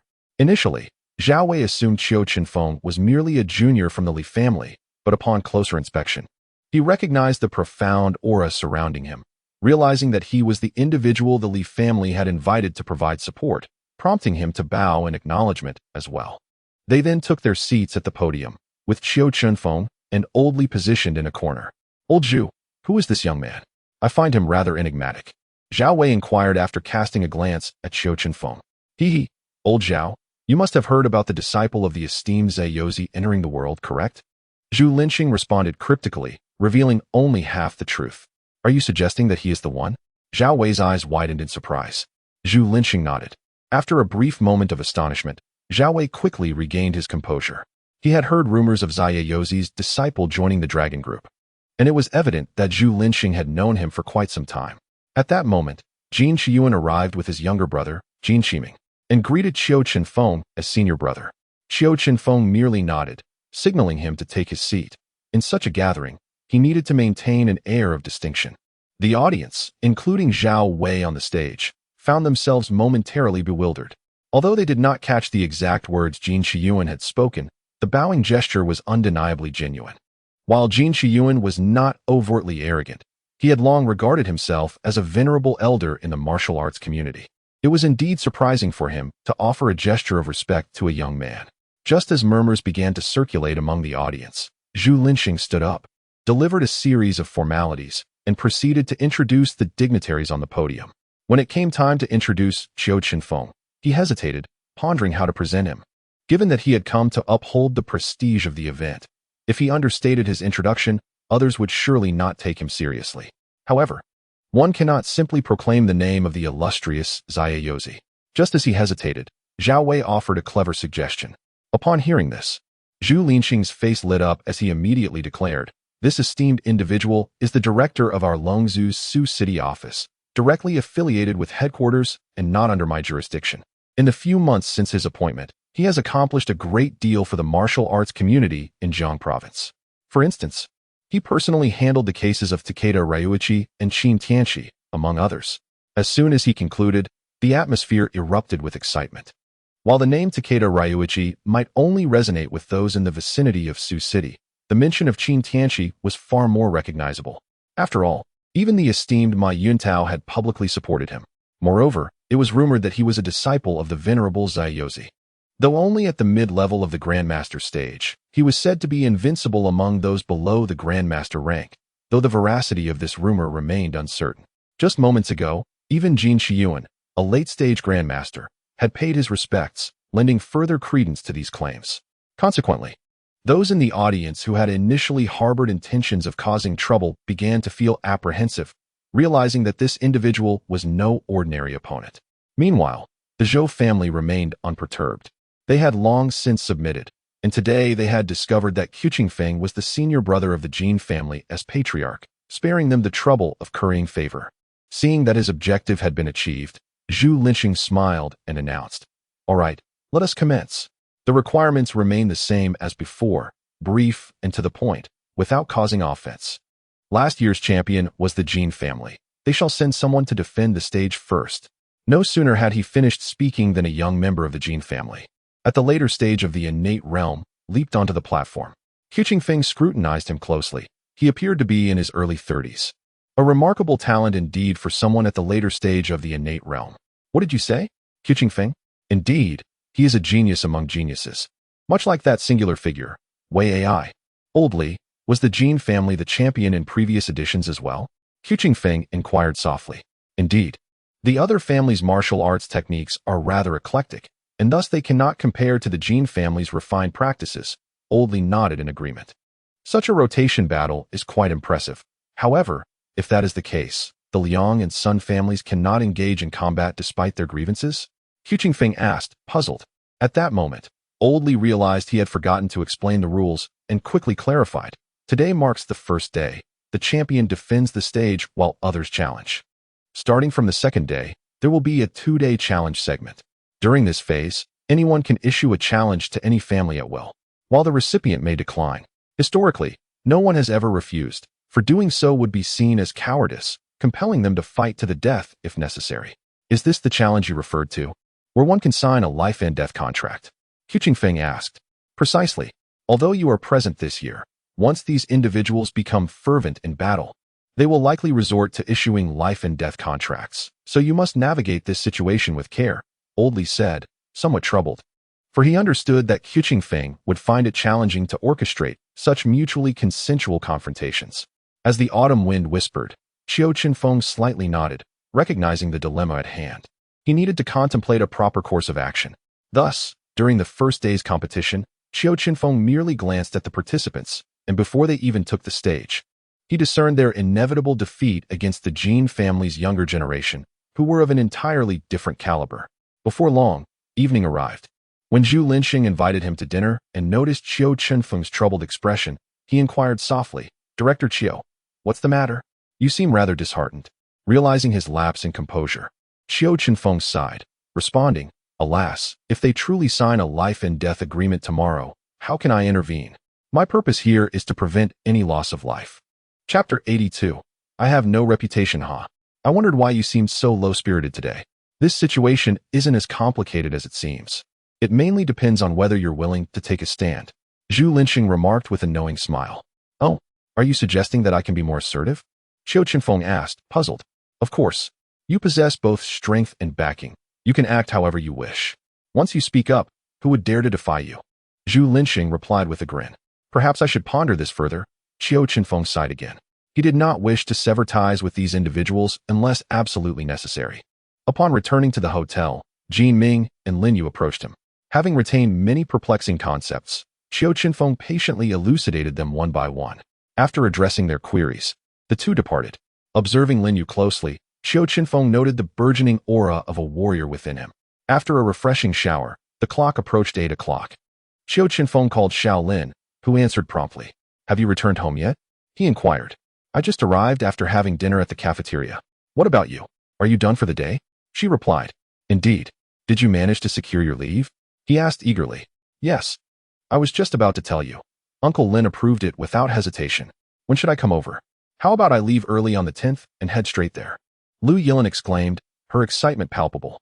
She was eager to enjoy her stay this time, having rushed back during her last visit. That sounds splendid. As long as you can take the time off. The 10th is also the final day of the martial arts tournament. And I should return to the hotel quite early in the afternoon. Qiu Chenfeng responded, his interest piqued. Great. I won't keep you any longer. I need to sleep early. Tomorrow promises to be busy for both of us. And don't let me catch wind of you mingling with the Jin family. She teased. Rest assured, if I were to indulge in mischief, it would only be with you. Qiu Chenfeng chuckled, causing Lu Yilin on the other end to shiver in mock horror before abruptly hanging up. After lying down for a while, Qiu Chenfeng began to contemplate how to approach the next day's events. The situation was indeed perplexing, and after some time, he decided to set his worries aside, prioritizing rest instead. The following morning, old Li, accompanied by Li Yuqing, was already waiting downstairs at the hotel. Upon seeing Qiu Chenfeng descend, they ushered him towards a breakfast venue. What's the plan, old Li? Aren't we going over today? Qiu Chenfeng queried, bemused as they led him to the breakfast shop. Today did not commence at such an early hour. It was around 9 o'clock when we finished breakfast and made our way there, as it would not be too late. With a smile, Old Li remarked this and led him into the shop. During breakfast, Old Li sensed that Qiu Chenfeng's spirits were rather low, prompting him to inquire. Xiaofeng, what troubles you? Who has caused you such displeasure? Oh, Old Li, I simply cannot conceive of a way to prevent them from signing that death contract. You invited me here precisely because of this matter, and if I fail to manage it well, it would be quite embarrassing. At this juncture, Qiu Chenfeng decided to be forthright. I summoned you merely to maintain order. Undoubtedly, there will be those who refrain from causing trouble in your presence. If you can influence even one individual, you will have fulfilled your mission. As for the others, let them be. Old Li understood that this was a rather challenging predicament. Thus, he harbored no grand expectations for Qiu Chenfeng to entirely avert the situation. For him, achieving prevention would be ideal. But the crux was to cultivate a good rapport with Qiu Chenfeng. Regarding the martial arts tournament, if it were to be abandoned, then so be it.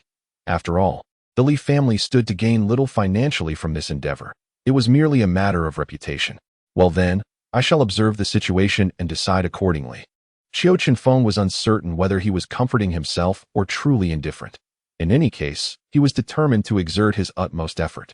After finishing breakfast, the three of them arrived at the venue for the martial arts tournament, which was only just past 8 o'clock, and there were still very few people present. Qiu Chenfeng excused himself to make a phone call to his elder. Zayayozi happened to be free and answered the call promptly.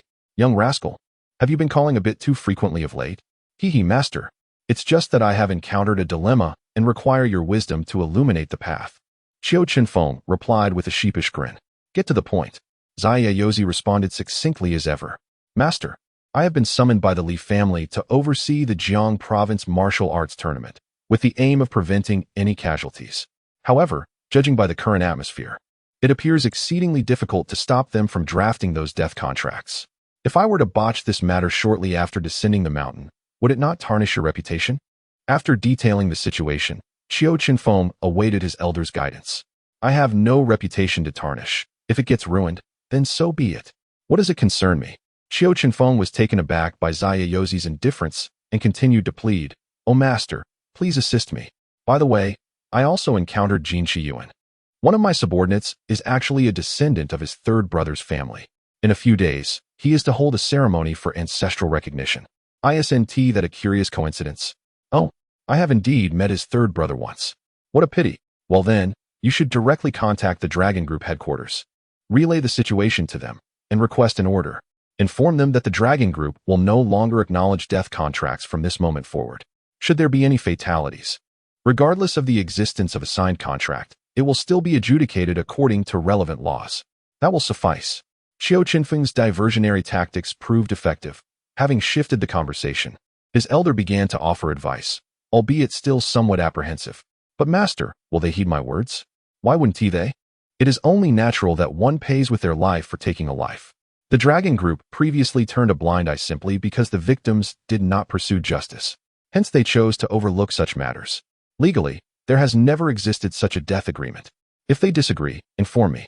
If they lack the courage to address this trivial matter, then the Dragon team should be restructured. With that, Zayayozi ended the call. Upon hearing the conclusion, Qiu Chenfeng felt a weight lift from his heart. He promptly called the headquarters. After stating his request, he was asked to hold momentarily while they contacted the leader of the Dragon team. Within 5 minutes, a response arrived, indicating that a relevant announcement would be issued immediately, and it was anticipated that all martial arts families across the country would be informed within an hour. Subsequently, Qiu Chenfeng conversed with the leader of the Dragon team to exchange opinions before hanging up and returning to his seat at the podium. When Old Li noticed him return from the restroom, visibly much more relaxed, the previous frown had vanished, indicating that he had likely devised a solution, which brought joy to his heart. Not long after, Zhu Linxing and Zhao Wei hurriedly arrived. Observing Zhu's urgency, Qiu Chenfeng teased, "What's the matter, Chief Zhu? Did you miscalculate the time? Why are you here so early when the others have yet to arrive?" Zhu Linxing chuckled. "Isn't this all due to your earlier antics? That announcement from headquarters was your doing, wasn't it?" "Indeed, I lacked the means to prevent it, so I could only urge them to intervene. After all, murder is illegal, and a death agreement is merely an ineffective contract." Qiu Chenfeng replied with feigned nonchalance. "Haha, I knew you would have a plan. If anyone dares to cause a fatality now, you could easily apprehend them," Zhu Linxing remarked. Nearby, Old Li grasped the situation. It was clear that Qiu Chenfeng had just made a phone call, explaining his newfound ease after returning. At that moment, the martial arts families began to arrive one after another. In truth, they had all been present earlier. But an urgent meeting was convened after receiving the announcement from the Dragon team headquarters, which delayed their arrival. The Liang family had contemplated sending several experts to eliminate some members of the Sun family, yet the issuance of this announcement deterred any such actions. Had there been no Dragon team personnel present, they might have found someone to take the fall post-murder, but now Zhu Linxing was monitoring from the podium, and primarily, it was Qiu Chenfeng who was orchestrating this situation. Although they harbored such thoughts, outwardly, they dared not show any disrespect towards Qiu Chenfeng, should he choose to retaliate. He could easily dismantle the Liang family. Consequently, the challenge competition proceeded unusually harmoniously over the next couple of days, with Old Li praising the event, noting that it had been many years since he witnessed such a cordial contest. With the absence of scheming, the challenge concluded on the third day, July 10th, at noon. Just as Qiu Chenfeng was preparing to depart, he noticed Jin Shiyuan and the heads of the other 3 families waiting for him. He approached them and inquired, "Are you gentlemen waiting for me?" While the others were unsure of his temperament, only Jin Shiyuan stepped forward with a smile, saying, "Hey, brother, the lunch hour is rather tight. Might you grace us with your presence for a meal this evening?" Upon hearing him directly address his senior brother, the heads of the other 3 families furrowed their brows, completely unaware that Jin Shiyuan was a disciple of the elusive Zayayozi. "In the evening? It seems you will be quite occupied. After all, you are to visit us tomorrow. Xiaolin will come over after work. I must fetch her." Qiu Chenfeng calculated the time, recalling that Xiaolin had messaged him about her arrival at Jinling around 5 o'clock, which would likely be too late to meet. "Oh, senior brother, can we not dine a bit later? You must at least become acquainted with our families," Jin Shiyuan persisted. Realizing that this meal could not be postponed, Qiu Chenfeng reluctantly acquiesced. The other 3 families finally relaxed. Had they failed to meet Qiu Chenfeng this time, it would have solidified the Jin family's dominance in the Jiang province martial arts community. As they departed, Qiu Chenfeng followed Jin Shiyuan's car and inquired along the way, "Old Jin, what are your thoughts? If you do not introduce me, they will never know me, and one tea that leave the Jin family in sole supremacy? Alas, senior brother, to be frank, I too despise the constant scheming for supremacy among us. I wish for you to mediate between the other 3 families. With the increasing incursions by foreign martial artists, our unity is paramount. The consequences of disunity are indeed dire. Jin Shiyuan expressed with concern. Upon hearing these words, Qiu Chenfeng gained a newfound respect for him. Truly, he was favored by his elder for possessing such insight. Consequently, Qiu Chenfeng decided to confide in him, revealing his plans. Old Jin, I initially intended to address this matter later, but since you have shown such intent, I shall not conceal it from you. This morning, I spoke with Guo Yuan, the leader of the Dragon Group headquarters. His vision is to eliminate the notion of first and second families altogether, aiming to unite every martial arts family. Once united, the Dragon Group would oversee operations without intervening in your affairs unless assistance is required. The advantage of this approach is that all families would receive resources commensurate with their strength while maintaining their existing enterprises. Should any conflicts arise, the Dragon Group could directly mediate, proving far more effective than the Martial Arts Association. Of course, this is merely a preliminary concept. When it comes to execution, representatives from the Dragon Group will convene with you to discuss the proposals, proceeding only after all plans are approved. You might wish to broach this with them in advance. If they share this sentiment, do reach out to me. This is undoubtedly the overarching direction, and such management will ultimately be necessary. The sooner we integrate, the more advantageous it will be. If Jiang Province can serve as the first pilot and execute it successfully, you should comprehend the immense value therein. Upon absorbing Qiu Chenfeng's words, Jin Shiyuan trembled in his seat. He fully understood that in this prevailing trend, the first pilot would reap the most substantial rewards. Thus, he directly assured Qiu Chenfeng that within a week, he would certainly negotiate with the other three families. The only significant time investment would be in discussing the collaborative agreement with the Dragon Group. However, as long as the demands of the Dragon Group were reasonable, this matter would not be prolonged. After dining with Jin Shiyuan and conversing for over 2 hours, Qiu Chenfeng returned to the hotel. Upon entering his room, he reported this news to team leader Guo Yuan at headquarters. Upon hearing that he had swiftly reached an agreement with the Jin family, the other party felt as if they were dreaming. Initially, they had intended to conduct a pilot in Yanjing, yet after nearly 3 months of discussions, not a single family had agreed to participate. Unexpectedly, Qiu Chenfeng managed to secure the largest family in Jiang Province, the Jin family, in just a single morning. Team leader Guo, this is not solely my achievement. It is primarily because the head of the Jin family, Jin Shiyuan, is quite perceptive, which facilitated this rapid resolution. However, when you come to negotiate the collaboration terms, it would be prudent to offer some incentives. Otherwise, it may prove challenging to reach an agreement. Ultimately, these individuals must be persuaded that they stand to gain more than they currently do or have access to superior cultivation resources. Otherwise, why would they engage with you? Wouldn't you agree? Having conversed with Guo Yuan a few times, Qiu Chenfeng recognized him as a straightforward individual and thus articulated the situation succinctly. Ha ha ha, indeed. Your words are without fault. As long as it falls within a reasonable range, I will certainly accommodate them. Guo Yuan replied with a smile. Very well. Once all 4 families have reached an agreement, I will give you a call. After hanging up, Qiu Chenfeng checked the time. It was already past 3 o'clock. He decided to call Xiaolin and learned that she had arrived at the train station, with a train scheduled for 3:40, expected to arrive before 5. Consequently, Qiu Chenfeng took a taxi to the train station and wandered about. After a while, he heard a familiar voice behind him. Ah, Director Qiu, what a coincidence. Are you returning to Sioux City? Turning around, he found it was Lin Yu, accompanied by 2 unfamiliar team members. He greeted her. Ah, it's Captain Lin. I have to attend a banquet at the Jin family tomorrow. I'm here to pick up my wife. What about you? I'm here to pick someone up as well. My family has a long-standing friendship with the Jin family, so my father is coming too. Lin Yu replied with a smile. Oh, I see. What a delightful coincidence. Qiu Chenfeng chuckled, suddenly reminded of another Lin Yu. After dealing with the Jin family affair, he couldn't help but wonder if these 2 individuals with the same surname could be long-lost relatives. Returning to reality, he chuckled helplessly at the thought. How could there possibly be so many long-lost individuals he would encounter? Observing Lin Yu's curiosity as she noticed his smile, she inquired, Director Qiu, what are you laughing about? Just as Qiu Chenfeng was about to respond, he heard someone call from behind. Xiao Yu, have you been waiting long? It's been 6 months. Your skills have improved. At that moment, Lin Yu joyfully exclaimed, Dad, you're quite punctual today.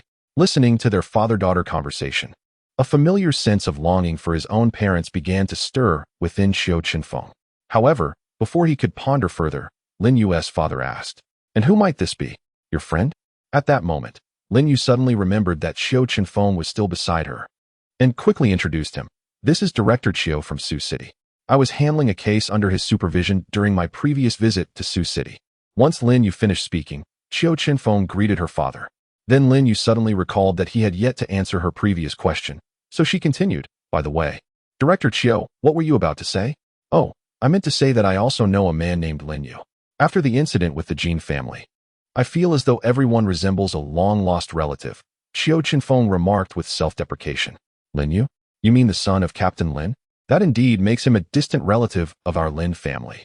However, they moved to Sioux City decades ago, so they probably haven't practiced ancient martial arts anymore, right?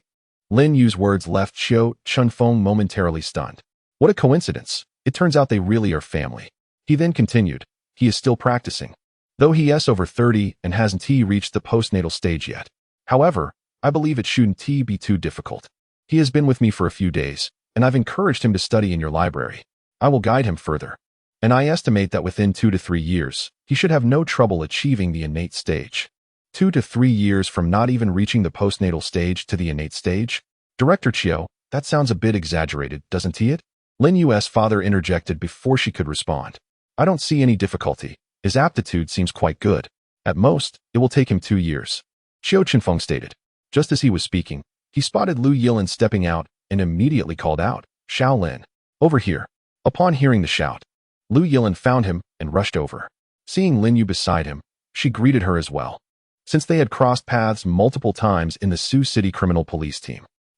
Where are you two headed? Qiu Chenfeng inquired. Oh, we're going to the Jin family. They are hosting a banquet tonight, and all the family heads will be present. Lin Yu replied candidly. Well, what a coincidence.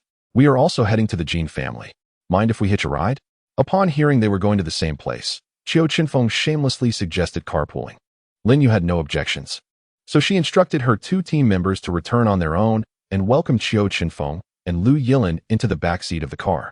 During the ride, the two chatted enthusiastically in the back seat, while Lin Yu's father, sitting in the front passenger seat, grew increasingly displeased with Qiu Chenfeng's boastful nature and chose to ignore him. Lin Yu was well aware of her father's sentiments, but felt unable to intervene at that moment. She hoped to avoid any conflict, trusting that her father would eventually understand that Qiu Chenfeng was not merely boasting once they arrived at the Jin family estate. Are we just going like this? What about Xiao Ming and Lin Yu? After a while, Lu Yilin inquired. Why would we need to worry about them going to the Jin family? Old Jin has long arranged for a special vehicle for them. Upon hearing Qiu Chenfeng's words, Lu Yilin suddenly remembered that Jin Ming was no longer the same person he used to be. However, to Lin Yu's father, these claims sounded like mere bluster. Yet, his upbringing prevented him from voicing any objections, as they were nearing their destination. As the car came to a halt, Lin Yu's father was the first to exit. He spotted Jin Shiyuan and the heads of other families waiting at the entrance and assumed that some high-ranking officials were arriving. Seizing the opportunity, he hurried over to greet them. Although they were family friends, he knew that in front of Jin Shiyuan, he was merely a junior and needed to pay his respects. As Qiu Chenfeng and Lu Yilin alighted from the vehicle, they had just exchanged greetings when Jin Shiyuan spotted them and swiftly approached. Senior brother, sister-in-law, what brings you here alongside the younger members of the Lin family? Upon hearing Jin Shiyuan's words, Lin's father felt a wave of unease wash over him. Seizing the opportunity, Lin Yu quickly informed him of Qiu Chenfeng's background.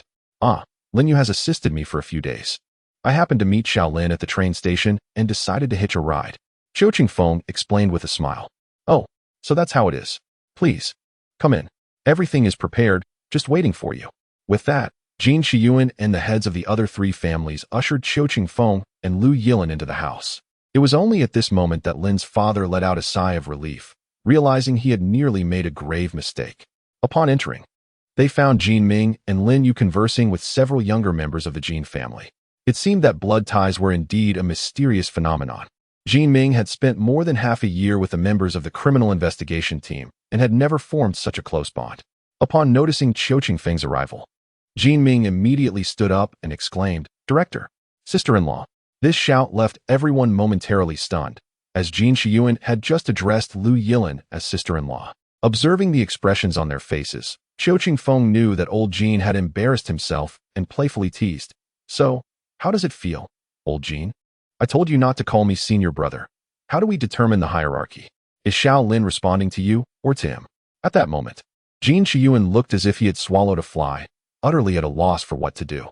Not wishing to prolong the teasing, Qiu Chenfeng decided to diffuse the situation, saying, "All right, from now on, let's speak as we wish. If you prefer to call me senior brother, feel free. I have no objection. However, when it comes to Xiao Lin, you should still refer to her as Xiao Lin. Calling her that places more pressure on her than it does on you." Upon hearing Qiu Chenfeng's words, Jin Chiyuan regained some composure and replied, all right. We'll do as senior brother suggests. Now, please take your seats." Thus, Qiu Chenfeng and Lu Yilin joined a group of centenarians at the main table. Initially, Lu Yilin felt somewhat out of place, but she soon acclimated to the atmosphere. After dinner, the group retired to Jin Chiyuan's study for further conversation. Once seated, Jin Chiyuan remarked, "Senior brother, regarding the matter you mentioned this afternoon, I've discussed it with the other three, but there remain many questions. I would like to explore them with you." "Certainly.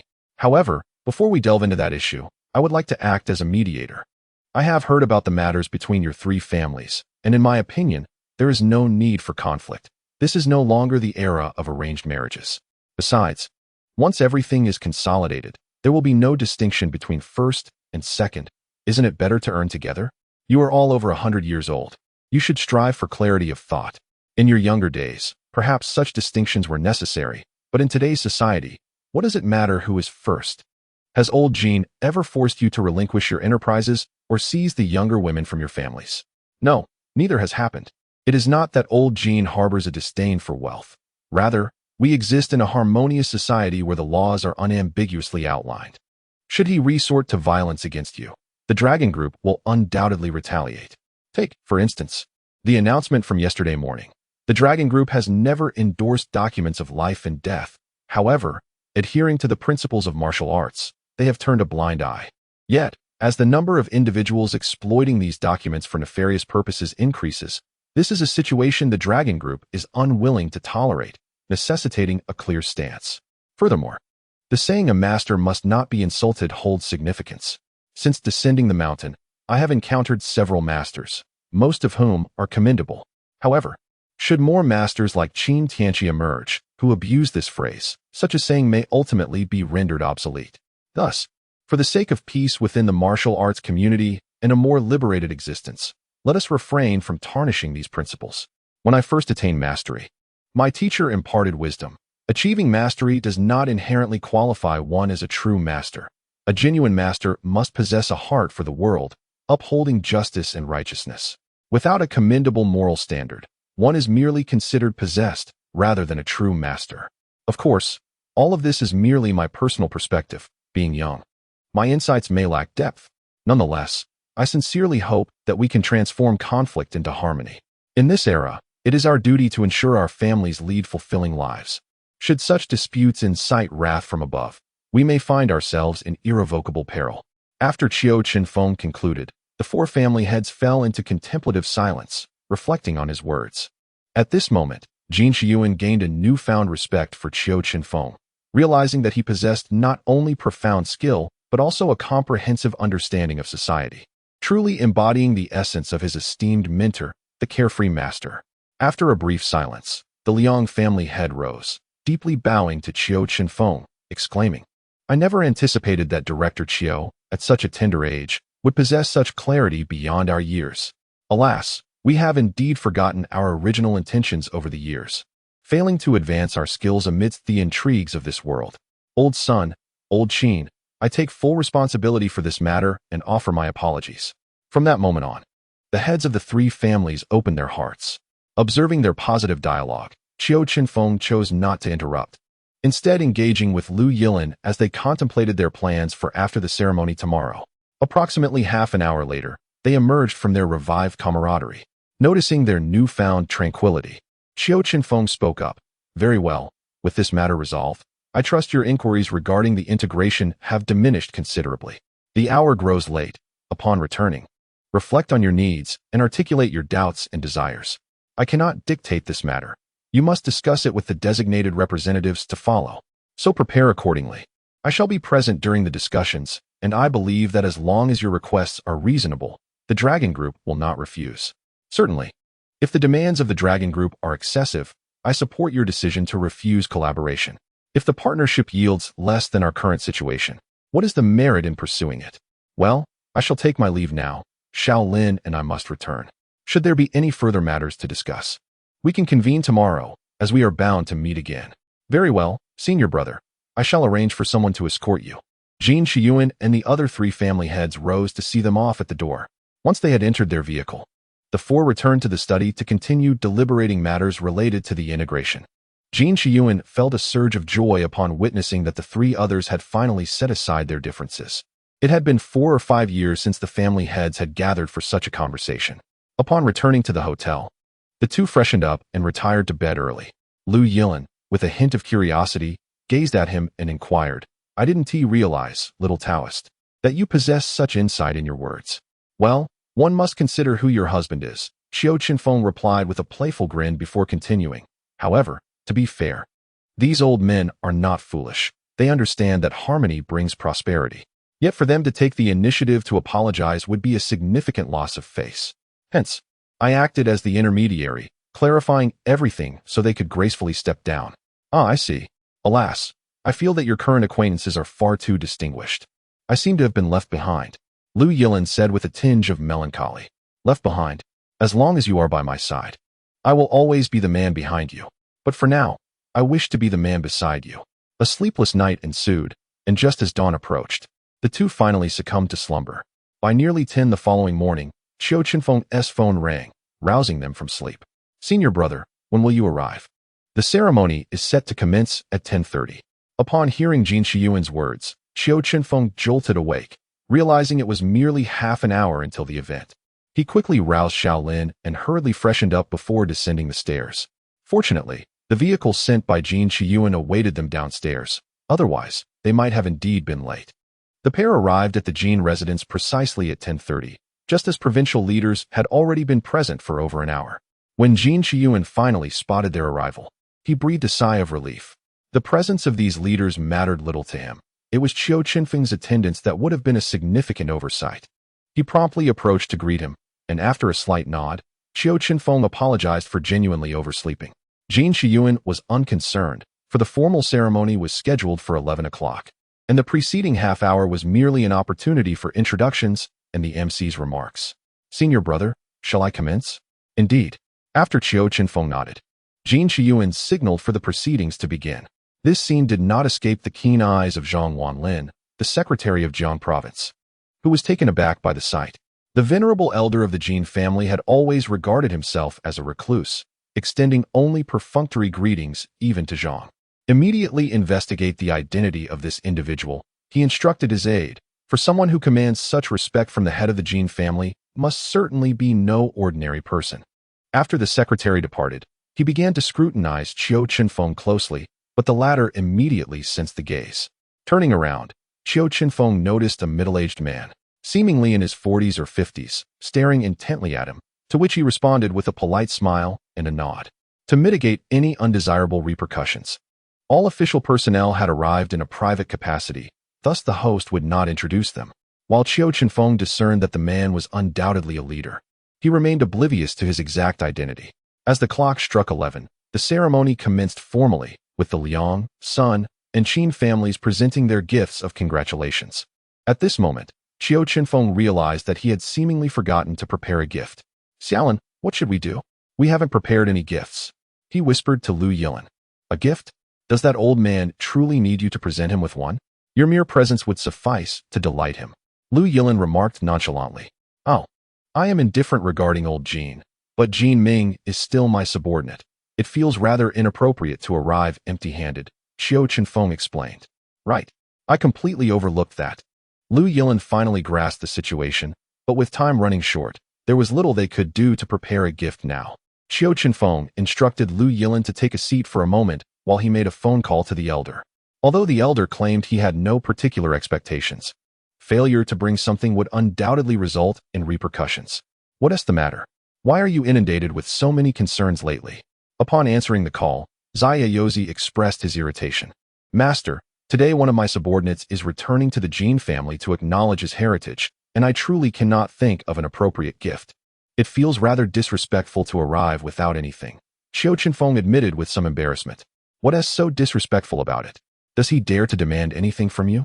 After listening to the surrounding commotion, Zayayozi recalled hearing about the Jin family's ceremony. It seemed this young lad only realized the oversight upon his arrival. How did I end up with such a thoughtless disciple? However, by this point, Zayayozi had lost his temper. If Qiu Chenfeng were to arrive without a gift, it would reflect poorly on him. Reluctantly, he instructed, find some paper and a pen.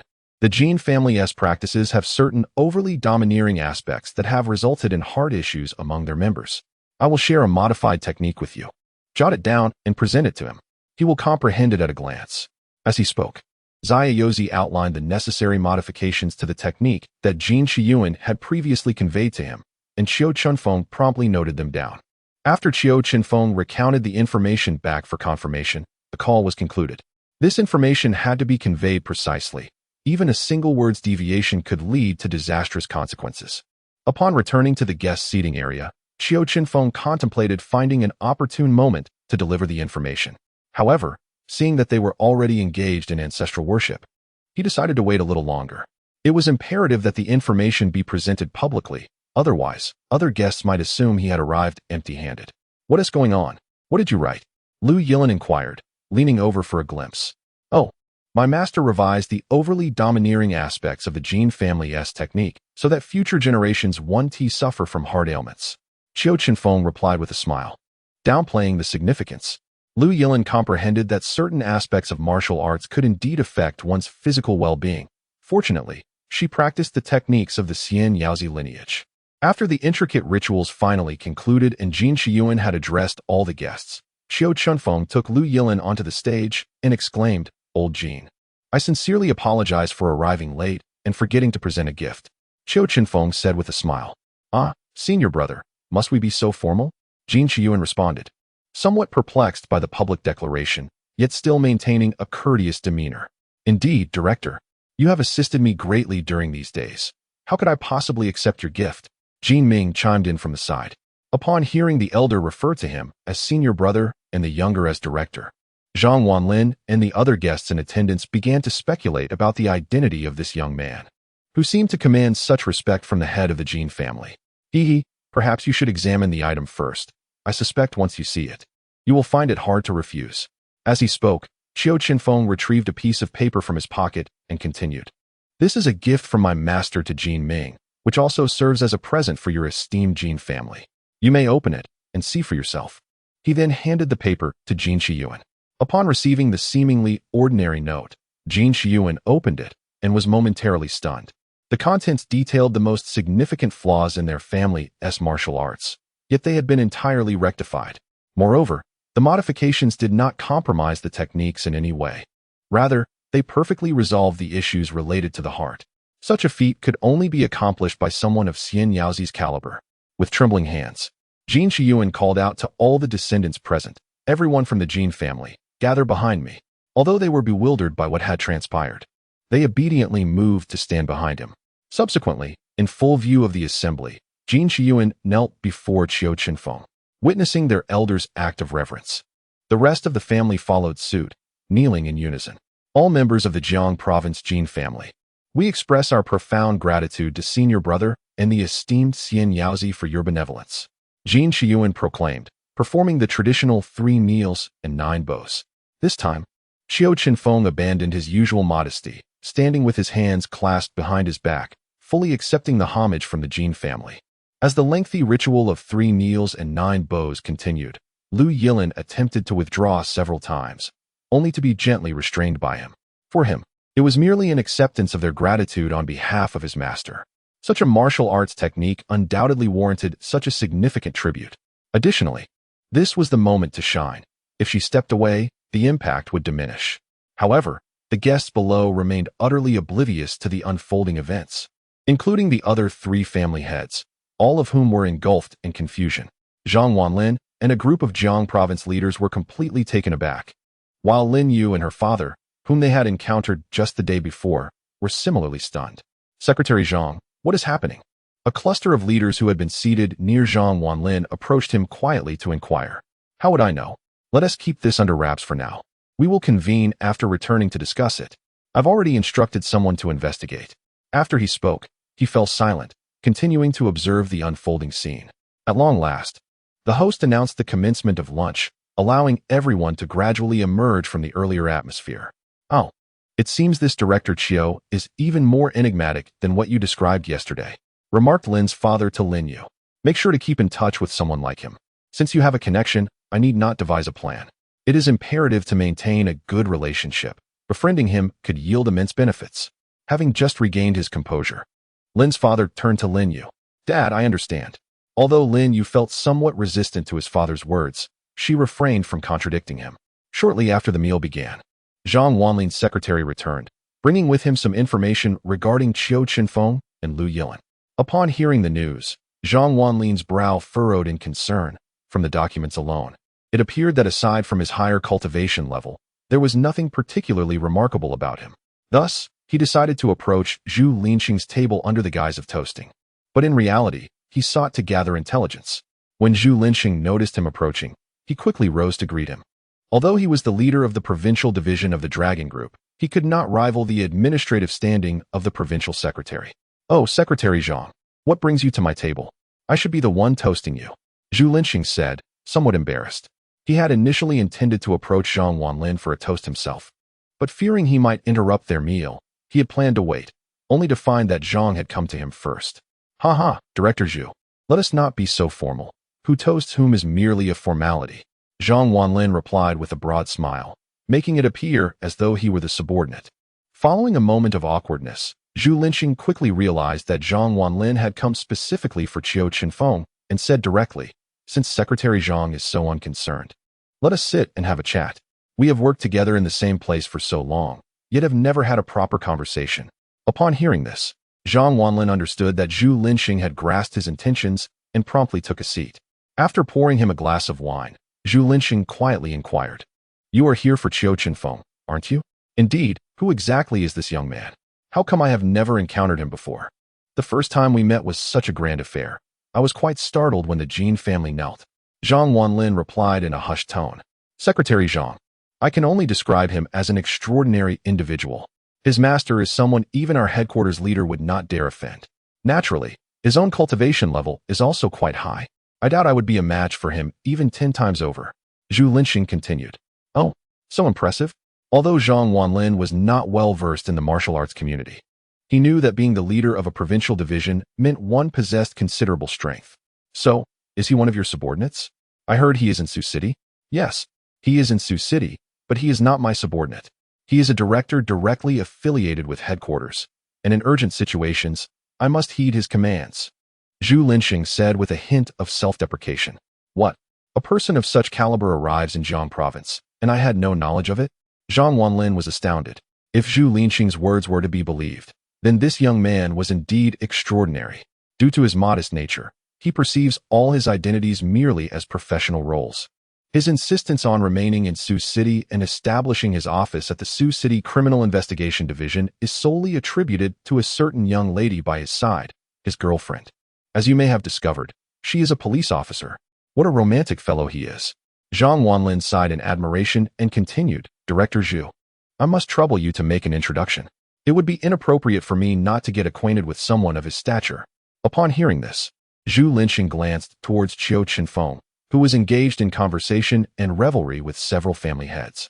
Originally, Zhang Wanlin and his group intended to join the main table, but in order to avoid any negative implications, he graciously declined. Observing the secretary's refusal, the others felt compelled to follow suit and thus remained in a more peripheral area. Consequently, Zhu Linqing could only accompany Zhang Wanlin over to the gathering.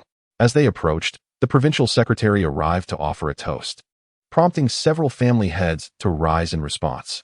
Similarly, Qiu Chenfeng and Lu Yilan stood as well, although they were unaware of the secretary's identity.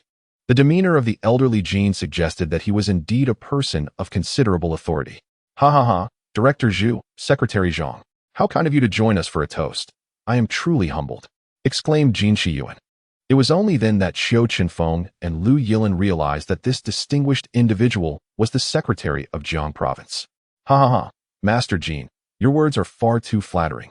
I am but a few years your junior. Zhang Wanlin replied with a smile. After a brief exchange, Zhang Wanlin turned his attention to Qiu Chenfeng and inquired, "May I ask how to address you, sir?" Qiu Chenfeng found it most irksome when individuals, who had clearly investigated him, pretended not to know him while initiating conversation.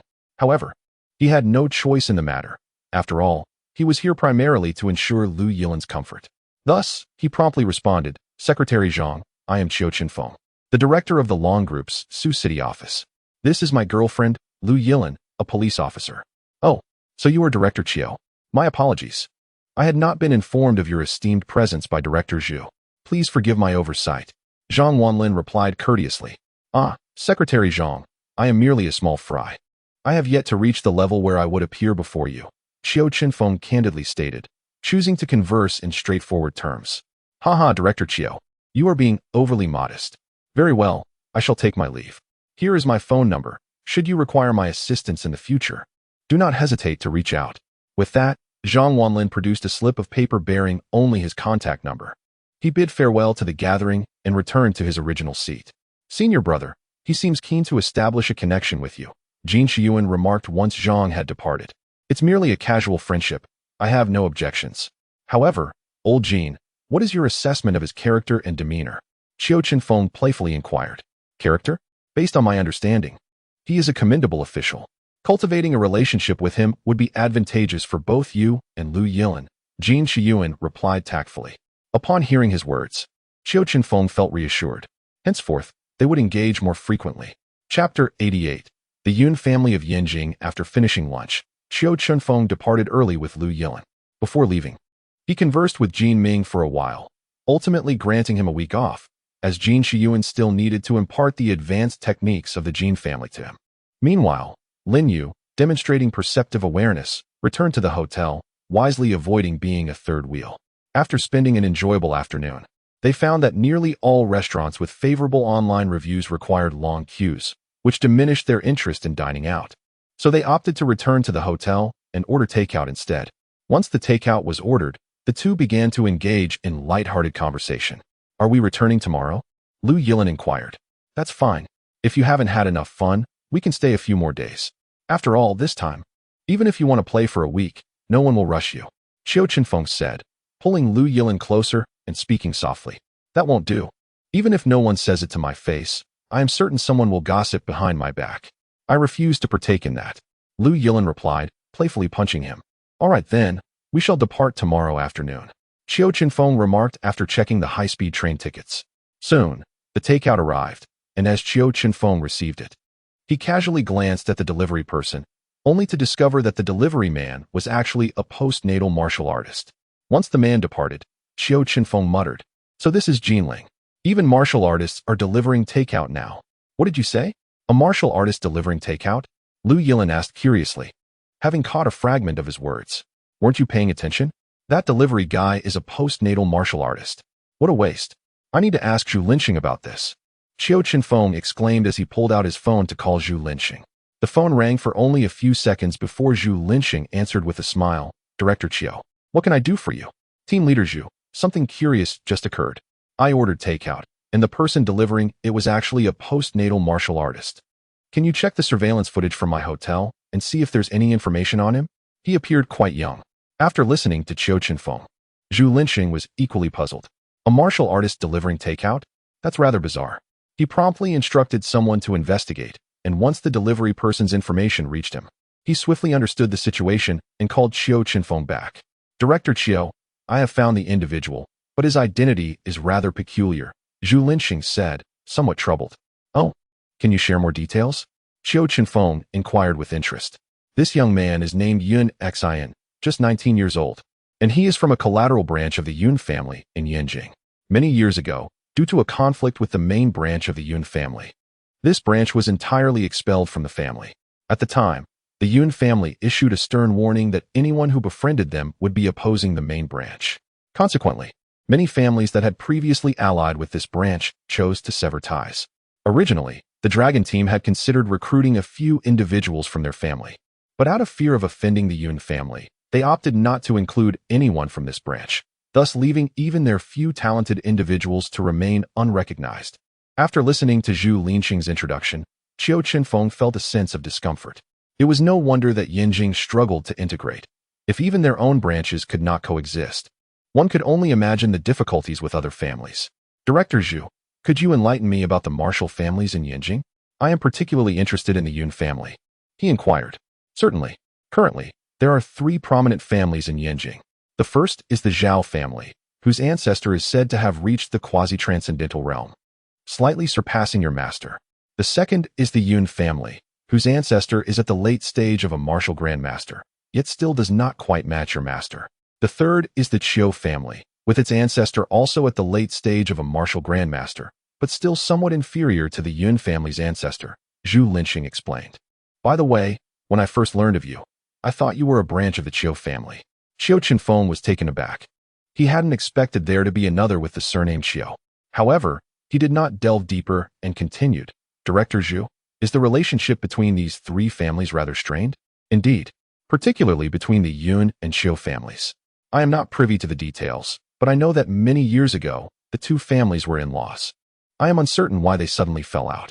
As for the Zhao family, they maintain a stable position, forming no alliances or enmities with anyone. Zhu Linqing concluded before asking how Qiu Chenfeng intended to deal with Yun Xian. I need to consult my master about this. Thank you, Director Zhu. With that, Qiu Chenfeng hung up the phone, neglecting his meal as he pondered over the information.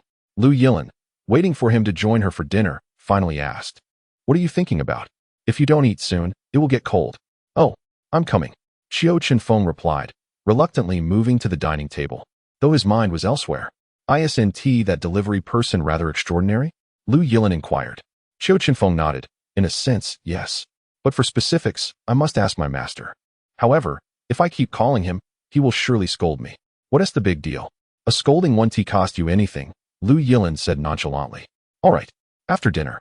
I shall call him," Qiu Chenfeng resolved, feeling more at ease as he ate. Once dinner was finished and he had washed up, he lay in bed and called his master, Zayayozi. As expected, the moment the call connected, he was met with a reprimand. Zayayozi regretted having removed him from the blacklist. Previously, he would only call once every couple of months, but now it seemed he was calling twice a day. After Zayayozi finished scolding him, Qiu Chenfeng laughed nervously and asked, "Master, are you familiar with the Yun family of Yinjing?" Upon hearing this, Zayayozi fell silent for a while, only to snap back to reality after Qiu Chenfeng called him several times. "What is up? Aren't you in Jinling? Why are you asking about the Yun family?" Qiu Chenfeng then recounted the entire situation. After a moment of silence, Zayayozi queried, "What do you intend to do?" "Master, I wish to recruit him as a junior. When he delivered my meal, I observed him closely. He is undoubtedly a prodigy, though it appears he lacks a proper system of training," Qiu Chenfeng admitted. "Then just recruit him. Why ask me?" Zayayozi replied, somewhat exasperated. "I am merely concerned that if the main branch of the Yun family pursues me, it could be problematic. What if they seek you out instead? Therefore, I need to ascertain whether you can handle the Yun family," Qiu Chenfeng responded. Upon hearing Qiu Chenfeng's words, Zayayozi was on the verge of an explosion. It seemed this young lad doubted his own abilities and even had the audacity to call for reassurance. However, Zayayozi swiftly quelled his anger and replied, "Do whatever you wish. I have little regard for the Yun family. All right, with your assurance, I am at ease. Farewell, master.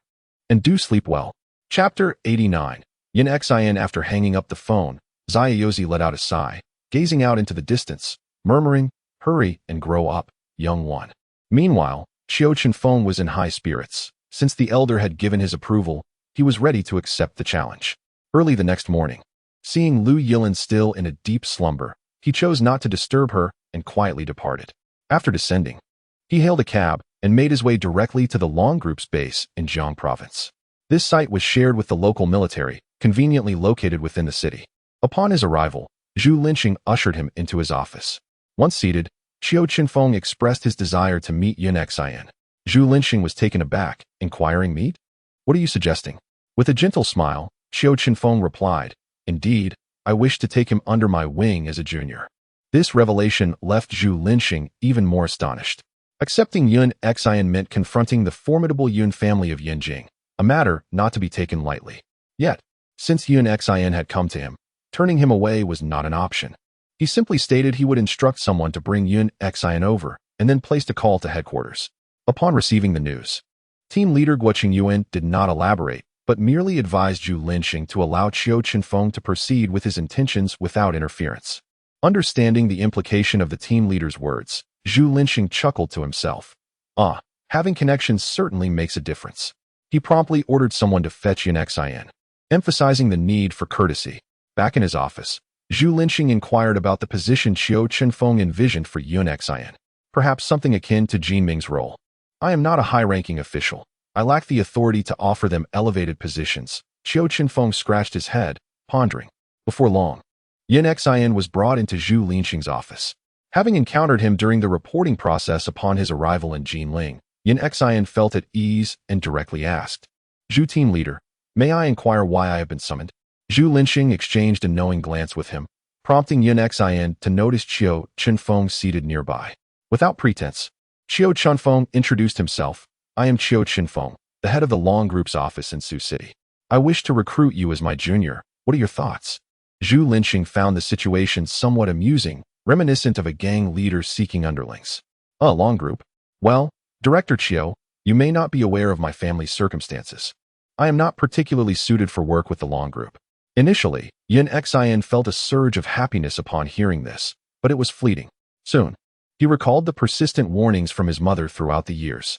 Almost every time I speak with my mother on the phone, she advises herself to refrain from being too ostentatious and to avoid opposing the main lineage, as such actions would only lead to one's own downfall. It was precisely because he wished to escape the oppressive atmosphere of Yanjing that he chose to depart, and by a stroke of fortune, he arrived in Jinling. You need not worry about this. Since I wish to recruit you, I have certainly taken the time to understand you.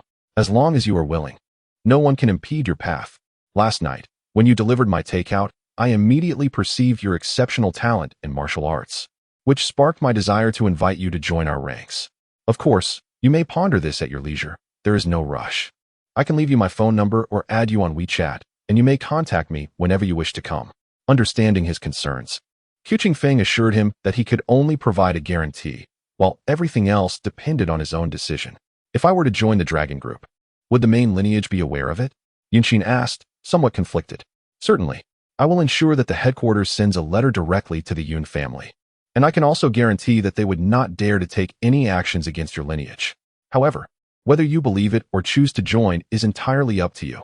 Qiu Chenfeng could see that he was still quite troubled, and recognizing that an answer was unlikely to be reached today, he bid farewell to Zhu Linxing and departed. Yunqin, this is a once-in-a-lifetime opportunity. If you let it slip away, it will never come again. Zhu Linxing remarked after Qiu Chenfeng had left. But, Chief Zhu, I must discuss this with my family. It is not a decision I can make alone. Yunqin harbored his own reservations, for the main lineage was far too formidable, and he could not risk endangering everyone for the sake of his own ambitions.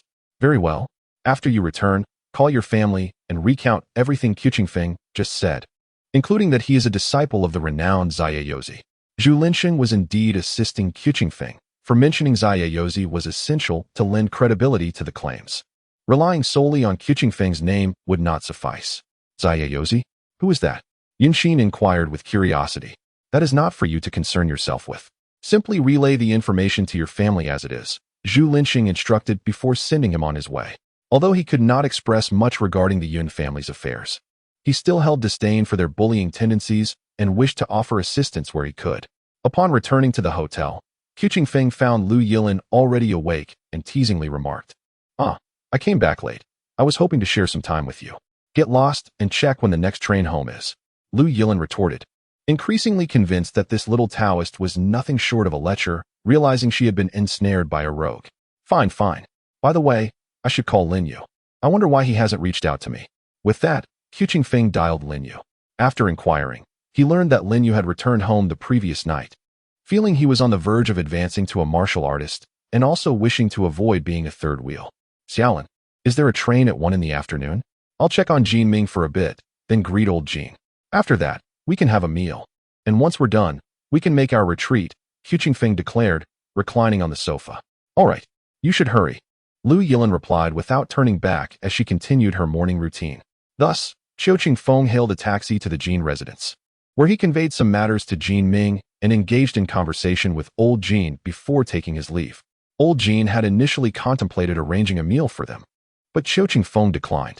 Suddenly, he recalled he had yet to purchase local specialties. If he returned empty-handed, the officers at the criminal police team would surely reprimand him. Consequently, he reached out to a friend of Li Tianxiang, who, upon learning that Qiu Chenfeng was referred by Li Tianxiang, eagerly sent him numerous photographs. After a prolonged perusal, Qiu Chenfeng found everything delectable and decided to acquire a bit of everything. He even requested the friend to assist him in procuring a large suitcase to hold it all. Chapter 90. Lin Yu's advancement. Subsequently, Qiu Chenfeng returned to the hotel, checked out, and went out for dinner with Lu Yilin. After their meal, they took a taxi to the specialty store of Li Tianxiang's friend. Upon arrival, Qiu Chenfeng instructed Lu Yilin to wait in the car for a moment. After settling the payment, he loaded the suitcase into the trunk. What have you bought? Is it really that much? Lu Yilin was taken aback by the size of the suitcase. All delicious items. This is the shop of Uncle Li's friend. I inquired about the delicacies, and he sent me a plethora of enticing photos. They all looked splendid, so I decided to buy a bit of everything. It was cumbersome to carry, so I asked him to get me a suitcase to hold it all. Am I not clever? Qiu Chenfeng declared with a proud expression. Clever? Clever how? Couldn't you have arranged for them to send it via logistics? Why must you lug it all back yourself? Lu Yilin remarked disdainfully, noticing the weighty suitcase. Oh dear, I genuinely hadn't thought of that. Is it any wonder that whatever I do, my wife must accompany me? I simply lack that kind of foresight, he admitted. Upon hearing this, Lu Yilin chuckled, and even the driver in front couldn't help but smile and inquire. You two must have just gotten married, right? Well, not yet. We're merely a step away from it, just a certificate short, really. No significant difference, Qiu Chenfeng mumbled. Before long, they arrived at the high-speed railway station, and an hour later, the couple finally boarded the train homeward bound. Meanwhile, Yin Xian had been preoccupied with his thoughts since his departure, resulting in a meager delivery count for the day. As evening approached, around 8 o'clock, he resolved to leave work early and call home. When the call connected, his mother's voice greeted him. Little Xian, did you finish work early today? Yes, Mom. I encountered a situation I wish to discuss with you, so please call Dad and put him on speaker. Yin Xian understood that such matters required his father's counsel, as his mother was not particularly versed in them. Once his father joined the call, Yin Xian recounted the day's events. However, after he finished, there was a prolonged silence on the other end. Mom, Dad, why aren't you speaking? Yin Xian asked anxiously. Eventually, it was his father who sighed and said, Little Xian, if such a fortunate opportunity truly exists, you must seize it. However, the individual who approached you may not fully comprehend the strength of the Yun family. No, father, he claimed to have researched thoroughly, stating that if I were willing to join, the headquarters of the Dragon Group would send an official notice to the main branch of the Yun family, and they would not dare to object. By the way, after Director Qiu's departure, Team Leader Zhu from Jiang Province remarked to me that Director Qiu is a disciple of the elusive Xian Yaozi. Father, who is Xian Yaozi? Yun Xian finally recalled this statement, expressing it with a hint of skepticism. Yet, upon hearing that name, her previously listless father suddenly became animated, asking, Who? Xian Yaozi? Are you certain? Observing her father's reaction, Yun Xian quickly reiterated, only to hear her father insist that she not hang up the phone, as he needed to consult their ancestral elder. Yun Xian was taken aback. Who would have thought that such a name could incite her father's eagerness to seek out their ancestral lineage? It appeared that there was indeed hope. The elder of the Yun family's branch, Yunichen, was roughly of the same age and cultivation level as Jin Shiyuan, albeit at the later stages of mastery, considerably lacking in comparison in Yinjing. When he heard that Xian Yaozi's disciple wished to recruit Yun Xian into the Dragon Group, he found it utterly astonishing. Why would such a celestial figure wish to assist him? Soon, Yun Xian heard the voice of the elder on the phone. Xiao Xian, are you certain he is Xian Yaozi's disciple? Elder, this was stated by Team Leader Zhu from the Jiang Province branch of the Dragon Group. He surely wouldn't deceive me, Yun Xian replied respectfully. Excellent. Then let us proceed. Our lineage has remained silent for over a decade. It is time we made our presence known. Yunichen emphatically struck the table. Very well, Elder. I shall seek him out tomorrow. After hanging up, Yun Xian too began to feel a surge of excitement. He never anticipated such fortuitous events. Although he remained unaware of who Qiu Chenfeng and Xian Yaozi truly were, it sufficed that these individuals were ones the main branch dared not provoke. The following morning, Qiu Chenfeng received a message from Yun Xian. With a knowing smile, he invited Yun Xian to the Sioux City Criminal Investigation Team. As 8 o'clock approached, Qiu Chenfeng arrived with a suitcase, accompanied by Lu Yilin.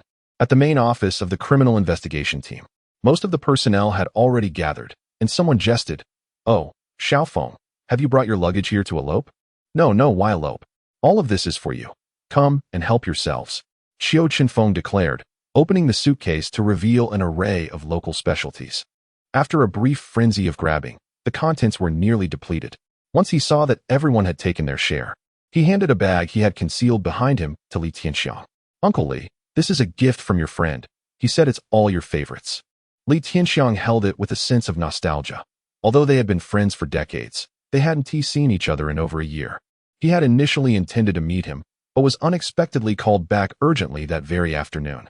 "What is going on? Why is there a suitcase left on the floor?" "Oh, Xiaofeng is back." At that moment, Lin Feng arrived at work, noticing the bustling office and stepping in to take a look. "Indeed, Uncle Lin has a few local specialties left. You may take them all." After clearing the box, Qiu Chenfeng prepared to return to the office. Just as he opened the door, he heard Lin Feng call out, "Xiaofeng, come by my office for a moment. I have something to discuss." With no other option, Qiu Chenfeng wiped his desk and proceeded to Lin Feng's office. Upon entering, he exclaimed, "What is the matter, Uncle Lin? Come, sit down. My little you advanced this morning. He can finally be considered a martial artist." Lin Feng said excitedly, "Oh, that is indeed quite rapid. I thought it would take at least a week." Qiu Chenfeng replied with a smile, "This is all thanks to you. You must come over for dinner tonight with Xiao Lin. I have to express my gratitude." Lin Feng clapped his hands in delight. "That is something I can certainly skip cooking for," Qiu Chenfeng admitted, as he rather enjoyed the prospect of joining for a meal. "By the way, Uncle Lin, there might be a newcomer arriving in a few days, another martial artist whom I have brought along. I'll need your assistance in securing him a temporary identity when he arrives," Qiu Chenfeng mentioned, taking the opportunity to share the news. "Not a problem. That is a minor matter." "Ah, it seems you, the director, finally have a few subordinates." "Not at all. Including my you, I can claim 3 subordinates now." Qiu Chenfeng chuckled. "All right then, you may get back to your duties. I'll have Xiaoyu come by in a few days." Lin Feng, understanding that Qiu Chenfeng needed to return to the company, did not keep him any longer. Thus, after chatting with them for a while in the large office, Qiu Chenfeng headed directly to the Chengfeng Security Company. After a brief tour around the company, he made his way to the training ground. At that moment, He Biao was training the latest batch of recruits. Upon seeing Qiu Chenfeng approach, he immediately halted the training and rushed over, exclaiming, "Young master, you should have informed us beforehand. It's been quite chaotic here lately. How many new recruits have arrived?" Qiu Chenfeng, taken aback by the sheer number of individuals present, noted that there were at least 70 or 80 people. "Young master, we have received a total of 86 former soldiers, but 7 of them were entirely unmanageable. So I had to dismiss them," He Biao reported candidly. "Very well. Just handle it as you see fit. We do not need those who resist authority. You carry on with your work. I will take a look around," Qiu Chenfeng replied after a brief conversation. After today's inspection, Qiu Chenfeng felt quite pleased. Everyone was engaged in their training in an orderly manner. Upon returning to the criminal investigation team, he found the atmosphere unusually solemn, with not a sound echoing through the large office. At first, he assumed everyone had stepped out. "What is going on? Why is it so quiet today?" Qiu Chenfeng inquired as he peeked inside. "The provincial department has sent someone. Director Gao brought them. Xiao Lin is also there, all in the team leader's office." One officer near the doorway responded. "Oh, understood. Thank you, brother," Qiu Chenfeng said, and immediately made his way to Lin Feng's office to uncover what was happening. As he entered, Lin Feng quickly remarked, "Xiao Feng has arrived. Come in and sit." He ushered him inside, seating him next to Lu Yilin. "What is the situation, Uncle Lin? Is it Director Gao?" Autumn Chenfeng observed Xiaolin sitting there, visibly awkward and entirely oblivious to the unfolding events. "Oh, these two are from the Provincial Public Security Department," Gao Qingrong remarked. "They say that the leaders in the department wish to transfer Xiaolin there." "Transfer for what? To become a criminal investigator? Or to take on an official position?" Autumn Chenfeng inquired directly. "Indeed, it's for criminal investigation, though the benefits there are considerably better," one of the leaders from the provincial department replied. "Oh, what do you think?" Autumn Chenfeng turned to Lu Yilin and asked if she wished to go. It would not concern him. He could always find a position with Zhu Linxing instead. Lu Yilin hesitated for a moment before responding, "I prefer it here. My home is here. Why would I go to Jinling?" "Then don't go." What is there to be conflicted about? Autumn Chenfeng queried, puzzled. Xiaofeng. They are here with an official transfer order.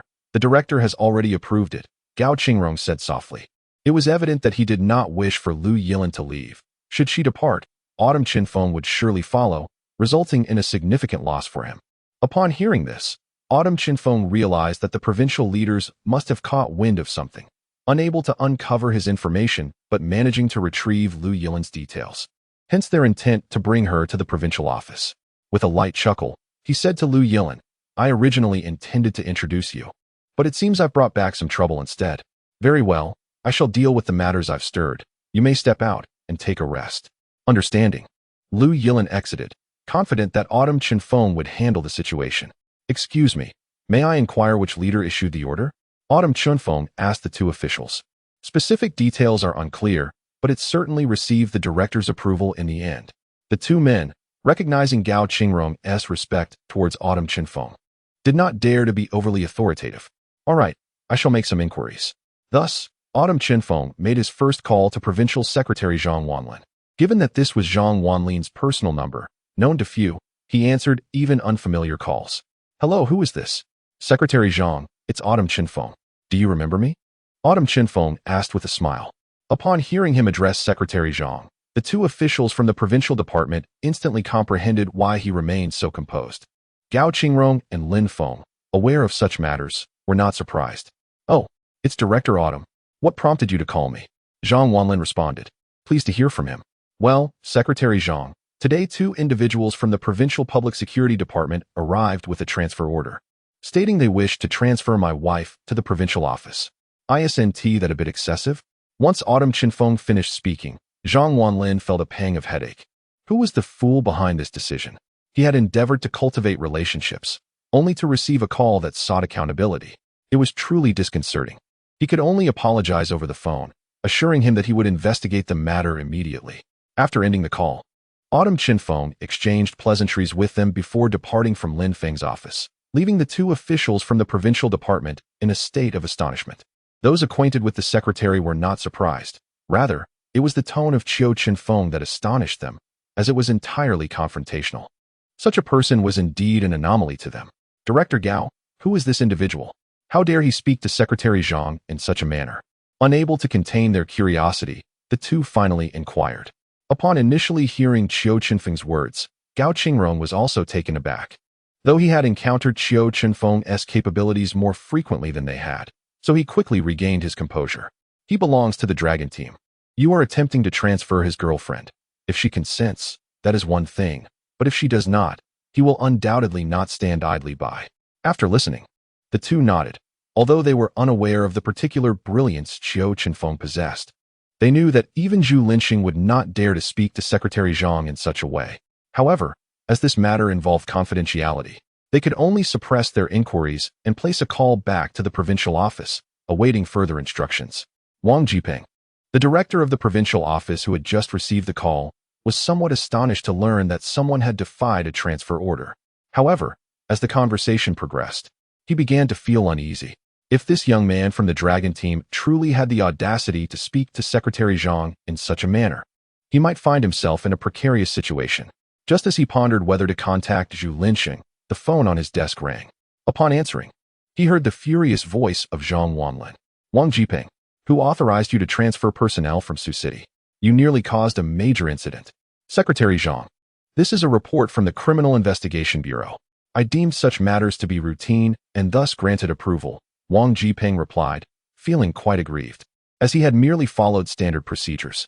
Moreover, the director of the Criminal Investigation Bureau, Sun Bin, was affiliated with the Sun family, which further justified his decision. After hearing Wang Jiping's explanation, Zhang Wanlin replied decisively, withdraw your personnel immediately and rescind the transfer order. Additionally, place a call to the Sun family, informing them that the individual Sun Bin wishes to transfer is Lu Yilin, whose boyfriend is Qiu Chenfeng. With that, Zhang Wanlin hung up and called Qiu Chenfeng back. Once he clarified the situation, he exhaled in relief and extended an invitation for Qiu Chenfeng to visit Jin Ling at his convenience, as he had matters to discuss. After resolving the issue, Zhang Wanlin reclined in his chair, reflecting that although Wang Jiping had erred, This twist of fate had established a connection between him and Qiu Chenfeng, which was not without merit. Meanwhile, Wang Jiping promptly followed Zhang Wanlin's instructions and contacted the Sun family. Initially, they dismissed the matter until Wang Jiping mentioned that Sun Bin had become entangled with Qiu Chenfeng. After concluding the call, they immediately reported to the family head. The head of the Sun family ordered Sun Bin to return home without delay and proceeded to reprimand him severely. Although Sun Bin excelled in his professional endeavors, he had never garnered significant favor within the family. Therefore, upon hearing about the matter involving Qiu Chenfeng and Lu Yilin, he swiftly dispatched someone to investigate. To his delight, while he could not uncover Qiu Chenfeng's information, he discovered that Lu Yilin was one of his subordinates. Thus, he contemplated transferring Lu Yilin to the provincial department, specifically to the Criminal Investigation Bureau under his purview. This move would not only enhance their opportunities for interaction, but also elevate her position. However, he was utterly unprepared for the unforeseen consequences. Lu Yilin exhibited no interest in such matters and was disinclined to pursue any official titles, preferring instead the hands-on nature of frontline work. Furthermore, the abruptness of the demotion order, without prior discussion, left Qiu Chenfeng feeling quite uneasy. Consequently, the Sun family resorted to their family protocols. When the head of the Sun family called to apologize to Qiu Chenfeng, he remained perplexed, unaware that it was indeed the Sun family behind the incident. Nevertheless, witnessing the sincerity of the Sun family head, he refrained from voicing his concerns and ended the call. Soon enough, the workday concluded, and upon arriving at the main office, Qiu Chenfeng discovered that Xiao Lin was absent, which meant he would have to rely on the cafeteria for his evening meal. Xiao Feng, someone at the door is looking for you, claiming you sent for him. Just as Qiu Chenfeng was about to return to his office to await dinner, he spotted Lin Feng approaching, followed closely by Yun Xian. At last you've arrived. Your timing is impeccable. Let us chat for a bit before dinner. With that, Qiu Chenfeng expressed his gratitude to Lin Feng and led Yun Xian into the office. Please, have a seat. Feel free to ask anything. Once inside the office, Qiu Chenfeng instructed Lin Feng to set down his luggage before posing a question himself. Is it just you here? Yun Xian inquired, surveying the surroundings. Oh, not quite. There's another young man, a mid-stage innate practitioner, slightly younger than you. Have you heard that the Jin family has a long-lost child who has returned? That's him. I've given him a week off, so he should be arriving shortly. There's also a temporary worker, the son of the captain who just escorted you in, newly promoted to early stage. After introducing Yun Xian to the situation, Qiu Chenfeng noted the almost clandestine atmosphere, as if he had stumbled into a den of thieves. With so few individuals present, he would have certainly suspected a scam had it not been for the assurance of being in the Criminal Investigation Bureau. So, what will my primary responsibilities entail? Yun Xian continued to inquire. Generally, we experience a fair amount of downtime here. During those periods, I will guide you in your training. However, should any cases involving martial artists arise, we will need to venture out to handle them. Upon hearing Qiu Chenfeng's words, Yun Xian began to scrutinize him. Having never inquired about his cultivation level, he assumed, given their similar ages, that it could not be particularly high. Why are you staring at me? Do you think I jest when I mention guiding your training? Realizing he needed to demonstrate his capabilities, Qiu Chenfeng gathered a measure of his internal true energy in his hand. When Yun Xian beheld the tangible manifestation of true energy, he was taken aback. Isn't that a technique exclusive to masters? He is actually a master? Noticing the look of disbelief in Yun Xian's eyes, Qiu Chenfeng chuckled. Do not doubt. I am in the mid-stage of mastery, yet I am said to be invincible among those below the Grandmaster level. With this revelation, Yun Xian had no choice but to accept it, pondering whether he should call home later that evening to ascertain the true nature of the person before him. All right, enough pondering. Let us eat. Afterwards, I will assist you in finding accommodation. After finishing his meal, Qiu Chenfeng sent a message to Lu Yilin, informing her that he would take Yunxin to the cafeteria after eating at work. They had not been dining for long when Lu Yilin returned, carrying her meal, and sat beside Qiu Chenfeng. Upon seeing Yunxin across from her, she smiled and inquired, "Is this the one who delivered takeout that night? You really managed to fool me." "Fool? I prefer to call it recruitment. You enjoy your meal. This is my wife, and you can refer to her as sister-in-law." Qiu Chenfeng introduced Yunxin before resuming his meal. At that moment, Lin Feng also arrived and casually joined them, asking, "Xiaofeng, is this the young man you mentioned to me?" "Indeed, Uncle Lin. When the time comes, I will need your assistance with his temporary worker's permit. Qiu Chenfeng replied with a smile. What do you mean? Aren't we a part of the dragon team? Why would we need the criminal police's documentation? Qiu Chenfeng's words left Yunxin utterly perplexed, leading her to suspect deceit once more. Well, the dragon team's credentials would be unintelligible to an ordinary person. Therefore, for the sake of convenience, a police document is necessary. Upon Qiu Chenfeng's clarification, she began to comprehend. By the way, I need to call Xiaoming to ask him something. Qiu Chenfeng murmured before retrieving his phone and dialing Jean Ming. Director, is there something you need? I'll be back the day after tomorrow. Jean Ming's voice resonated upon answering, sounding noticeably brighter than before. Oh, I merely wanted to inquire if you have any vacant rooms at your place. I have recruited another person. If you have a spare room, I'll have him rent from you directly. It would be convenient for both of us at work. Before Qiu Chenfeng could finish, Jean Ming interrupted, saying, Director, my home is just poorly decorated. Let him stay there for now. He can sleep in my room. My great-grandfather purchased me a new apartment, and when I return, I'll move him over. Money is no issue. We're brothers. Wow, Xiaoming, your demeanor has certainly changed lately. Qiu Chenfeng remarked with amusement. All right, I'll take him over later. But I don't have the key. How do I get in? The spare key is under a little stone in the flower pot on the windowsill. Got it. Make sure to practice well these days. Your family's techniques are certainly better known to Lao Jin than to me. His guidance will be invaluable. After discussing the matter at hand, Qiu Chenfeng chatted with him about other topics before ending the call. Once he hung up, he mused. This kid's personality has truly transformed. He never used to talk to me so much.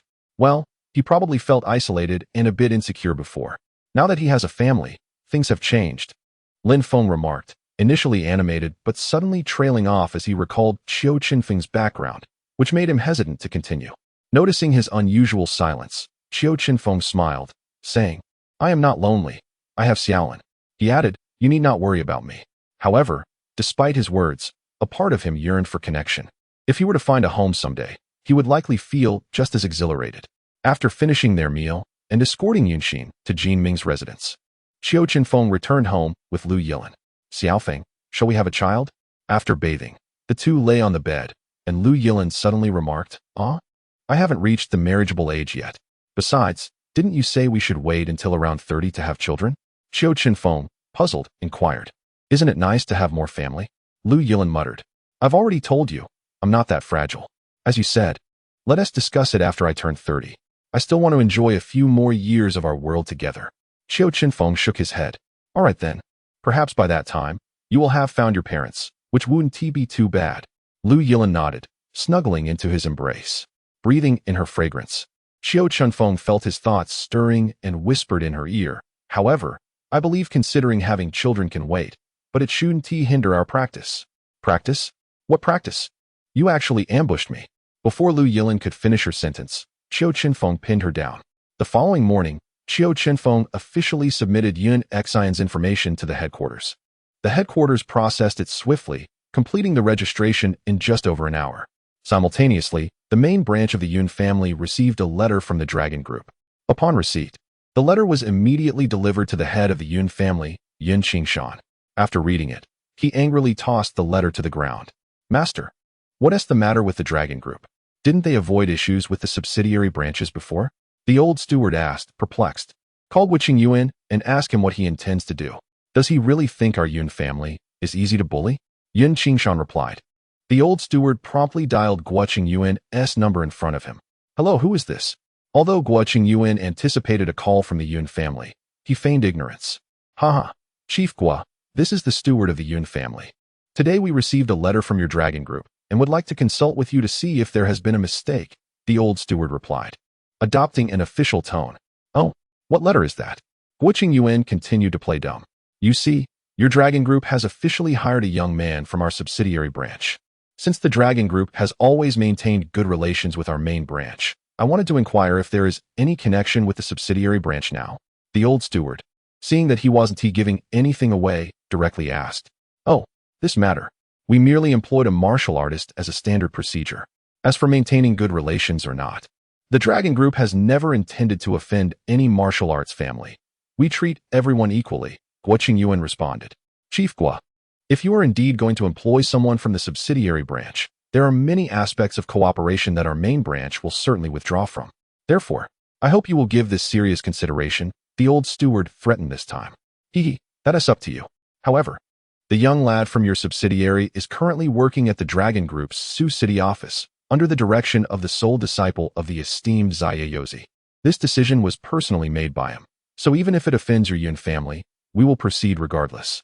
Well then, if there is nothing else, I will hang up. Guo Yuan concluded, ending the call. What he spoke, the old housekeeper's companion, Yin Qingshan, also heard. Initially, he felt quite dissatisfied with Guo Yuan's words. But upon realizing they reflected the will of Zayayozi, that dissatisfaction swiftly transformed into concern. Alas, I never anticipated that Zayayozi would involve himself in this matter. You should dispatch a few individuals to thoroughly investigate the background of his disciple. Furthermore, ascertain how the branch family established a connection with Zayayozi. Beyond that, do not act further. We currently lack the capability to resist Zayayozi. After Yin Qingshan concluded his remarks, he retreated to his chamber, suppressing his anger. Meanwhile, the branch family of the Yun clan received a letter from the Dragon Group on the same day. Initially expecting the main family to take some action, they were surprised when 2 days passed without any response. Head of the family, why are they inactive? Could it be that they are planning to deal with Xiaoxin? Yun Xian's father, Yun Pu, anxiously sought out the family head, Yun Yichen. Rest assured, if they intended to take action, they would have done so by now. Their inaction stems from the knowledge that the message originated from Senior Zayayozi. Thus they will likely only investigate how we established this connection and dare not proceed further. Upon hearing the family head's reassurances, Yun Pu felt a slight sense of relief. That day, Qiu Chenfeng was engaged in a discussion with Yun Xin regarding cultivation when the office door swung open. Director, I'm back. Jin Ming entered, burdened with numerous packages. Oh, with this new attire, you certainly look quite dashing. Qiu Chenfeng noted the transformation in Jin Ming's appearance. Previously, he donned old garments, and despite earning a decent salary, he had hesitated to purchase new clothes. Director, this is a gift from my great-grandfather, Jin Ming exclaimed, presenting a small parcel to him. Upon opening it, Qiu Chenfeng was astonished to find several ginseng roots, each over 100 years old, filling him with immense joy. His slow progress was due to a scarcity of rare materials, and he never expected old Jin to provide him with such a bounty. Chapter 94. Visitors from the main branch of the Yun family. Excellent. Please extend my gratitude to old Jin. Don't leave early tonight. Be sure to call Lin Yu out as well, as I am treating you all to dinner. Qiu Chenfeng, elated with the century-old ginseng, felt invigorated, believing that this would aid him in advancing to the late stage of master. That evening, after Lu Yilin finished work, Qiu Chenfeng took them to a rather upscale hotel, seemingly yet another establishment of the Li family. Come, no need to be polite. Feel free to indulge. This time, I can afford it, he proclaimed as the dishes were served. What is going on? Why are you treating again? Lu Yilin inquired curiously, noticing his excitement. Old Jin had Xiao Jin bring some century-old ginseng. My goodness, I estimate that using just half will help me advance to the late stage of master. Qiu Chenfeng whispered to her. Oh, so ginseng can directly enhance one's cultivation? Lu Yilin pondered, realizing she should pay more attention to such items in the future. Not exactly a direct enhancement. Rather, it serves as an aid during the breakthrough, preventing one from exhausting their energy. Qiu Chenfeng quickly clarified, emphasizing that ancient martial arts are not easily mastered, and all external objects merely serve as assistants. After finishing dinner, Qiu Chenfeng accompanied them outside. Today, Lin Yu would see them off, and tomorrow they would have a day off to facilitate their move. Just as Qiu Chenfeng was speaking, a voice called out behind them. Oh, isn't this Yunxin? Living quite well, I see. You even have money to dine in such a place. It seems I must inform the elder when we return, so he can apply some pressure on you. Upon hearing this, everyone turned around to see 4 or 5 young men staring at them. Among them was a long-haired young man, appearing to be in his early 20s, who had just spoken. Qiu Chenfeng cast a glance and then looked at Yunxin with a puzzled expression. To his surprise, Yunxin said nothing and simply urged everyone to continue walking. The group, noticing Yunxin's complete lack of reaction, became somewhat irritated and approached Qiu Chenfeng and the others, shouting, "What's wrong? Can't even greet your cousin?" It dawned on Qiu Chenfeng that these individuals must belong to the main lineage of the Yun family. Now that he had brought Yunxin under his wing, they were curious to see the situation for themselves. He had intended to confront them directly, but upon seeing Yunxin shake her head, he decided to let her handle it. Yunxi, I don't believe I provoked you in any way. If you wish to fight, I am ready at any moment. But it would be wise not to harm those around me. Otherwise, you shall surely regret it. Yunxin spoke with a warning tone. Oh, how surprising. So, Yunxin, you've grown some wings? What does joining the dragon team matter? You are still merely at the late stage of your innate cultivation. Yunxi scoffed. Are you unaware of the Yun family's power? The dragon team means nothing in the eyes of the Yun family. They merely tolerate you out of courtesy. Otherwise, even the leader of the dragon team would have to bow before the Yun family. Yunxi displayed a disdainful smirk, prompting laughter from his companions. Are you done? If so, I shall take my leave. Yunxin completely ignored him and turned to walk away. Perhaps due to Yunxin's repeated indifference, he felt a loss of face. As soon as she turned, he launched a swift strike from behind. If that blow landed on Yunxin, it could be fatal or at least severely injurious. For the distinction between innate and acquired cultivation was vast. Left with no choice, Qiu Chenfeng stepped forward to block the attack, in order to avoid escalating the conflict. He did not exert force, but merely neutralized the strike. You have a skilled companion? Yunxi exclaimed.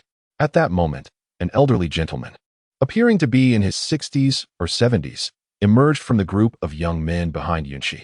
He approached Qiu Chenfeng, scrutinizing him for a moment before regaining his composure and declaring, I am Zhang Yuhai, a guest elder of the Yun family.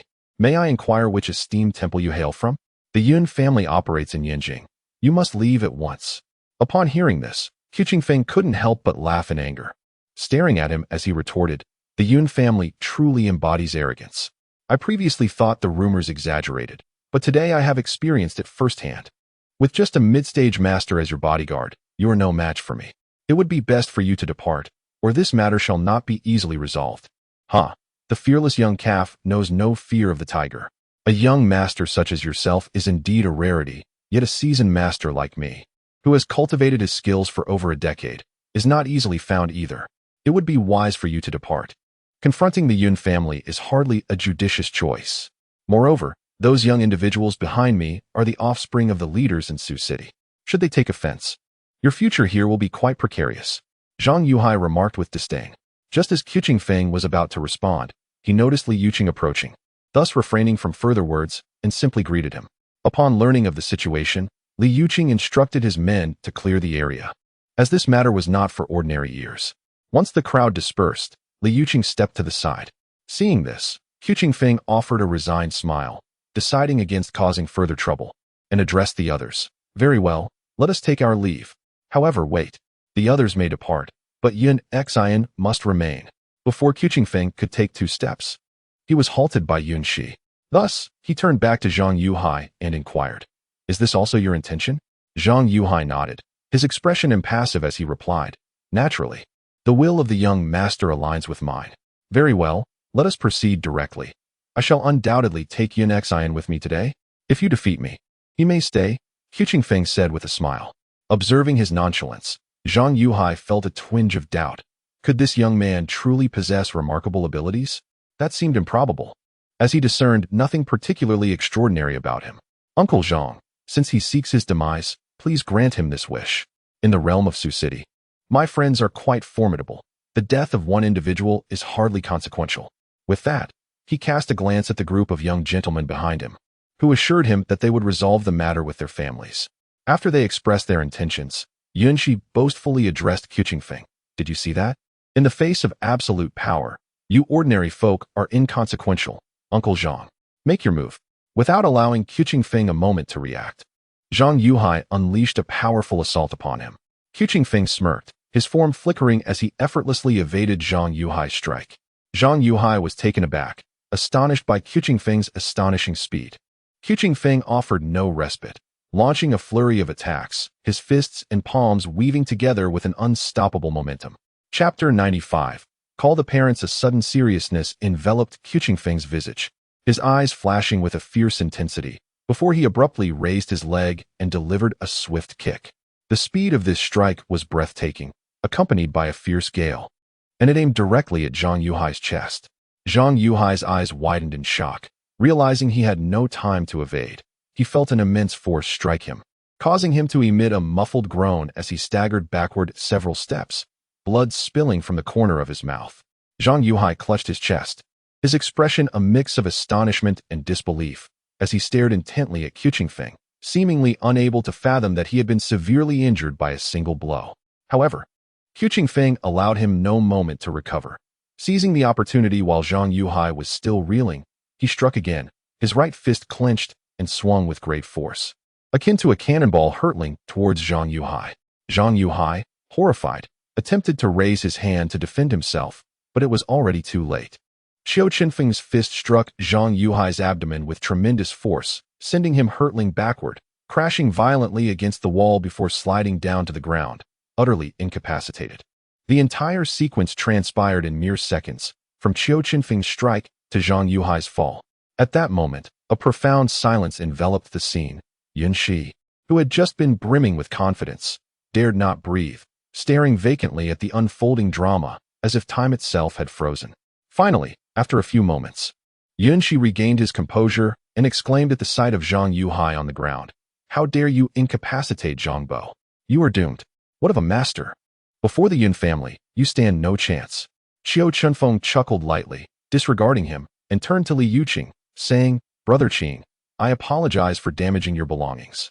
I will ensure the Yun family compensates you. However, I need a favor from you. Do you know which families these young lords belong to?"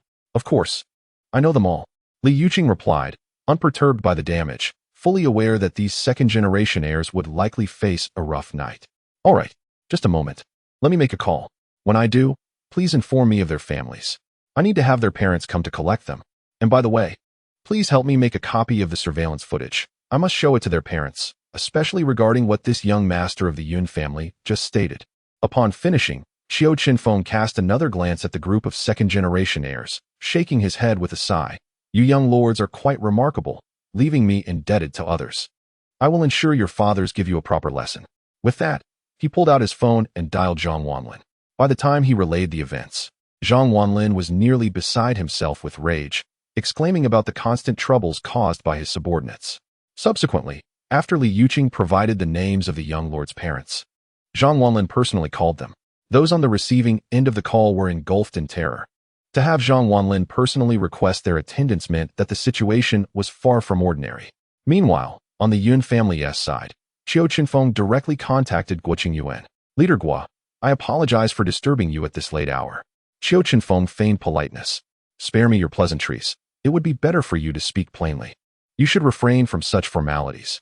Guo Qingyuan, recognizing Qiu Chenfeng's tone, anticipated that he had once again crossed a line. "Ah, Leader Guo, I happened upon members of the Yun family's main line in Sioux City. They failed to report and attempted to assault me.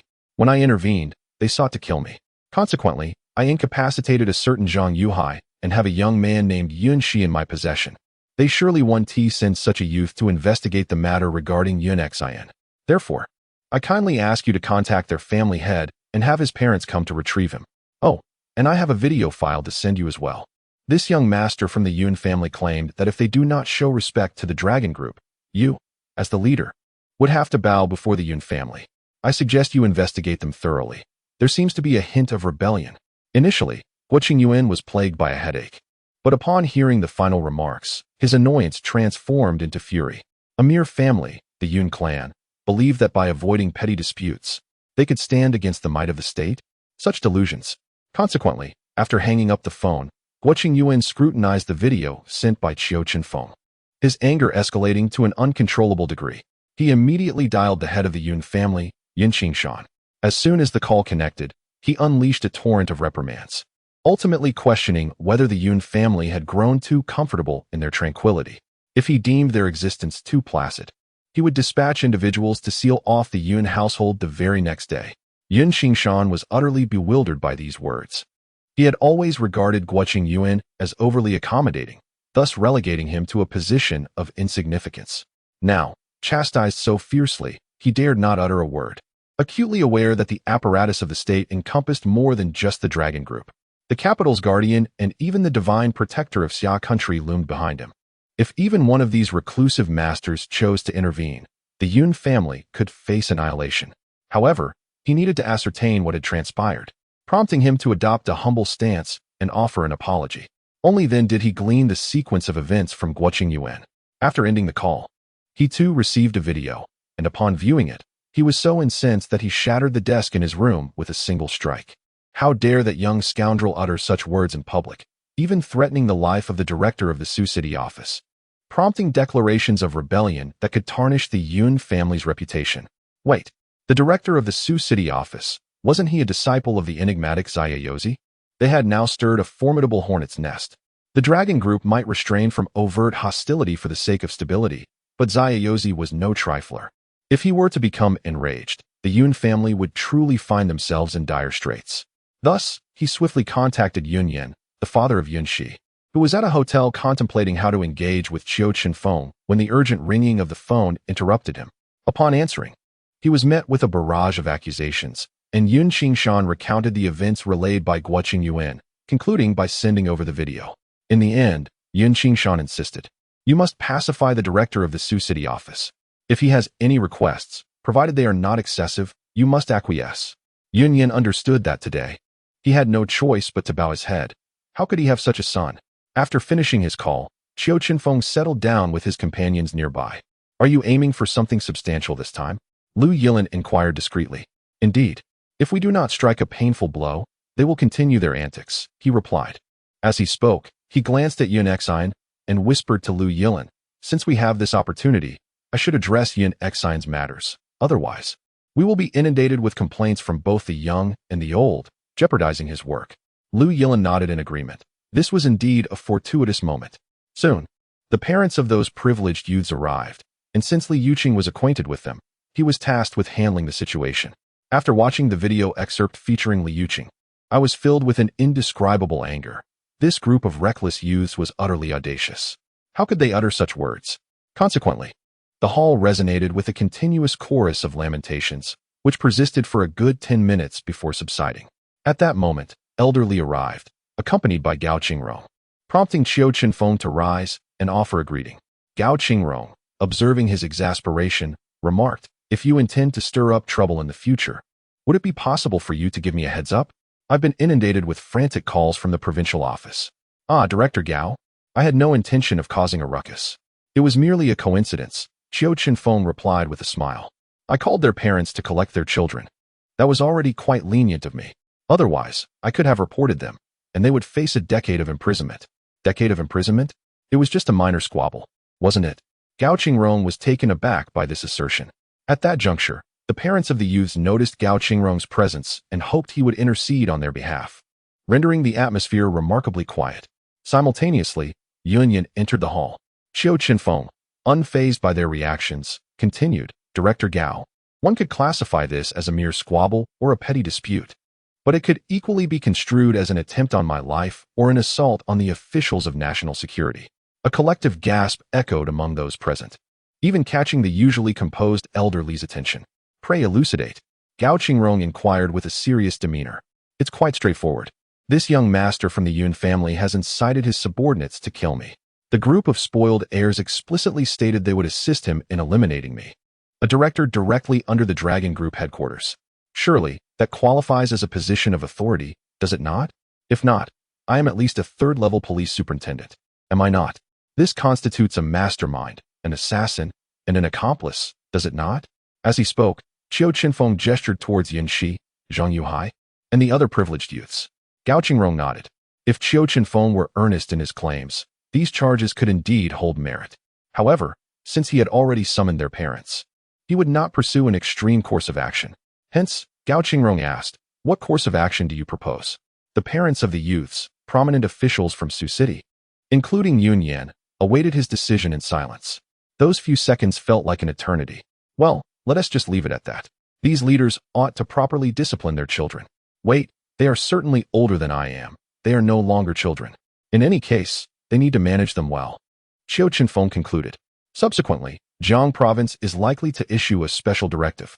If these leaders cannot even govern their own offspring, perhaps they should consider resigning. I cannot trust that such leaders would bring any good to their constituents.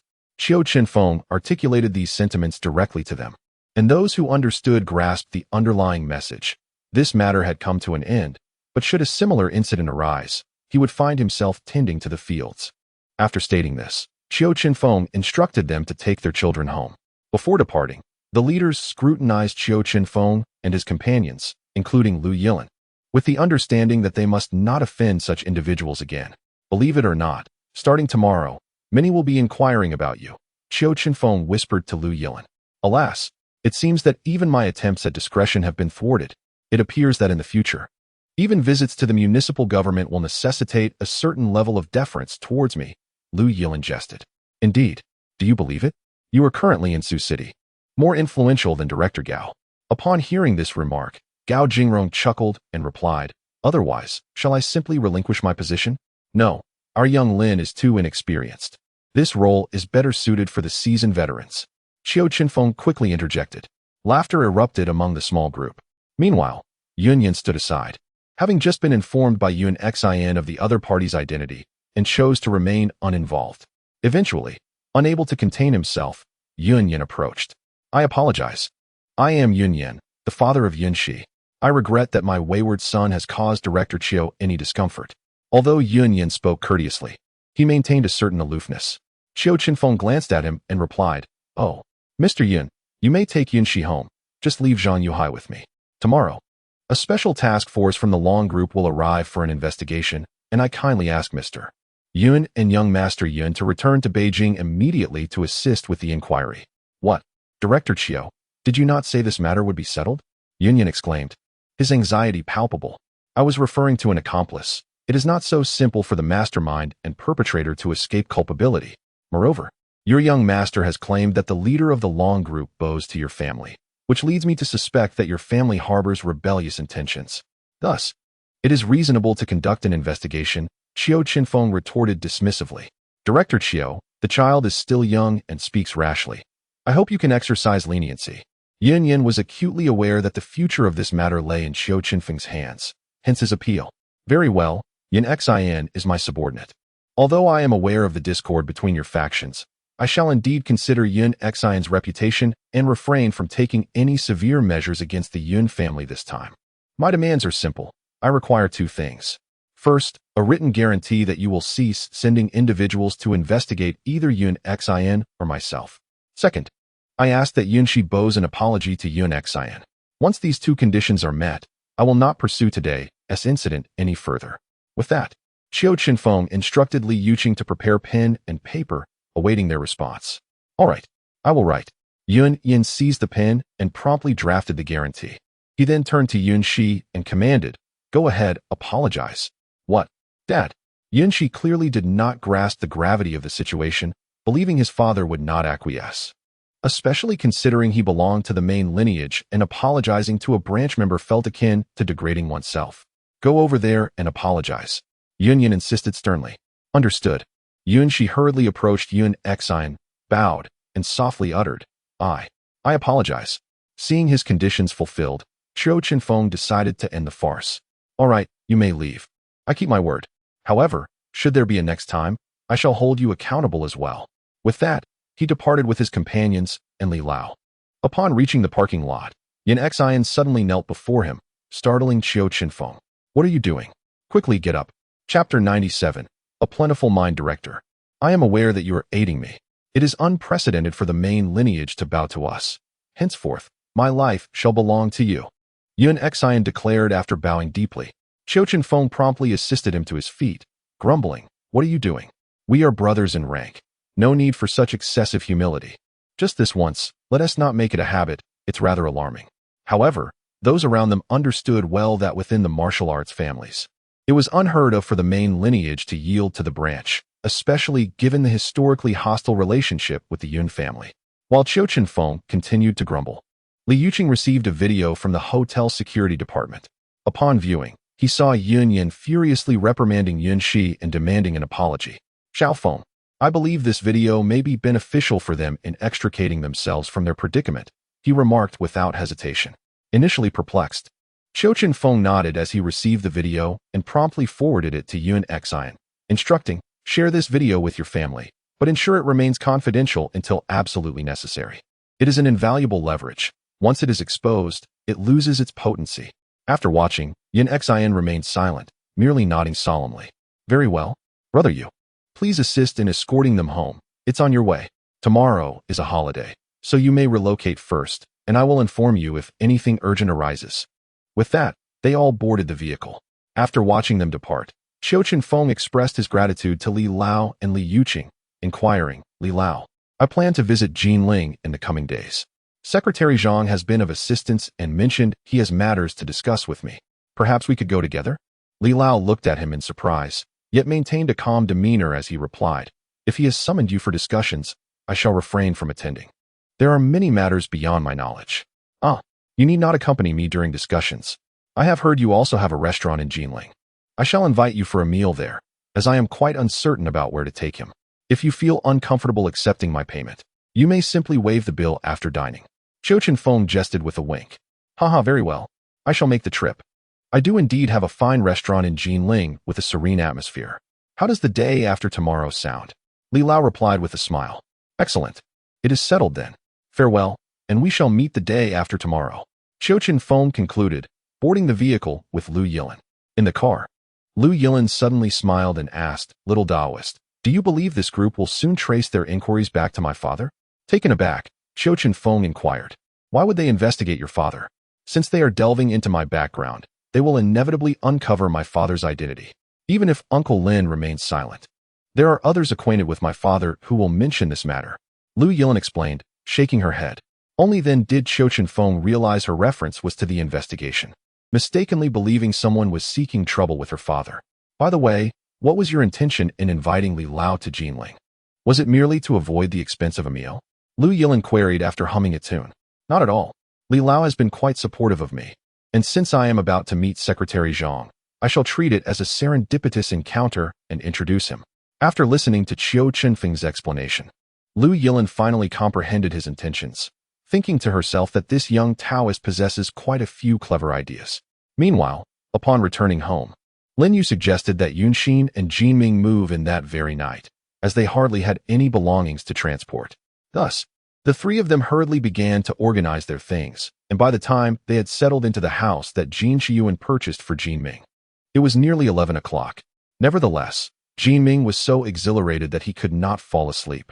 He had never imagined that the main lineage would bow to him in such a manner. Therefore, disregarding the late hour, he promptly called his father, Yunpu. "What's wrong, son? Why are you still awake at this late hour? Is it busy over there?" Upon answering the phone, Yunpu inquired with concern. "Father, today our department head hosted a dinner, and another colleague was also present. He is a descendant of the Jin family from Jinling, separated for many years." As Yunxin spoke, a hint of excitement colored his voice, and Yunpu noticed that his son seemed different today, much more cheerful than before. "Oh, I have heard about this. I didn't expect it to be your colleague. We used to have some dealings with the Jin family. It was only after our falling out with the main lineage that we grew distant. However, the head of the Jin family is a commendable person. My ancestors have mentioned that he is a friend worth having." Yunpu replied with a smile. Hee, father. There is something else I must tell you. First, allow me to send you a video. Please watch it before I continue." With that, Yunxin forwarded the apology video that Qiu Chenfeng had sent him. Yunpu initially assumed it was a video from their gathering and was eager to see what kind of person this director Qiu was. However, upon opening the video, he was taken aback to see Yunyan, who had his son apologize to his own son. "Xiaoxin, what is going on? Why are they adopting such a humble posture? This is impossible." After watching the video, Yunpu felt a wave of unease. If they were to take advantage of this situation, his lineage would suffer a severe blow. Consequently, Yunxin recounted all that had transpired that evening. When Yunpu heard Qiu Chenfeng directly accusing the Yun family of harboring rebellious intentions, he smote his thigh with force, startling his wife, Zhang Yun, who had already fallen asleep beside him. "What is it? Whose call is it at such a late hour, and why are you so agitated?" Zhang Yun inquired, puzzled. Yunpu gestured for her to remain silent until Yunxin had finished recounting everything. He began to admire Qiu Chenfeng's tactics. He had not expected this young man, merely a year older than his son, to possess such audacity, completely disregarding the formidable Yun family. However, upon reflection, he felt reassured, recognizing that this individual was a disciple of Xia Yozi. What could he possibly fear? After discussing the matter, Yunpu handed the phone to his wife, encouraging her to speak with their son for a moment. He then leapt out of bed, eager to share this good news with the family head. Just as he was about to leave, Zhang Yun called out to him, and he realized it was nearly midnight. making it quite inappropriate to disturb the family head at such an hour. However, he did not return to bed. Instead, he paced back and forth in the room, waiting for Zhang Yun to finish her phone call with their son. His restlessness piqued Zhang Yun's curiosity. What's the matter? What did our son say to you that has you so agitated? Could it be that he has found a girlfriend? He hasn't mentioned anything to me. Zhang Yun murmured softly. Chapter 98. A return to Jinling. Hearing his wife's complaints, Yun Pu finally lay back down and replied, See, even our son knows not to share these matters with you. Just take a look at the video he sent me. Upon hearing this, Zhang Yu skeptically opened the video. The moment he watched it, he felt utterly unsettled. What is going on? This video can't be real, can it? How could they possibly apologize to Xiao Xin? At this moment, Zhang Yun was not as agitated as Yun Pu. Instead, she was filled with concern. Rest assured, this is the genuine article, Yun Pu declared, and proceeded to recount the entire incident. After listening, Zhang Yun regained her composure, though she remained anxious. By embarrassing them like this, do you think they will retaliate against us? Worry not. As long as Qiu Chenfeng is around, the main family wouldn't dare act rashly. This time, it has been explicitly stated that Xiao Xin is under his protection and the main family will certainly tread carefully. If they were to strike against us, no one can guarantee whether Qiu Chenfeng would become enraged. Even if Xiao Xin sought his assistance, once he agreed, the main family would be finished. Therefore, they wouldn't dare take that gamble. In the future, they may treat us with more leniency, certainly not with increased hostility. Yun Pu assured confidently. All right, let us get some rest. Tomorrow morning, I shall speak with the family head about this matter. This is truly a momentous occasion. With that, the couple settled down for the night. Early the next morning, Yun Pu knocked on the door of the family head, Yun Chen. Upon entering, he relayed the events of the previous night in full detail, showing him the video as well. Good. Excellent. For so many years, we have never held our heads high before the main family. This time, we have finally compelled them to bow. His expression was one of exhilaration, and despite being over 100 years old, he was filled with a rare enthusiasm. After his excitement subsided, Yun Chen instructed Yun Pu, go to the storeroom and fetch a 500-year-old ginseng. Then, you and your wife shall visit Sioux City under the pretense of seeing the child, and present this ginseng to Qiu Chenfeng as our token of gratitude.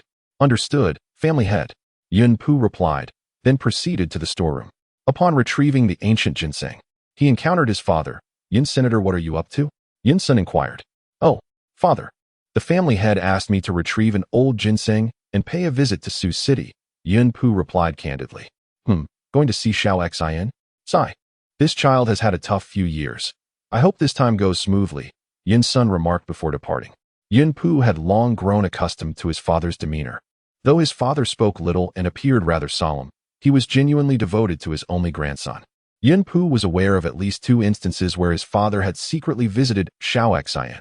Upon returning home, Yun Pu informed his wife that the family head had instructed them to visit Sioux City.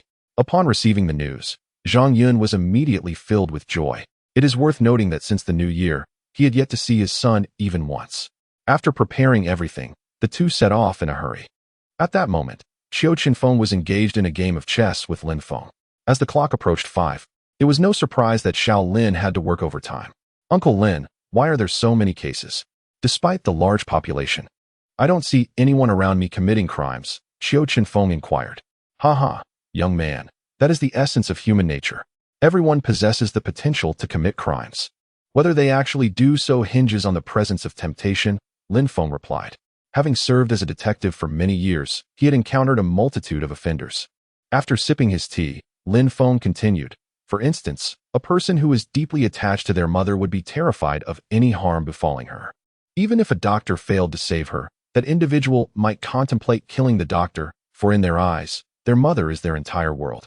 Of course, this assumes that such individuals have underlying psychological issues.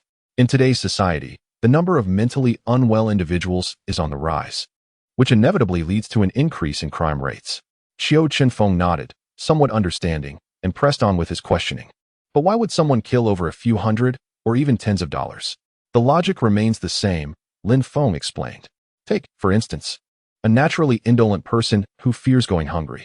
When faced with starvation, they might resort to theft or robbery. In their mind, they cannot endure hunger, and that desperation drives their criminal motives. To you, Committing murder for a few $100s may seem unworthy, yet in their perspective, it feels justified. Despite Lin Feng's insights, Qiu Chenfeng found it challenging to comprehend, a normal reaction given their differing value systems. After a brief wait, Lin Feng also returned home, leaving Qiu Chenfeng to doze off in his office. Around 8 in the evening, Lu Yilin returned to the office. Noticing the car still present, she called Qiu Chenfeng, and upon learning he was in the office, she pushed the door open and entered. "Wow, you seem to be sleeping quite soundly," Lu Yilin remarked, gazing at Qiu Chenfeng sprawled on the sofa. "Well, would you care to join me?" Qiu Chenfeng yawned. "Not a chance. Hurry home. I'm utterly exhausted. I thought I might have to stay overnight at the office," Lu Yilin lamented. "Indeed, home it is. I sense Uncle Li is looking after you. Just look at those brothers on surveillance. Many of them barely make it home for days," Qiu Chenfeng chuckled. "That's true. After all, he is my mentor." Once they arrived home, Lu Yilin mentioned she had yet to eat. Qiu Chenfeng promptly prepared a bowl of noodles for her, and they enjoyed the meal together before he retired to his room. The following morning, noticing it was still early, Qiu Chenfeng made a trip to the office first. Before leaving, he informed Jin Ming of his plans to travel to Jinling and instructed him to call if anything arose. At that moment, Yin Xian appeared as if she had something to say, but upon hearing of his departure, she fell silent. Earlier that morning, her father had asked her to arrange a meal with Qiu Chenfeng, but the timing was unfortunate. "Director, how many days will you be away?" Jin Ming inquired. "1 day, or at most 2. You two should diligently practice. If Lin Yu arrives, let him join in as well." After Qiu Chenfeng finished speaking, he departed. After a moment of hesitation, Yin Xian relayed to Jin Ming that her parents wished to meet Qiu Chenfeng. "Why don't you inform the director? If you don't speak up, you can only wait. Let your parents stay a couple more days. If the director doesn't return by tomorrow morning, I can make a call to inquire," Jin Ming suggested, knowing that he too was hesitant to converse with Qiu Chenfeng, just as he had been in the past. Being a seasoned employee, he felt inclined to assist. After waiting for a while at the entrance of the Criminal Investigation Unit, Li Yuqing arrived, driving with the elderly. Chapter 99. Unveiling Origins. Xiaofeng, are you specifically seeking Director Zhang this time? Elderly inquired after they had chatted for a bit in the car. "Indeed. Last time he mentioned he had matters to discuss with me. Since I have some free time now, I should go sooner rather than later, otherwise he might think I am being pretentious, which would not be favorable," Qiu Chenfeng replied candidly. "That is true. The thoughts of officials can be quite elusive," elderly concurred. Initially, Qiu Chenfeng had planned to take the high-speed train, as driving would take too long and be quite tiring. However, Li Yuqing adjusted the car seat to a reclining position, making it more comfortable than a train. No wonder everyone aspires to be wealthy. After more than 2 hours, they finally arrived at a high-end hotel in Jinling. This was the hotel elderly had mentioned. It was not located in the city center and was designed to resemble a garden. Each private room corresponded to a small courtyard, providing excellent privacy. "Elderly, this hotel is truly remarkable. I adore this style of decor. I find the opulent designs a bit overwhelming," Qiu Chenfeng praised after taking a tour. "Indeed, I commissioned a landscaping master to design this hotel. Each courtyard has a unique shape and different plants." Elderly beamed with delight upon hearing Qiu Chenfeng's appreciation. "Yes, indeed. The feng shui has been adjusted as well. It's quite pleasant," Qiu Chenfeng sincerely admired. "Oh, you understand feng shui?" Elderly expressed surprise at how quickly Qiu Chenfeng identified the feng shui aspects. "I know a little. My father refused to teach me. I only learned about it when he had a drink and mentioned it," Qiu Chenfeng admitted, feeling somewhat helpless. He was genuinely interested in feng shui, but his mentor, Xian Yaozi, only permitted him to learn ancient martial arts. "Oh, I see. Come, let us eat first. After we finish, I'll have Yuqing take you to the provincial government." Thus, the three of them casually chose a courtyard and sat down. While waiting for the dishes to be served, Qiu Chenfeng noticed that not only did the dishes look exquisite, but their names were also melodious. It was evident that elderly had put considerable effort into selecting these dishes. After the meal, Qiu Chenfeng called Zhang Wanlin and learned that he was in his office. So he asked Li Yuqing to take him there. Just as they arrived at the entrance of the courtyard, Qiu Chenfeng was stopped by someone. As he was about to retrieve his credentials for registration, a bespectacled man in his 30s hurriedly emerged from inside. Upon seeing him, the man asked, "Are you Director Qiu?" Qiu Chenfeng nodded and inquired, "I am Qiu Chenfeng. May I ask who you are?" "Greetings, Director Qiu. I am Wu Jinyu, the secretary to Secretary Zhang. You may call me Secretary Wu. Please follow me. Secretary Zhang has instructed me to take you directly to his office, Wu Jinyu said with a smile. Oh, very well. I appreciate your assistance, Secretary Wu. Qiu Chenfeng had been pondering how to reach Zhang Wanlin's office, only to discover that arrangements had already been made. Upon escorting Qiu Chenfeng to the door of Zhang Wanlin's office, he knocked lightly and announced, Secretary Zhang, Director Qiu has arrived. A moment later, Zhang Wanlin's voice resonated from within. Oh, come in. Thus, Wu Jinyu opened the door, gestured for Qiu Chenfeng to enter, and then departed. Once inside, Qiu Chenfeng noticed Zhang Wanlin engrossed in documents and took a seat beside him. At that moment, Zhang Wanlin remarked, Director Qiu, please have a seat. I shall be but a moment. As Qiu Chenfeng surveyed the office, it appeared quite ordinary, reminiscent of the provincial secretary's office, albeit slightly more spacious. Before long, Zhang Wanlin closed the files he had been reviewing and settled beside Qiu Chenfeng, smiling as he inquired, What brings you to Jinling, Director Qiu? Ah, Secretary Zhang. Let us dispense with pleasantries. Firstly, I am here to express my gratitude for your assistance on 2 occasions. Secondly, you mentioned that you wished to discuss something with me. Qiu Chenfeng was not inclined to squander time on insincere formalities and stated his purpose directly. Haha, splendid. I appreciate straightforwardness. There's no need for thanks, as these were merely the errors of those under my purview. However, I do have matters to discuss with you. Have you been involved with the Yun family recently? Qiu Chenfeng had initially assumed that Zhang Wanlin intended to address issues related to martial artists, only to be surprised by the direct mention of the Yun family. Thus, he collected his thoughts and curiously inquired, Secretary Zhang, has this matter spread so swiftly? How did it reach you? Do you have acquaintances within the Yun family? Noticing Qiu Chenfeng's cautious demeanor, Zhang Wanlin chuckled and replied, Rest assured, we are on the same side. The Yunxing under your command is my nephew, indeed. My own flesh and blood. What? Oh my, what a remarkable coincidence. Qiu Chenfeng exclaimed in astonishment. Yet, he soon understood why Yunxing would opt to come to Jinling. It was hardly a mere stroke of fate, as this young man had not been entirely forthright with him. However, he quickly identified a potential issue and queried, Since you hold the position of secretary, why is he still working as a delivery person? In response, Zhang Wanlin sighed and said, Alas, this boy has always been quite headstrong. It was only after his arrival here for over a month that I learned of this from his mother. I sought him out, but he is quite obstinate, preferring to deliver meals rather than accept my assistance.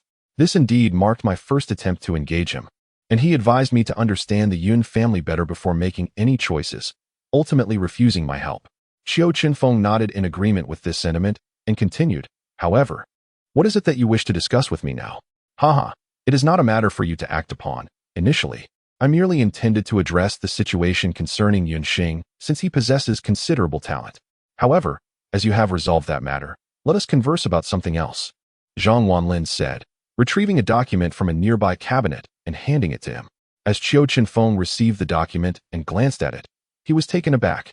The document explicitly stated that the Qiu family of Yanjing and the Yun family had once entered into a marriage alliance, with Qiu Qiming from the Qiu family and Yun Ruoxuan from the Yun family as the respective parties. Initially, everything seemed normal until the birth of their child, at which point the situation took a dramatic turn. The Yun family accused Qiu Qiming of having murdered his wife, Yun Ruoxuan, prompting the Dragon Group to intervene in the investigation. However, despite extensive searches, the Dragon Group could not locate Yun Ruoxuan's body. In contrast, the Qiu family vehemently denied the accusation, with Qiu Qiming asserting that he had been drugged and upon awakening found both his child and wife missing. Nevertheless, the Dragon Group discovered a large pool of blood belonging to Yun Ruoxuan in the couple's room, along with a blood-stained dagger bearing Qiu Qiming's fingerprints, which led to his detention.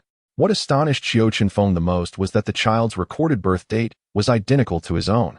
In an instant, Qiu Chenfeng's hand trembled while holding the document. Secretary Zhang, where did you find this information? Qiu Chenfeng asked, attempting to steady his emotions. The Yun family, or rather, a branch of the Yun family. This is the record from back then, Zhang Wanlin replied candidly. Is this child me? I cannot ascertain whether it is you, but the resemblance is indeed striking. However, to confirm, we must locate Qiu Qiming and conduct a DNA test, Zhang Wanlin said with a hint of compassion in his gaze. Where is he? Qiu Chenfeng inquired eagerly. He has been detained at the Dragon Group headquarters for 20 years. However, I advise you against seeking him out just yet. Your priority should be to strengthen yourself, both physically and financially, Zhang Wanlin cautioned, noticing Qiu Chenfeng's eagerness to rush to Yanjing. Why? Qiu Chenfeng asked, puzzled. Zhang Wanlin sighed before explaining. Because the affairs between the Qiu and Yun families are far more intricate than you might imagine. Originally, the inheritance of the Qiu family was to fall to Qiu Qiming, but due to this incident, his lineage was expelled from the Qiu family. Similarly, the main lineage of the Yun family was to be led by Yun Ruoxuan, but after the incident, the elder patriarch stripped them of their inheritance rights, ultimately leading to their expulsion from the Yun family. Yun Xin is also from that lineage. His grandfather was Yun Ruoxuan's second uncle. Following the upheaval, Yun Ruoxuan's father passed away a few years later. Our analysis suggests that this incident was a joint conspiracy between the Qiu and Yun families, and with your current capabilities, you are not yet prepared for direct engagement with them. After carefully contemplating Zhang Wanlin's words, Qiu Chenfeng found no logical flaws. He then asked, Secretary Zhang, I recently dealt a blow to the Yun family's prestige, and they did not dare to retaliate. Even if I were to confront the Qiu family as well, they surely would not be a match for my master. Why can't I confront them directly? It's quite simple. What can you accomplish by making contact? Do you possess any evidence of their collusion against your parents? To seek evidence of such a family, the most effective approach is to financially persuade their internal members, sow discord among them, and extract the information you require. However, you currently lack the necessary funds. Furthermore, the Qiu and Yun families possess formidable strength that you cannot contend with. This is a direct quote from the head of the Yun family's branch. Though I am not well versed in the specifics. All right, I understand. Qiu Chenfeng sat quietly to the side, immersed in contemplation regarding strategies.